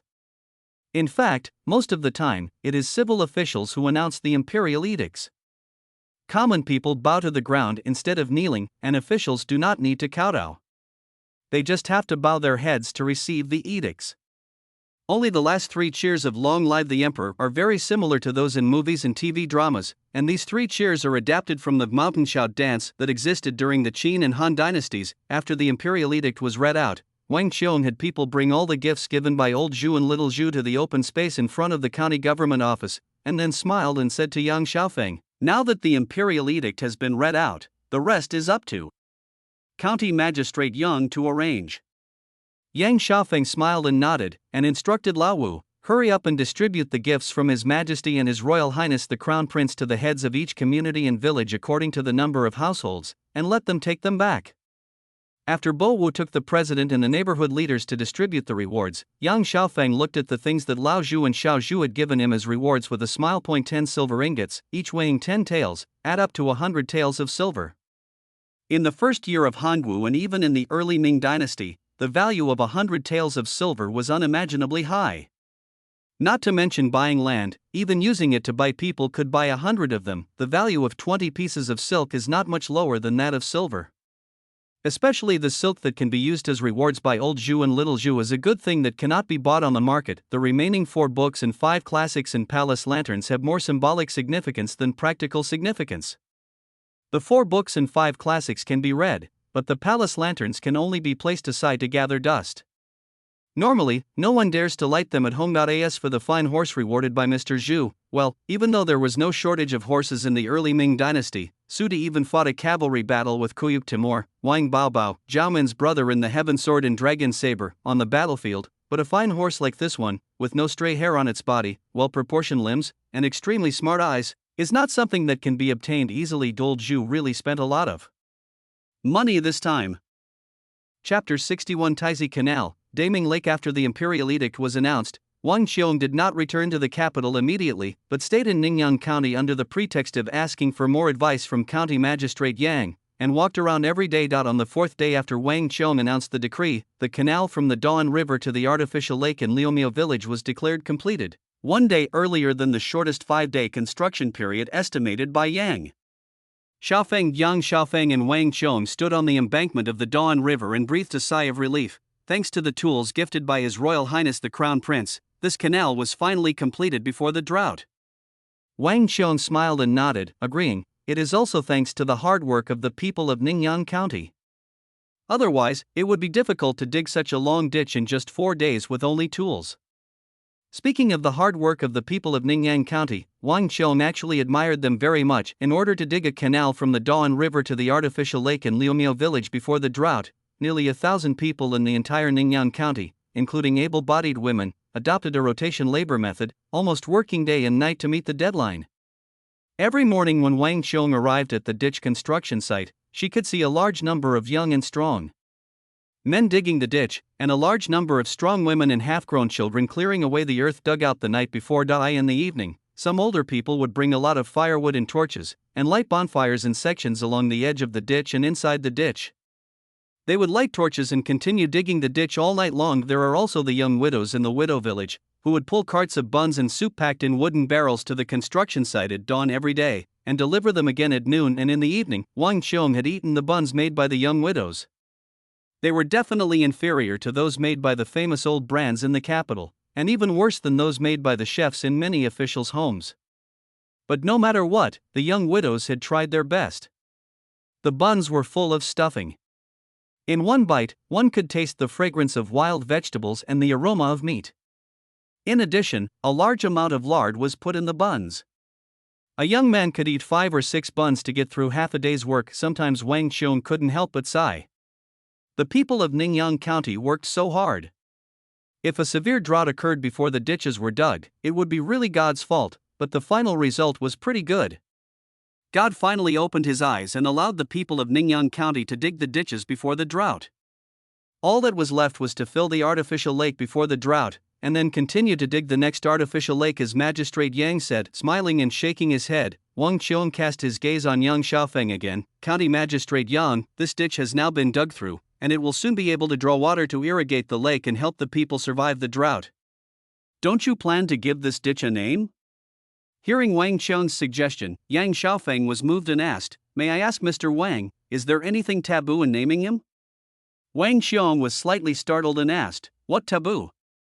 Yang Xiaofeng laughed and pointed at the ditch and said, "According to my calculations, if it weren't for the farm tools and cattle and horses gifted by His Royal Highness the Crown Prince, this ditch would have taken at least 5 days to complete. If it was slower, it could have taken 10 days or half a month. So, if I name this canal Taizi Canal, will it be a taboo?" Wang Qiong laughed and said, "County Magistrate Yang wants to name this canal the Prince Canal. This is to express the gratitude of the people of Ningyan County to His Royal Highness the Prince for the reward. If it gets out, it will only be a good story. How could it be a taboo?" Yang Xiaofeng also laughed loudly, stretched out his hand to wave to Lao Wu, and said, "Tell the people that the repair of this canal is thanks to the people's hard work, as well as the shovels, hoes and cattle and horses rewarded by His Majesty the Crown Prince. In addition, His Majesty the Crown Prince exempted our Ningyan County from taxes for 3 years, and mobilized grain from Jiangnan to help our Ningyan County people after the drought in our Ningyan County. We should not be ungrateful, so I will name this canal the Prince Canal, and hope that the people will remember the kindness of His Majesty and His Majesty the Crown Prince. Lame 5 nodded and said, "Yes, County Master, I will tell the people right away. Also, do you want to find a stonemason to erect a monument here?" Yang Xiaofeng nodded, agreeing to Bo Wu's proposal. After Bo Wu turned and left, Yang Xiaofeng smiled and said to Wang Xiong, "Wang Sharon, the water wheel below is about to start pumping water. Why don't you give the order?" Wang Xiong waved his hands repeatedly. "How can this be done? I am staying in Ningyan County to seek advice from Magistrate Yang, not to seek credit for myself." Yang Xiaofeng held Wang Xiong and dragged him towards the water wheel, saying with a smile, "Your Majesty and the Crown Prince have rewarded many tools, farm implements, and cattle and horses, but it was also thanks to Wang Sharon who brought them all the way. How can you be greedy for credit? Come on, let Wang Sharon give the order to close the dragon and draw water today. This is the way to be an official." The canal for drawing water to irrigate the lake was named Taizik, and the credit was given to Xiao Zhu. Old Zhu would definitely be very satisfied with this, and Xiao Zhu would definitely be satisfied as well, and Wang Xiong would definitely not have any objections, but Wang Xiong was a Tongshire Sharon of the Zhanshire mansion, and he traveled thousands of miles to Ningyan County to announce the imperial edict and sent so many farm tools, hoes, cattle, horses, pigs, sheep, chickens, ducks and other livestock to Ningyan County. It couldn't be that Sharon Wang was not responsible for everything, right? Yes, if we carve a stone tablet as Bo Wu said, it will definitely record Wang Sharon's name and deeds, and Wang Sharon will become famous. But who would complain about having too many benefits? Otherwise, why would Wang Xiong stay in Ningyan County under the pretext of seeking advice? As for giving Wang Xiong real money, County Magistrate Yan was neither willing nor courageous enough to do so. After all, Wang Xiong came here on the orders of Zhu Yuanzhang and had just been beaten up in Ningyan County. If he gave him money, who knew whether this guy would say that giving him money was a bribe when he returned? In addition, Wang Xiong was a bit pedantic in his studies, so Yang Xiaofeng completely gave up the idea of giving money to Wang Xiong. Letting Wang Xiong give the order to close the dragon and draw water is a cost-effective thing, which is very suitable for the current situation. Anyway, I have already gained a lot of benefits, both in terms of actual benefits and reputation, so it doesn't matter if I give up some benefits in terms of face. Wang Xiong naturally couldn't win over the Magistrate Yang. After repeatedly refusing, Wang Xiong stood not far from the water wheel and shouted loudly, "Close the dragon! Draw water!" As Wang Xiong finished speaking, several people near the water wheel began to push a capstan on the riverside. As the rope on the capstan gradually loosened, the water wheel, which was originally above the water surface, began to slowly fall. After the axle of the water wheel fell into the grooves that had been dug on both sides of the water wheel, the water trough of the water wheel close to the water surface was completely submerged in water. The water flow is relatively fast where the water wheel is built. Driven by the water flow, the water wheel begins to turn slowly. When the water flow pushes the water-filled trough to the highest point, the water in the trough pours into the trough that has been built long ago and begins to flow towards the Taizi Canal. Then, it flows from the Taizi Canal towards the artificial lake of Liumiao village. Yang Xiaofeng's nose felt a little sour. He grabbed Wang Xiong's arm and shook it. "It's done. It's done. Ha ha ha ha."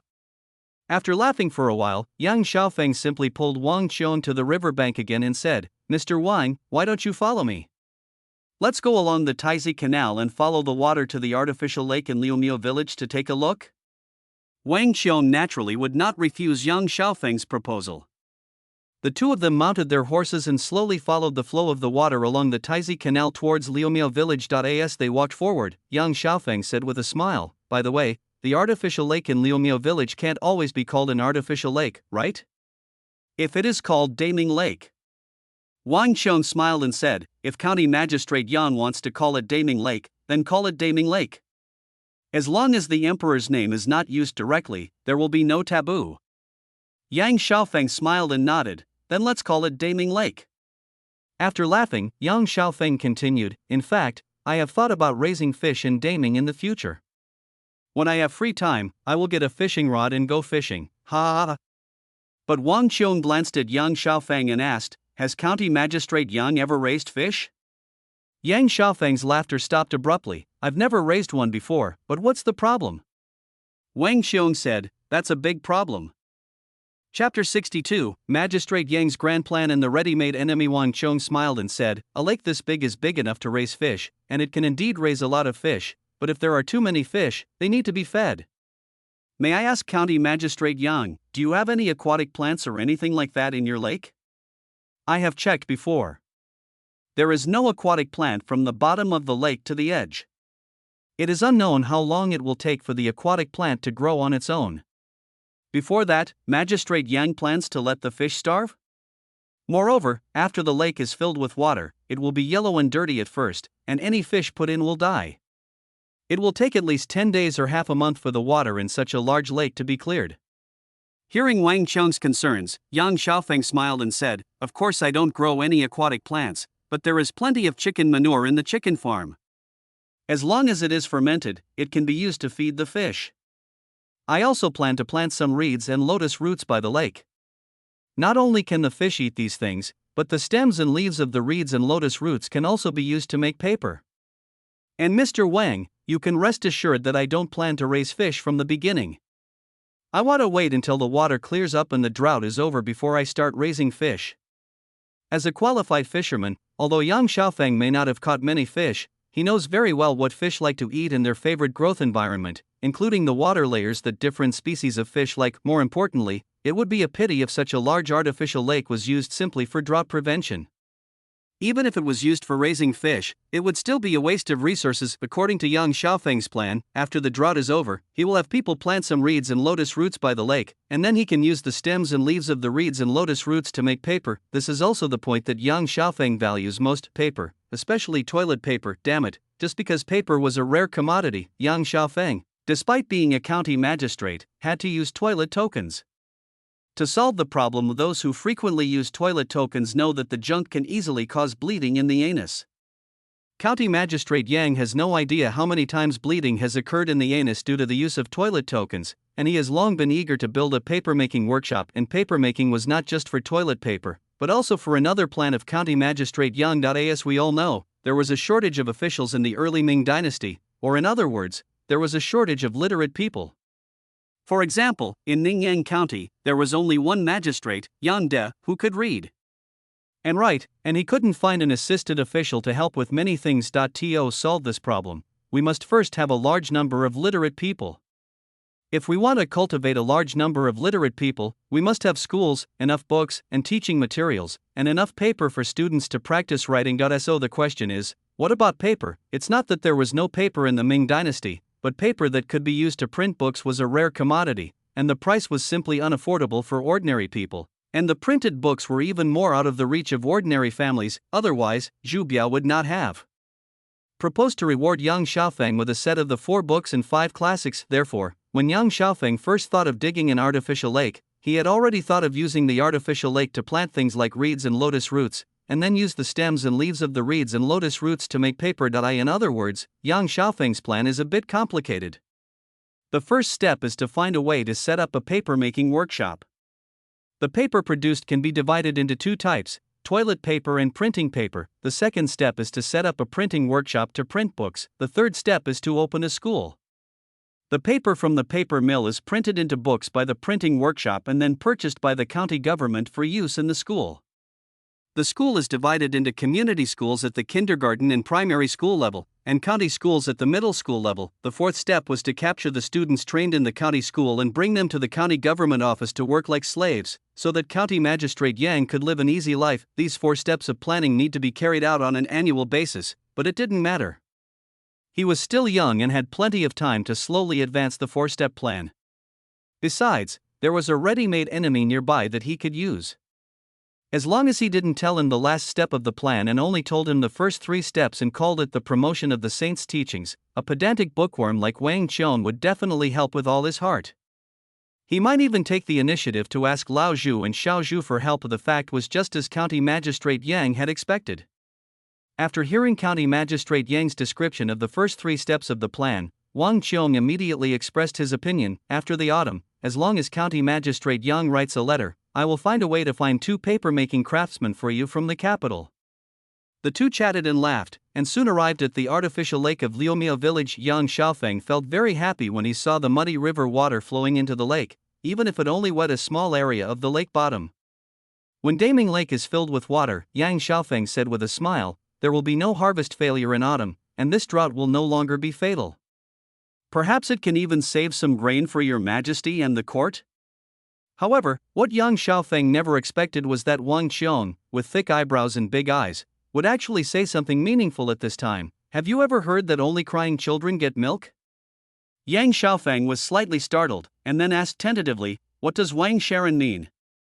Wang Qiong laughed and said, I didn't say anything. I just asked Magistrate Yang if he had ever heard of this saying.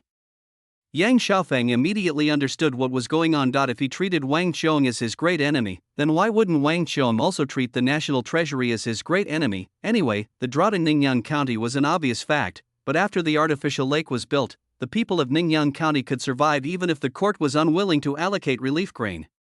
But if the court allocated relief grain, the people of Ningyan County would not have to suffer whether he endures or not. The money saved will not belong to Yang Xiaofeng, nor to Zhu Yuanzhang and Zhu Biao, and certainly not to Wang Qiong. So, why should we save money and food for the national treasury? You know, the people would not blame the national treasury if they had no food to eat.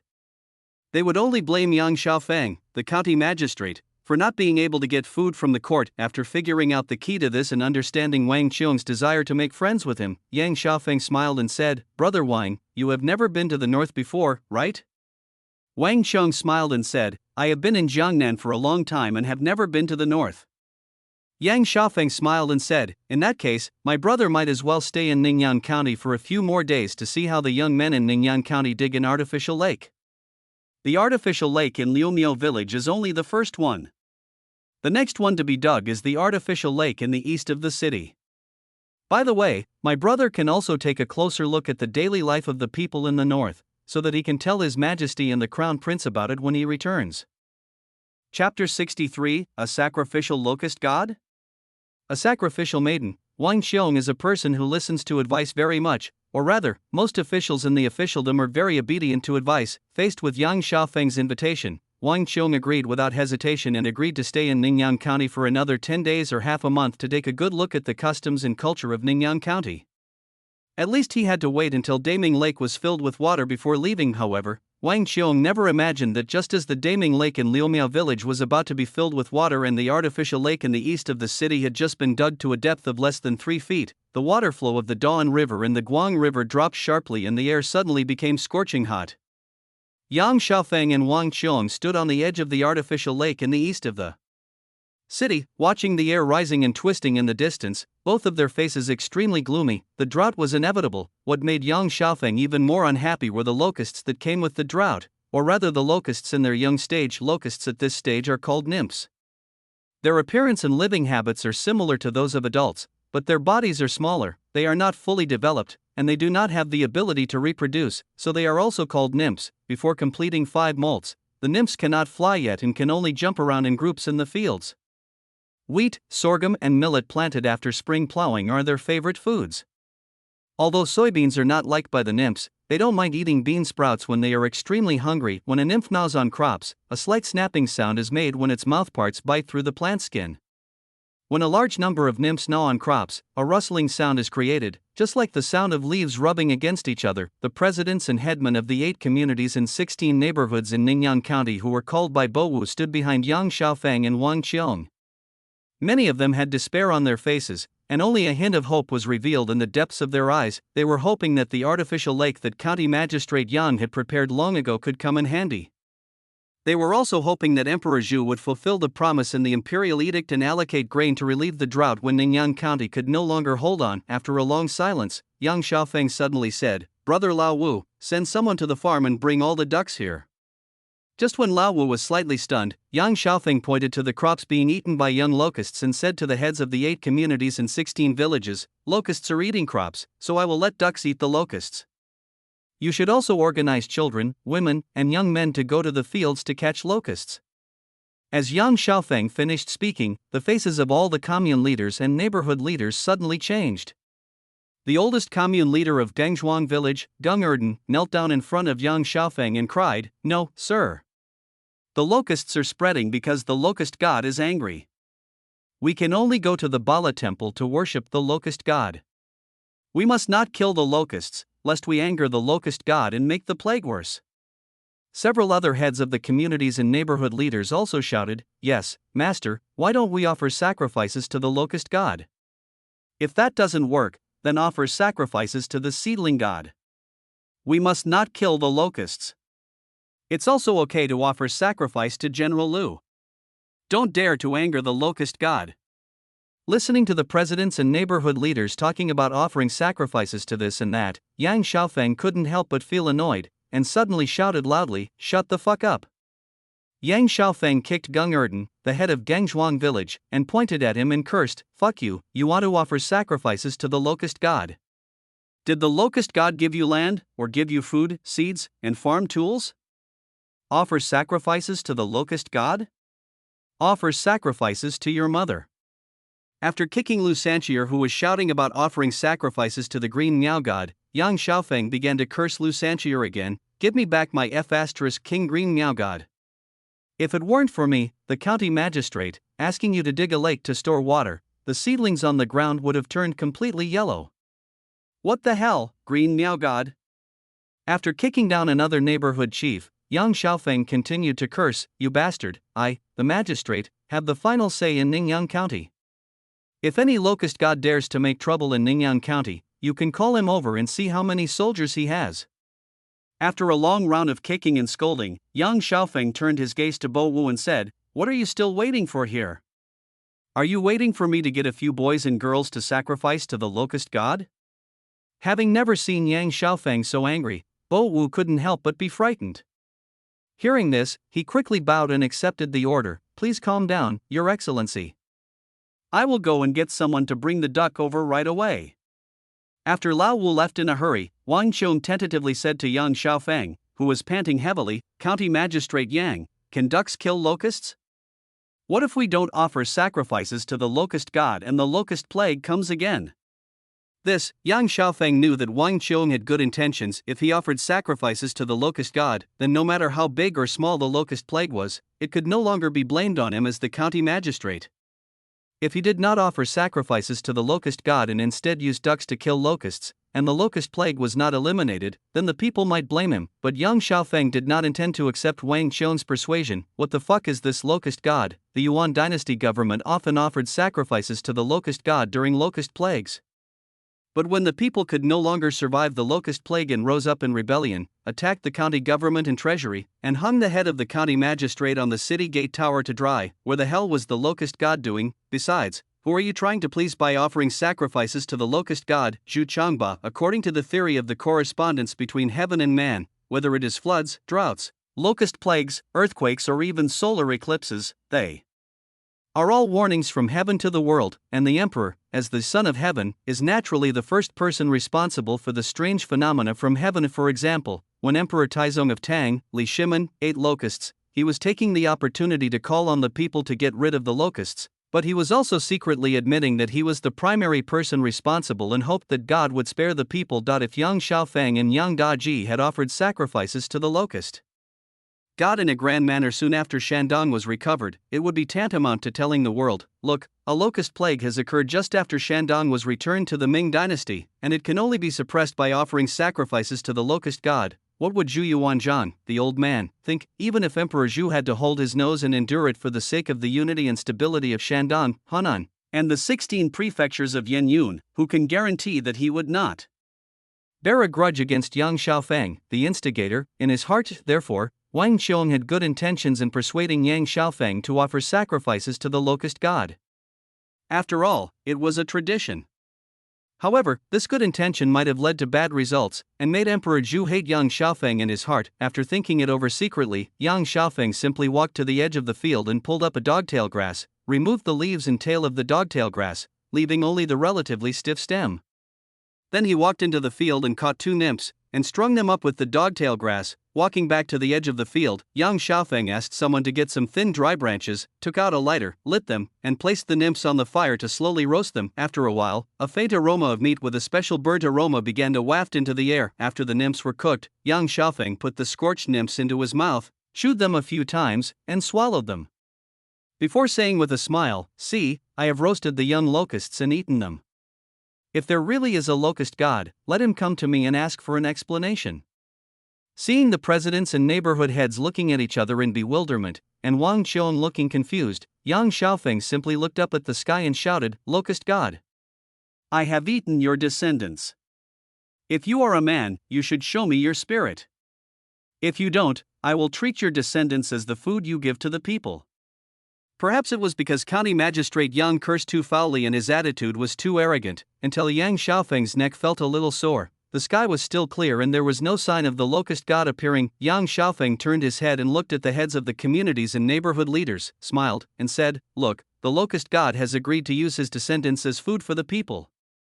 All the heads of the communities and neighborhoods looked at each other. Lu Sanchier, the head of Liumiao village who had just been kicked to the ground by Yang Xiaofeng, suddenly yelled, rolled over and stood up, and shouted, "The locust god didn't give me any land. The locust god didn't give me any seeds. The descendants of the locust god eat my food.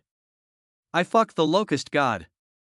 After shouting, Lu Sanchier actually imitated Yang Xiaofeng and rushed to the edge of the field to pick some dogtail grass, then rushed into the field to catch the nymphs, strung them together with the dogtail grass, then returned and roasted the nymphs over the fire that was still not extinguished to fragrant. Lu Sanchier chewed the roasted nymph viciously. "Master is right, this is the meat God gave us.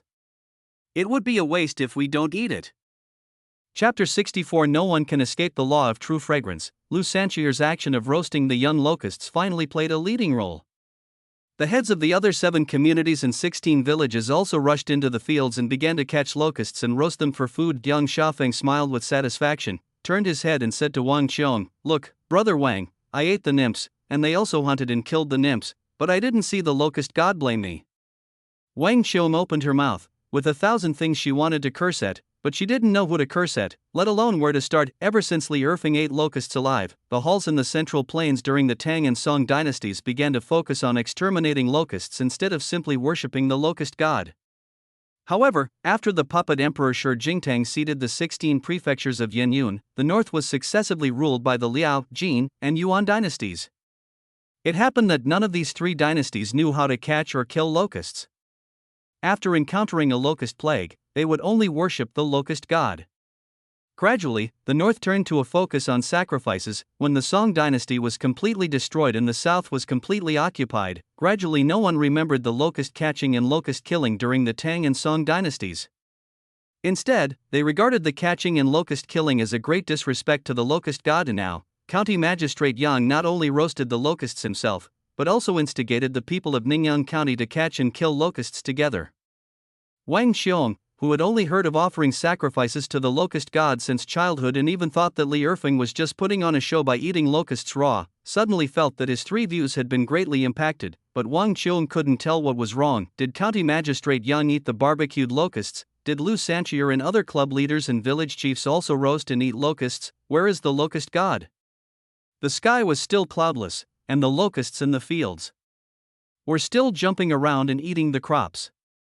The small bonfire next to it seemed to still have the burnt aroma of roasted locusts, but there was no sign of even the locust god. What made Wang Qiong even more unacceptable was that Lu Sanchier, who had just eaten grilled locusts, even ran to catch a few more locusts, grilled them, and forced them onto Gung Erden, the head of Gengzhuang village, who was hiding aside.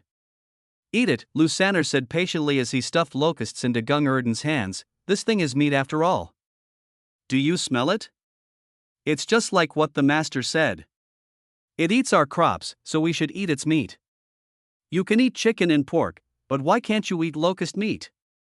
Look, I ate it, and President Yang, President Wang, Zhang Luzhang, and Wang Luzhang all ate it too. Look at us, are we fine? Since we are all fine, what else are you afraid to eat? Eat it. If you don't eat it, it will eat your crops. Then your mother, wife, and children will have to starve. Can you bear it?" As Lu Sanchier continued to persuade, the burnt aroma of the grilled locusts continued to penetrate Gung Erden's nose. After swallowing his saliva several times, Gung Erden finally couldn't bear it anymore and opened his mouth to bite the grilled locust in Lu Sanchier's hand. "It smells so good."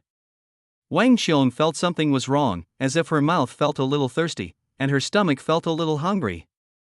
The locusts that originally looked ferocious actually became somewhat attractive. Yang Xiaofeng simply ran to the field and caught a few more locusts. After roasting them, he handed them to Wang Qiong. "Brother Wang, why not try some? Locusts are meat after all. Look at how strong their hind legs are. They can grow into adults in just a few days, and the female locusts can lay eggs very quickly. As the saying goes, you are what you eat." At this moment, Yang Xiaofeng was like a devil holding candy to lure a little girl, and Wang Qiong was like the little girl who was seduced. Then, Wang Qiong felt that his hands seemed to be out of control, and he slowly reached out to the roasted locusts in the hand of County Magistrate Yang. Then, Wang Qiong couldn't help but exclaimed, "It smells so good."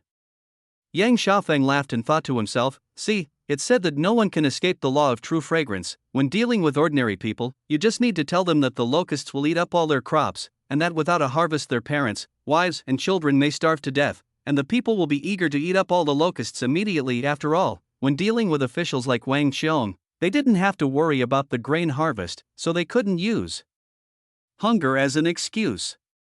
They could only exaggerate the reproductive capacity of locusts and then tell them that they would get what they wanted by eating. Just like now, after eating the locusts, Wang Qiong even took the initiative to turn his gaze to the locusts in the field, as if those locusts had turned into a string of delicious delicacies. Just as Yang Xiaofeng was laughing in his heart, Lame Wu, who had hurried back to the county town, had already brought a group of women and was slowly driving a large flock of ducks towards the east of the city. The ducks were extremely excited. Humans might be afraid of the locust god, but the ducks were not.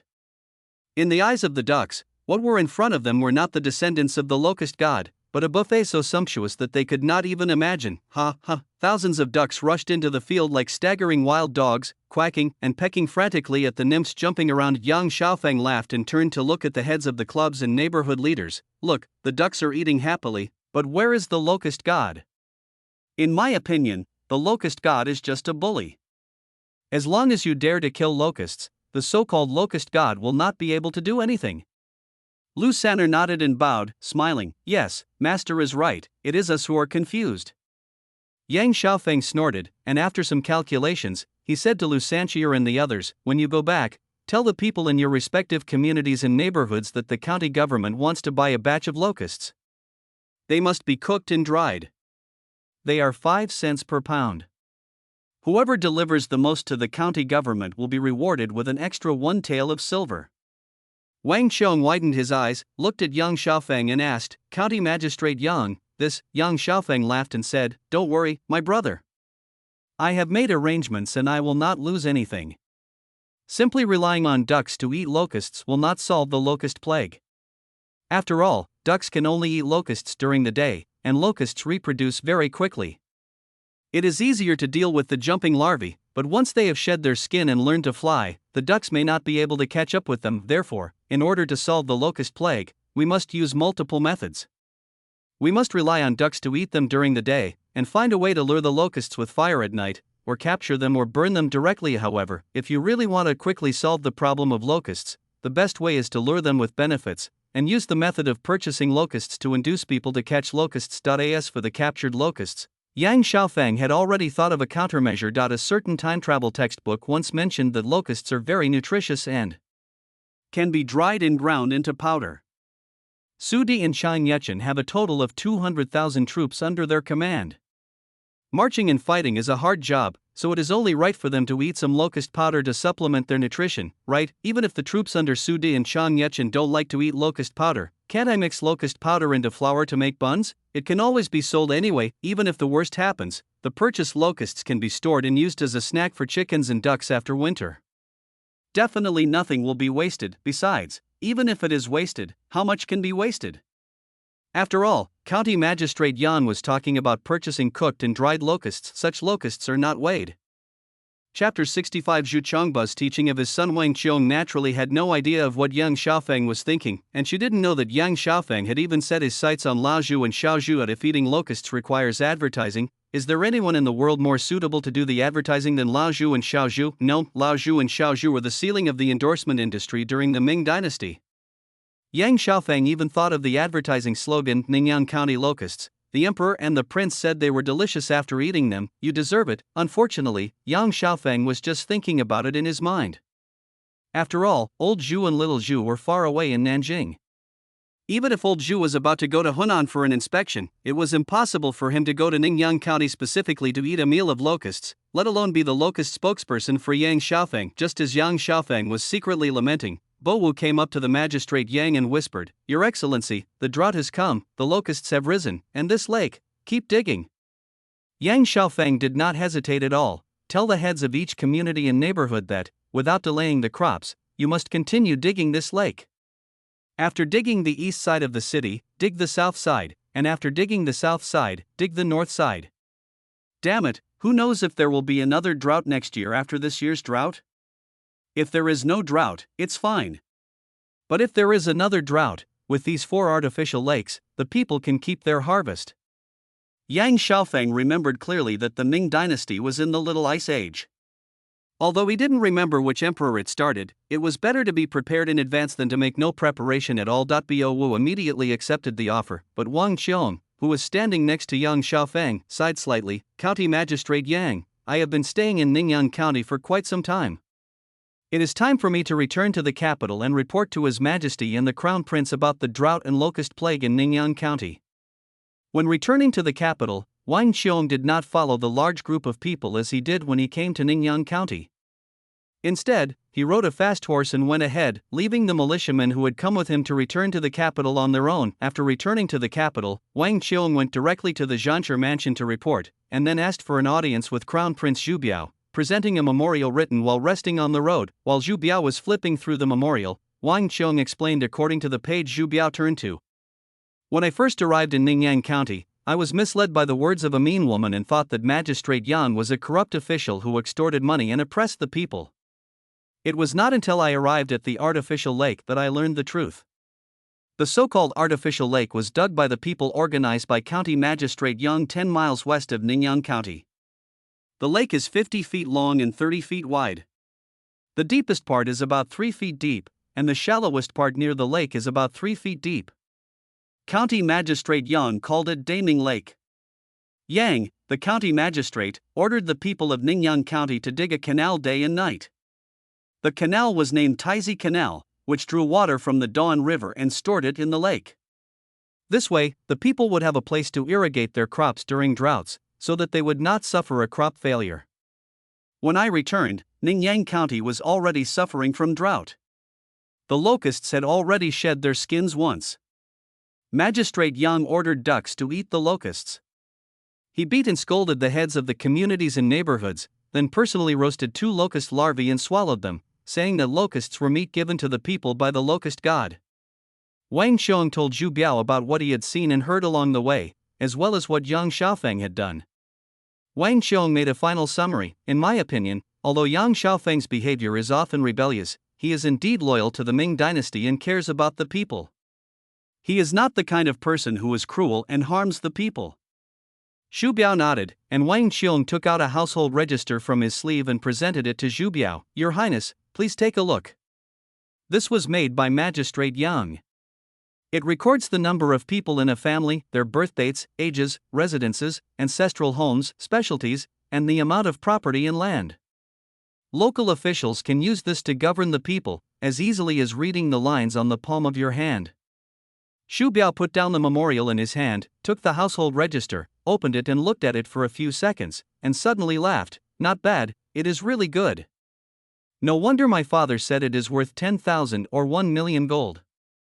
Just based on this household register, its value is more than 1 million gold." After comforting and praising Wang Qiong a few words, Zhu Biao simply took the household registration book and the memorial written by Wang Qiong to find Zhu Changba. "It's not easy." After reading the memorial and listening to Zhu Biao's retelling, Zhu Changba sighed deeply and then said to Zhu Biao, "Regardless of whether the county magistrate surnamed Yang has made preparations in advance or whether Ningyan County has no harvest in the autumn, the court should still provide the necessary relief." Zhu Biao nodded and said, "Yes, I've made a note of it. I'll have someone deliver the prepared food to Ningyan County later." Zhu Changba hummed, picked up the memorial and flipped through it, then suddenly snorted, "I never thought that a mere country-old woman could ruin the reputation of a 7th-rank county magistrate. Interesting, interesting." Zhu Biao nodded solemnly. "Yes, this incident also reminds me that I should not listen to one side of the story in the future. I must think twice and seek confirmation from many sources before making a decision." Zhu Changba then hummed, pointed at the memorial and said, Then do you see what kind of person the county magistrate surnamed Yang is? Xu Biao lowered his head to ponder, but finally shook his head slightly. I don't quite understand it. You can say he is not greedy for money, he always thinks about selling chickens from the chicken farm to the people. But if you say he is greedy for money, he is willing to take out the silver rewarded by Uncle Su and Uncle Chang to help those women open a steamed bun shop. He also often says that in order to make money from the people, he must first make the people rich. You can say he is not lustful. He told Wang Xiong that he also wanted to go to brothels and listen to music every day. Wang Xiong said that he did not seem to be faking it. But if you say he is lustful, he did not touch any of the women in Ningyan County. The people forced a maid into his arms, but he only let the maid serve him tea and water. He has not married yet.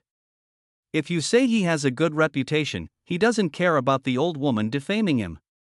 But if you say he has a bad reputation, he will say that justice is in the hearts of the people. Xu Biao stretched out his hand and scratched the back of his head. In fact, I am not afraid of his greed for money, lust, and fame, nor am I afraid of his being like a saint who does not touch wine, sex, money, or anger. No matter which one it is, I can think of a way to deal with it. It's nothing more than using the former and preventing the latter. But for someone like him, he is different from others in every way and is awkward in every way.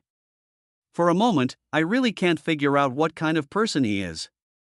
Just when Zhu Biao was secretly having a headache, Zhu Changba laughed and said, "You are still too young. Just like what you said last time, you are the crown prince and the future emperor. What does it matter if you can see through it or not? As long as you can use it, it's fine." After a slight pause, Zhu Changba added, "Let me teach you another lesson. Some people can be lured with profit, some can be driven with fame, but there are also some people who are not moved by fame or profit.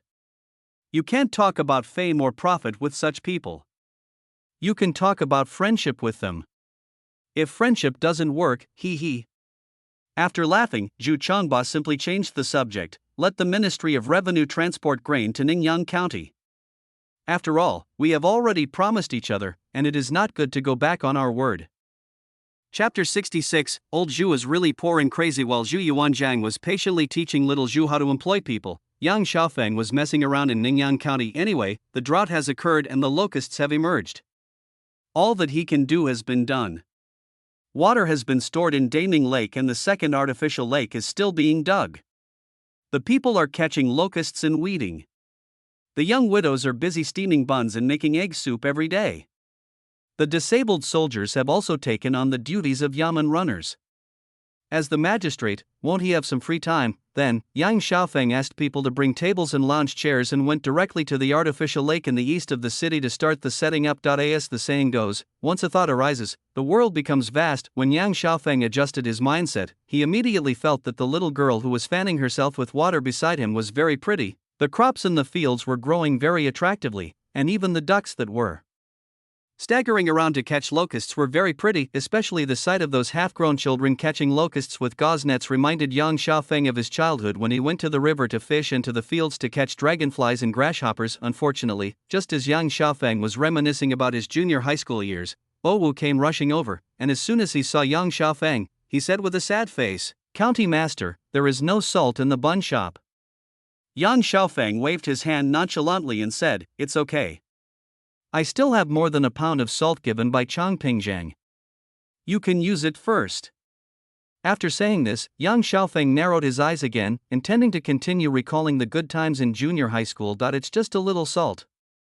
Use it first, then collect some locusts and sell them to Su Di and Chang Haitan. Then buy more when you have money. By the way, what was the name of the class beauty who wrote a love letter to me? Unfortunately, I was too stupid at that time and didn't keep the love letter properly, but I can't blame her entirely. It's mainly because what she wrote was too bold and explicit. I was so pure at the time. Just as he was daydreaming, he heard Lame 5 whisper, "Your Excellency, not only is there no salt in the bun shop, but the people in the entire Ningyan County are almost out of salt." After hearing what Bo Wu said, all the class bell and school bell in junior high school, and the love letters, were instantly transformed into starlight and dispersed. Yang Xiaofeng jumped up from the recliner, looked at Bo Wu and asked, "What the hell? It's almost gone? Damn it, if only the bun shop is short of salt." Yang Xiaofeng still has more than a pound of refined salt that Chang Yechen gave him when he forced the men to work as conscripts. He can give some of it to the bun shop first, but if the people in Ningyan County are short of salt, it is not just a matter of a little salt or two. Ningyan County itself does not produce salt, and if you want to buy salt, you have to go to Yenzhou Prefecture. It is even possible that you cannot buy salt in Yenzhou Prefecture or even Yidu, and you can only go to Jiangnan to buy it. Frowning and pacing back and forth for a few steps, Yang Xiaofeng finally sighed helplessly and said, "How about this? I will first give you the 100 taels of silver given by the crown prince, and then write you an official document. You take people to Yenzhou to buy salt. If Yenzhou doesn't have it, go straight to Yidu to have a look. When you buy the salt back, add a penny to the price per pound and sell it to the people. Return the 100 taels of silver to me, and the rest will be used as errand money for you brothers for your hard work." But after a second thought, Yang Xiaofeng changed his mind again. "The total amount of silver I can use now is about 200 taels, plus the 20 rolls of silk rewarded by His Royal Highness the Crown Prince. You can take all of it and buy salt with it." Lame 5 looked at Yang Xiaofeng stupidly. "County Master, this salt can't be bought with money alone. It takes 8 dough of unthreshed wheat to exchange for 3 caddies of salt. Each household is limited to 3 caddies." Yang Xiaofeng was slightly stunned, then secretly cursed himself for being stupid. "Damn it, I forgot that the situation in the Ming dynasty was different from that in later generations. It is very easy to buy salt in later generations. You can buy it in any supermarket or convenience store. But it was different in the Ming dynasty. Salt was strictly controlled by the court and was government-run. The only way to buy salt was to exchange it for salt grain, and there was a certain limit. You could not exchange as much as you wanted. What's even worse is that the salt during the Ming dynasty was not refined salt, and was even inferior to the coarse salt of later generations. It might have been mixed with sand and various impurities. If it was filtered according to later standards, it might not yield 1 kilogram of refined salt from 3 kilograms of salt. According to what Lao Wu said, 8 dough of unthreshed wheat can be exchanged for 3 caddies of salt, which is roughly equivalent to 100 caddies of wheat for 3 caddies of coarse salt. After filtering, it is equivalent to 100 caddies of wheat for 1 caddy of refined salt. Yang Xiaofeng smacked his lips and cursed inwardly that old Zhu was so poor that he dared to set such a high price for salt, and was not afraid that the people would give him another right. Seeing the expression on Yang Xiaofeng's face changing repeatedly, Bo Wu asked in a low voice, "County Master? County Master?" Yang Xiaofeng came back to his senses, thought about it for a while, shook his head slightly, and said, "Where can we get food in Ningyan County to exchange for salt? There are more than 500 households in and outside Ningyan County, and the total amount of wheat harvested is less than 10,000 caddies. Before the relief grain from the court arrives, this wheat is the life of more than 2,000 people in Ningyan County." Things suddenly became troublesome. Since he couldn't buy salt with money, he couldn't ask Su De and Chang Yechen for help. After all, salt was a government-controlled material, and reselling salt was a capital crime. Even though Su De was the right prime minister. As for private salt, anyone in Ningyan County can find a way to buy private salt, but Yang Xiaofeng absolutely cannot have this idea. After all, County Magistrate Yang is just a 7th-rank official now. There is no need for him to defile himself, let alone hand over evidence to the censor. Moreover, private salt is not something that can be bought just by buying it. It is estimated that no private salt dealer would go to Ningyan County, which is suffering from severe drought, to sell salt. After some secret planning, Yang Xiaofeng simply took Bo Wu back to the county government office, then plunged into the study and began to write official documents for the Yenzhou Prefecture in Shandong Provincial Administration. The main point is that Ningyan County is suffering from a severe drought and the people are short of food. There is no extra food to exchange for salt, but the people cannot lack salt. Now I am at my wit's end and I would like to trouble the big guys above to find a solution. Then, Yang Xiaofeng wrote another memorial to Zhu Yuanzhang. Every page of the memorial described how the people of Ningyan County loved Zhu Yuanzhang and how they were grateful for the kindness of Zhu Biao, the executive vice-emperor of the Ming dynasty. However, if one looked closely, one could see between the words that the entire memorial was filled with the words lack of salt. After writing, Yang Xiaofeng handed the official document and the memorial to Bo Wu. "Brother Bo Wu, please send one of these 2 official documents to Yenzhou Prefecture and the other to Yidu Province. As for this memorial, have someone send it to the Tongjing Department in the capital by express horse." After Bo Wu left in a hurry, Yang Xiaofeng sat back in his chair and began to think with his eyes closed. The salt problem can definitely be solved. If he can't solve it himself, there is the Yenzhou prefectural government, and above that, there is the Shandong province, and there is Zhu Yuanzhang in the capital. In the first year of Hangu, when stability was above everything else, Zhu Yuanzhang and the Ming court would not let the newly recovered areas such as Shandong and Hunan run short of salt, even if it meant causing a shortage of salt in Jiangnan. After submitting the petition crying poor and begging for salt, he would most likely be able to get a large quantity of salt. Then, Yang Xiaofeng thought about how to do something with this batch of salt, preferably to make money from the salt. Chapter 67. Is it my problem or theirs? The first thing Yang Xiaofeng thought of was pickles. The Zhongyuan Hall has had the habit of pickling pickles since ancient times. Yang Xiaofeng had eaten a lot of them before he traveled through time, such as the kimchi and sour radishes in the Sichuan and Chongqing areas, the pickled Chinese mustard greens used with pork trotter rice in the Khaosan area, the pickled pickles and spicy cabbage in the northeast area, and the fulling pickled mustard tuber and the like. If all kinds of pickled vegetables were put together, it would definitely be 3 times more sumptuous than the Korean state banquet. But Yang Xiaofeng's favorite food is still the Shandong spicy dumplings he ate in his childhood. The so-called spicy dumplings are actually a kind of root mustard, like round radish, a cruciferous plant, with many common names, including mustard, spicy vegetable, mustard head, dumpling vegetable, dumpling head, mustard dumpling, taro head, salty kohlrabi dumpling, mustard dumpling, etc. If you eat them without pickling, they will have a slightly spicy taste, and the spicy taste will become very light after pickling. In Yang Xiaofeng's childhood memory, when the adults didn't want to cook, they would take a piece of spicy dumpling from the pickle jar, cut it into fine strips, drizzle a few drops of soy sauce and sesame oil on it, and mix it into a dish. If they were more particular, they would also add some chopped green onions. The flavors of the green onion and pickled vegetable shreds blended together, and a small dish of spicy dumpling pickles could be eaten with a large steamed bun or a large bowl of rice. By the way, it is May now. In a few days, people can plant cucumbers. After the cucumbers are ripe, they can be pickled with soy sauce.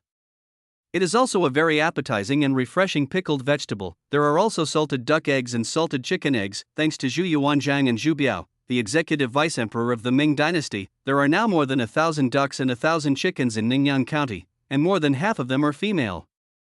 100 or 200 duck eggs can be picked up in the farm every day, and once the salt arrives, they can be pickled into salted eggs. However, spicy pickles, pickled cucumbers, salted duck eggs and salted chicken eggs are just pickles after all. People in Ningyan County can pickle them, and people in other places can pickle them as well.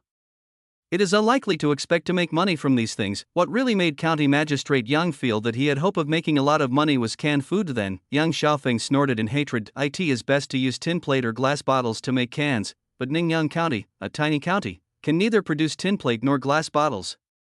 As a time traveler, Yang Xiaofeng's knowledge in this area is a shame among time travelers. It is not easy for him to know the term tin plate. It is just a dream to expect him to study steelmaking and glass burning. Just use ceramic jars. Some merchants in later generations were able to sell fermented bean curd in ceramic jars.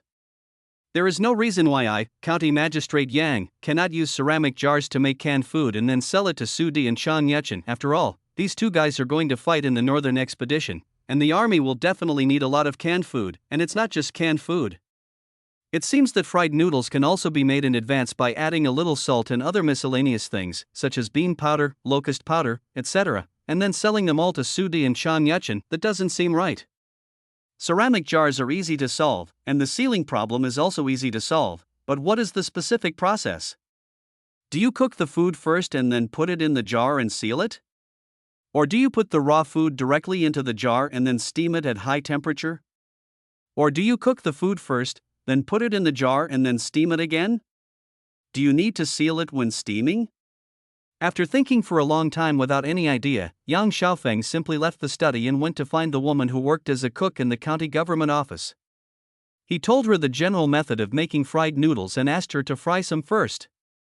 Then he went to the front yard of the county government office and asked the bailiff on duty to find some sealed ceramic jars. Then, Yang Xiaofeng went back to the kitchen in the backyard of the county government office again, waiting patiently for the kitchen to cook Yang Dezixian's version of fried noodles. In the kitchen, the cook was frying locusts in a dry pan without oil. Seeing County Magistrate Yang enter the kitchen, the cook couldn't help but curl her lips and said, "Master, do we really need to add these locusts to the flour? I already feel that the taste of the dried locusts is weird. If I add them to the flour and fry them until they are dry, and then use boiling water to make them, the taste will be different and weird, right? Locusts are, after all, a kind of insect. They have already begun to emit a strange smell during the drying process, and it is impossible for them to be odorless when they are brewed with boiling water later. But Yang Xiaofeng waved his hand indifferently, turned around and walked to a shelf in the kitchen, reached out and took out a jar of peppercorns. That's great, roast some more peppercorns later, grind them into powder, and add them to the fried noodles. Although spices during the Hangwu period were more expensive, only things like bay leaves and star anise were expensive. Sichuan peppercorns are a spice native to China. There might be a few Sichuan peppercorns in every corner of Ningyan County, and there are a lot of wild Sichuan peppercorns in the wild. It is not a rare thing at all, and there is no need to feel bad about using it. What really made Yang Xiaofeng feel embarrassed was the inconspicuous salt. Yes, Chang Yechen had given some refined salt to County Magistrate Yang when he forcibly captured his able-bodied men. However, Chang Yechen was so stingy that he only gave County Magistrate Yang a little over 2 kilograms of salt. After several months of consumption, there was only a little over 1 kilogram left, and it would be completely gone after it was used up. As for the fact that the Ming court would send salt over soon. As I said, during the Ming dynasty, only coarse salt could be sold.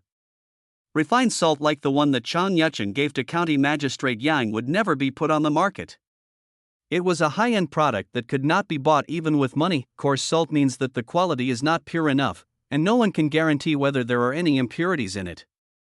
At least Yang Xiaofeng does not eat coarse salt from the Ming dynasty. While County Magistrate Yang was pondering, the cook had already fried the locusts dry. The cook first scooped out the locusts and spread them on the panel.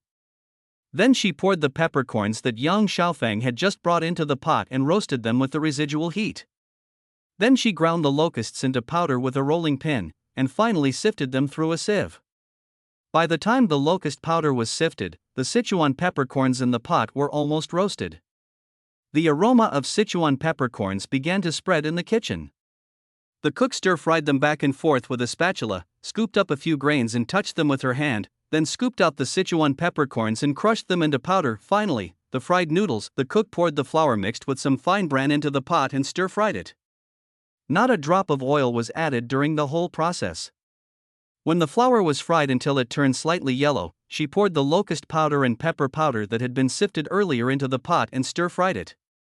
Finally, she added some fine salt and stir-fried it evenly. After the fried noodles cooled down, Yang Xiaofeng scooped some into a bowl and asked the cook to boil water to make noodles. Then, County Magistrate Yang took only one bite and spat out all the fried noodles in his mouth with a poo sound. As it turned out, even though the aroma of the peppercorns was very strong, it still couldn't completely cover up the taste of the locusts. Plus, the fried noodles themselves weren't very tasty, so County Magistrate Yang couldn't eat any more after just one bite. The cook, who had been waiting to see the joke, laughed and said, "I told you, these locusts have a weird smell. If you mix them into noodles, they will definitely not taste good." Yang Xiaofeng pouted again and cursed, "Damn it, all this flour and salt is wasted." The cook looked at Yang Xiaofeng, then at the bowl Yang Xiaofeng had put aside. She felt it was a pity to just throw it away, so she couldn't help asking, "Well, how about I try it?" However, after obtaining the consent of County Magistrate Yang and tasting the fried noodles that County Magistrate Yang disliked, the cook's eyes widened. "It smells good. It smells really good. It has the aroma of peppercorns, a bit of burnt meat, plus the taste of white flour and salt. It smells really good." Yang Xiaofeng looked at the cook stupidly, then looked at the bowl in her hand. "It smells really good?" The cook nodded vigorously and replied, "How can I lie to you, master? This stuff smells really good."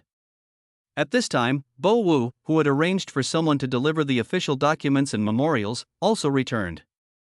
Yang Xiaofeng immediately grabbed Bo Wu's strong man and said, "Brother Bo Wu, try this and see if it's edible."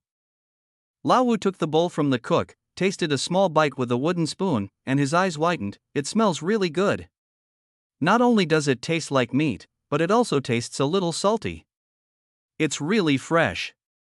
Seeing that both the cook and Lame Wu said it smelled good, Yang Xiaofeng no longer cared whether it was clean or not.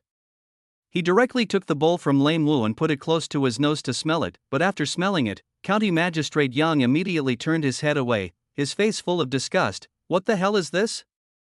It smells good? Is there something wrong with your tongues?" Lame 5 looked at Magistrate Yang, then at the bowl in his hand, and resisted the urge to drool, and said firmly, "This thing smells really good. If you don't believe me, I can call others over to have a taste." After County Magistrate Yang nodded, Bo Wu immediately called over a few bailiffs who were left behind at the county government office and asked them to taste the fried noodles in their bowls one by one. Then, County Magistrate Yang began to doubt his life when everyone said that the fried noodles were delicious, only he thought it was weird and unpalatable. Was it his problem or theirs? After pondering it secretly, Yang Xiaofeng simply pointed to the wooden basin containing locusts beside the stove and said, "It's mixed with locust powder. Do you still think it tastes good?" Lame 5 glanced at County Magistrate Yang and asked in confusion, "What's wrong with mixing locusts? Didn't the county magistrate eat roasted locusts before?" "It's just that one is roasted and the other is ground into flour, they are the same." Yang Xiaofeng looked at Lao Wu, then at the Yamen runners. "Do you think so too?" The Yamen runners all nodded. "Didn't the county magistrate say that locusts are also meat, and meat is delicious? At least it is better than bran or wheat chaff." Yang Xiaofeng suddenly figured out what was going on. He had eaten so many delicious things before he traveled through time. With the combined effects of many technologies and hard work, his appetite had become extremely picky. Not to mention the fried noodles mixed with locust powder, even Zhu Yuanzhang's imperial meal might have been just an average evaluation in the mouth of County Magistrate Yang, but how many good things have the cook, Lame 5 and the other Yamen runners ever eaten? Just as the Yamen runners said, locust meat is still meat, and it is definitely more fragrant than bran and wheat chaff. But this is also a good thing. Bo Wu and his men have never eaten anything good, but could it be that the soldiers under Su De and Chang Yechen have eaten it, since they have never eaten good food? Would the soldiers under Su De and Chang Yechen also think that the fried noodles that Bo Wu and his men think are very fragrant are also very fragrant? After thinking about it secretly, Yang Xiaofeng suddenly chuckled and told the cook, "Fry some more noodles like this to make up 20 kilograms. Brother Lame asked a carpenter to make a square mold, put a layer of wax paper inside, and then put the fried noodles in the mold and press them down. Then he took the pressed fried noodles and canned food to the army of Su Xiang and Chang Pingjiang and asked them if they wanted the fried noodles. This way, we no longer have to sell locusts separately, and we can also find a way for the people of Ningyan County to make money." The cook agreed immediately and started to put firewood into the bottom of the pot. Bo Wu also asked someone to find a carpenter to make a mold, but he couldn't help complaining in his heart. Needing a county magistrate like Yang Daji, Su Xiang and Chang Pingjiang were really unlucky. Chapter 68. Your county master has some brains, but not much. While the cook was concentrating on making locust vermicelli fried noodles, Yang Xiaofeng sent someone to find the people who had slaughtered the pig last time, preparing to slaughter another pig. Anyway, they have already decided to take advantage of Su Di and Chang Yechen, so it is definitely not enough to just let Bo Wu go to find them with fried noodles. At least they have to get the canned pork out and let Bo Wu take it over on the way. Then, a big fat, squealing pig was caught from the livestock farm and taken to the county government office, ending its short life. Put more peppercorns and more salt. In order to ensure the storage time of the pork, Yang Xiaofeng not only poured all the remaining 1 pound of refined salt on hand into the pot for cooking the meat, but also borrowed some salt from the homes of the people living near the county government office and cooked the meat to make it very salty. Don't seal these jars yet. After they are sealed, put them in the steamer and steam them over a low fire for 25 minutes. Adhering to the attitude that it doesn't matter if you don't understand, but as long as you dare to try, you will definitely get a result, County Magistrate Yang directly divided the cooked pork into 2 portions. One portion was sealed after steaming, and the other was sealed first and then steamed. After steaming for about half an hour and the jars gradually cooled down, Yang Xiaofeng asked someone to mark the jars and put them in a cool place. Of course, what County Magistrate Yang called a cool place was actually a place that was not exposed to direct sunlight and was relatively cooler than other places. After all, it was the season after grain and ear, and there was no real cool place. After waiting for 5 or 6 days, Yang Xiaofeng asked people to open the jars that had been sealed before steaming and the jars that had not been sealed before steaming to see if the meat inside had deteriorated. Effects have proved that Yang Xiaofeng's efforts were not unnecessary. After opening the can that had been sealed and steamed in advance, a thick layer of lard was found floating in the jar. After carefully using a spoon to push away the lard, one could see the clear broth underneath the lard, and the aroma of pepper and pork also filled the air. The cans that were not sealed in advance had already deteriorated slightly, with lard floating here and there on the broth, and the smell it gave off was not the aroma of pepper and pork, but a slightly sour taste.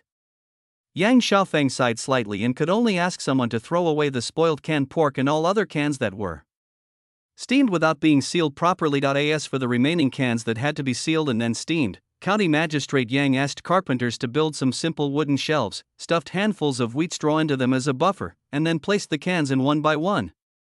"This thing is afraid of shaking," County Magistrate Yang told Bo Wu before he led his men on their journey. "Open one every 2 or 3 days on the road and have a look.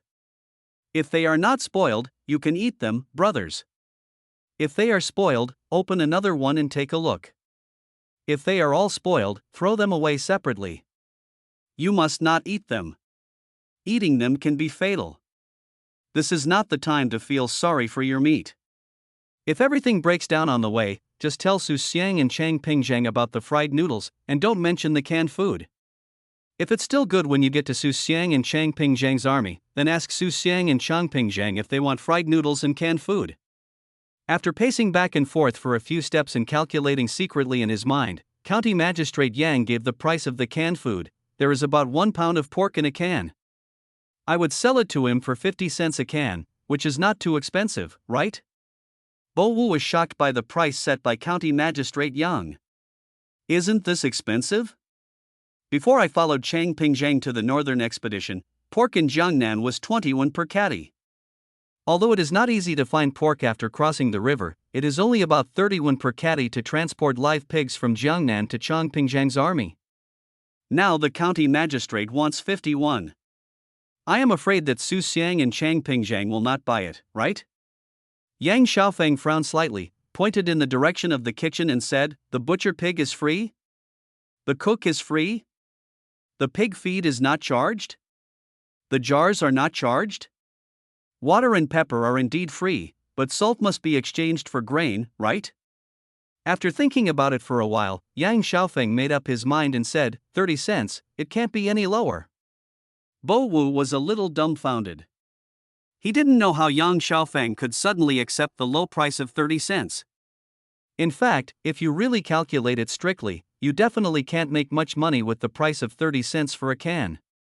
It can only be said that you can barely break even, but for Yang Xiaofeng, even if he loses less money on cans, it would be fine, because making cans requires small ceramic jars, and firing small ceramic jars requires a porcelain kiln. Having a kiln means that not only ceramics can be fired, but also bricks can be fired. If Su Di and Chang Yechen give up because of the price of canned food, Ningyan County will lose not only an opportunity to make money, but also an opportunity to build a complete industrial chain around canned food and help the people get rich. It's so damn salty. Su Di gulped down a large bowl of cold water, wiped the corners of his mouth, and cursed. He has the nerve to ask for 50 coins a pound of such salty meat. Why doesn't he just rob it? Lame Five muttered quietly. The county magistrate said that robbing money directly is against the law, and it's not easy to rob. Su Di was immediately so angry that he laughed. What's going on? He is breaking the law by robbing me, but he is not breaking the law by giving me a pound of meat and charging me 50 coins? Should I thank him for robbing me of my 50 coins and generously giving me a pound of meat? Lame Five chuckled and said, Prime Minister Su, calm down. Prime Minister Su, calm down. Actually, the county magistrate said that the pork in this jar is very different from ordinary pork. It is definitely worth 50 cents. Su Di said curiously and motioned for Bo Wu to continue. First of all, the pork in the can is more durable. The small one was transported all the way from Ningyan County to Hunan. It took about 20 days along the way. Do you think the pork is not spoiled at all? Secondly, the county magistrate said that the military situation is urgent and there is no room for delay. This canned food can be eaten hot or cold with the lid open. If we eat faster than the Tartars on the other side, we can launch an attack earlier than them. Bo Wu picked up a piece of tightly pressed fried noodles and asked someone to rinse it with hot water, and this fried noodles, you can eat it just by washing it with water.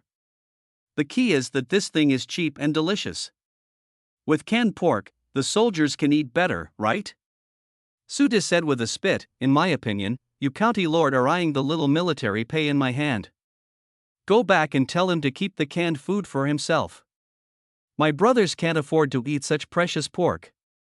As for this fried noodles, Su Di said after thinking it over, ask your county lord to arrange some people to make it. I will take as much as he can make. After finishing speaking, Suda simply walked over to Bo Wu, picked up a can from the wooden box and shook it vigorously, then sneered and said sarcastically, "You county lord have some brains, but not much. Don't you know that food in summer spoils easily? If you shake it a few times after it cools down, it will spoil even faster? When the army sets out, who cares if the can is shaking? How can they possibly pay attention to it like you did when you came here from Ningyang County? If the soldiers under my command have any problems with the food, do you think I should hold my brothers responsible for improper transportation and storage, or should I hold your county lord responsible?" After hearing what Suda said, beads of sweat suddenly broke out on Bo Wu's forehead. The old county magistrate had planned everything, but he forgot to take into account that canned food is afraid of shaking. And the army on the march cannot possibly spend too much attention on the cans. If something goes wrong with the food, it would be a capital crime that would cost them their heads. Suda glanced at Bo Wu and asked, "How's it going? Have you figured it out?" Lame 5 wiped the cold sweat from his forehead, bowed to Suda and said, "Yes, I have figured it out. Thank you, Prime Minister Su, for reminding me." Suda then snorted coldly and said, "Go back and tell your lord the county lord that I know he cares about the people and I admire him for always thinking about them. But you have to eat one bite at a time and walk one step at a time, so don't be impatient." After Bo Wu accepted the offer, Suda asked someone to bring a dime of silver and forced it into Bo Wu's hand. "I bought these cans with my own money, so don't take them to Chang Haitan. He Tan's mind is full of war and he doesn't think about these things. If he buys your county lord's cans, if there are any problems in the future, it will be your county lord's responsibility." Chapter 69, Old Su has a really evil heart. Bo Wu looked at Suda, then at the silver in his hand, and couldn't help blinking. "Prime Minister Su, this," seeing the silly look on Lame 5's face, Suda's face darkened and he snorted, "What's this? Leave the can to me and get out with your money. Also, tell your county lord that the army will soon retake Hunan. Ask him to prepare more fried noodles. Although canned food cannot be sent to the army, ask him to make more and I will send someone to pick it up later." Bo Wu came to his senses immediately. Things like canned food will spoil easily if shaken, and eating something that gets you sick is a capital crime. These statements are all true and false, and are all used by Prime Minister Su to fool people. He is simply worried that there will not be enough pork in Ningyang County, so he wants to keep all the canned food for himself. Just as Bo Wu was secretly complaining, Suda glared at him and said, "What are you still doing here? Take your money and get out." After Bo Wu left with the silver, Suda asked his personal soldiers to call several generals under him and said, "Here are 50 cans of cooked pork. You can open them and eat them. Each of you can take a few back and give them to your meritorious brothers." Suda picked up the can that had just been shaken, opened it and asked several generals to come over to watch. "See, it's full of big chunks of meat, and the soup inside has also been salted. Take out the meat and eat it. This broth will make anything delicious." After showing off to a few generals, Suda asked people to make a few bowls of fried noodles left by Bo Wu. There is a little salt in it, and some pepper powder is added. It tastes good. You can take some back. He wants canned food, but he won't let them be sent to the army. Instead, he wants them to stay in Ningyang County and wait for him to send someone to pick them up. Old Su is such a wicked man. After a brief thought, Yang Xiaofeng looked at Lao Wu and asked, "Will the army be able to recapture Hunan soon and continue to march north to attack Dadu?" Bo Wu was surprised at Yang Xiaofeng's sharp judgment of the war situation, but he did not show it on the surface. He just bowed and answered honestly, "My lord, Prime Minister Su only said that Hunan can be recovered soon, and he did not say that we will continue to attack Dadu in the north." Yang Xiaofeng laughed and didn't ask any more questions. For Yang Xiaofeng, it didn't matter whether the canned food was delivered to the army or Suda sent someone to pick it up. It was also not important whether Suda would lead his troops to the northern expedition immediately. What was important was that the canned food could be sold. As long as the canned food can be sold, he can take the opportunity to buy more pigs from Jiangnan. At the same time, he can also take this opportunity to set up a porcelain kiln in Ningyang County that specializes in firing ceramic jars. These are all tangible benefits. In the process of purchasing pigs from Jiangnan, middlemen have the opportunity to make a profit from the price difference, and with the porcelain kiln, Ningyang County can take the opportunity to develop a ceramic industry and also burn some bricks and tiles by the way. As for fried noodles, compared to the benefits that canned pork can bring, fried noodles can at most help Ningyang County consume some locusts. and there are no other benefits. County Magistrate Young had already calculated that the cost of a pound of flour was about 7 cents, and dried locusts were 5 cents per pound. A pound of fried noodles contained 9 ounces of flour and 1 ounce of locust powder, with a cost of less than 7 cents. The price sold to Sudi and Cha Yuchen was 10 cents per pound. Adding the costs of salt, firewood, and transportation, the profit margin for each pound of fried noodles was only 1 cent at most. According to common sense, a food business like fried noodles should have at least a 50% profit. A profit of 1 cent per pound is so pitiful that it would make people laugh if they told others about it. Profit is something that only matters when doing business. From Yang Xiaofeng's perspective, many things cannot be measured by profit at all. Take fried noodles as an example. Although the profit of 1 cent is small, fried noodles cannot appear out of thin air. Someone is needed to catch locusts, someone is needed to dry the locusts, and women are needed to fry them. In this series of processes, even if each woman can earn 10 cents a day, that would be 300 cents a month. Although 300 coins are not a lot of money, and even not enough for those dignitaries to have a meal, but for the poor in small Ningyan County, 300 coins is really an astronomical figure that is so much that they don't know how to spend it. As long as the people have more money in their hands, small economic entities such as steamed bun shops, chicken farms, and pig farms can be slowly revitalized, and the overall finances of Ningyan County will gradually improve. Of course, for County Magistrate Yang, the fact that he sent Boa to sell canned food but was pointed out by Su De that it was not easy to preserve after shaking was a reminder to him that time travelers are not omnipotent, and not everything they make is necessarily the best. He should think twice before doing anything in the future, and cannot make decisions on a whim. County Magistrate Yang was lying on a recliner, calculating the gains and losses of Boa's trip to Su De and Chang Yuchen's army, while wondering what to do next for the entire Ningyan County. During the time that Boa was traveling back and forth between Su De's army, the locusts in Ningyan County had been almost completely captured, and more than half of the artificial lake in the east of the city had been dug. It would be completely completed in just 10 days. The only pity is that we are now in a drought period, and the Guangha River and the Dawn River are basically dry. Even if the artificial lake in the east of the city is completed, there is no way to divert water to the artificial lake for storage for the time being, but it doesn't matter. There is still water in the Daming Lake in the west of the city, and there is also water in some deep wells in the county town and the 8 communities outside the city. It is pure nonsense to say that this year's harvest is completely unaffected by the drought, but most of the harvest can still be preserved with the harvest, and Emperor Zhu having sent people to Ningyan County to transport grain, the people of Ningyan County would have no problem surviving the entire dry season, let alone reclaiming wasteland in the autumn, or even harvesting winter wheat next summer. Unless there is no rain in autumn and no snow in winter, just when Yang Xiaofeng was wondering whether it would rain in autumn, the county magistrate who stayed in the county government office hurried to the artificial lake in the east of the city. Your Excellency, several gentry have come to the city, and they keep shouting that they want to see you. The Yamen runner said, they want you to return all their land to them, or they will go to the capital to beat the drum and sue you. As the Yamen runner finished speaking, Lame 5, who was sitting next to County Magistrate Yang, became anxious first. Damn it, what a bunch of shitty gentry, I'll chop them up right now. Yang Xiaofeng reached out his hand to stop Lao Wu, and after thinking for a while with his eyes slightly narrowed, he ordered the Yamen runner, well, go back and tell them to beat the drum to appeal for justice in the county government first, and I will go back to the court to question the case right away. Lame 5 said anxiously, no, County Master, this is not right. Yang Xiaofeng asked curiously, what's wrong? Lame 5 said, County Office, today is the 17th of June, not the 3rd, 6th, or 9th, and it is not the time for issuing notices. Who among the more than 2,000 people in Ningyan County doesn't know this?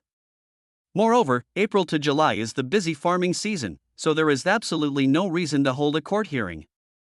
These gentry who suddenly appeared chose to come to the county office today to make trouble. They are just taking advantage of the good temper of the county lord.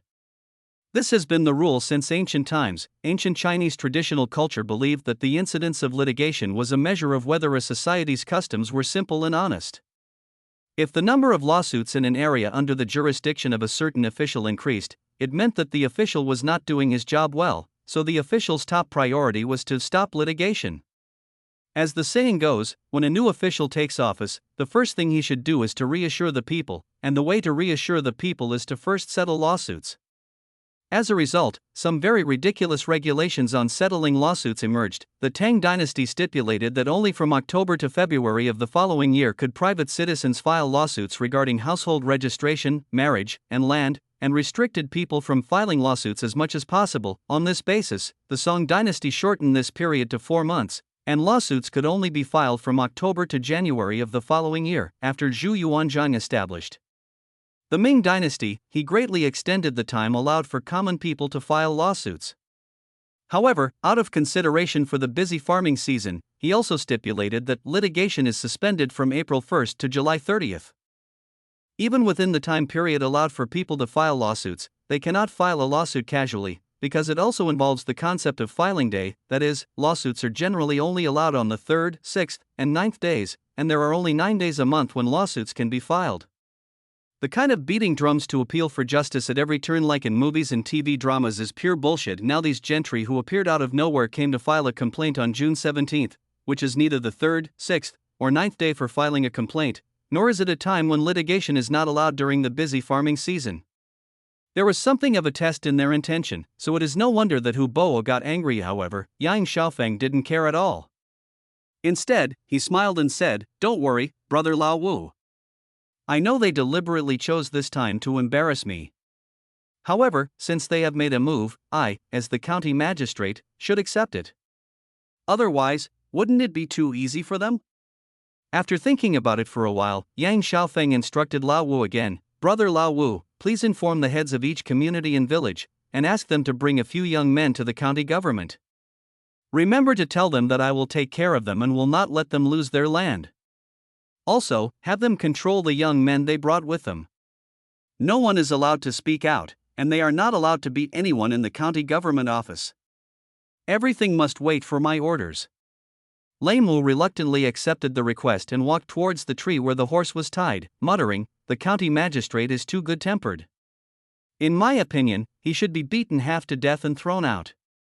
He even complained about it. Sue his mother."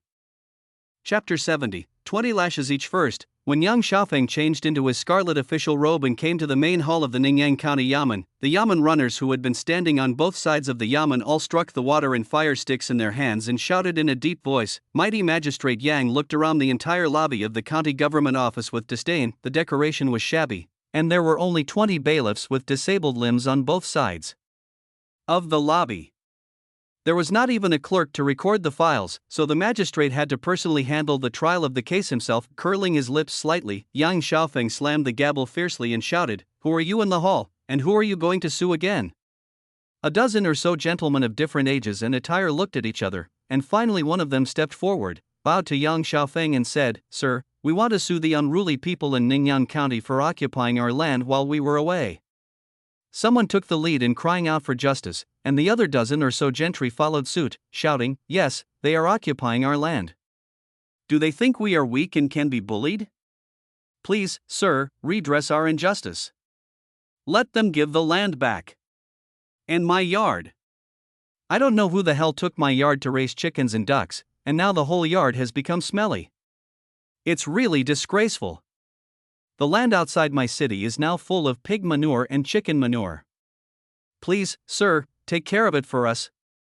Listening to the chaotic complaints of the gentry, Yang Xiaofeng couldn't help but feel curious. He waved over the Yamen runner who had reported the incident and asked in a low voice, "Didn't these people find out the situation?" The Yamen runner shook his head slightly and answered honestly, "Your Excellency, I don't know either." Yang Xiaofeng was slightly disappointed. He motioned the Yamen runner to stand back and slammed the gavel. He looked at the gentry and shouted, "Come here, give these bastards who disrespect the court 20 lashes each." According to the laws of the Ming dynasty, counties could decide on their own whether to punish a person with flogging. Caning crimes were reported to the prefecture or city government for a decision. Imprisonment and exile were sent to provincial-level agencies after being sent through prefectures or cities for a decision, and death penalty crimes were reported to the Ministry of Justice for review. In other words, it is pure nonsense for the county magistrates in movies and TV dramas to arrest people and beat them with sticks at will. However, what county magistrate Yang did, which was to pull people down and whip them 20 times, was completely in line with the regulations of the Ming dynasty. Lame 5 chuckled and immediately called a group of yamen runners to come and tie up the people. He did not care how the dozen or so gentry begged for mercy and struggled, and just followed the orders of County Magistrate Yang and tied up the dozen or so gentry, and then took them to the open space outside the lobby to whip them. After each of them was whipped 20 times, more than a dozen gentry's clothes were immediately torn, their whip marks were covered with blood, their skin and flesh were turned inside out, and they looked as miserable as they could be. After the beating was over, Lao Wu had a dozen gentry brought back to the hall, then bowed to the Magistrate Yang and said, "Your Excellency, the execution is over." Yang Xiaofeng hummed, looked at the dozen or so gentry who were screaming in low voices and said, "Can you answer my questions one by one now?" The first squire who stood up to answer stood up again, and replied while enduring the pain in his body, "Yes, I know I was wrong." Yang Xiaofeng then laughed and asked, "I want to ask you, what is your name, where do you live, who do you want to sue, and what is your problem?" The gentleman answered honestly, "My lord, my surname is Liu, my name is Liu Hongchang, and I live in Liumiao village west of the city. I want to sue a group of unruly people in Liumiao village. Not only have they occupied my house, they have also taken the farmland passed down from my ancestors for themselves. Now they have blatantly planted crops. I now have no home to return to, and no land to farm. I beg you to help me." County Magistrate Yang secretly curled his lips, thinking that this nonsense was just to fool those illiterate idiots under Zhu Yuanzhang's command. "I was well read in my previous life and had been on the internet for many years. Don't I know what kind of people you gentry are? Let's not talk about anything else, just talk about Liu Hongchang's name." According to the rules of the Yuan dynasty, uneducated civilians were only allowed to use numbers as their names, or according to the ranking in the family, such as Zhang San and Li Si, which means the third and fourth child in the family, or the sum of the parents' ages, such as Lu Sainer, which means the sum of his parents' ages is 32.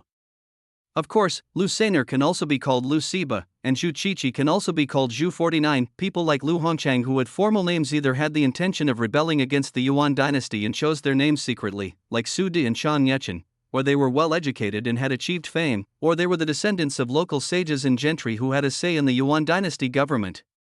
Yang Xiaofeng was unable to judge for a moment which type of situation Liu Hongchang belonged to, but it definitely could not be the first type, because even if he was the first type, he would not have run away with his family and valuables when the Ming army came, leaving behind an empty house with no one to take care of it. After secretly complaining in his heart, Yang Xiaofeng laughed and asked, "Do you have any evidence?" Liu Hongchang nodded his head like a chicken pecking at rice and shouted, "I have proof. I have proof. It's right in my arms. Please, sir, have mercy and let the officer untie the ropes on me." After Lao Wu received a signal from County Magistrate Yang to untie the rope, Liu Hongchang reached out and took out a thick stack of land deeds from his arms. After handing them to Lao Wu, he bowed to County Magistrate Yang and said, "Master, here are the land deeds. Please have a look." Yang Xiaofeng took the land deed from Lao Wu and looked at the other gentry and asked, "Is what you are saying the same as Liu Hongchang? Do you have a land deed like him?" The gentry who had just been whipped looked at each other, and finally one gentry stood up first and bowed to the Magistrate Yang, saying, "Your Excellency, what I'm complaining about is a house in the city, which is different from what Liu Hongchang complained about. However, I also have the house deed in my hand, please take a look, Your Excellency." Then another squire stepped forward and said, "Your Excellency, my complaint is the same as Liu Hongchang's. I also have the land deed in my hand. Please take a look at it, Your Excellency." After all the gentry took out the land deeds and handed them to Lao Wu to present to young Dezixian, Yang Xiaofeng just glanced at them and frowned slightly, asking, "Your land deeds and house deeds are all given by the Tartar government. Do you want to use the Tartar land deeds and house deeds to sue the people of my Daming for occupying your land and property?" As Yang Xiaofeng finished speaking, all the gentry present were stunned. "No, this is inherited from my ancestors, you know? It's inherited from my ancestors. What does it have to do with whether your dynasty is the Yuan dynasty or the Ming dynasty?" Chapter 71. Go to the capital to sue me. According to common sense, houses and land are generally passed down from generation to generation. No matter how dynasties change, at the very least, the ownership of houses and land by the people must be recognized and guaranteed. Who would have thought that after just running away with his family to hide for a while, when he came back he would find himself in a situation where he couldn't return home and had land but couldn't farm it, where the hell can I find justice in this? A dozen or so gentry looked at each other, and finally Lu Hongchang stood up and bowed to the magistrate Yang, saying, "Master, you are joking.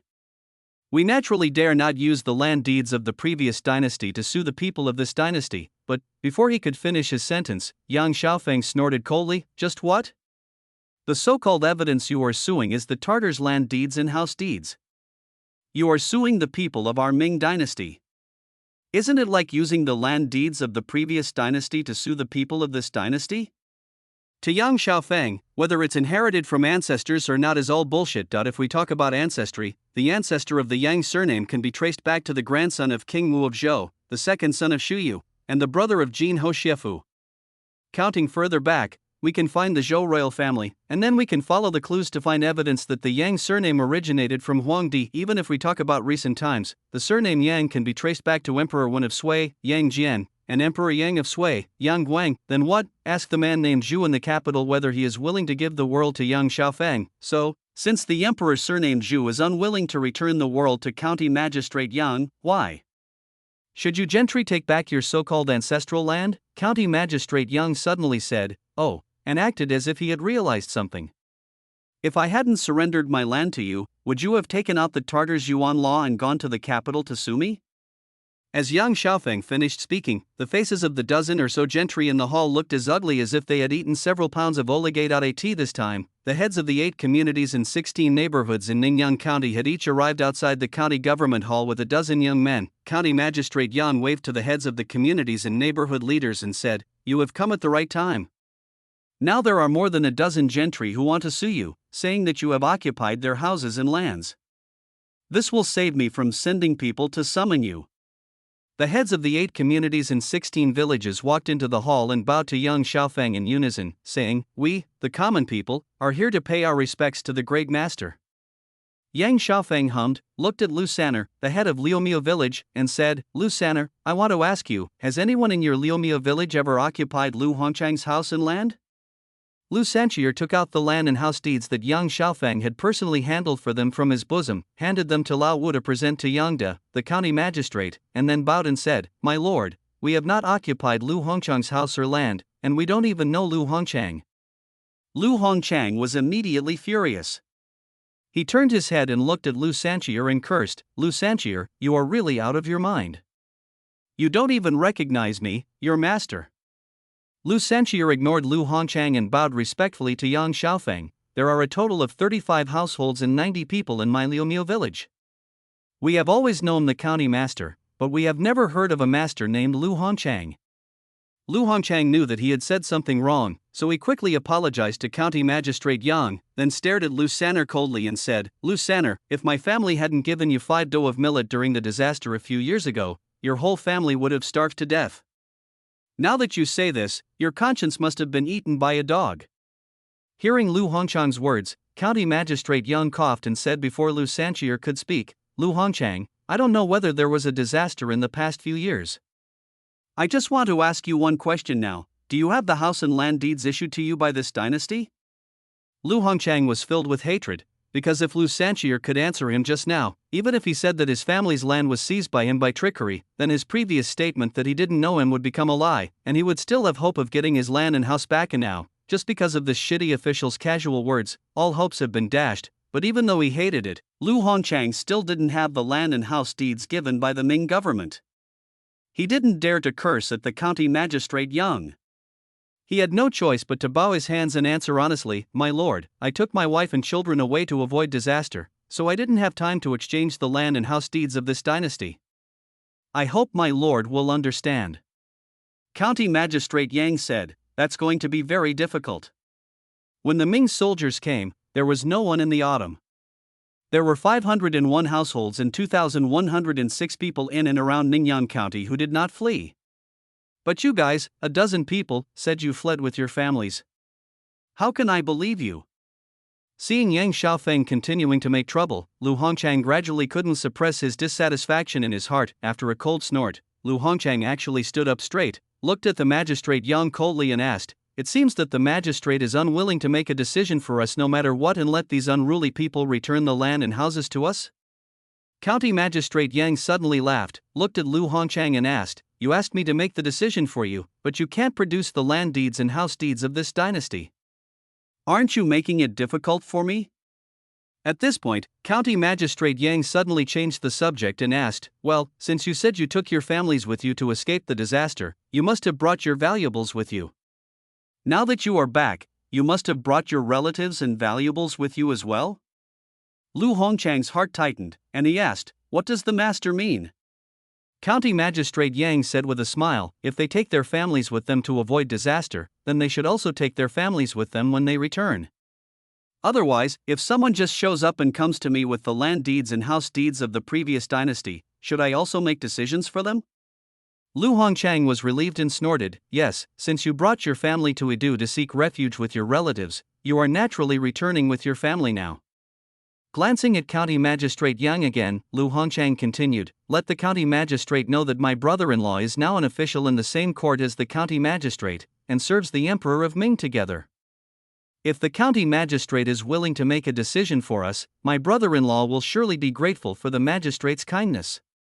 As Lu Hongchang finished speaking, Lu Sanchier and other village chiefs became nervous. However, Yang De, the County Magistrate, laughed and ordered Lao Wu, tie up these Tartar spies pretending to be officials' wives and throw them into jail. Chapter 72 I'm going to sue the court. Lu Hongchang and a dozen other gentry suddenly changed their expressions. Lu Hongchang even stared at Yang De Zixian and cursed, you dog official. What do you want to do? My brother-in-law will not let you go. Bo Wu was immediately furious, and he led a group of Yamen runners to rush towards Lu Hongchang and other gentry. 2 people served 1, and they tied up more than a dozen gentry tightly. Someone else found some rags and blocked the mouths of Lu Hongchang and other gentry tightly. Yang De, the county magistrate, laughed and said to Lu Hongchang and other gentry, you pretended to be officials' relatives, and came to Ningyan County with fake house and land deeds that you got from who knows where to stir up trouble. If you are not spies of the Tartars, what are you? After he finished speaking, without paying any attention to the sobbing and struggling of Lu Hongchang and other gentry, Yang Xiaofeng instructed Lao Wu again, I am a kind-hearted official and cannot bear to see such scenes of torture and forced confession. The rest can only be troubled by Lao Wu, brother? Lame Five chuckled and had a group of Yamen runners take Lu Hongchang and other gentry away before he came to Yang Xiaofeng and whispered, County Master, Lu Hongchang said that his brother-in-law is an official in Edu. This, Yang Xiaofeng laughed and said, he said his brother-in-law is an official in Edu. Does he really have a brother-in-law who is an official in Edu? Or, he ran away with his family to avoid disaster. How can his brother-in-law be a good person? How could he be an official in Edu? Besides, even if he really has a brother-in-law who is an official in Edu, what can he do? The worst that can happen is that he will impeach me. Can he still bite my bird?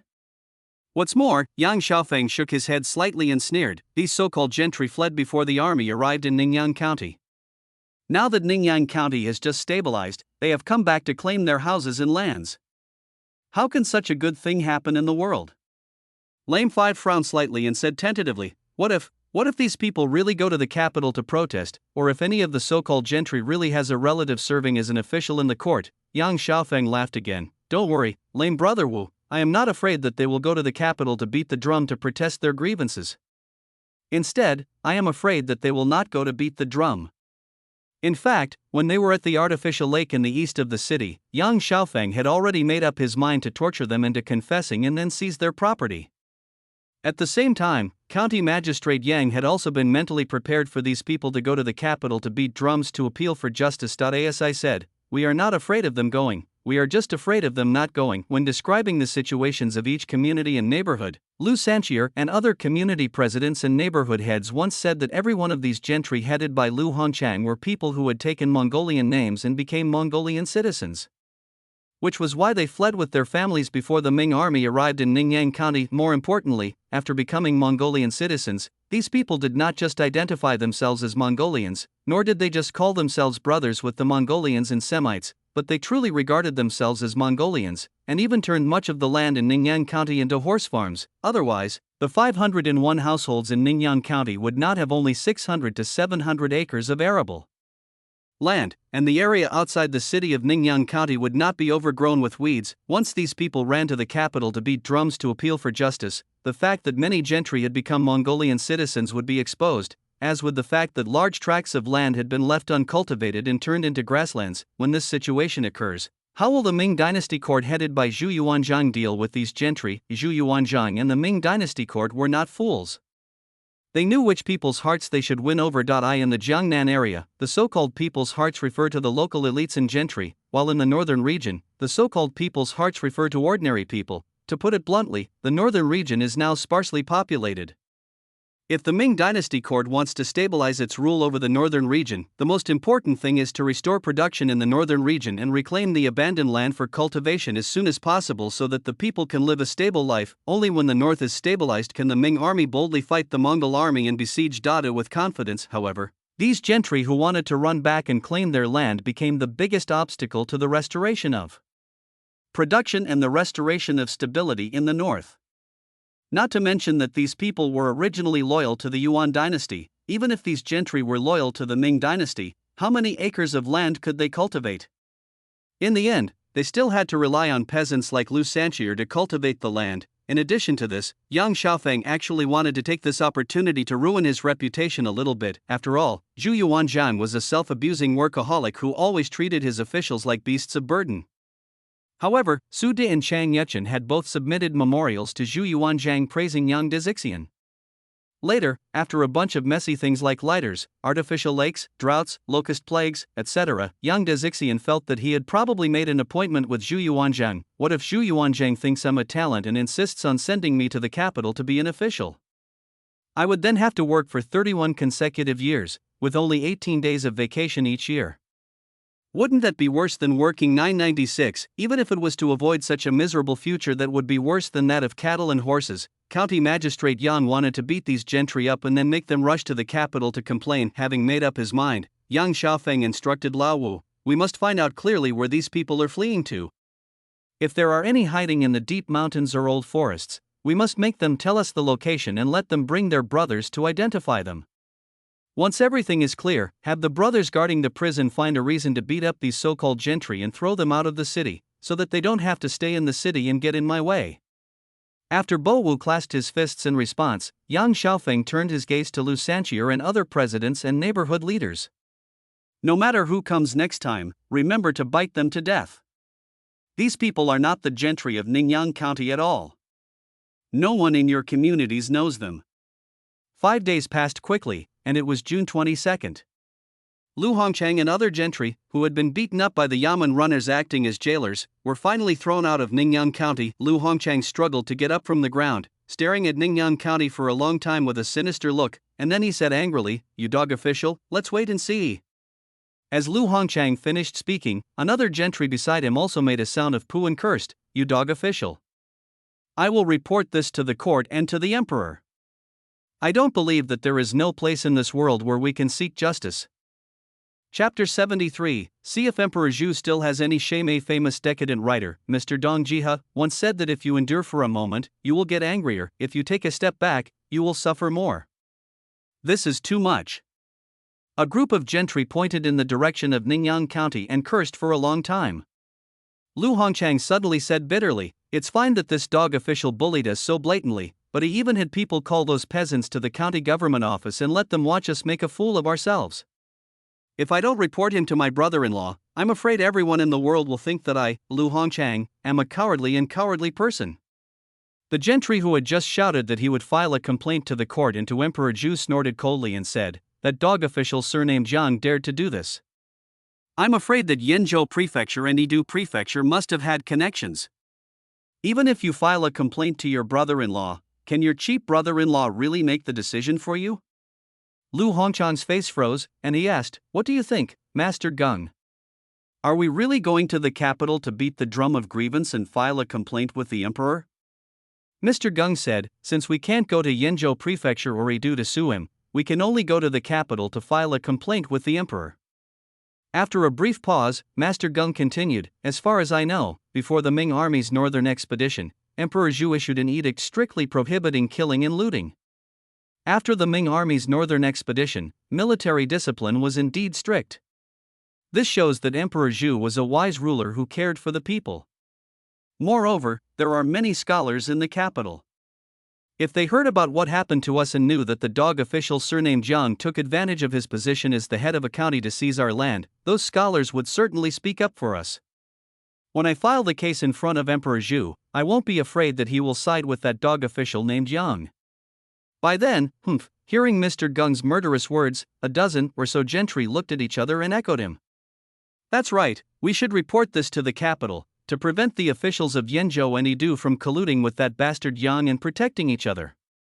After arriving in the capital, we will not file a complaint with the emperor first, but first find someone to spread the news that the official surnamed Yang has seized our land. Why do we have to wait until we get to the capital? Can't we have someone spread the news on the way to the capital? Listening to more than a dozen gentry talking about how to deal with Yang Xiaofeng, Lu Hongchang couldn't help but nodded vigorously and said loudly, "In this case, we will go to the capital now." As Lu Hongchang finished speaking, more than a dozen gentry suddenly became excited. They called their wives and children and began to march towards Yenzhou Prefecture along the official road from Ningyan County. They had been walking towards Yenzhou Prefecture for more than half an hour, and when it was getting dark, they suddenly heard a burst of noisy shouting from the direction behind the gentry. Lu Hongchang and others looked back, only to see a cloud of dust rising from the direction of Ningyan County. When they looked more closely, they saw dozens of tall horses galloping towards them. In the blink of an eye, dozens of horses had already rushed to Lu Hongchang and other gentry, and dozens of men with their faces covered with black cloth and holding sticks in their hands fell off the horses. These people did not say much to Lu Manchang and others. Even when faced with cries of "I have money, please spare my life, sir," they turned a deaf ear to them and just picked up sticks and beat Lu Hongchang and other gentry on the head. It was not until a cup of tea had passed that these people stopped, got on their horses and rushed towards Ningyan County again. Only Lu Hongchang and others were left screaming in agony. After a long while, a low sobbing sound was heard from the crowd. Lu Hongchang's wife cried softly, "Master, after we leave Ningyan County, can't we just find a random place to buy some land? If that dog official has connections in the capital, But before Lu Hongchang could answer, Master Gung's face turned pale and blue, and he suddenly vomited blood. He pointed his finger in the direction of Ningyan County and cursed, "You bastard official, you bastard official. I will never coexist with you. I will fight to the death." Lu Hongchang looked at his wife, then at Master Gung who was vomiting blood, and said angrily, "What a woman's view. As the saying goes, people become worthless when they leave their hometown. Don't you think about it? If we leave Ningyan County, who will sell the land to us? But if we don't leave Ningyan County, what happened just now may happen again, twice, or 3 times. Who can withstand such a toss? The current situation is a fight to the death. This time, either we sue that bastard official named Yang, or we die on the way to Beijing. As long as we can get to the capital alive," Lu Hongchang took a deep breath and said, "Even if that official surnamed Yang has connections in the capital, the emperor surnamed Zhu will definitely not be too partial to him. He must give us an explanation no matter what. The worst outcome is that we will be relocated and the government will give us some land. Even so, it is still much better than finding a place to settle down on our own." Master Gung nodded and sighed. Master Lu is right. The situation now is a fight to the death. We cannot retreat, nor can the Yang family retreat. Life or death depends entirely on whether the Emperor Zhu has any dignity left. What a fucking good hider. Just as Lu Hongchang, Mr. Gung, and other gentry were discussing going to Beijing to file a complaint, Yang Xiaofeng, under the leadership of Bo Wu, had already found many hiding places confessed by the gentry. It has to be admitted that these gentry do have certain abilities. For example, a gentry named Yang hid in a cave in Wonia Mountain. When Bo Wu brought County Magistrate Yang to this cave, there were large amounts of rice, noodles, oil, salt, various needles, thread and cloth, and even various spices such as pepper, star anise, cinnamon, bay leaves, fennel, etc. Even though County Magistrate Yang had guessed it a long time ago, when he actually saw these things, he couldn't help but sigh, "Damn it, these things alone are enough for the people of Hashan village to eat for 2 or 3 years. Lame 5 whispered, "Your Excellency, this cave has the least amount of things hidden in it. I suspect that these bastards haven't confessed everything, and there must be something hidden away." Yang Xiaofeng nodded, But he was a little skeptical about his life and his heart. The things confessed by the gentry named Yang alone were enough to feed the 40 households and 90 people in Hushan village for 2 years. And this is just the minimum. What about the things hidden by the other gentry? If all were added together, wouldn't the things hidden by these gentry be enough to feed the more than 2,000 people in Ningyan County for 2 to 3 years or even longer? No, what on earth are these bastards thinking? Chapter 74, Ningyan County, Yanggogwan, scraping the ground 3 feet high and calling himself the blue sky. The common people in Zhangguantanku have always believed that one should repay a drop of kindness with a spring. That if only these gentry had treated the local people a little better, the people of Ningyan County would not have been so ungrateful to them, and would not have ridden horses to beat them up after dividing their land. If they had known this would happen, would they regret it? County Magistrate Yang sighed slightly. Look at these people. Which one is not a well-known gentry in the surrounding area, and which one does not have hundreds of acres or even more of land at home? But they changed their names to Mongolian names, called each other brothers with the Mongols and Semites, and would rather let the grain rot than share even a grain with the poor people in the village. They used all their efforts and tricks to take the land from the people. Now, the land is gone, the food is gone, and what is left except the gold and silver they took with them? But Lame 5 chuckled and said, look at what the county magistrate said. They have small marks from whips and hidden wounds from being beaten with sticks. How can you say there is nothing? County Magistrate Yang turned his head and glanced at Bo Wu, then looked at the grain in the cave and said, have someone transport all the grain back to the county government's warehouse and store it. These grains will not be distributed to the people for the time being. We will do so after autumn. After thinking about it for a while, County Magistrate Yang added, pick out some good seeds from these grains, grind last year's and previous wheat into flour, and sell it to the bun shop at the price of 7 cents per pound. Bo Wu agreed immediately and organized the yamen runners to transport grain to the county government office by ox carts. After emptying the caves that the gentry had confessed to have hidden grain, Bo Wu picked a windy day and found a few young and strong men to winnow the grain in front of the county government office. The so-called winnowing means that young and strong men stand in the upwind direction, scoop up the wheat grains with a wooden shovel, and throw them downwind in an arc. The inferior wheat grains will fall early in the air, while the full and heavy wheat grains will fly farther. Fortunately or unfortunately, these gentry stored the wheat kernels after they had been husked, and they were sifted very cleanly without any impurities in them. So they did not have to think too much when winnowing, and they only had to select the good seeds. As the young and strong men scattered the wheat grains into the air with shovel after shovel, the slightly inferior wheat grains slowly gathered into piles, and the full and heavy wheat grains in the distance were also gathered into small hills by experienced old farmers with brooms. There was no other way. In the era without scientific seed selection and breeding, using wind power to winnow and select seeds with full and heavy grains was the best way farmers could think of to select grain. This is an idea similar to a dragon gives birth to a dragon, a phoenix gives birth to a phoenix, and a mouse's son will dig holes. In the minds of ordinary people, if the full and heavy wheat grains of the previous generation are used as seeds, the wheat grown by the next generation will also have full grains, and the family may have one more bite to eat. Especially in years of disaster, the family may have one more hope of survival.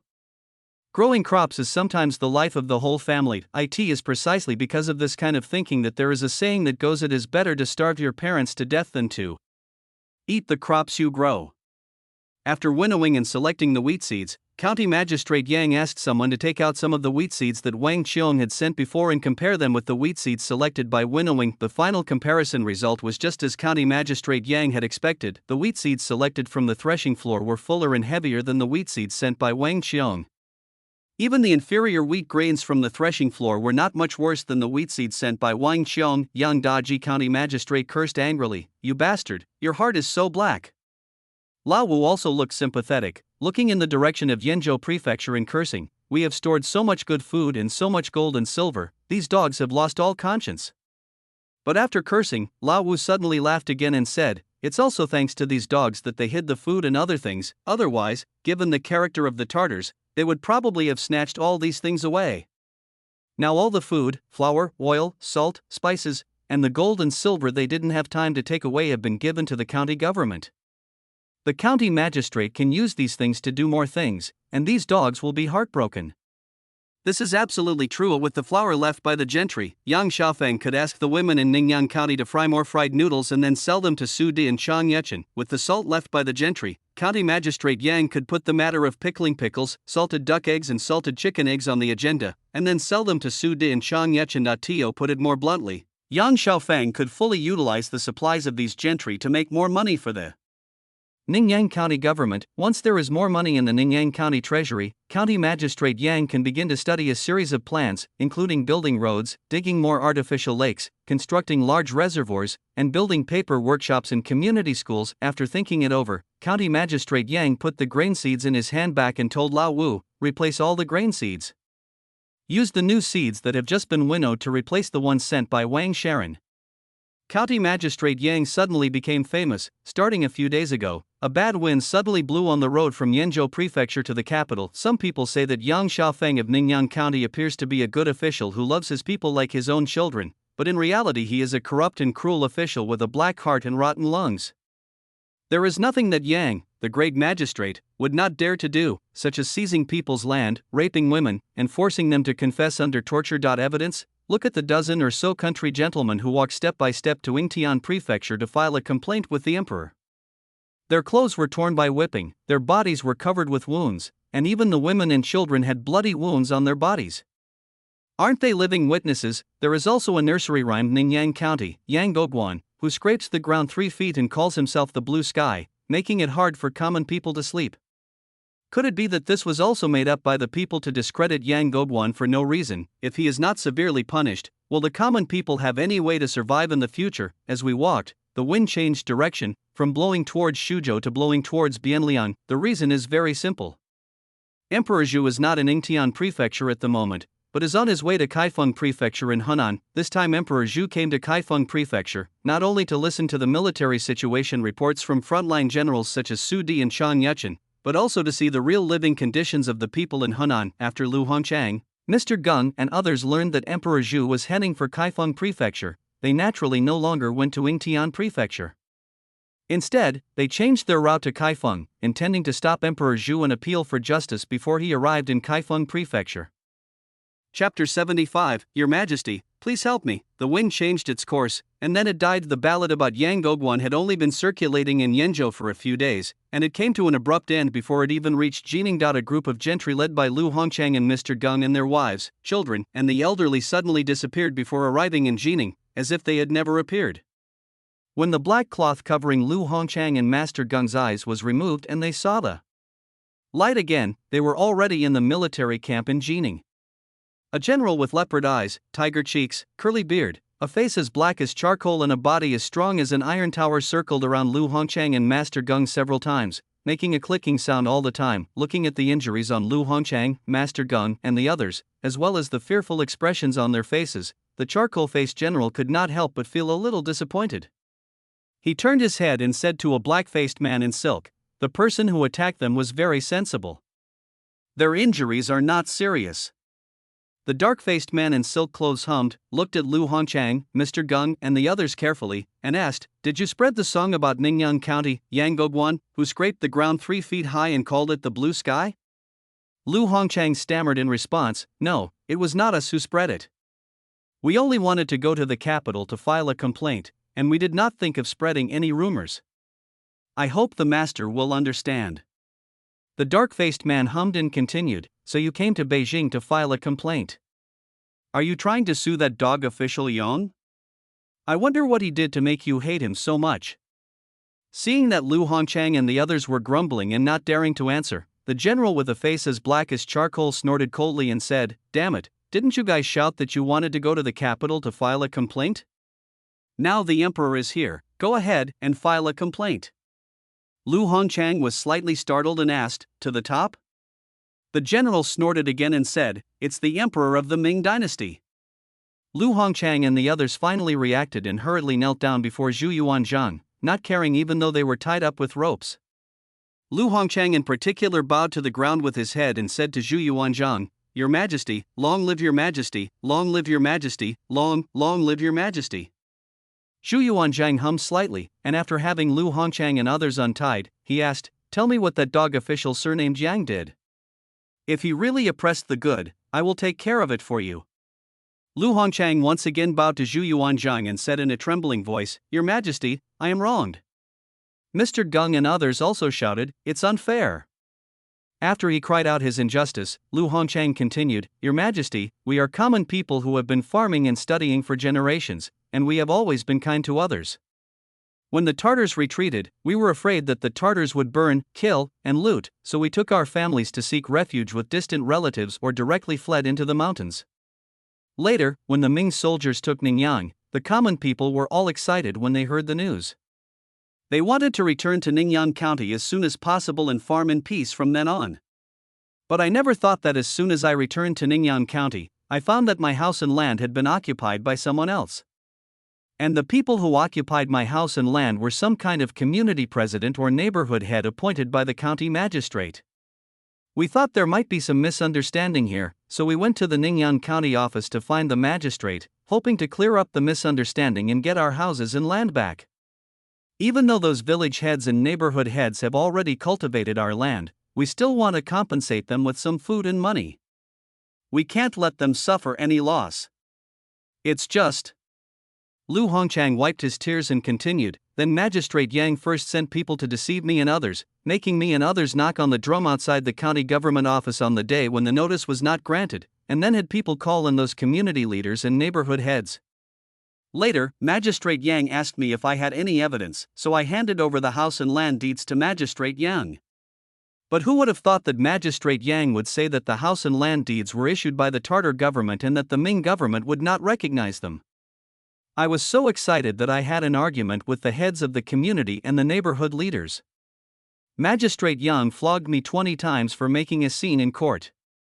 The heads of the community and the neighborhood leaders also said they didn't know me, so Magistrate Yang put me in jail again and released me 5 days later. We have no other choice but to go to the capital to file a complaint and ask His Majesty to help us, but. Lu Hongchang choked up and said, "But who would have thought that when we were less than 100 miles away from Ningyan County, bandits came on fast horses from Ningyan County and beat us up again?" Lu Hongchang kowed out heavily to Emperor Zhu and cried, "Your Majesty, please make a decision for me."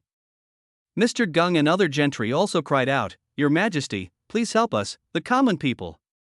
Xu Changba sighed slightly, turned his head to look at the general with a face as black as charcoal and asked, "What do you think, Boren?" Chang Yechen's courtesy name was Boren and his pseudonym was Yenhun. Chang Yechen chuckled and said, "In my opinion, it would be better to push them all out and chop them up, so as to save ourselves the trouble of listening to their noise here."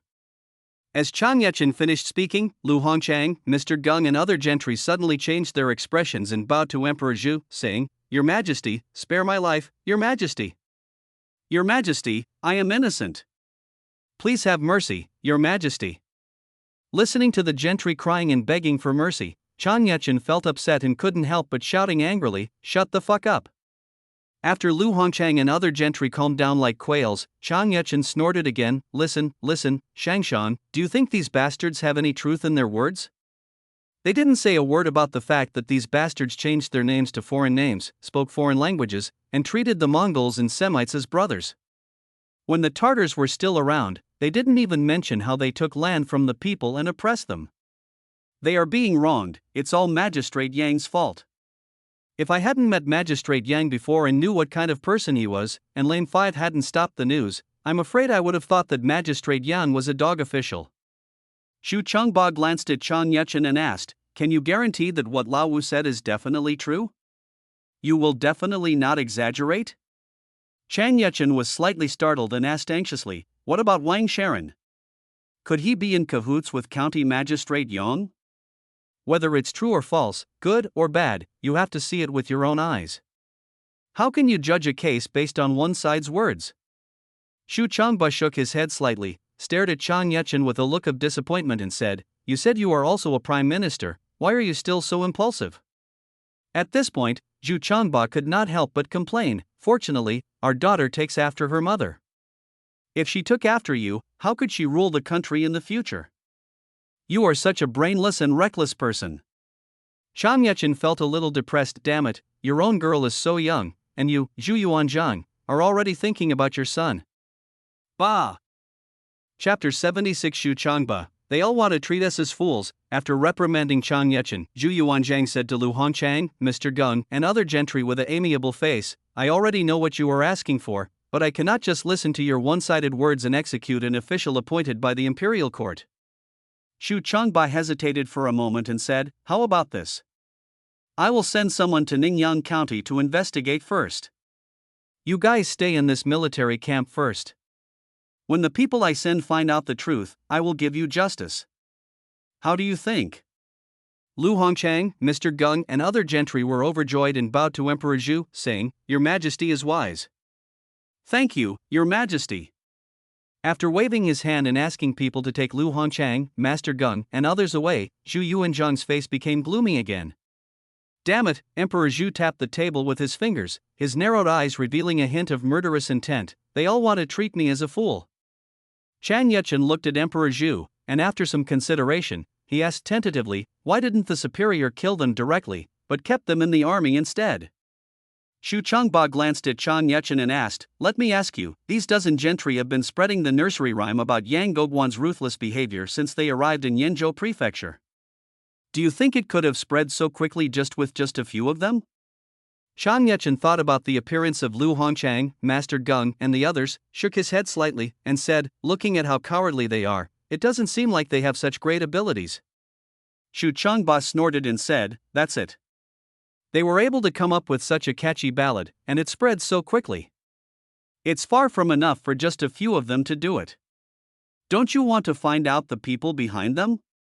At this point, Zhu Changba suddenly sneered again, "If we kill them directly, the songs will not stop, and in the end it will be either you or me. In short, one of us will have to bear the stigma of guarding against the people's mouths. By then, I will also become a tyrant who does not distinguish right from wrong and protects corrupt officials. In this way, our painstaking efforts to win back the people of the north will fail. The people of the 16 prefectures of Yenyun are already at odds with the people of Jiangnan. Won't they become even more hostile to each other? Damn it, what a calculation, what a calculation." After thinking it over again, Zhu Changba stood up and shouted without even turning his head, "Eru." Eru immediately bowed and said, "Take the seat." Xu Changba took a step forward and said, "Come on, you accompany me to Ningyang County. I have always been curious about what kind of person the county magistrate surnamed Yang is. How could he be so popular among the people, yet so hated by them? The 7th month of the lunar calendar is supposed to be the harvest season. Crops such as rice in the south and millet and sorghum in the north will gradually enter the harvest period. However, the situation in Ningyang County or the whole of Shandong province in July was the opposite. Not only were there no crops to harvest, but the people had to try their best to take care of the soybeans that had been planted early and the autumn sorghum that had just been planted not long ago. There was no way. The entire Ningyang County was unable to farm properly in the early spring. The people were still busy reclaiming wasteland, weeding, digging lakes, and digging ditches. A lot of their energy was consumed by the drought. In addition, the land that had been abandoned for many years was not suitable for farming. As a result, many crops that should have been planted in spring were not planted, and they could only rush to plant some late autumn crops in mid to late June. When Zhu Yuanzhang and Era wandered to Ningyang County, what they saw was the busy scene of people tending to soybeans and sorghum. After strolling outside Ningyang City for most of the day, especially when he ran to a field and grabbed a handful of soil, put the soil to his nose and smelled it, the smile on Zhu Yuanzhang's face became more and more intense. "Damn it, what are you talking about, drought and locust plague?" Emperor Zhu said, laughing and cursing, "We all suspect that the bastard is just trying to cheat us out of our relief grain." Eru, who was following Zhu Yuanzhang, looked up at Emperor Zhu, then looked at the city wall of Ningyang County not far away, and was horrified. What kind of person is this magistrate of Ningyang County, that he could be laughed at and called a bastard by his superiors, and even be accused of trying to cheat on relief grain? It's such a serious crime to cheat the superiors of relief grain. If it were those officials in the south, they would probably have lost their heads by now, right? Just as Era was thinking about it, Zhu Changba called out, "Let's go and find out where the Taizi Canal and Daming Lake are, and then go take a look first."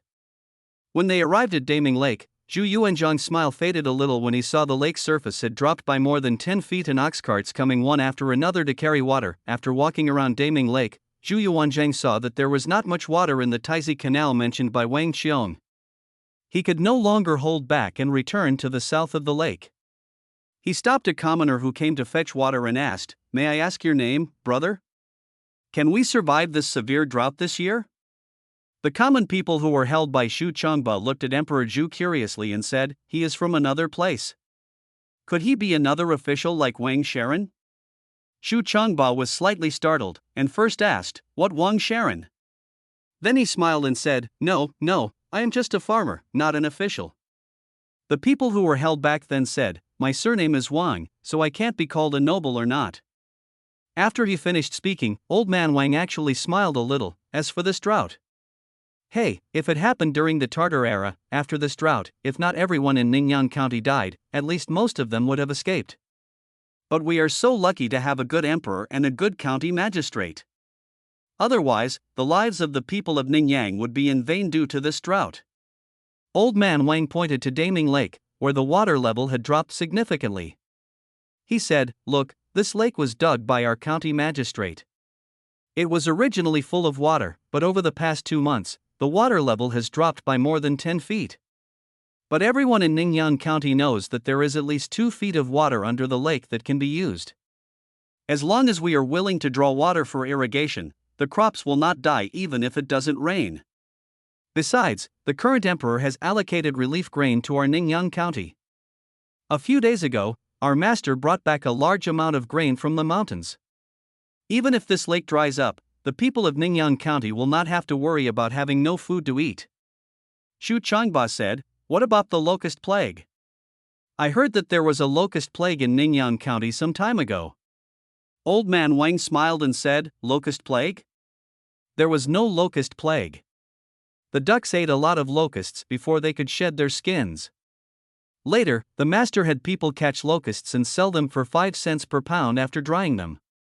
Now the people in the county think that the ducks ate too many locusts and they didn't catch many at home."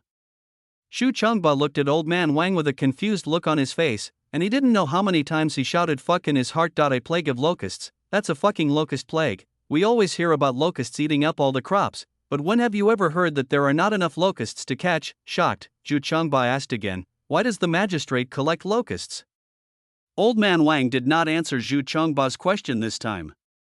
Instead, he shook his head and said, "Since the master didn't say anything, I didn't ask.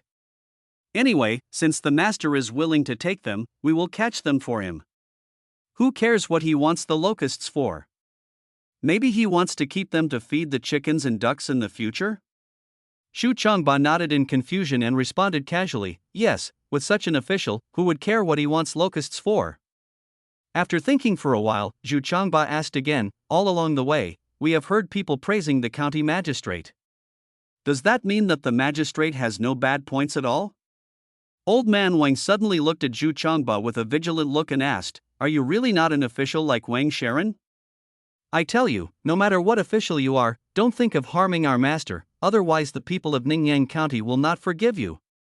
Shu Changba did not take it as an offense, but laughed, "Look at you, didn't I just say that I am just a farmer? How can I be an official? In fact, I am just curious, is there really an official as good as your county magistrate in this world?" Old Man Wang snorted and said, "How come there is nothing?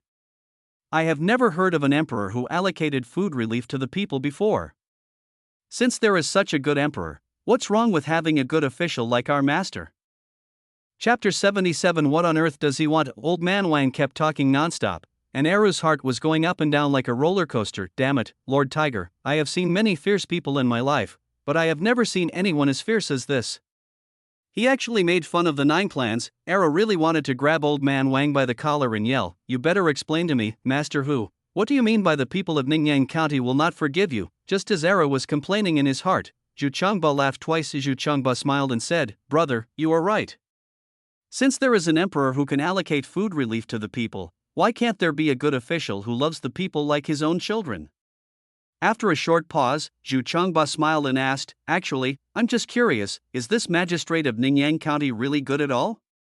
Old Man Wang exclaimed, "Yes, the master is not a saint. How can he have no bad points at all?" "You don't know, our master is good in every way, but there are 3 bad points."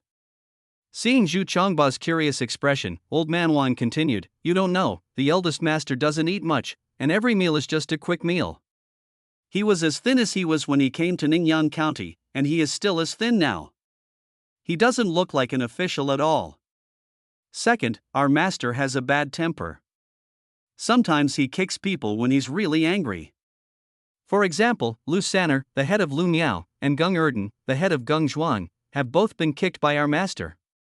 Just as Zhu Changba said oh and wanted to ask more, Old Man Wang continued, in my opinion, the master shouldn't kick them. It's better for Master Lame to whip them, so as not to tire the master out. Another thing is that our master hasn't been busy getting married yet. Which citizen in our county isn't worried about him?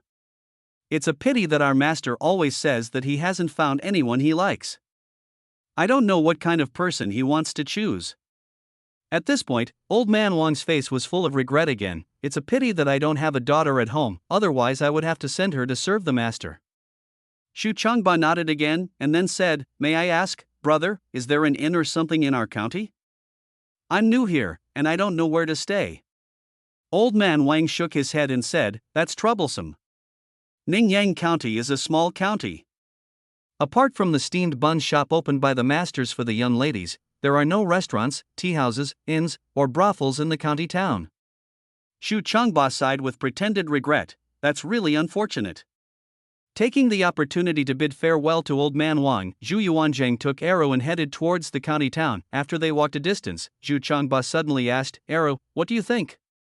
Arrow said in a deep voice, it's hard to say, but I always feel something is wrong. Xu Changba said, what's wrong?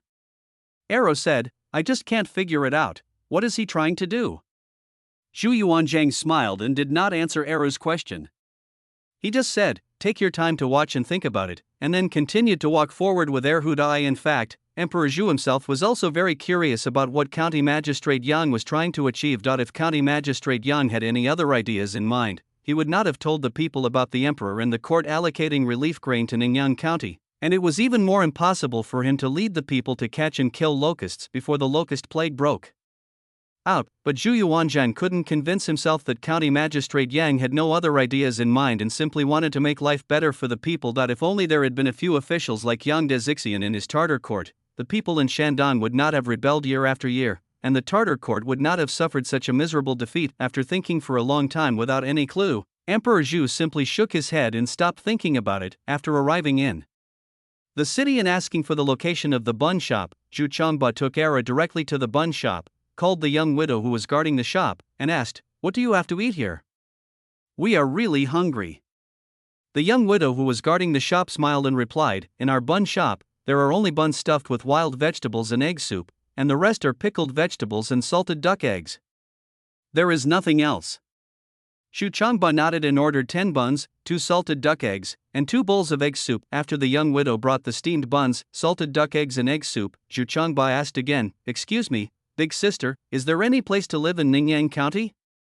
We are from other places, and we want to ask for a place to live first. The young widow shook her head slightly. As for a place to stay, there are no inns or anything like that in Ningyang County. How about you go to the streets and ask a few families to see if anyone can let you stay for a night? After thinking for a while, the young widow asked again, excuse me, sir, why did you come to Ningyang County? Xu Changba laughed and pointed at Arrow and said, we are from Huaishi.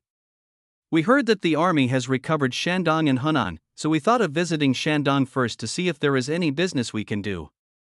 The young widow's eyes lit up and she smiled, what a coincidence. The guest is waiting for you. I will be right back. After she finished speaking, without waiting for Emperor Zhu to reply, the young widow rushed out of the bun shop in a hurry and disappeared in the blink of an eye. Zhu Yuanzhang looked in the direction where the young widow's figure disappeared, then looked at the buns and egg soup on the table. He smiled helplessly and shook his head, then picked up a bun with chopsticks. Xu Changba tasted the food carefully and said to Arrow, try it. This bun stuffed with wild vegetables is really good. It's much better than those made by the chefs. Arrow picked up a bun as he was told. After taking a bite, he couldn't help but widen his eyes. He then brought the bun with a bite taken out to his face and looked at it carefully. After a long while, he said curiously, there are wild vegetables and eggs in this bun. There is enough oil and salt, but there is also an indescribable fresh taste. I don't know where it comes from.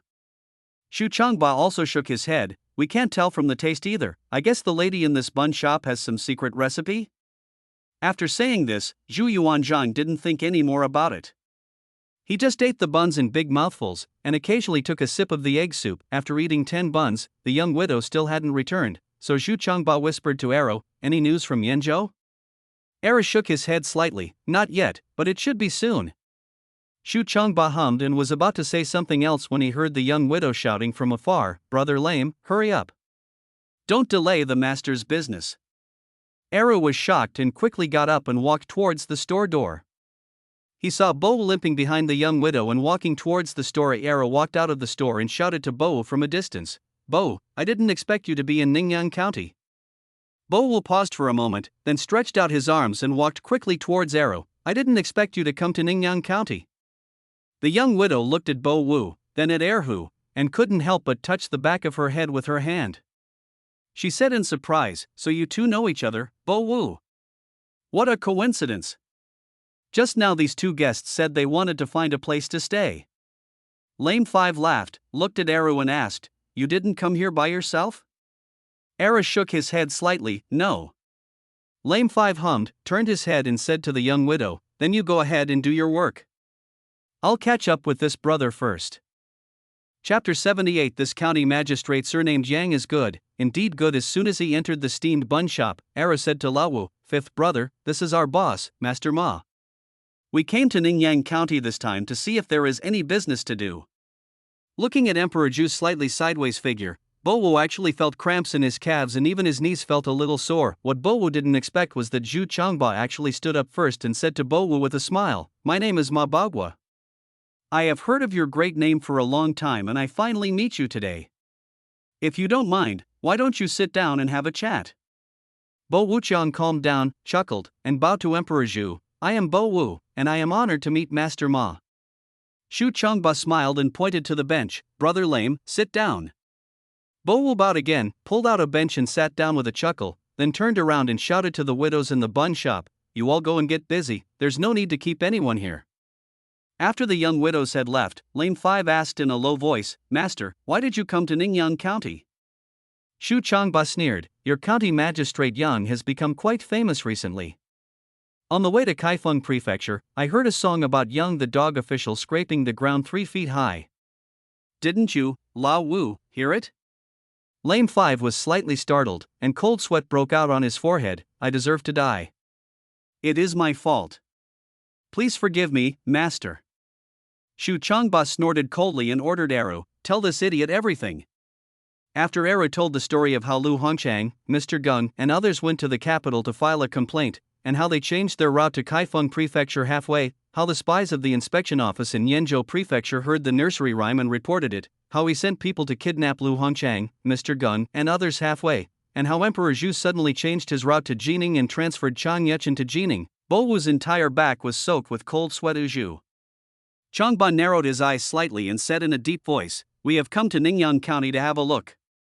This county magistrate surnamed Yang is not bad, indeed he is not bad."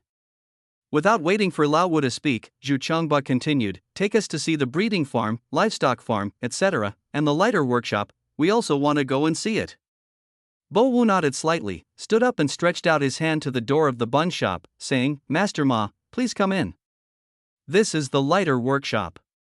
In the beginning, the workers were all women from the widow village, so the lighter workshop is very close to the steamed bun shop. Taking Emperor Zhu into the workshop, Lao Wu pointed to different rooms and said, "This room is used to make lighter shells. The shells are made of wood and tung oil is applied inside to prevent oil leakage.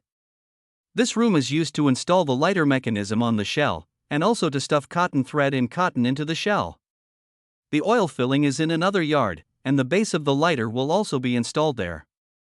The county magistrate said that it is not safe to put the oil filling together with these, and it is easy to catch fire, so they have to be separated. A lighter can be sold for 20 cents, and the cost of materials and the profit are almost half and half. We can make about 1,000 lighters every day, and the profit is 10 taels of silver.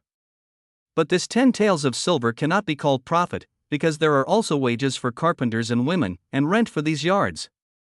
In the end, the county pays about 10 taels of silver a month." Zhu Changba suddenly interrupted Lao Wu's words. "What do you mean by it fell into the county?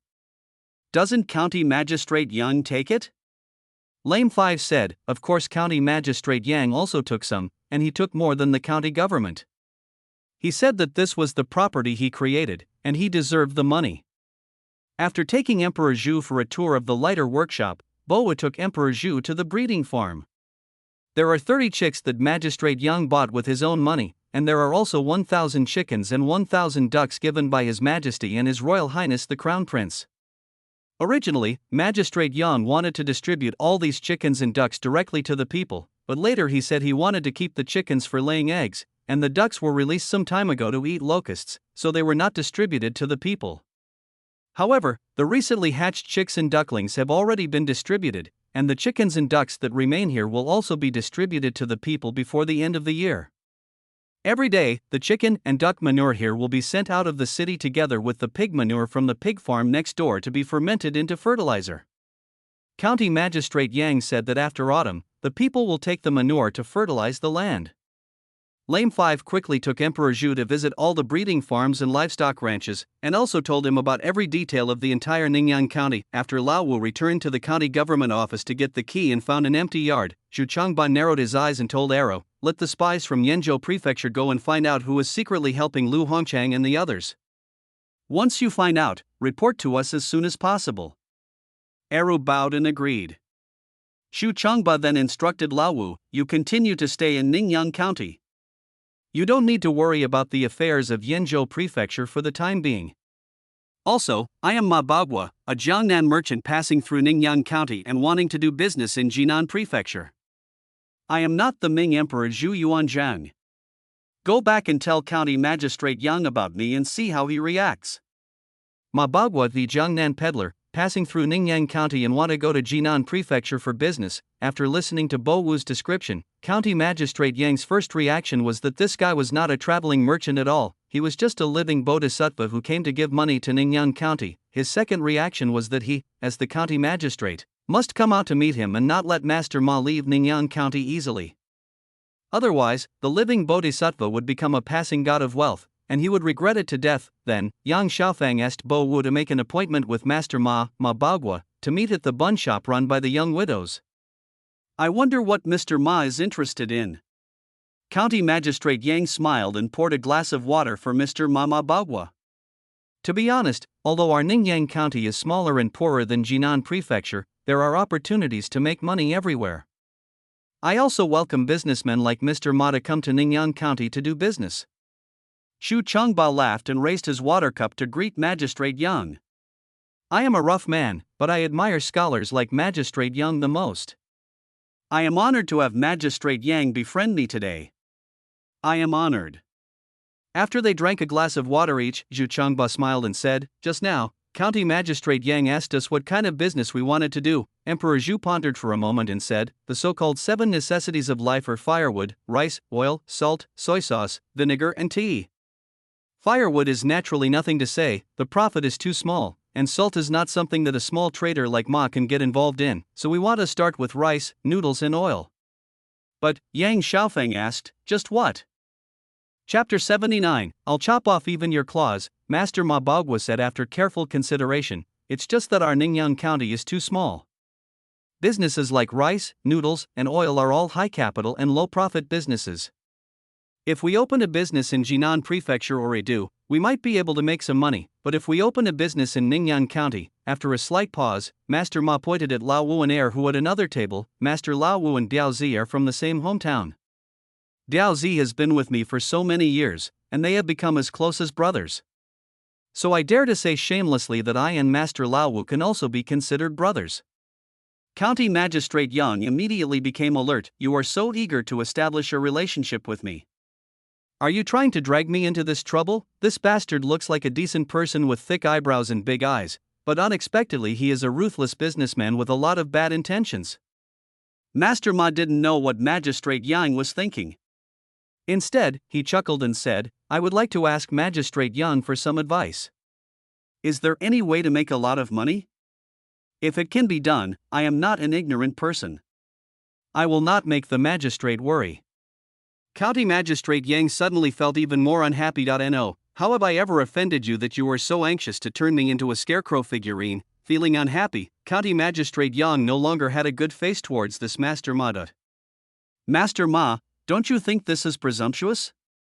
County Magistrate Yang sneered and said, I don't know any way to make a lot of money. Even if there is such a way to make a lot of money, why do you think I will let you do it? County Magistrate Yang stood up and said, Master Ma, please go somewhere else. Our Ningyan County is poor and has bad waters, and it produces unruly people. If Master Ma continues to stay in Ningyan County, be careful that someone will break his legs one day.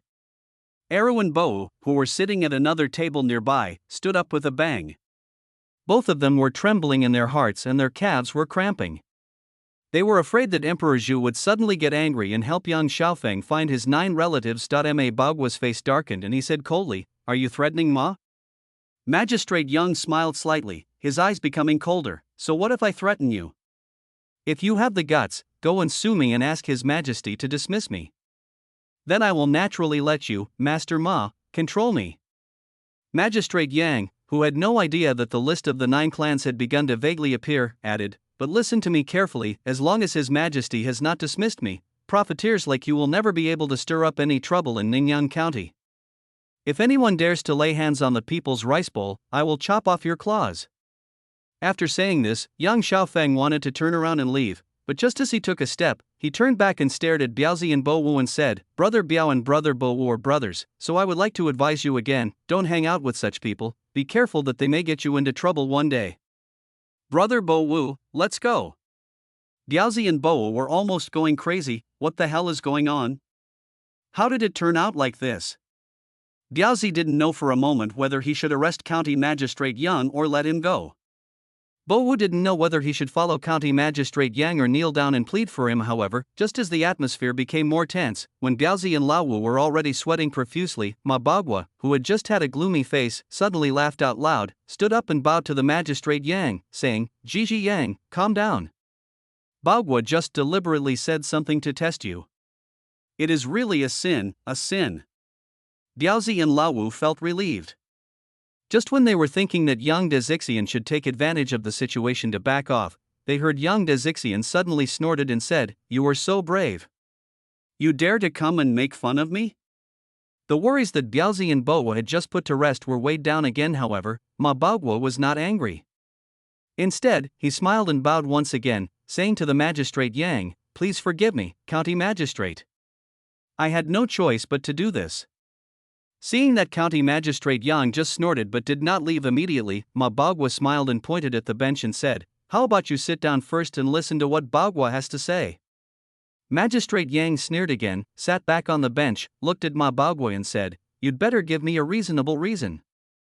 If you can't give me a good reason, humph. Ma Bagua smiled, looked at County Magistrate Yang and said, Since County Magistrate Yang knows that Bo Wu and Biaozi are from the same hometown, then he should know that Bo Wu came from the military, right?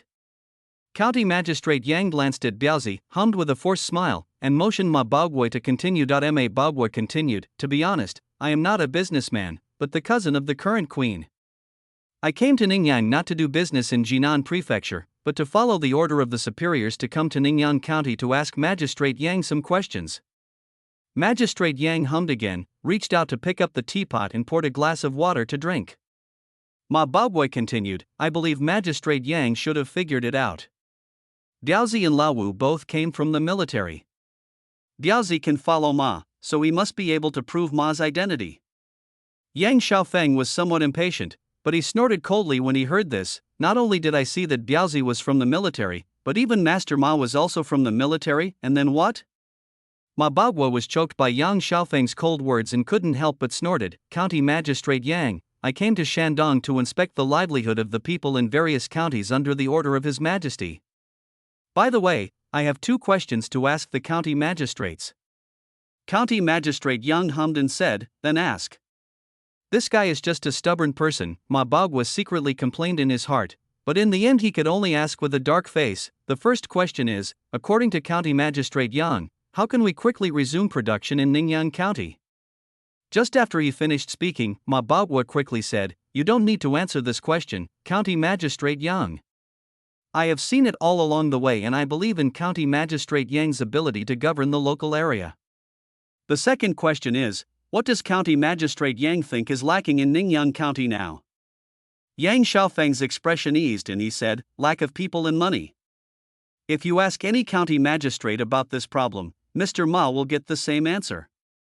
County Magistrate Yang pointed to the outside of the county town and said, I want to build a road, but I don't have the money and the people.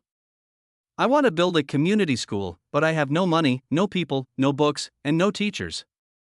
I want to build a few more workshops so that the common people can have a place to work and earn money, but there is still no money and no people.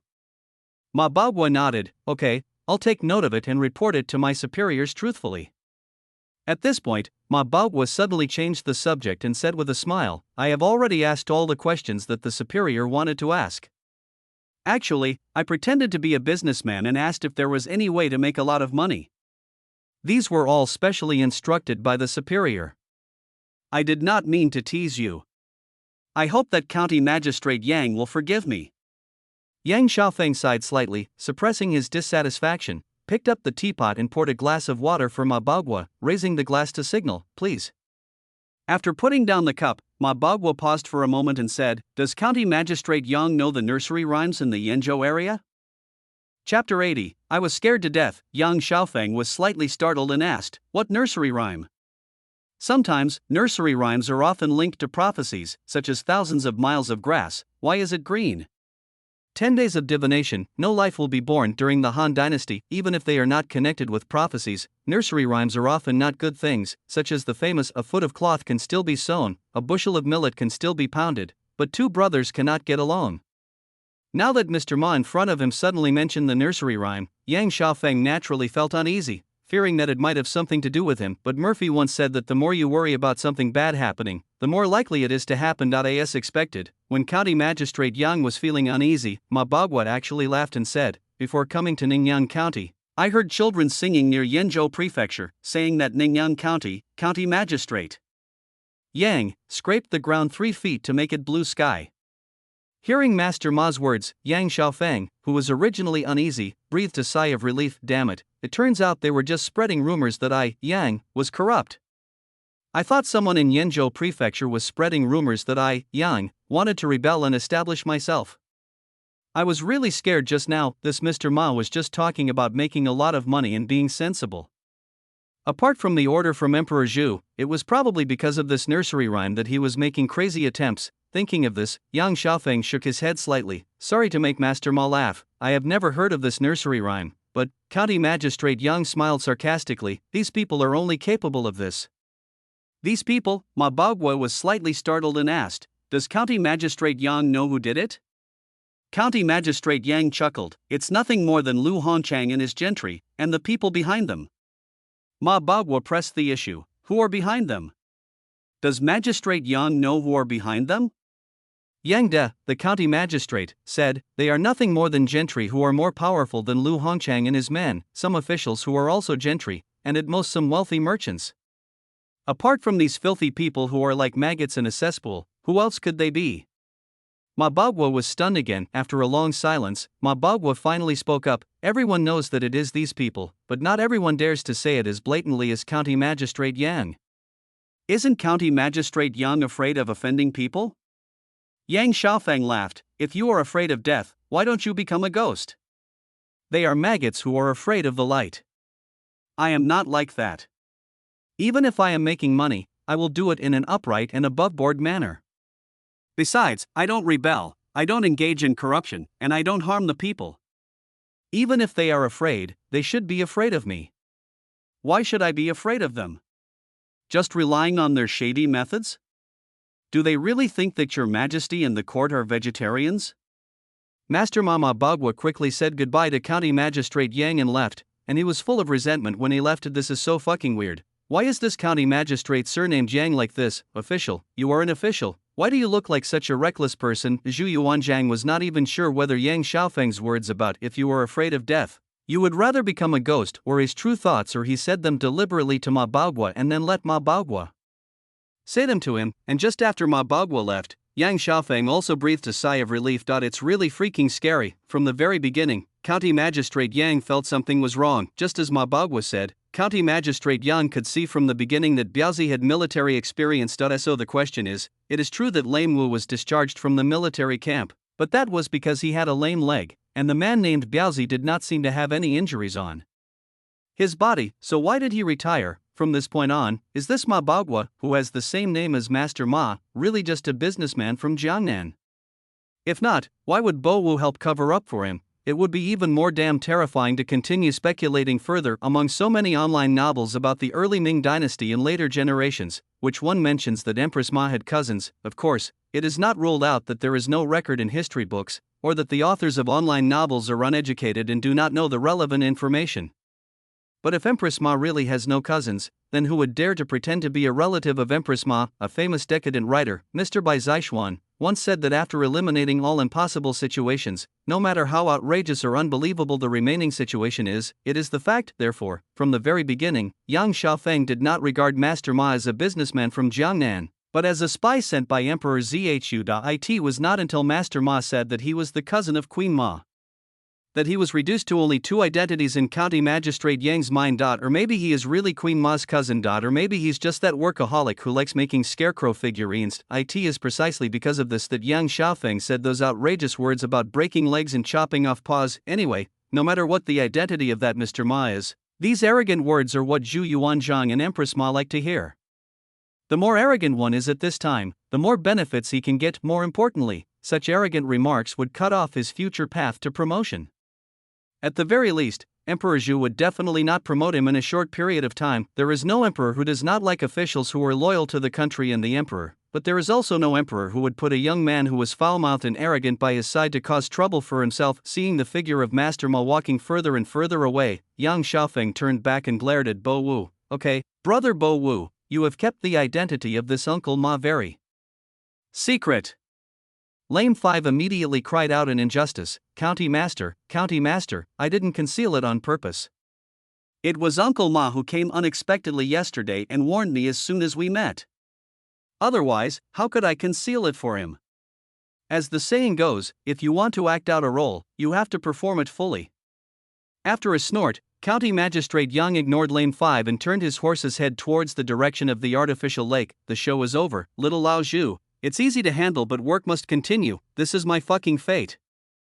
Chapter 81. This dog official is speaking nonsense in front of me. Sometimes Yang Xiaofeng wanted to curse, and even wanted to quickly create a super cool Skynet or little moss or any kind of artificial intelligence, and then let the digital life work for him like a slave. However, County Magistrate Yang did not understand code and did not have a computer, so he could not create such an awesome artificial intelligence. So he could only work like a slave. For example, he had to worry about the spring plowing, summer management, autumn harvest, and winter reclamation for more than 2,000 people in Ningyan County, and he had to plan the development of the entire Ningyan County for the next year or even the next 3 years. Any one of these would give County Magistrate Yang a headache. What County Magistrate Yang has to worry about right now is the summer harvest, which is about to end, in the upcoming autumn harvest. The so-called summer management refers to the care of the land after spring plowing and sowing, including thinning out crops such as sorghum, weeding, raking the soil, and watering.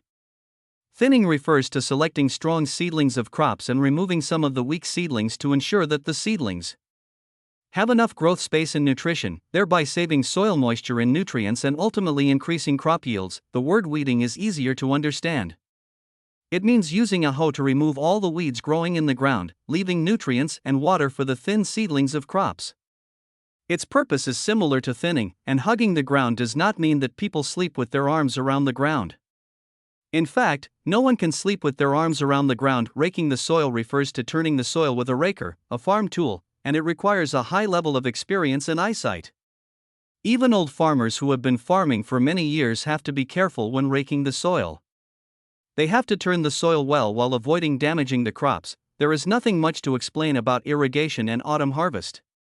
The former is to water the crops to ensure that they do not die of drought, and the latter is to harvest the crops and then thresh what needs to be threshed and dry what needs to be dried. People rely on this little bit of food in the fields to survive all year round. Of course, farming is an extremely complicated project, and the so-called summer management is not just thinning out, weeding, raking and watering.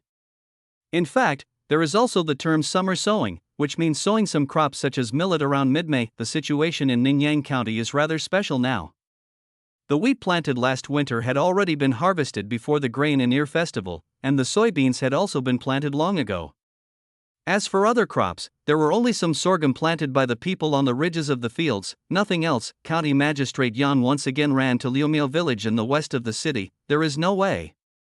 Although there are only 8 communities and 16 villages in the entire Ningyan County, the 8 communities outside the city are distributed in all directions. There are more than a dozen villages, large and small. The large villages have 30 or 40 households, and the small ones may have only a dozen households. The closest village to the county seat is Liumio village, which belongs to Fangwa community, followed by Shiha village and Shao village, which belong to Dongzheng community. Yang Daxianzi got off his horse, came to the field and looked at the bean pods, pinched them with his hands, turned around and said to Lu Sanchier, who had come over, "Look at these bean pods, this year's harvest should not be much different?" Lu Sanchier chuckled and replied, "Thanks to the master, although it was dry when the beans were forming pods, the water stored in Daming Lake has kept the pods full. This year's harvest should be good." County Magistrate Yang nodded, stood up and walked towards the sorghum seedlings not far away. Looking at the heavy sorghum ears, County Magistrate Yang smiled. "Is it time to harvest the sorghum?" Lu Sanchier said, "It's almost done. It will be almost done in 10 days. When the sorghum is harvested, the beans will be almost ripe." County Magistrate Yang hummed, pondered for a moment, and then asked, "After the soybeans are harvested, should we plant wheat?" Paying close attention to the growth of crops in Ningyan County and then adjusting the farming arrangements of the people of Ningyan County according to the growth changes of crops is also one of the responsibilities of County Magistrate Yang. Fortunately, although Yang Xiaofeng did not know how to farm, the people of Ningyan County did not expect Yang Daji to know how to farm. So Yang Daji only needed to visit the fields of various communities and listen to the stories of the old farmers. Before making a decision, Lu Sanchier said, "Master, after the soybeans are harvested, it will take about half a month to a month to turn the soil. After the soil is turned and leveled, we can plow the land and plant wheat. Although and have the same pronunciation, they have different meanings. Refers to using a farm tool called to dig furrows and sow seeds. Since involves the depth of sowing, there must be someone or an animal pulling in front and someone supporting from the back. After plowing the land, the next steps are the extremely boring weeding, thinning, raking, and watering. However, the intensity of these farm work is no longer as heavy as in summer, and it is a little easier." County Magistrate Yang nodded again.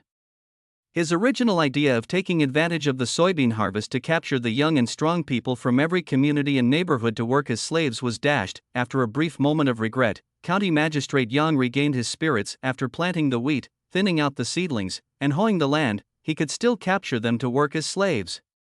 The main point was that if he was not comfortable, he would never let others be comfortable. After thinking for a while, County Magistrate Yang Di instructed Lu Sanchier, "Wait until autumn, quickly dig out the remaining 2 artificial lakes. After the lakes are dug, it will be easier to reclaim land and build roads." Lu Sanchier was slightly startled and asked, "Build a road? Which road do you want to build, sir?" County Magistrate Yang curled his lips in disdain. "Which road do you want to repair? Then tell me, which road doesn't need to be repaired? Look at this broken road from the county to your Liumio village. It's full of potholes. It's okay during droughts, but if it's cloudy for consecutive days, can we still walk on this broken road? And the road from the county to Yenzhou Prefecture is not much better than the road in Liumiao. Without a good road, how can I transport the eggs from my chicken farm and the canned food produced in my canning workshop to sell for money? I don't make any money, so why should you make any money? Are you satisfied with just having a full stomach?" In fact, deep down in his heart, County Magistrate Yang even hoped that the Mr. Ma who was suspected to be Zhu Yuanzhang was actually the real Zhu Yuanzhang. "I have told you 3 times that we are short of money and people. Don't you, old Zhu, have any reaction at all? Look at how poor my Ningyan County is. We want to build roads but have no money or people. We want to set up a school to train cattle and horses but have no money or people. It's really fucked up." Emperor Zhu certainly would not say nothing at all. After returning to Jining Prefecture, Zhu Yuanzhang immediately ran to Chang Yechen's army, and then had Lu Hongchang and others brought to the central military tent. That county magistrate surnamed Yang is really not a good guy. When he saw Lu Hongchang and other gentry, Emperor Zhu was the first to complain. "I was worried that you had wronged him, so I went to Ningyan County on purpose, but I never thought that this dog official would speak nonsense in front of me, the emperor of the Ming dynasty." Chapter 82. Let's cut off their roots first. You Emperor Zhu said with sympathy, but you have suffered. Lu Hongchang, Mr. Gung, and other gentry were so moved that their eyes filled with tears. Lu Hongchang even took the lead in bowing to Emperor Zhu and said, Your Majesty, please make a decision for us, the common people. Xu Changba sighed slightly, Do you think I can do whatever I want just because I am the emperor? Not to mention a 7th rank official, even if I want to kill an ordinary citizen, I must first be investigated by the government, and then the Ministry of Justice will review it before I can make the final decision. If you want me to punish the dog official and take back the land that originally belonged to you, you must first prepare people and evidence and file a complaint with the Ministry of Justice and the Dali Temple. At this point, Zhu Changba pointed at Eru beside him and said, This is my personal bodyguard Eru. When he asks you something later, you should answer honestly. When he has asked everything clearly, come back and tell me. After finishing speaking, Zhu Changba left the central army tent directly. Eru stood in front of Lu Hongchang, Mr. Gung, and others, and said with a smile, Dear fellow villagers, Eru is a rough man, so I will ask whatever I want. Just answer truthfully. Lu Hongchang, Master Gung, and others nodded their heads like chicks pecking at rice, and Eru started asking questions one by one. Eru asked very professional questions, such as how many acres of your family's land did that dog official seize? How many land deeds and house deeds do you have that can serve as evidence? What did those so-called presidents and neighborhood chiefs originally do? Since they were appointed as presidents and neighborhood chiefs by that dog official, are they in collusion with that dog official? Do you have any evidence? After asking a lot of questions, Eru sighed casually, You guys have really suffered. I don't know how you managed to get to Yenzhou, and how you managed to go to the capital to file a complaint. Lu Hongchang also sighed, Fortunately, Mr. Chen from Yenzhou Prefecture helped us. If it weren't for him, I'm afraid we wouldn't even be able to survive in Yenzhou Prefecture. Eru said, Then we really have to thank Mr. Chen. If there are any other people who are willing to help you, you can tell us all. It would be great if we can persuade them to testify for you. Even if they can't, you should find a way to thank them in the future. Lu Hongchang's eyes lit up, and he immediately rattled off a large number of names, then went on to explain in detail how these people had helped him and others. Eru nodded and took notes quickly. After Lu Hongchang and the others finished speaking, Eru asked, Is there no one else? Lu Hongchang nodded and answered honestly, No more. Eru nodded again, picked up the record and read it carefully, then smiled and looked at Chang Yechen, Chang Pingjiang, I have asked all the questions I wanted to ask. Chang Yechen laughed loudly, his expression suddenly changed, and he shouted, Come here. Arrest these lunatics who are slandering the court officials and trying to deceive the higher-ups. Lu Hongchang, Mr. Gung, and others were stunned by the sudden change. Lu Hongchang looked at Chang Yechen stupidly and said, The lunatic that Chang Pingjiang was talking about, are we? Chang Yechen sneered, If it's not you who's waiting, then is it me who's waiting? As Chang Yechen finished speaking, a group of personal soldiers rushed over and tried to tie up Lu Hongchang, Mr. Gung, and other gentry. Lu Hongchang and others were very anxious and shouted, Your Majesty! Your Majesty! Chang Yechen shook his head slightly, signaled his personal soldiers to use rags to cover the mouths of Lu Hongchang, Mr. Gung, and other gentry, and sneered, A bunch of idiots, the personal guards of the superior are right here, don't you understand? It was not until Lu Hongchang and other gentry were taken away with pale faces that Chang Yechen could not help but complain to Eru, I think this is too troublesome. These bastards should have been arrested and interrogated directly. Why did they have to go through so much trouble to get to the top? Eru laughed and said, The superior once said that now that the north has just been settled and the Tartars have not been destroyed, and this matter involves court officials and local gentry, we have to be cautious. After chatting with Chang Yechen for a while, Eru left the central military tent, found Emperor Zhu, and handed the confession in his hand to Emperor Zhu. Zhu Changba looked back and forth a few times, and the expression on his face gradually turned cold, even revealing a hint of ferocity. Okay, Zhu Changba gritted his teeth and said, Let's just say they want to fool us. Look, the prefect, deputy prefect, and deputy judge of Yenzhou Prefecture, one is of the 4th rank, 2 are of the 5th rank, 4 are of the 6th rank, there are also more than a dozen officials from Yidu, and dozens of gentry in and outside the city of Yenzhou Prefecture. All of these people are involved in this, and they have only been in Shandong for a few months. Arrow remained silent and did not express any opinion. Zhu Yuanzhang took the confession in his hand and read it again. Suddenly he let out a long sigh and looked extremely tired. What do you think they want? Emperor Zhu seemed to be talking to himself, or he seemed to be asking Arrow, if they want power, which one of them doesn't have power? If they want beauty, which one of them doesn't have beautiful wives and concubines? If they want money, isn't the money and food we give them enough? The monthly salary of a 7th-rank county magistrate would take an ordinary family of 5 several years of hard work, not to mention those officials of the 6th, 5th, or even 4th ranks. Do they have to take all the money, grain, and land in the world back to fill the graves before they are satisfied? Arrow remained silent. In fact, Zhu Yuanzhang didn't expect Arrow to answer his questions. After a long while, the fatigue on Emperor Zhu's body suddenly disappeared, and he returned to the state of being on the verge of a fight. They want to dig up the foundation of our Ming dynasty, so we will cut off their roots first. Xu Chongba loudly ordered, "Pass on my order." Lu Hongchang and other bandit leaders and officials involved in the case will all be escorted back to Beijing and handed over to the Ministry of Justice for strict interrogation. Those who deserve to be killed will be killed, and those who deserve to be hanged will be hanged. All males will be sent to Ningyan County as slaves, and their female relatives will be confiscated to the Jiafangxi. Damn it! We can't let these bastards undermine the foundation of our Ming dynasty, nor can we let these bastards slander and defame a loyal official and remain indifferent. Era knew that today's matter had become a big deal. Under normal circumstances, the superior would say pass our will instead of pass our order. Once the phrase pass our order is used, it means that the superior has forgotten that he is the emperor and begins to unconsciously put himself into the state of marching and fighting before he became emperor. But Era did not feel pity for gentry such as Lu Hongchang and Mr. Geng, let alone for the officials involved in the case. Gentry like Lu Hongchang and Mr. Geng slandered and defamed Jiang Shaofeng, a 7th-rank county magistrate. According to the charges, their crimes were indeed worthy of being beheaded, but they were by no means worthy of being called bandit leaders, and their male relatives were not exiled 3,000 miles away, nor were their female relatives confiscated into the Jiaofan GSI.as for those officials involved. It was not unfair to them.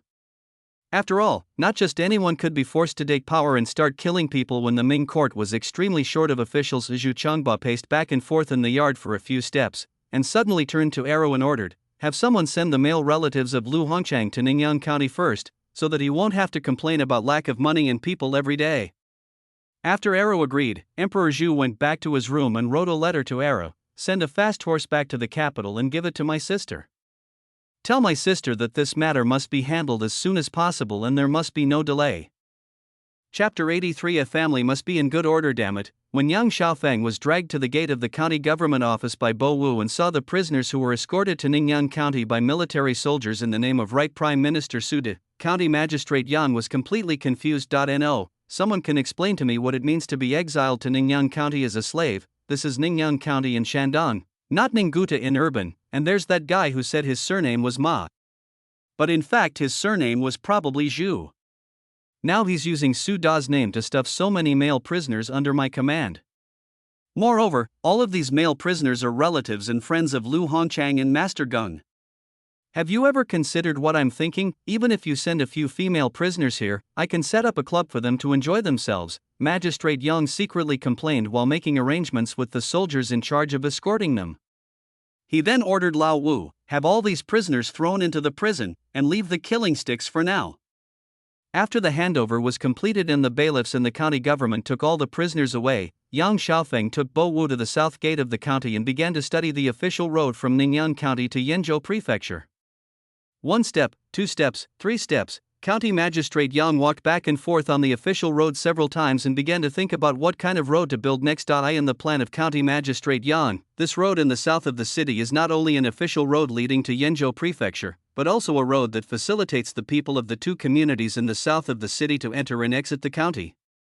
The previous method of simply removing the weeds on both sides of the road and then leveling the road is definitely not feasible. If calculated according to the level of road construction in later generations, the so-called road construction in the Yuan dynasty was at most a village road standard, but Yang Shaofeng was thinking of a national highway standard. However, after the standards for road construction were raised, huge costs followed, including labor costs, animal power costs, material Costs and time. Costs. Ningyan County has no shortage of animal power. Ningyan County has no shortage of time. With both animal power and time available, the manpower was sufficient after Sude stuffed 200 male prisoners into the team, and they could start building the road. The only big problem is material cost, or in other words, what kind of materials should be chosen for road construction, which has become Yang Xiaofeng's biggest headache. Choose to pave the road with asphalt, but there is no asphalt in the Ming Dynasty. They chose to pave the road with cement, but there was no cement in the Ming Dynasty. As for the stone slab road, that broken thing first has to face the problem of how to cut the stones into slabs. After the road is paved, there is the problem of maintenance. In case any slab is cracked by the sun or frozen, even if only a corner is damaged, you have to find a way to replace it with a complete slab. The later cost is too high, so it was removed from the option of road construction materials by County Magistrate Yang early on. The only remaining option is a familiar dirt road like the Qin Straight Road. However, while dirt roads like the Qin Straight Road have the advantages of being easy to maintain or even maintenance-free, having a flat road surface and no need to worry about freezing or sun exposure, they also have a lot of messy troubles. For example, the soil used to build straight roads must first be steamed and then fried or burned over high heat until it is charred. Before paving the road, salt, alkali, lime and other substances must be added and mixed evenly. After the road is paved, a huge roller must be used to roll it back and forth to achieve the effect of no grass growing. As for the 200 or so male prisoners that Sude transferred over, even if they were used like animals, how many meters of road could they pave in a day? Not to mention that steaming, frying, or burning soil requires a large amount of firewood, which will invisibly increase the cost of firewood, and may even lead to road construction sites and local residents competing for firewood. After frowning and thinking for a long time, Yang Xiaofeng suddenly stopped and turned to look at Bo Wu. Fifth brother, do you think there are any other good ways to build roads besides using cooked soil? Lame 5 was completely dumbfounded. Lame Wu, used to be a soldier who wielded a knife to kill people. You, County Magistrate Yang, are a well-read scholar. And you ask me what is the better way to build roads? Shaking his head foolishly, Lame Wu answered honestly, my lord, I don't know. Yang Xiaofeng sighed slightly, looked at the so-called official road that was less than 10 feet wide, and then looked at the farmland on both sides. After thinking for a while, he instructed Lao Wu, let someone get more lime. If the stone in the county is not enough, find a way to buy some from Yanzhou Prefecture. After the lime arrives, we will widen the existing road in 2 directions. This is the road from Ningyan County to Yanzhou Prefecture, so we must widen it. I just thought about it. This road should be at least 10 feet wide. A barrier should be built in the middle. Those heading south to Yanzhou Prefecture should go to the right, and those heading from Yanzhou Prefecture to Ningyang should go to the left. There are small paths about 10 feet wide on both sides of the road. When the autumn harvest comes, people can use the small paths to dry their crops without affecting the traffic on the main road. It just so happens that there are men in the families of Lu Hongchang and Mr. Gung who are doing hard labor. We can organize them into a construction and maintenance team. Anyway, they have enjoyed the benefits of following Lu Hongchang and Mr. Gung. Now that it is time to suffer, it is natural for them to join together. As a family, we should be in good order.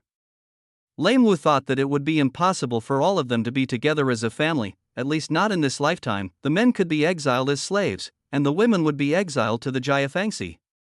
Corresponding to that, the head of the family, Lu Hongchang, Master Gung, and others would have to go to the execution ground. After secretly complaining in his heart, Bo Wu bowed to Yang Xiaofeng and said, County Master, if we want to build this road to be 10 feet wide, I'm afraid that these prisoners sent by Prime Minister Su alone are not capable of doing it. County Magistrate Yang gave Bo Wu a sidelong look, feeling disappointed and asking, if 10 feet is not enough, can we first build 5 feet? If 5 feet is not enough, can we first build 1 foot?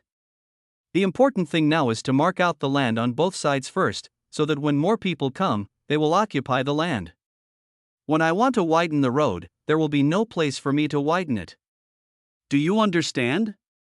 Damn, Tianjiang is about 30 meters wide, which seems scary, and it makes people feel that there is no need to build such a wide road in the Ming Dynasty. But what about the 2-way 8-lane road? Is it still wide? It does seem quite wide, but don't forget that the roads in the Ming Dynasty were not just roads. People might also dry grain on the roads.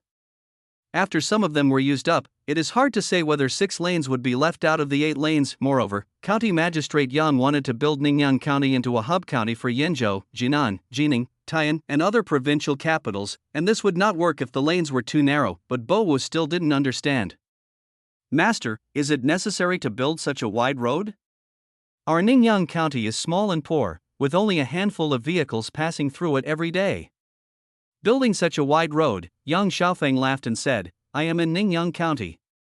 Ningyan County will no longer be a small, poor, broken county. Forget about other things.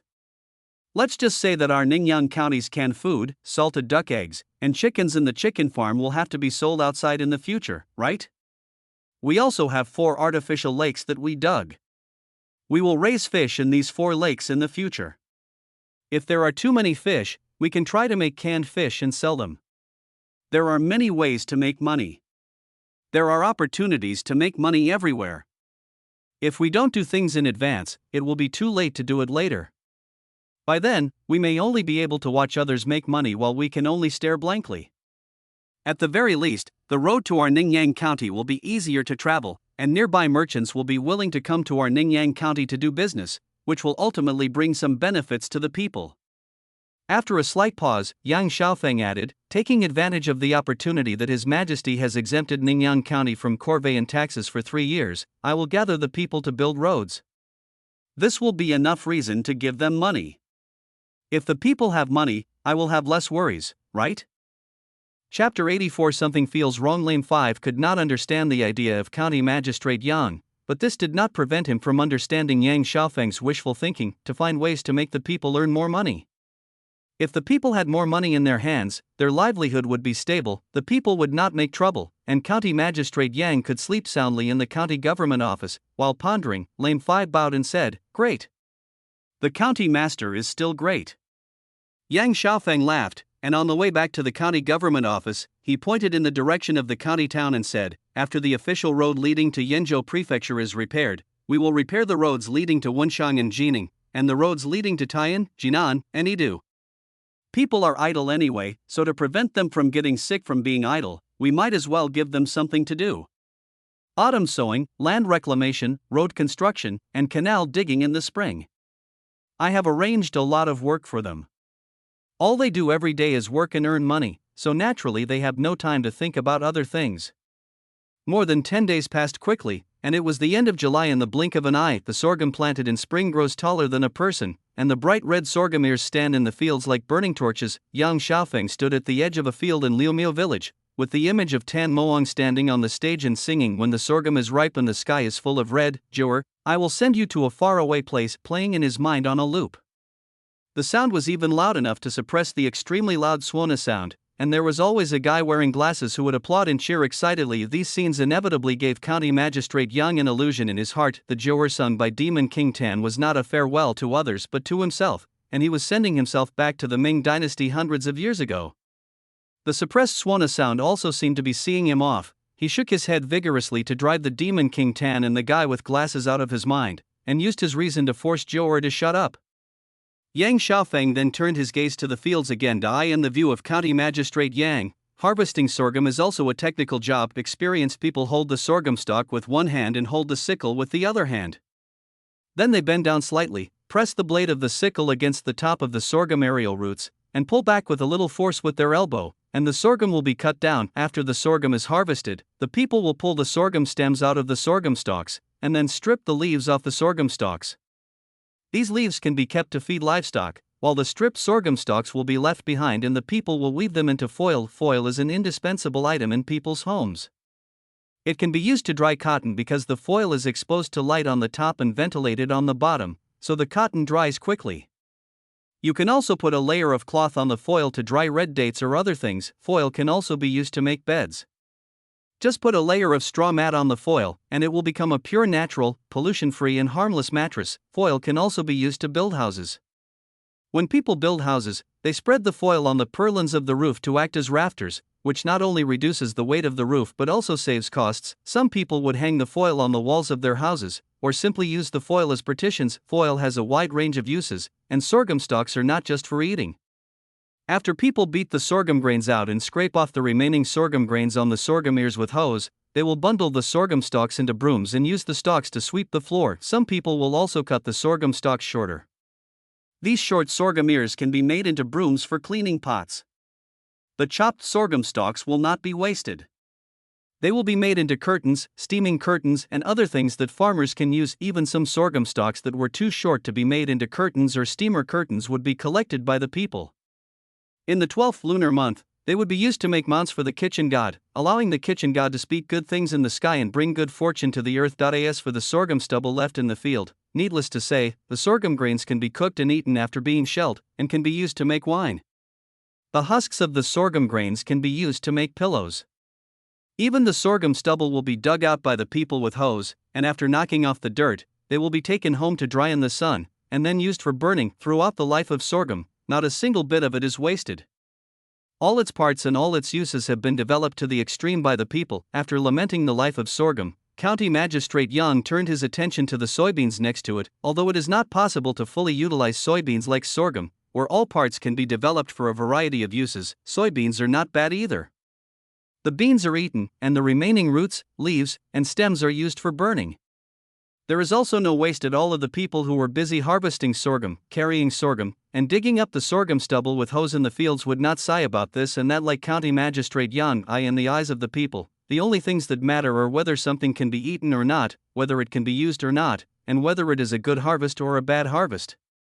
Basically, everything else is not within the scope of their consideration. It is obvious that in the eyes of the people, the sorghum in front of them is both edible and useful, and it can also be regarded as a good thing from the harvest. The only pity is that soybeans are the main crop planted in the field, and sorghum is only planted in ridges. Even if the sorghum ears are full and round, the amount of sorghum rice that one can actually get will not be too much, but there is nothing that can be done about it. The land has been abandoned for many years and no one can guarantee the fertility of the land. All they can do is plant a large amount of beans to fertilize the land. No one dares to plant more crops like sorghum, which are more fertilizer intensive. County Magistrate Yang had Lou Sanner called over and asked him directly, with these sorghums, after we harvest the beans, can we last until the wheat harvest next year? Lou Sanner smiled and replied, yes, yes. This year, the sorghum ears are full and plump. 1 mu of land should produce about 300 kilograms. Even if we plant less, 1 mu of land should still produce about 100 kilograms, right? Thanks to the master, every household in Liumio village has dozens of acres of land. For example, the smallest family has more than 60 acres of land. Oh my god, even if these 60 acres of land are good, they should be able to produce about 3,000 kilograms of sorghum rice. Even if the husks are removed, it should be about 2,000 kilograms, right? Add the beans, and it will be enough for a small family of 4 to live until this time next year. Is 2,000 kilograms of sorghum rice enough for 4 people to eat for a year? Wouldn't it hurt my stomach if I ate too much of this crap? It seems that Lao Zhu is not allowed to brew wine. After some random thoughts, County Magistrate Young turned his attention to the bean field. If the beans can also have a good harvest, we can organize the people to vigorously reclaim wasteland after autumn. By then, it will not just be 17 acres of land per family, but maybe 30 acres of land per family. Then I'll plant some wheat. Wow, just as he was thinking about it, County Magistrate Yang suddenly felt something was wrong. Damn, is it easy for floods to occur after a severe drought? Chapter 85, Queen Ma, let me propose marriage to County Magistrate Yang. Seeing why County Magistrate Yang's face suddenly darkened, Lou Sanner asked cautiously, County Magistrate? Yang Xiaofeng hummed, frowned, and said, I want to ask you, have you ever heard of the saying that after a severe drought there will be a severe flood? Lou Sanchier was slightly startled, then sighed, Master, I have not only heard of this, but I have also personally experienced it. Master, do you remember that I once said that my great-grandfather and great-great-grandfather spent more than 10 years to reclaim 15 acres of land, but after a drought, only 5 acres were left when it came to me? Yang Xiaofeng nodded slightly, of course I remember. Lou Sanchier said, the year after the drought, there was a severe flood. It seemed that it rained continuously during the spring plowing season, and when it was almost grain and ear, a heavy rain destroyed most of the wheat in the fields. At this point, Lou Sanchier sighed again. During the drought last year, my father sold 10 acres of land to Lu Hongchan's father at a low price. Fortunately, my father was worried about a flood next year, so the family stored some food early and survived the flood. Otherwise, I'm afraid we wouldn't be able to keep the last 5 acres of land. As Lu Sanchier continued his narration, Yang Xiaofeng's eyes gradually became sharper. Since severe droughts are followed by severe floods, County Magistrate Yang said in a deep voice, how are you going to survive the possible severe floods next year? Do you still expect the court to continue allocating food relief? Lu Sanchier chuckled and said, Master, please calm down. Actually, we have also discussed this matter in private. County Magistrate Yang nodded and motioned Lu Sanchier to continue. Lu Sanair said, if it were any other time, we would have to prepare early. But before the drought this year, the master had people dig artificial lakes. By the time winter comes, won't Ningyang County have 4 large lakes? There are 4 big lakes, plus the Dawn River in the north, plus the Guang River, and the small ditches that the children have dug beside the fields. Even if there is flooding, it probably won't be too serious. After all, this year's drought wasn't that serious. So, we didn't make any special preparations, nor did we bother the master with these matters. Yang Daji County Magistrate sneered and asked, how can it be that the drought is not serious? If there were no damming lake and no deep wells in and outside the city, how can you tell me that the drought is not serious? Lu Sanchier opened his mouth and suddenly a cold sweat broke out on his forehead. County Magistrate Yang snorted coldly and scolded him, have you figured it out? You are a bunch of idiots. Just because of you fools who think you are right, the livelihoods of more than 500 households and more than 2,000 people in Ningyan County were almost affected. After scolding Lu Sanchier, County Magistrate Yang snorted again and ordered Lao Wu, tell the artificial lakes not to store water in the 2 artificial lakes in the east and north of the city. The young men who dug the artificial lakes should continue to dig ditches after they are finished. After Bo Wu bowed and agreed, County Magistrate Yang took Bo Wu back to the county government office. Since severe floods are possible, we must prepare early. Even if severe floods do not occur after sufficient preparations have been made, it is still much better than not having any preparations when severe floods occur. Just as Yang Xiaofeng was worried about the serious problems such as drought and flood, Empress Ma, who was far away in the capital, was also worried about Zhu Yuanzhang's letters to Ai and the letter that Zhu Yuanzhang specially sent to Empress Ma at full speed. In addition to the usual nagging of longing for her, the rest was a request. For Empress Ma to choose a better one among the female officials around her to act as a matchmaker for County Magistrate Yang. Pay attention and emphasize this. There were female officials in the Hangu dynasty. According to the rules set by Empress Ma, the court was under the control of Zhu Yuanzhang, and the harem was under the control of Empress Ma. The civil and military ministers in the court had salaries according to their ranks, and the female officials in the harem also had salaries. According to their ranks, there were clerks and bailiffs in the imperial court and local government offices, and there were eunuchs and palace maids in the imperial harem. In other words, the Ming dynasty's harem was a complete small court. Zhu Yuanzhang was the emperor in the court, but just Zhu Yuanzhang in the harem. There is even a phoenix chair in the Cunning Palace, which corresponds to the dragon chair in the Qianqing Palace. It is where Empress Ma sits during her daily work. Empress Ma handed the page of the letter with the matchmaking request to Zhu Biao, the executive vice-emperor of the Ming dynasty. Look, this is what an emperor should do? They actually asked me, the queen, to be a matchmaker and arrange a marriage for County Magistrate Yang. Zhu Biao took the letter, skipped the daily life and dog food content that occupied most of the letter, and read directly to the last few sentences. Choose a female official, with good looks and good character. Sister, you can ask Tianda or Boran to adopt her as your adopted daughter, and then marry her to County Magistrate Yang. It is best if both parties are willing. Zhu Biao smiled, returned the letter to Empress Ma, and said, this is the first time my father has used this method to win over an official.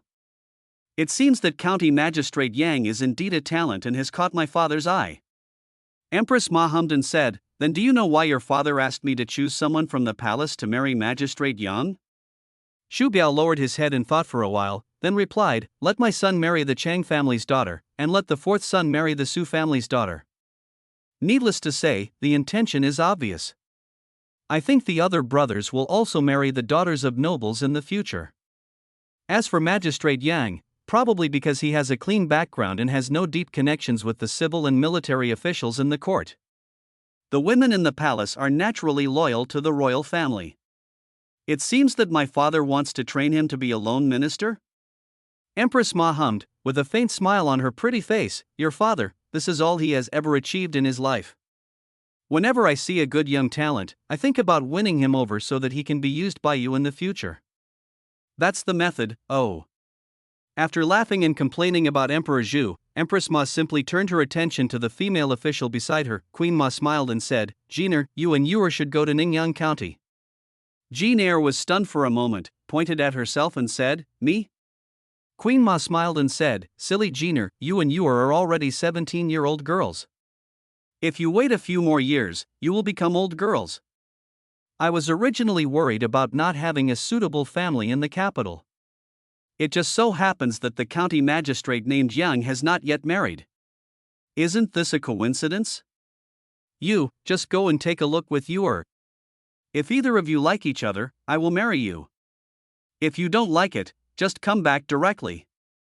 Jeaner's eyes rolled and she suddenly asked, What if they both like each other? What are you going to do, mother? Empress Ma was slightly startled, then she said with a smile, You silly girl, you are pretending to be your sister to tease me again, right? Where is Jeaner? Yuer chuckled, but Empress Ma sighed and said, All right, if you both like each other, I will marry you both to him, okay? As Empress Ma finished speaking, Zhu Biao was stunned. He looked at Empress Ma and asked, Mother, are you asking Sister Jeaner and Sister Yuer to go to Ningyang County to meet Magistrate Yang? Queen Ma hummed, glared at Yuer and said, These two troublesome girls should get married as soon as possible, so as not to stay at home and eat dry meals. Chapter 86 Queen Ma, stop learning to brag like your father. Yuer stamped her feet and said angrily, Stepmother. Empress Ma snorted and said, Why, do you still want to say that you are a female official with a certain rank, not someone who just eats for free? Yuer didn't say a word, but Empress Ma didn't want to let her go. Only Jeaner can help me share some of the affairs of the 6 bureaus and 1 department in the palace. As for you? You are always naughty. Queen Ma glanced at Yuer, snorted again and said, Okay, go find Jeaner and tell her about going to Ningyang County and see what she says. If she doesn't want to go, I won't force her. As I said before, our daughters will never have trouble finding a husband. Yuer hummed softly like a mosquito, and ran to find Jeaner in shame and annoyance. Empress Ma smiled and said to Zhu Biao, You go and make arrangements. Have someone take Jeaner and Yuer to Ningyang County. If they really like each other, then I will make the decision and arrange their marriage. If they are not destined to be together, then they should come back early. Our daughters will not have trouble finding a husband. Zhu Biao agreed, but Empress Ma sighed and said, With Jeaner and Yuer, you two can rest assured, right? Zhu Biao chuckled and replied, Don't worry, it's my mother's arrangement, so I'm naturally relieved. After a brief pause, Zhu Biao continued, How about letting the 2nd and 3rd brothers, as well as the brothers Chang Mao and Chang Shang, escort Sister Jeaner and Sister Yuer to Ningyang County? The reason is that my father wants the princes to experience the suffering of the people. Hearing Zhu Biao say this, Empress Ma couldn't help but feel curious. The 2nd and 3rd sons mentioned by Zhu Biao were Emperor Zhu's 2nd son Zhu Chong and 3rd son Zhu Gang. These 2 sons, together with the 4th son Zhu Di and the 5th son Zhu Gang, were all born to Empress Ma like Zhu Biao, and were raised by Zhu Biao with care and love since childhood. They were truly brothers who could not be closer. As for the brothers Chang Mao and Chang Shang, they are the 2 sons of Chang Yechen, the younger brothers of Chang Munu, and the future brothers-in-law of Zhu Biao, arranging such a luxurious lineup to escort Jeaner and Yuer, just to arrange a marriage with the county magistrate. Empress Ma did not agree to Zhu Biao's proposal directly, but looked at Zhu Biao and asked, You and your father treat him like this, aren't you afraid that he will become arrogant in the future? Zhu Biao smiled and shook his head, saying, If the 4th and 5th children were not too young, I would actually like to let them go with us. It's not that I want to praise Magistrate Yang too highly, but I want the 2nd, 3rd, 4th, and 5th sons to take this opportunity to go out and take a look, so that they can see what real folk life is like. It would be best if they could suffer a little. After all, they will all be crowned kings in the future.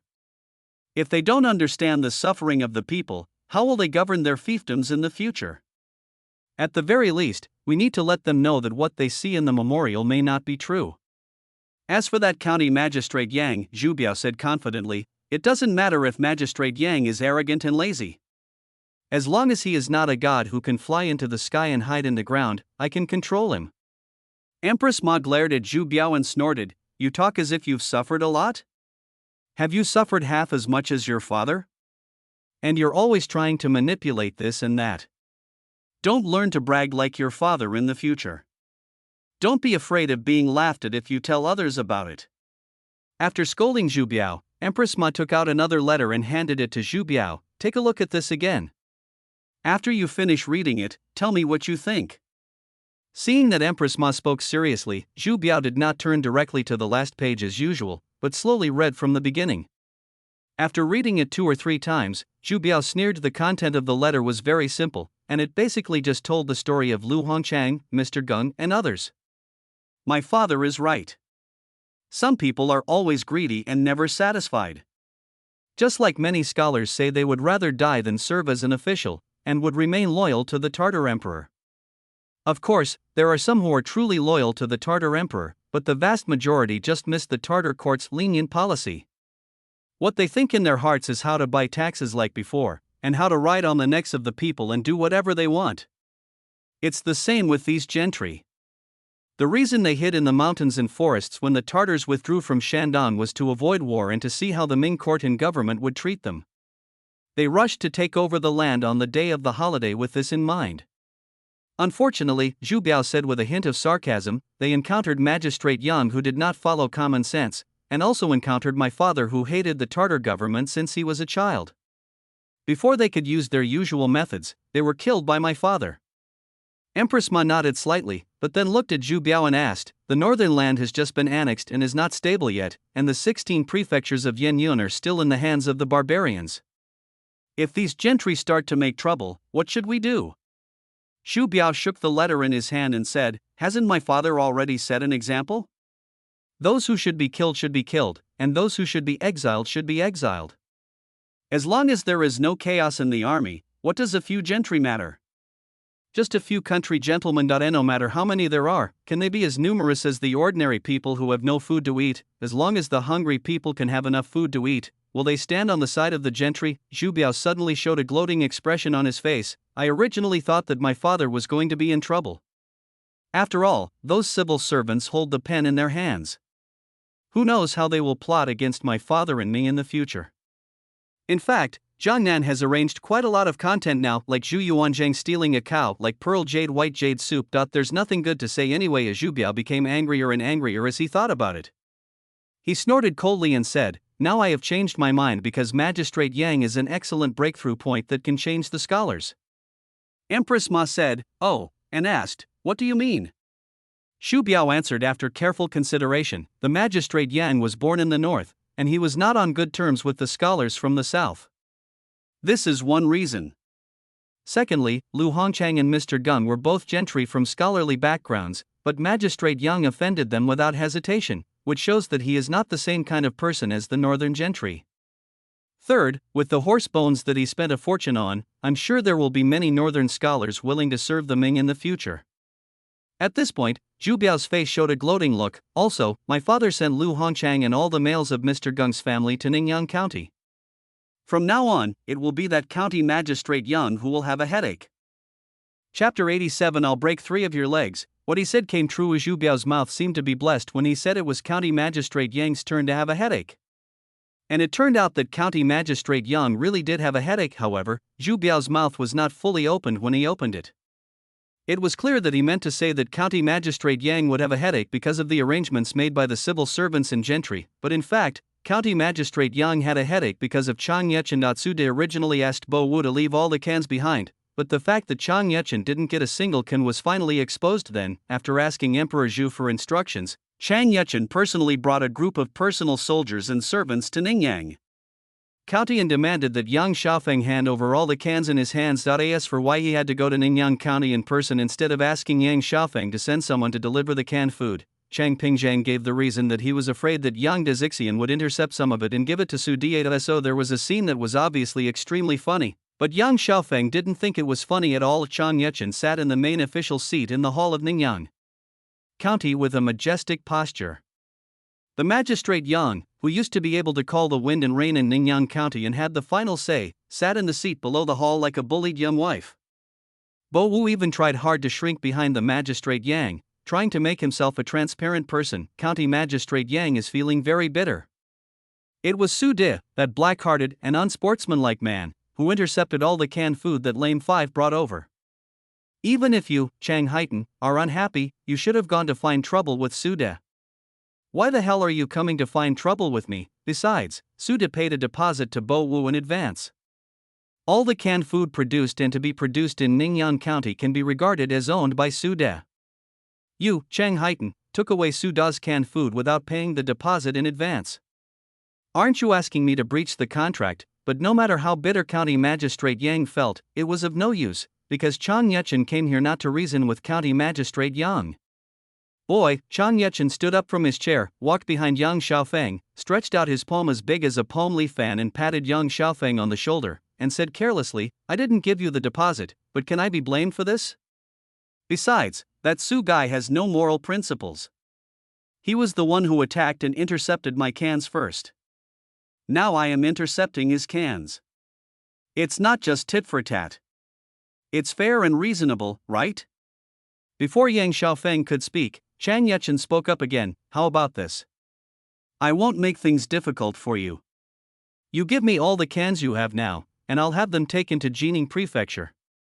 All the cans you produce later will belong to that old man Suda. How do you think? Oh, by the way, pack all the salted duck eggs, salted chicken eggs, and spicy pickles that you made for me. I want to take them all away."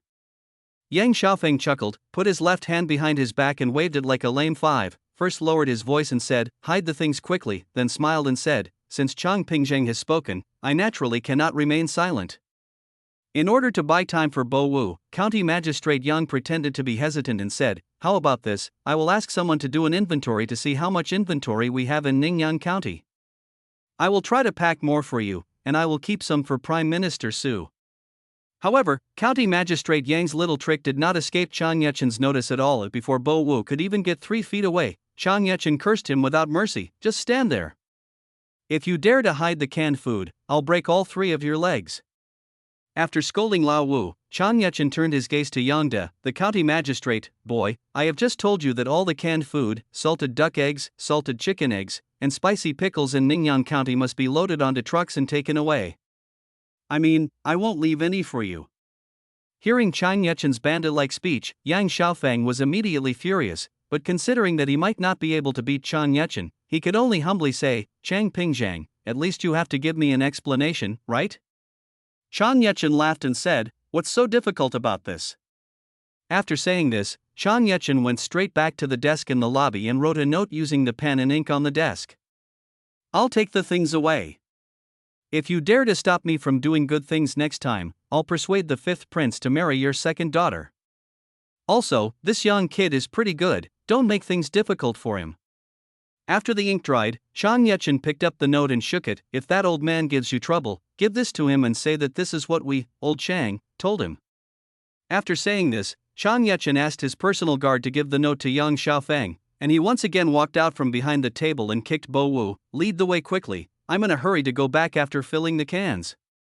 Looking at the backs of Chang Yechen and Bo Wu going away, and then looking at the paper in his hand, which was more like a threat than an explanation, Yang Daxian couldn't help but stamp his feet violently, and silently roared in his heart, "What a sin! It would be better if I didn't write this note." With no other options, Yang Xiaofeng could only quickly find a way to remedy the situation. The only way to remedy the situation is to have more pigs in the farms, more people in the canning workshops, and more ceramic jars for making cans. The problem is that Ningyan County has them all, but not too many of any one of them. The number of pigs in the farm can be said to be one less each time they are killed. Recently, because he was busy making canned food for that black-hearted old man Sude, County Magistrate Yang had completely given up his favorite spare ribs and was instead thinking about replicating braised and baked goods. The staffing situation at the canning workshop is extremely tight. If they want to produce enough cans before Sude sends someone to pick up the goods, they must add more staff. So the question is, there are only about 2,000 people in Ningyan County, and most of them are busy digging the artificial lake and harvesting soybeans in autumn. Where can County Magistrate Yang arrange people to work in the canning workshop? Even the ceramic jars used to make cans were the same, because Ningyan County itself did not produce ceramic jars, and County Magistrate Yang was unable to spare the manpower to build a porcelain kiln for making ceramic jars, so he could only send people to the ceramic kiln in Yenzhou Prefecture to purchase them again and again. Now Chang Haitan has demonstrated what it means to take down the whole pot, which basically means that County Magistrate Yang must prepare more jars to fill the gap on Su Da's side. After thinking it over again and again, Yang Xiaofeng simply chased after Chang Yechen's back, trying to get some cans out of Chang Haiten's hands as an explanation to Su Da. But when County Magistrate Yang arrived at the canning workshop, the personal soldiers and servants brought by Chang Yechen had already loaded all the cans onto the trucks. Chang Yechen laughed loudly while riding on his horse and said, "Let's go. County Magistrate Yang doesn't need to thank me, old Chang." Yang Xiaofeng's face was full of bitterness. It was not until Chang Yechen led his personal soldiers and servants away for a long distance that Yang the County Magistrate breathed a sigh of relief. With a hint of pride on his face, "Even though you are as black as a charcoal ghost, didn't you drink my foot washing water?" Chapter 88. What sin have the common people committed? Only after seeing the figures of Chang Yechen and his personal soldiers and civilians completely disappear in the distance did Bo Wu wipe the cold sweat from his forehead. "Great, the county magistrate is really wise." Lame 5 smiled and gave a thumbs up. "Now I understand why the county magistrate stored the canned food and salted duck eggs separately." Yang Xiaofeng also laughed quite complacently. The last time Su Da sent his personal soldiers to Ningyan County to escort the male prisoners from the families of Lu Hongchang, Mr. Geng and others, County Magistrate Yang Di specifically asked Lane 5 to bring canned food to entertain those so-called personal soldiers. So then, County Magistrate Yang confirmed several things based on the behavior of those so-called personal soldiers when they ate the canned food. First, there is no need to speculate about the true identity of Mr. Ma Baogua. It is completely certain that he is Xu Changba, the scarecrow figurine enthusiast. The second thing is that the soldiers sent to escort the prisoners were Chang Yechen's personal soldiers instead of Su Da's personal soldiers, otherwise they would not have looked like they had never eaten or even seen canned food. The third thing is that Emperor Zhu is now in Chang Yechen's army, escorting the male prisoners from the families of Lu Hongchang and Mr. Geng to Ningyan County to avenge himself for the last time he treated him so badly. Otherwise, how bold must Su Da be to exile the families of more than a dozen gentry without review by the Ministry of Justice? Afterwards, County Magistrate Yang knew that Chang Yechen would most likely come to Ningyan County in person to snatch the canned food, whether it was because Lame Wu had let Emperor Zhu eat the canned food, or because the personal soldiers went back and told Chang Yechen this time. In short, Chang Yechen would definitely know about the canned food. As a prime minister who came from a den of bandits, and Yang Xiaofeng was a young man he captured personally, what would Chang Yechen do after knowing about the canned food? Of course, he brought his troops to Ningyan County to steal the canned food and cause trouble for that old villain Su Da. To be on the safe side, after sending away the soldiers escorting the prisoners, County Magistrate Yang asked Lame 5 to store all the canned food, salted duck eggs, spicy pickles, etc. separately. County Magistrate Yang smiled complacently and instructed Lao Wu, "Send people to the surrounding counties to continue buying pigs. The piglets in our pig farm." Before he could finish his sentence, County Magistrate Yang suddenly felt that the sky seemed to be getting darker. Just as he was about to turn around to see what was going on, Bo Wu pulled Yang Xiaofeng's clothes with a look of fear on his face, pointed to the southeast and said, County Magistrate, it's cloudy." Yang Xiaofeng turned his head and looked in the direction of Lame 5's finger. Just one glance made him scared to death. He turned around and ran hurriedly towards the direction of the county government office. "Quick! Send someone to notify every village and community to rush to harvest the beans. Put everything else aside. Have people open up all the vacant warehouses in the county government, and have people go to the villages of each community and open up all the courtyards of those gentry. Tell the people to place the harvested beans in the nearest place. Those close to the county storehouse should be placed in the county storehouse, and those close to the gentry's yards should be placed in the gentry's houses first." As Yang Daji ran towards the county government office, he kept giving orders to Bo Wu, "Have them ride fast horses. We won't feel bad even if the horses die. Especially over in Hashan, they have many mountains there. If you don't have time to harvest the beans, don't harvest them. Get the people out first and then think about other things. Hurry up and stop the water trucks in the Doan River. No more water can be pumped. Fuck it. The drought is about to end and it's going to rain." County Magistrate Yang kept giving orders and Bo Wu kept responding. After arriving at the county government office, Bo Wu directly called a group of Yamen runners and began to assign tasks to each of them. Yang Xiaofeng stood at the gate of the county government office, looking up at the sky in the southeast, which was gradually getting darker, and his heart became more and more anxious. If there is a severe flood next year, Yang Xiaofeng is not really too worried. After all, it is next year's matter and he still has more than half a year to prepare. But if a heavy rain suddenly comes before the drought ends, damn it, except for the 4 or 5 light rains after the beginning of spring, it hasn't rained in Ningyan County for more than 2 months. Now it's suddenly cloudy, and it's as cloudy as a thick lead plate. It's impossible to judge how heavy the rain will be. If the harvest is small, that's fine. The bean pods are almost ripe anyway. Even if we rush to harvest them and lose some of the harvest, it will be enough for the people to eat until next year. But if it rains heavily, it will not only be a problem that the beans may be knocked to the ground, but the land does not absorb much water after a severe drought. Instead, the fields used by the people to dry wheat and soybeans will become absorbent due to the presence of wheat straw and other messy reasons in the soil. Once a heavy rain comes, the entire field will be soaked, and it will take at least 10 days to half a month to dry. By then, the soybeans that have been harvested will not even have a place to thresh and dry. In addition, after being rained on, it is very likely that all this year's beans will be moldy. County Magistrate Yang's hands and feet were cold, and he muttered in a low voice, "Fuck it, what sin have the common people committed to deserve such treatment from God?"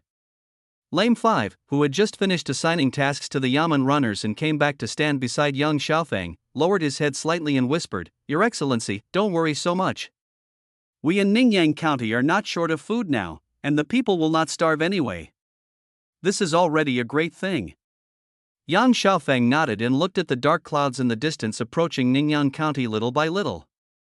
In the end, he could only sigh helplessly. After a long silence, Yang Xiaofeng suddenly asked, "Does Chang Pingzhang have any doctors in his army? Can we invite them to Ningyan County to stay for 2 days?" Lame 5 was slightly startled, and Yang Xiaofeng continued, "The people are desperately rushing to harvest, and some will definitely get caught in the rain. I would like to ask the Minister of State Affairs to send 2 doctors to help prescribe some herbs that can resist the cold." Bo Wu shook his head slightly. "County Master, there are not many doctors in Chang Pingzhang's army. Even if there are, now is the critical moment of preparing for the northern expedition, and Chang Pingzhang will not send them over." After a brief pause, La Wu added, "Even if Chang Pingzhang is willing, there is not even a pharmacy in our county." Hearing what Bo Wu said, Yang Xiaofeng felt even more upset. After pacing back and forth for a few steps, Yang Xiaofeng said in a deep voice, "Send someone to the bun shop and tell the ladies to prepare more ginger soup in a big pot. If there is not enough ginger, go to the homes of the people in each neighborhood to ask for it and tell them that it was I who said so. Except for the ginger for cooking ginger soup at home, the rest should be collected at the bun shop. Have someone boil some more hot water and prepare more dry clothes. When the brothers who were just sent out come back, have them wipe themselves with hot water and change into dry clothes." Chapter 89. I am the only one who is a beast of burden. Raindrops as big as beans fell down with a crackling sound. A light smoke first rose on the street in front of the county government office, followed by a rustling sound, which then turned into a splashing sound. Yang Xiaofeng raised his head and looked at the sky with a gloomy face, only to see that the dark clouds in the sky were still as dark as ever and did not seem to be thinning at all. It's over. If it hadn't been for this rain, the people would have harvested the beans in a few days, dried them, and pulled them to this stone road to crush and thresh them with a roller. Then, as the county magistrate, he would see whose beans were good and put some in a bag. He would then have people roast them in a pot until the surface of the beans was slightly charred and the beans became crunchy.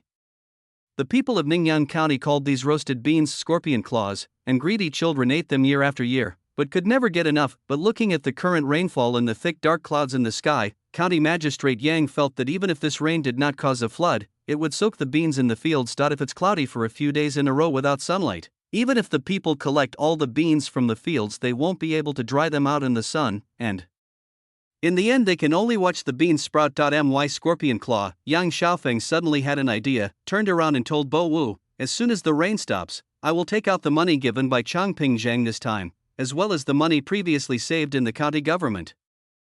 I'd like to trouble Bo Wu and his brothers to go and buy back all the beans from the people at the market price, as long as they haven't sprouted. If you don't have enough money, you can owe them first. I'll write them a note and give them when I have money. When all the beans are harvested, find a few women and a place with a pavilion, set up a fire, and use a low fire to dry all the beans. Take all the beans that can be pressed for oil, save half of the remaining bean cakes, and have someone grind the rest into powder with a mill, fry it until it's dry and cooked, and then mix it into the fried noodles. If calculated using the average yield per moo, the wheat yield per mu during the Hangwu period was about half lower than that of soybeans. However, if soybeans were to be added to fried noodles, at most 1 or 2 taels of soybean flour would be added to 10 taels of fried noodles.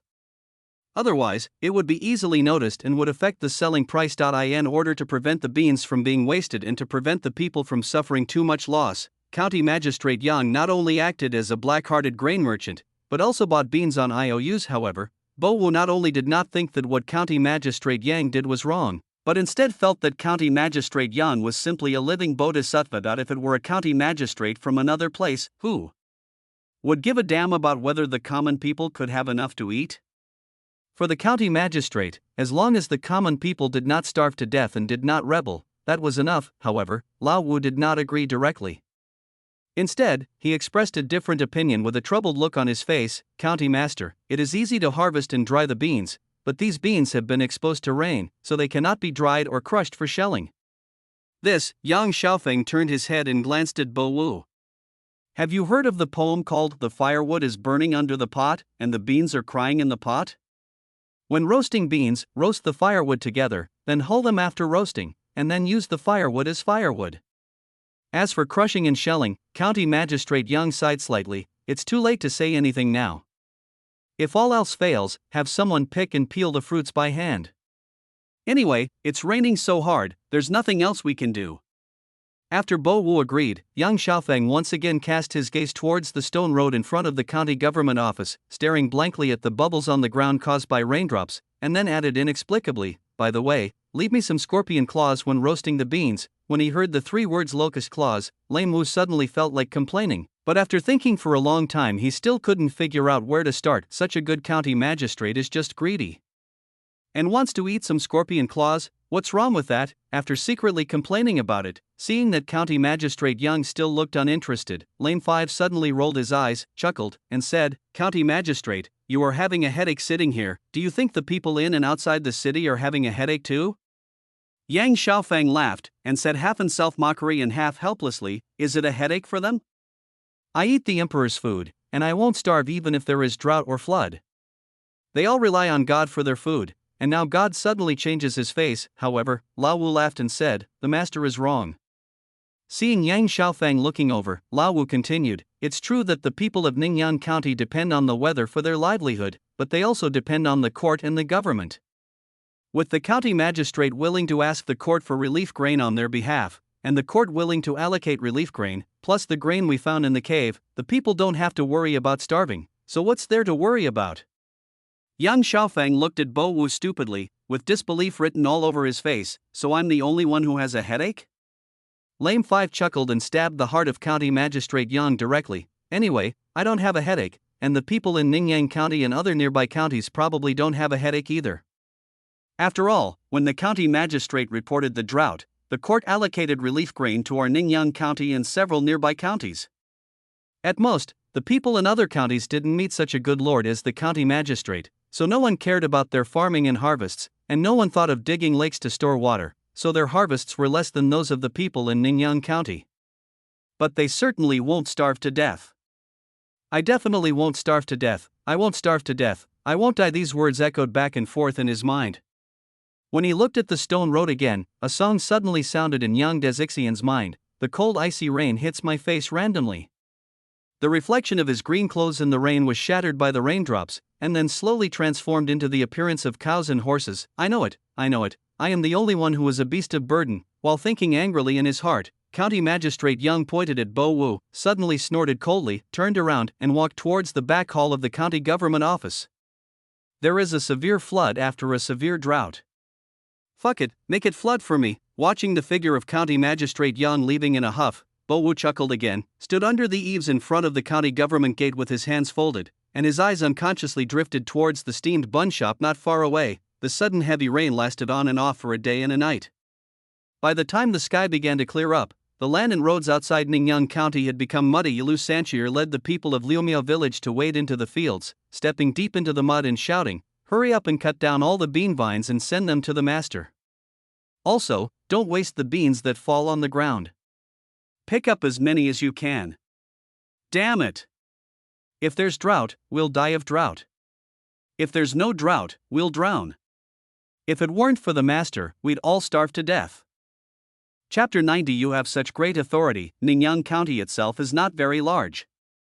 Among the so-called 8 communities and 16 villages, only Shiha village, which originally belonged to Dongjiang community, was less affected.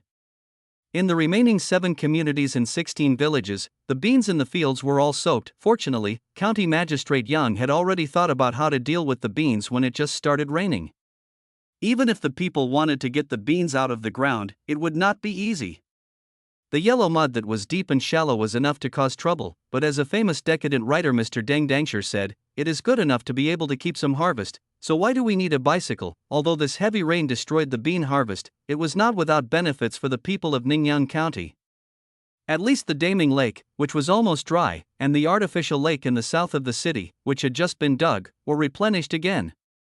Even the water flows of the Dawn River and the Guang River rose by more than a foot again. At least there was no need to worry about drought until next spring. The only person who was hurt was probably Yang Xiaofeng, especially the great magistrate Yang.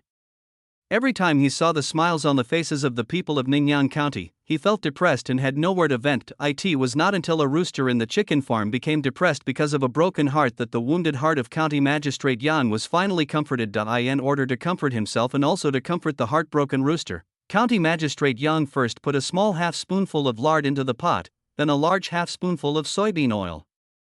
When the oil was hot, he added a few large slices of ginger, and then invited the heartbroken rooster into the pot. When the surface of the chicken is fried golden brown, the oil at the bottom of the pan is slightly clear, and the chicken skin makes a slight crackling sound, County Magistrate Yang pours half a spoonful of soy sauce along the edge. When the aroma of soy sauce spread, Magistrate Yang quickly added more water to the pot, and then directly instructed the cook who was stoking the fire.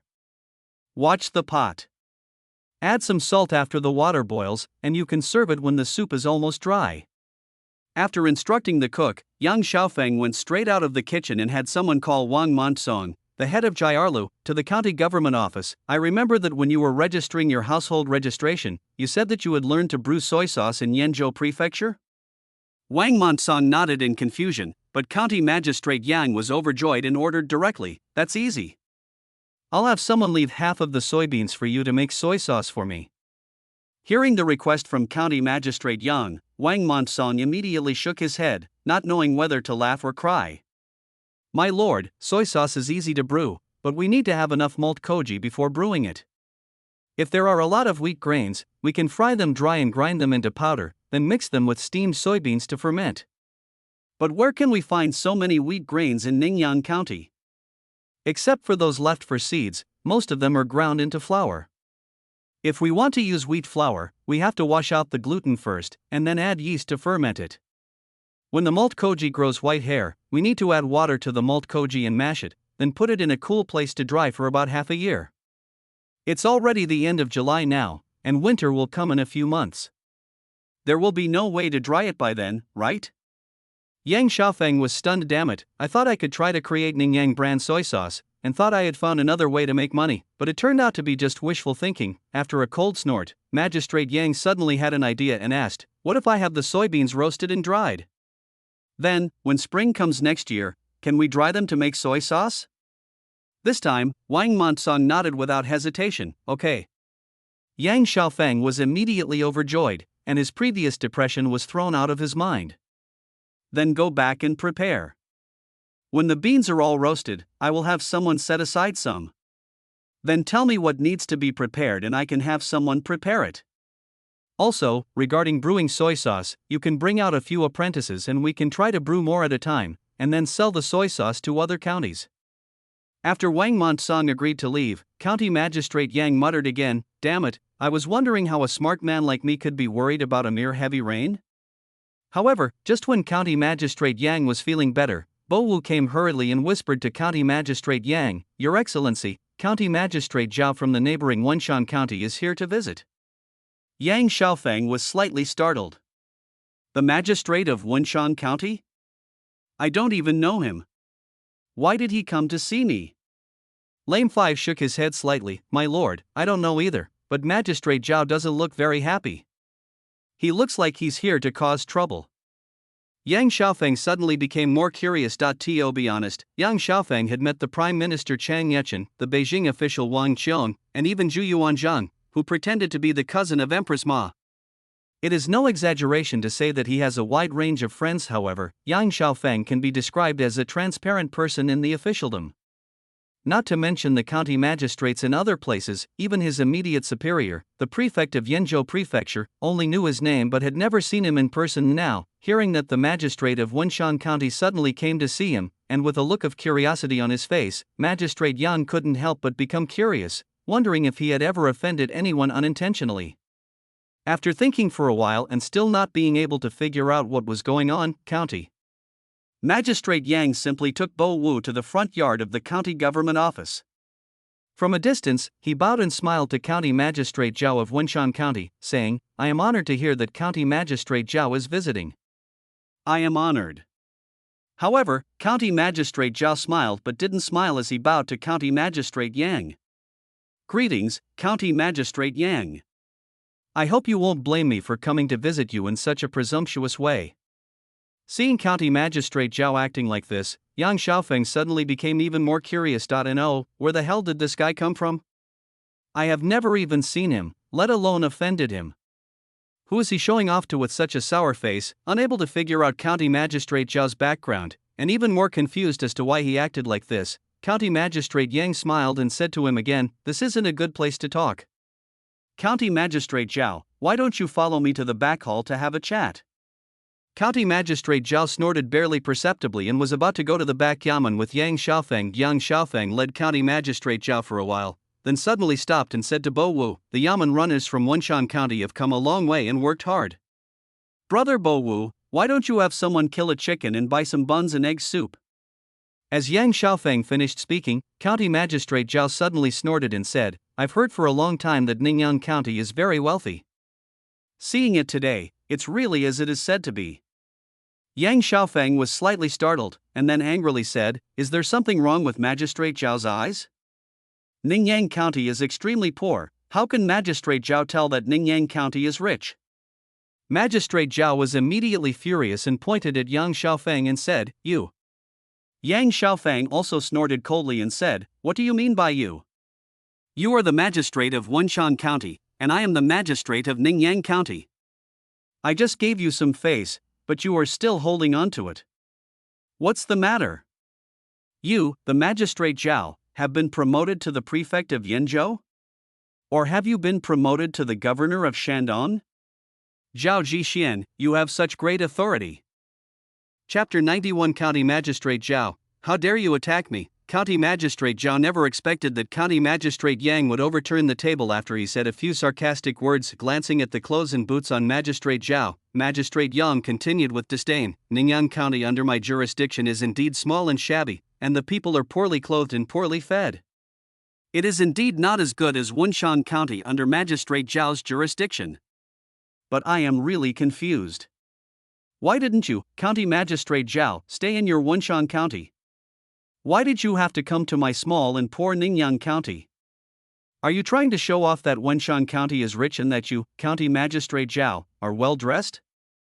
Originally, he looked like he was ready to come and call for punishment, but after Yang Xiaofeng's crazy attack, County Magistrate Zhao suddenly lost his momentum and his face turned ashen. Yang Xiaofeng doesn't care what County Magistrate Zhao thinks. "You are the County Magistrate, and I am also the County Magistrate. We are both 7th rank officials. Why should I have to give face to you, County Magistrate Zhao?" Glancing coldly at County Magistrate Zhao, Yang Xiaofeng no longer led him to the backyard of the county government office. Instead, he snorted, "I wonder why County Magistrate Zhao has condescended to come to Ningyan County. If it is official business, please go to the main hall of the county government office. If it is a private matter," County Magistrate Yang said with a fake smile, "then please go back to where you came from. I'm sorry that I don't have time to receive you." After hearing what Yang Daxian said, Zhao Zhixian became even more furious. He pointed his finger at Yang Xiaofeng and shouted, "Yang Zhixian, I came to you because we are officials in the same court. Don't be ungrateful." Yang Xiaofeng laughed, raised his right hand, and used his little finger to pick his ear. He then looked at County Magistrate Zhao and said sarcastically, "I have always been ungrateful." County Magistrate Zhao, are you going to bite my dick? Magistrate Zhao was slightly startled, then became furious, pointed his finger at Yang Xiaofeng and cursed, vulgar. Vulgar. It's simply a disgrace to human dignity. Yang Xiaofeng sneered again, cultivated? There are more than 2,000 people in Ningyan County. Who doesn't know that I, County Magistrate Yang, am a civilized man? It's just that I'm talking about civilized to others, not to you, County Magistrate Zhao. At this point, Yang Xiaofeng suddenly showed an impatient look again. Is County Magistrate Zhao okay? If not, I won't accompany you any longer. Magistrate Zhao took a deep breath, forced himself to calm down, and said in a deep voice, okay, then I will be frank. I hope that you, Magistrate Yang, can manage the people under your jurisdiction well.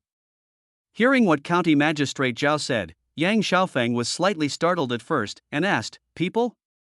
May I ask County Magistrate Zhao, what did the people of Ningyan County do wrong in Wenxiang? Without waiting for County Magistrate Zhao to answer, Yang Xiaofeng turned his head and looked at Lao Wu. Did the people of our Ningyan County go to Wenxiang County to do something? County Magistrate Yang felt somewhat guilty. After all, Shandong is a place where bandits are aplenty. If any of the common people really got crazy and ran to Wenxiang County and did something bad, I, as the county magistrate, would really not be able to escape responsibility. I can't say that there was anything wrong with County Magistrate Zhao coming to his house to question him. However, Lao Wu shook his head in confusion and said, County Master, the only place next to Wenxiang County in Ningyan County is Heshan. The people in Heshan are busy picking beans out of the mud. I haven't heard of any other movement. Magistrate Zhao snorted coldly and said, then do you, Magistrate Yang, know that there are now several more families in Heshan village under your Ningyan County? Yang Xiaofeng was a little confused by what County Magistrate Zhao said. In fact, to be honest, Heshan is far away from Ningyan County, but relatively close to Wenxiang County. It takes most of the day to go back and forth, so unless there is something, County Magistrate Yang seldom goes to Heshan. Magistrate Zhao continued, the people of Heshan and Ningyan County always complain to the people of Wenxiang County about how bad Ningyan County is. Now some people in Wenxiang County are clamoring to move to Ningyan County.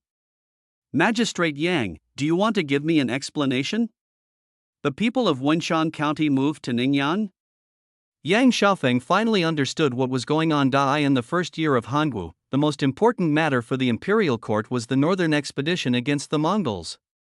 Things like the household registration system had not yet been implemented, and there was no explicit prohibition on the migration of the people. The people of Wenxiang County probably heard from the people of Heshan how good Ningyan County is, so they wanted to move to Ningyan County. For matters like this, as long as County Magistrate Zhao of Wenxiang County nods his head and I, the County Magistrate of Ningyan County, also agree to take it over, things can be done smoothly. But the people of Wenxiang County wanted to move to Ningyan, and the Magistrate of Ningyan County agreed to accept them.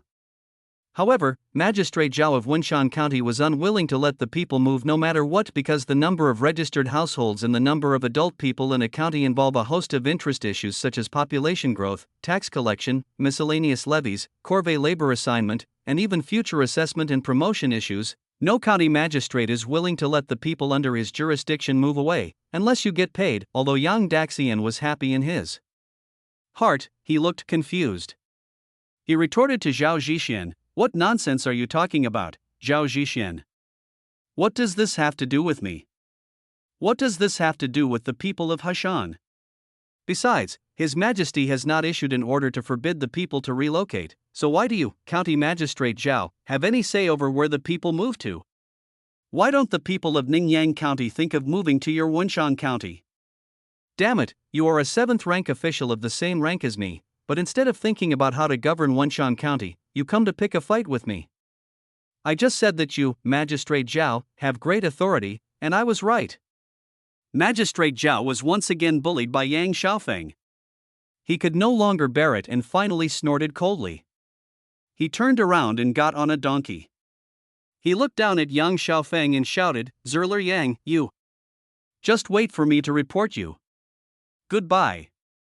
Seeing County Magistrate Zhao riding away on his donkey, County Magistrate Yang snorted and cursed, damn it, you're threatening me? What the hell? Then, Yang Xiaofeng turned to Bo Wu and said, remember to have someone tell the heads of the various villages and Li chiefs that if relatives from other counties come to seek refuge, tell them to take them in and register their household registration in the county.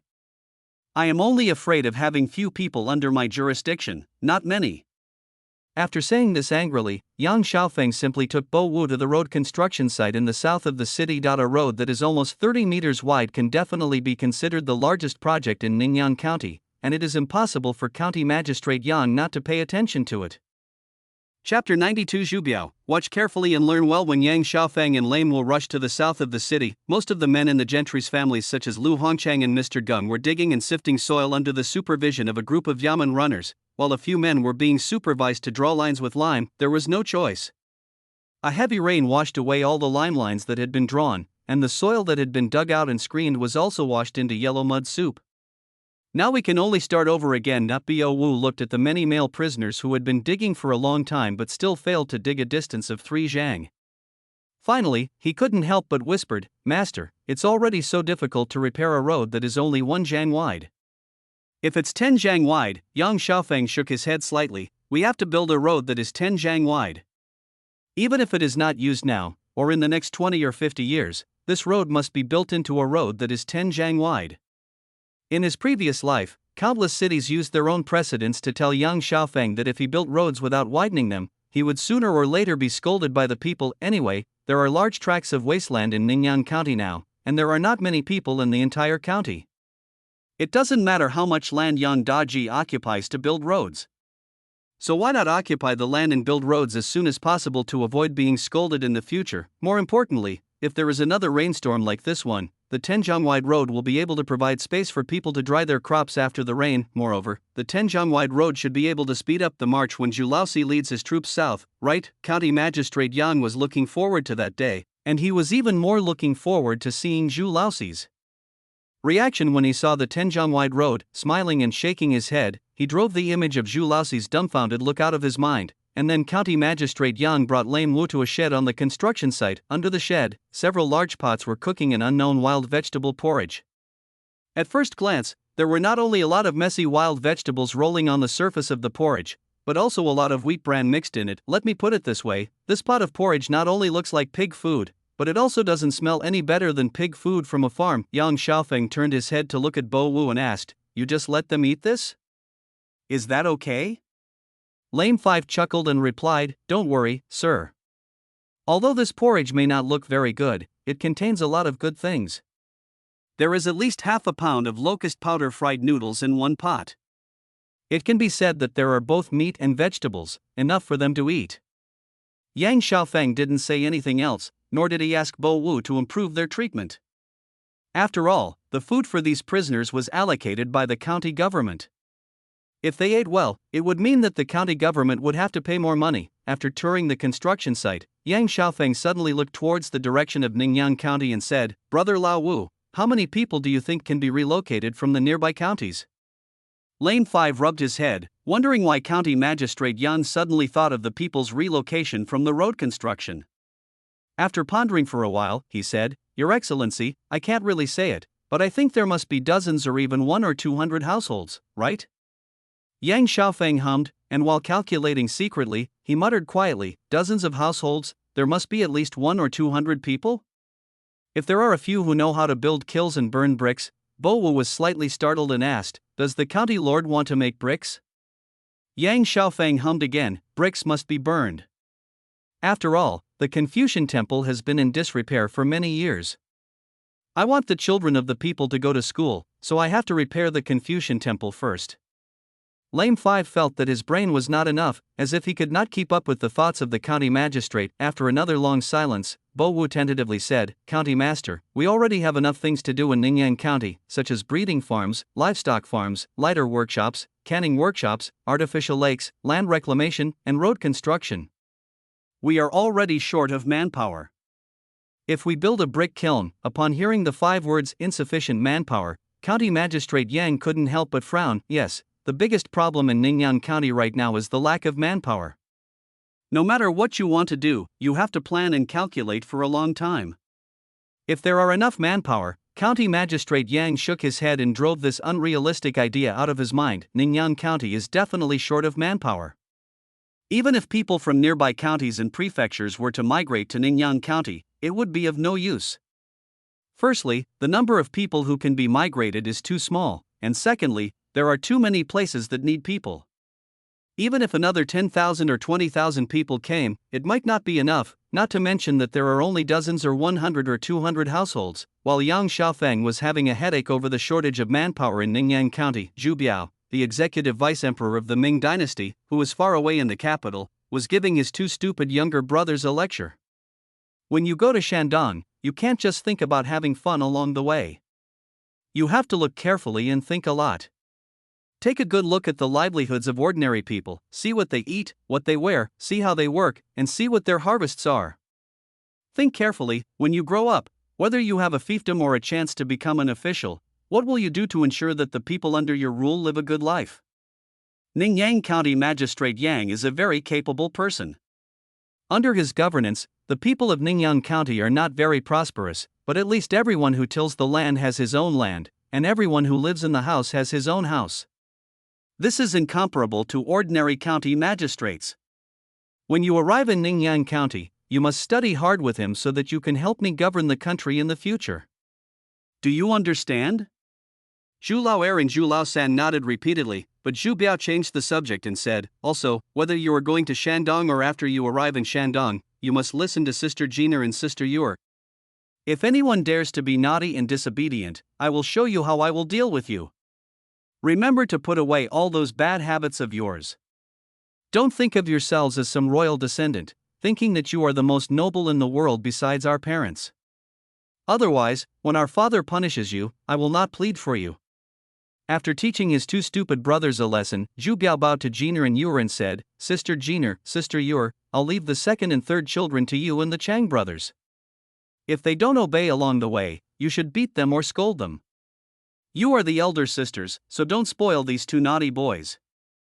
Under the horrified gazes of Zhu Lao'er and Zhu Laosan, Zhu Biao took a ruler from the guard and handed it to Jiner. This is the ruler our father used to discipline us. Keep it for now. Then, Zhu Biao turned his gaze to the brothers Chang Mao and Chang Shang. This time, I asked my mother to send Sister Jiner, Sister Yor, and the second and third brothers to Ningyan County. You two brothers know what to do, right? Chang Mao immediately patted his chest and shouted, Don't worry, Your Highness. My two brothers will definitely send Sister Jiner and Sister Yor, as well as the second and third princes, to safety. If there is any mistake, I will bring my head to you. Zhu Biao nodded and continued, Sister Jiner and Sister Yor are my sisters-in-law. County Magistrate Yang will be my brother-in-law in the future. You two must not treat him as an ordinary county magistrate. Not to mention being respectful, at least you must not be disrespectful in any way. Otherwise, I may forgive you, but your father cannot. The brothers Chang Mao and Xue Shang looked at each other. Both of them were shocked. What kind of ability does this county magistrate surnamed Yang have that His Royal Highness the Crown Prince treat him in such a way? Chapter 93, Go! Northern Expedition. When they just left the Forbidden City, Zhu Lao'er and Zhu Laosan were like fish out of the net and birds out of the cage. They had the momentum to roam freely in the vast world. After all, this was the first time for the two brothers to travel far away. The key is that mom is not around, and eldest brother is not around. The two brothers of the Chang family dare not control their own brothers. Although Sister Jiner can control them, she has a good temper. Sister Yor dares to control them, but she is as playful as her brothers. This time they must have fun to make the trip worthwhile. Just after passing Fengyang, Zhu Lao'er and Zhu Laosan completely lost interest in having fun. Zhu Lao'er Zhuchong lowered the carriage curtain, turned his head and looked at the youngest Zhugang and said, Laosan, what kind of person do you think County Magistrate Yang will be?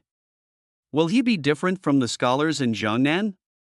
Hearing that Zhu Chong had embraced Yang Xiaofeng, Jiner and Yor could not help but look at each other.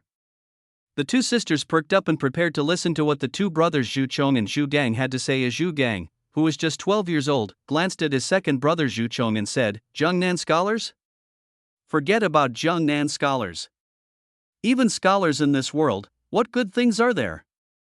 They talk a lot of nonsense every day, saying things like they want to be loyal to the Yuan dynasty and would rather die than eat zhou grain, Zhu Gang said with disdain. But look at them, which one is willing to really die?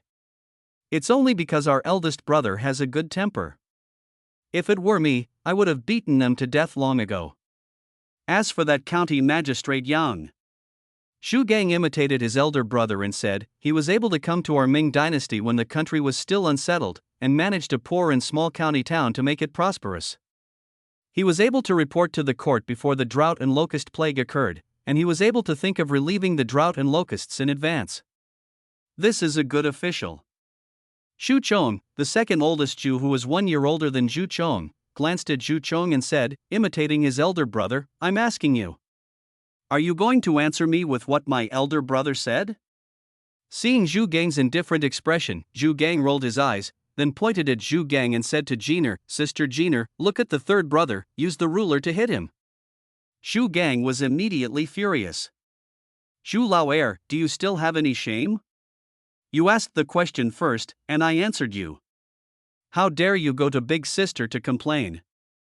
Big Sister, hearing Zhu Gang addressing Jiner, Zhu Gang was immediately furious. Zhu Lao-san, do you still have any shame? We have all been calling Jiner Sister since we were young, but you, a bastard, actually changed your name to call her Big Sister. Shame on you. In line with the spirit that if Zhu Lao-san can be shameless, I, Zhu Lao can also be shameless. Zhu Chong looked at Jiner pitifully. Sister, looking at the two idiots Zhu Lao and Zhu Lao-san, Jiner couldn't help but rub her arms, and then reached out to hold the corner of the ruler. Have the second and third princes forgotten what the crown prince said? Zhu Lao Zhu Chong curled his lips nonchalantly and said, Sister, elder sister, please call me Zhu Chong or Lao or second brother from now on, and call the idiot next to me Lao San or third brother, especially in front of my brother-in-law. You have to behave properly. Zhu Lao San Zhu Gang also echoed, that's right, if you don't act like a sister, how are you going to manage your brother-in-law in the future? Look at how our mother manages. Stop. Jiner was embarrassed and annoyed, and said with a pause sound, it's not even a matter of time, what's the point of talking about brother-in-law or not? Aren't you afraid that it will get out and people will laugh at you? Zhu Lao and Zhu Lao-san looked at each other and suddenly sighed in unison. Zhu Lao Zhu Chong sighed and said, eldest sister only thinks about her brother-in-law, and doesn't care about us two younger brothers at all. Zhu Lao-san Zhu Gang nodded vigorously, that's right, it's not like that for younger brothers. According to the two older brothers from the Chang family, their eldest sister only thinks about our eldest brother and doesn't care about them at all. It seems that the older sister and the younger brother are the same. Jiner was embarrassed and annoyed. She wanted to take out the ruler to teach these two idiots a lesson, but she couldn't bear to do it. Instead, Yura reached out and grabbed Zhu Lao and Zhu Lao-san's ears. You two are so shameless to bully my eldest sister, have you forgotten about me? It hurts. Zhu Lao-san looked at Yura pitifully and said with a pout, we were not only raised by our eldest brother, but also by our eldest and second sisters. When we think that our eldest and second sisters are going to get married soon, we can't bear to let them go and want to make you happy. Yura let go of Zhu Lao and Zhu Lao-san's ears and said, little brats. Zhu Lao and Zhu Lao-san moved their buttocks almost at the same time, trying to get away from Yura. Zhu Lao-san even laughed and said, Sister Yura should be able to control her brother-in-law. Zhu Lao sighed slightly and said to Zhu Lao-san, time flies so fast. In the blink of an eye, we will soon become uncles. Zhu Lao-san moved his butt toward the outside again and agreed, that's right, I still have to prepare a gift for my nephew. I'm so poor looking at the naughty Zhu Lao and Zhu Lao-san, and Yura whose pretty face was red with laughter. Jiner felt a little more relaxed. In fact, having been with Empress Ma for such a long time, Zhu Lao and Zhu Lao-san were almost raised by the two sisters. Jiner could guess why Zhu Lao and Zhu Lao-san were like this. It wasn't that the two of them really missed leaving their sisters, but they were worried that they and Yura would be nervous. It's not in vain that I love these two naughty boys. Shaking her head slightly, Jiner looked outside the carriage with a smile on her face. I heard that County Magistrate Yang was only 19 years old. With the tricks that the two sisters learned from the Empress, it should not be difficult to win his heart. I just don't know what kind of person County Magistrate Yang is. Just as the brothers Chang Mao and Chang Sheng were escorting Zhu Lao, Zhu Lao-san and sisters Jin and Yura to Ningyan County, the entire Ningyan County was in a state of bustling with people and horses. Yang Xiaofang had all the chicken eggs and duck eggs that had been saved in the Ningyan County chicken farm. During this period of time cooked, and also had all the flour that had been saved in Ningyan County recently steamed into steamed buns and steamed buns. Even all the salted duck eggs and salted duck eggs were taken out. All these things were piled together like small hills. The Yamen runners of the rank of lame fifth and the more than 200 soldiers sent over by Suda took wicker baskets filled with eggs and steamed buns from the hills and walked among the troops, stuffing eggs, buns and steamed buns into the hands of the soldiers one by one. Take it and eat it. I'm full, let's kill the Tartars. Brothers, please kill one more Tartar for us disabled people who can't go to the battlefield. County Magistrate Yang De personally brought a bowl of cold boiled water, raised it above his head, and said loudly, "There is no wine in Ningyang County. I will use water instead of wine. I hope that Chang Pingzhang will go there and kill as many Tartars as possible, recover all the 16 states of Yenyun, wash away the shame of our Han family's loss of land for 400 years, and avenge our Han people's hatred of losing their country for 100 years." Chang Haitan, who was as strong as an iron tower, sat on his horse. He took the cold boiled water from Yang Xiaofeng's hand and drank it all in one gulp. He turned his head and looked at Bo Wu and others who were stuffing eggs and steamed buns into the soldiers' hands. Chang Yechen suddenly laughed and said loudly, "Okay. If I drink a bowl of your water, I will kill 10 Tartars for you." After making a promise to County Magistrate Yang, Chang Yechen turned his head and looked at his soldiers and shouted, "Are the eggs fragrant? Are the buns fragrant? Are the steamed buns fragrant?" Hearing the soldiers shouting, "It smells good," Chang Yechen raised his right hand and clenched his fist. "It smells good, of course it smells good. This is what the people of Ningyang County squeezed out of their own mouths, how can it not smell good?" But Chang Yechen's face changed, and he shouted, "Can we eat the food of the common people for free? If we eat it, we have to kill more Tartars to wash away the shame of the Han family's loss of land for 400 years, and to avenge the Han people's hatred of losing their country for 100 years. Chang Yechen drew his sword, pointed it diagonally to the north, and shouted angrily, "Go! Northern Expedition! Northern Expedition!"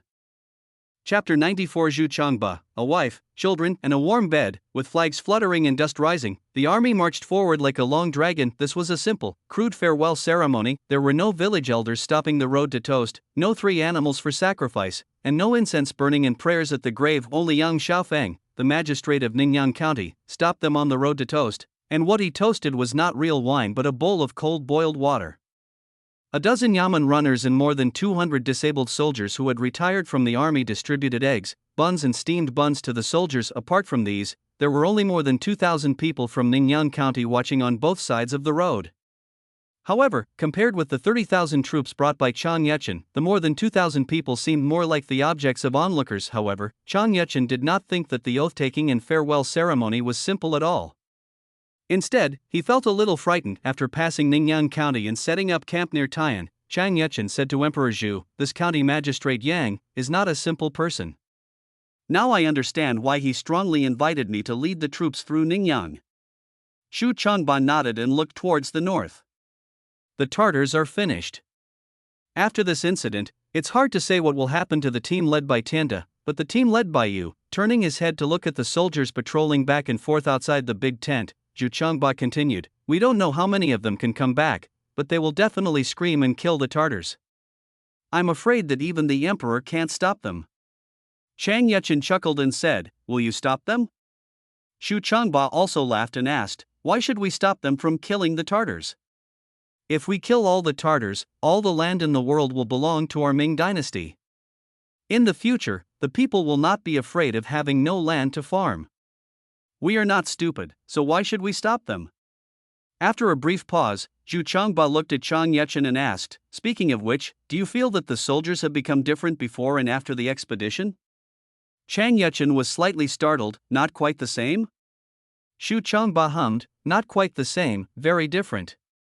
Before passing through Ningyang, they had hatred for the Tartars in their eyes, but after passing through Ningyang," after a pause, Emperor Zhu continued, "Let me put it this way. If you let your soldiers go to Ningyang County to plunder, how many of them can do it?" Chang Yechen lowered his head and thought for a while, and a trace of cold sweat appeared on his forehead. After a while, he raised his head and laughed.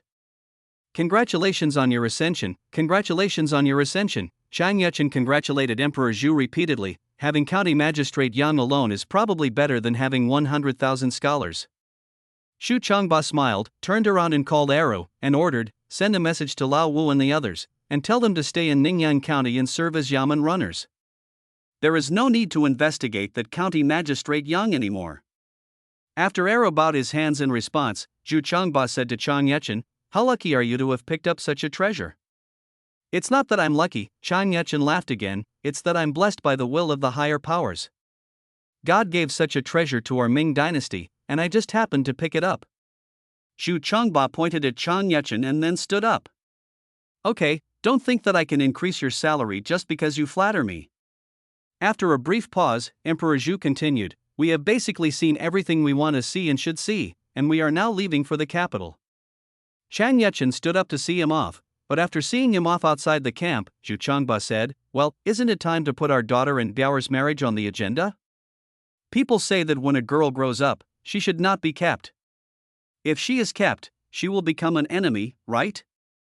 Hearing Emperor Zhu mention Zhu Biao's marriage with his daughter again, Chang name, a brave general must rise from the ranks, and a prime minister must rise from the state.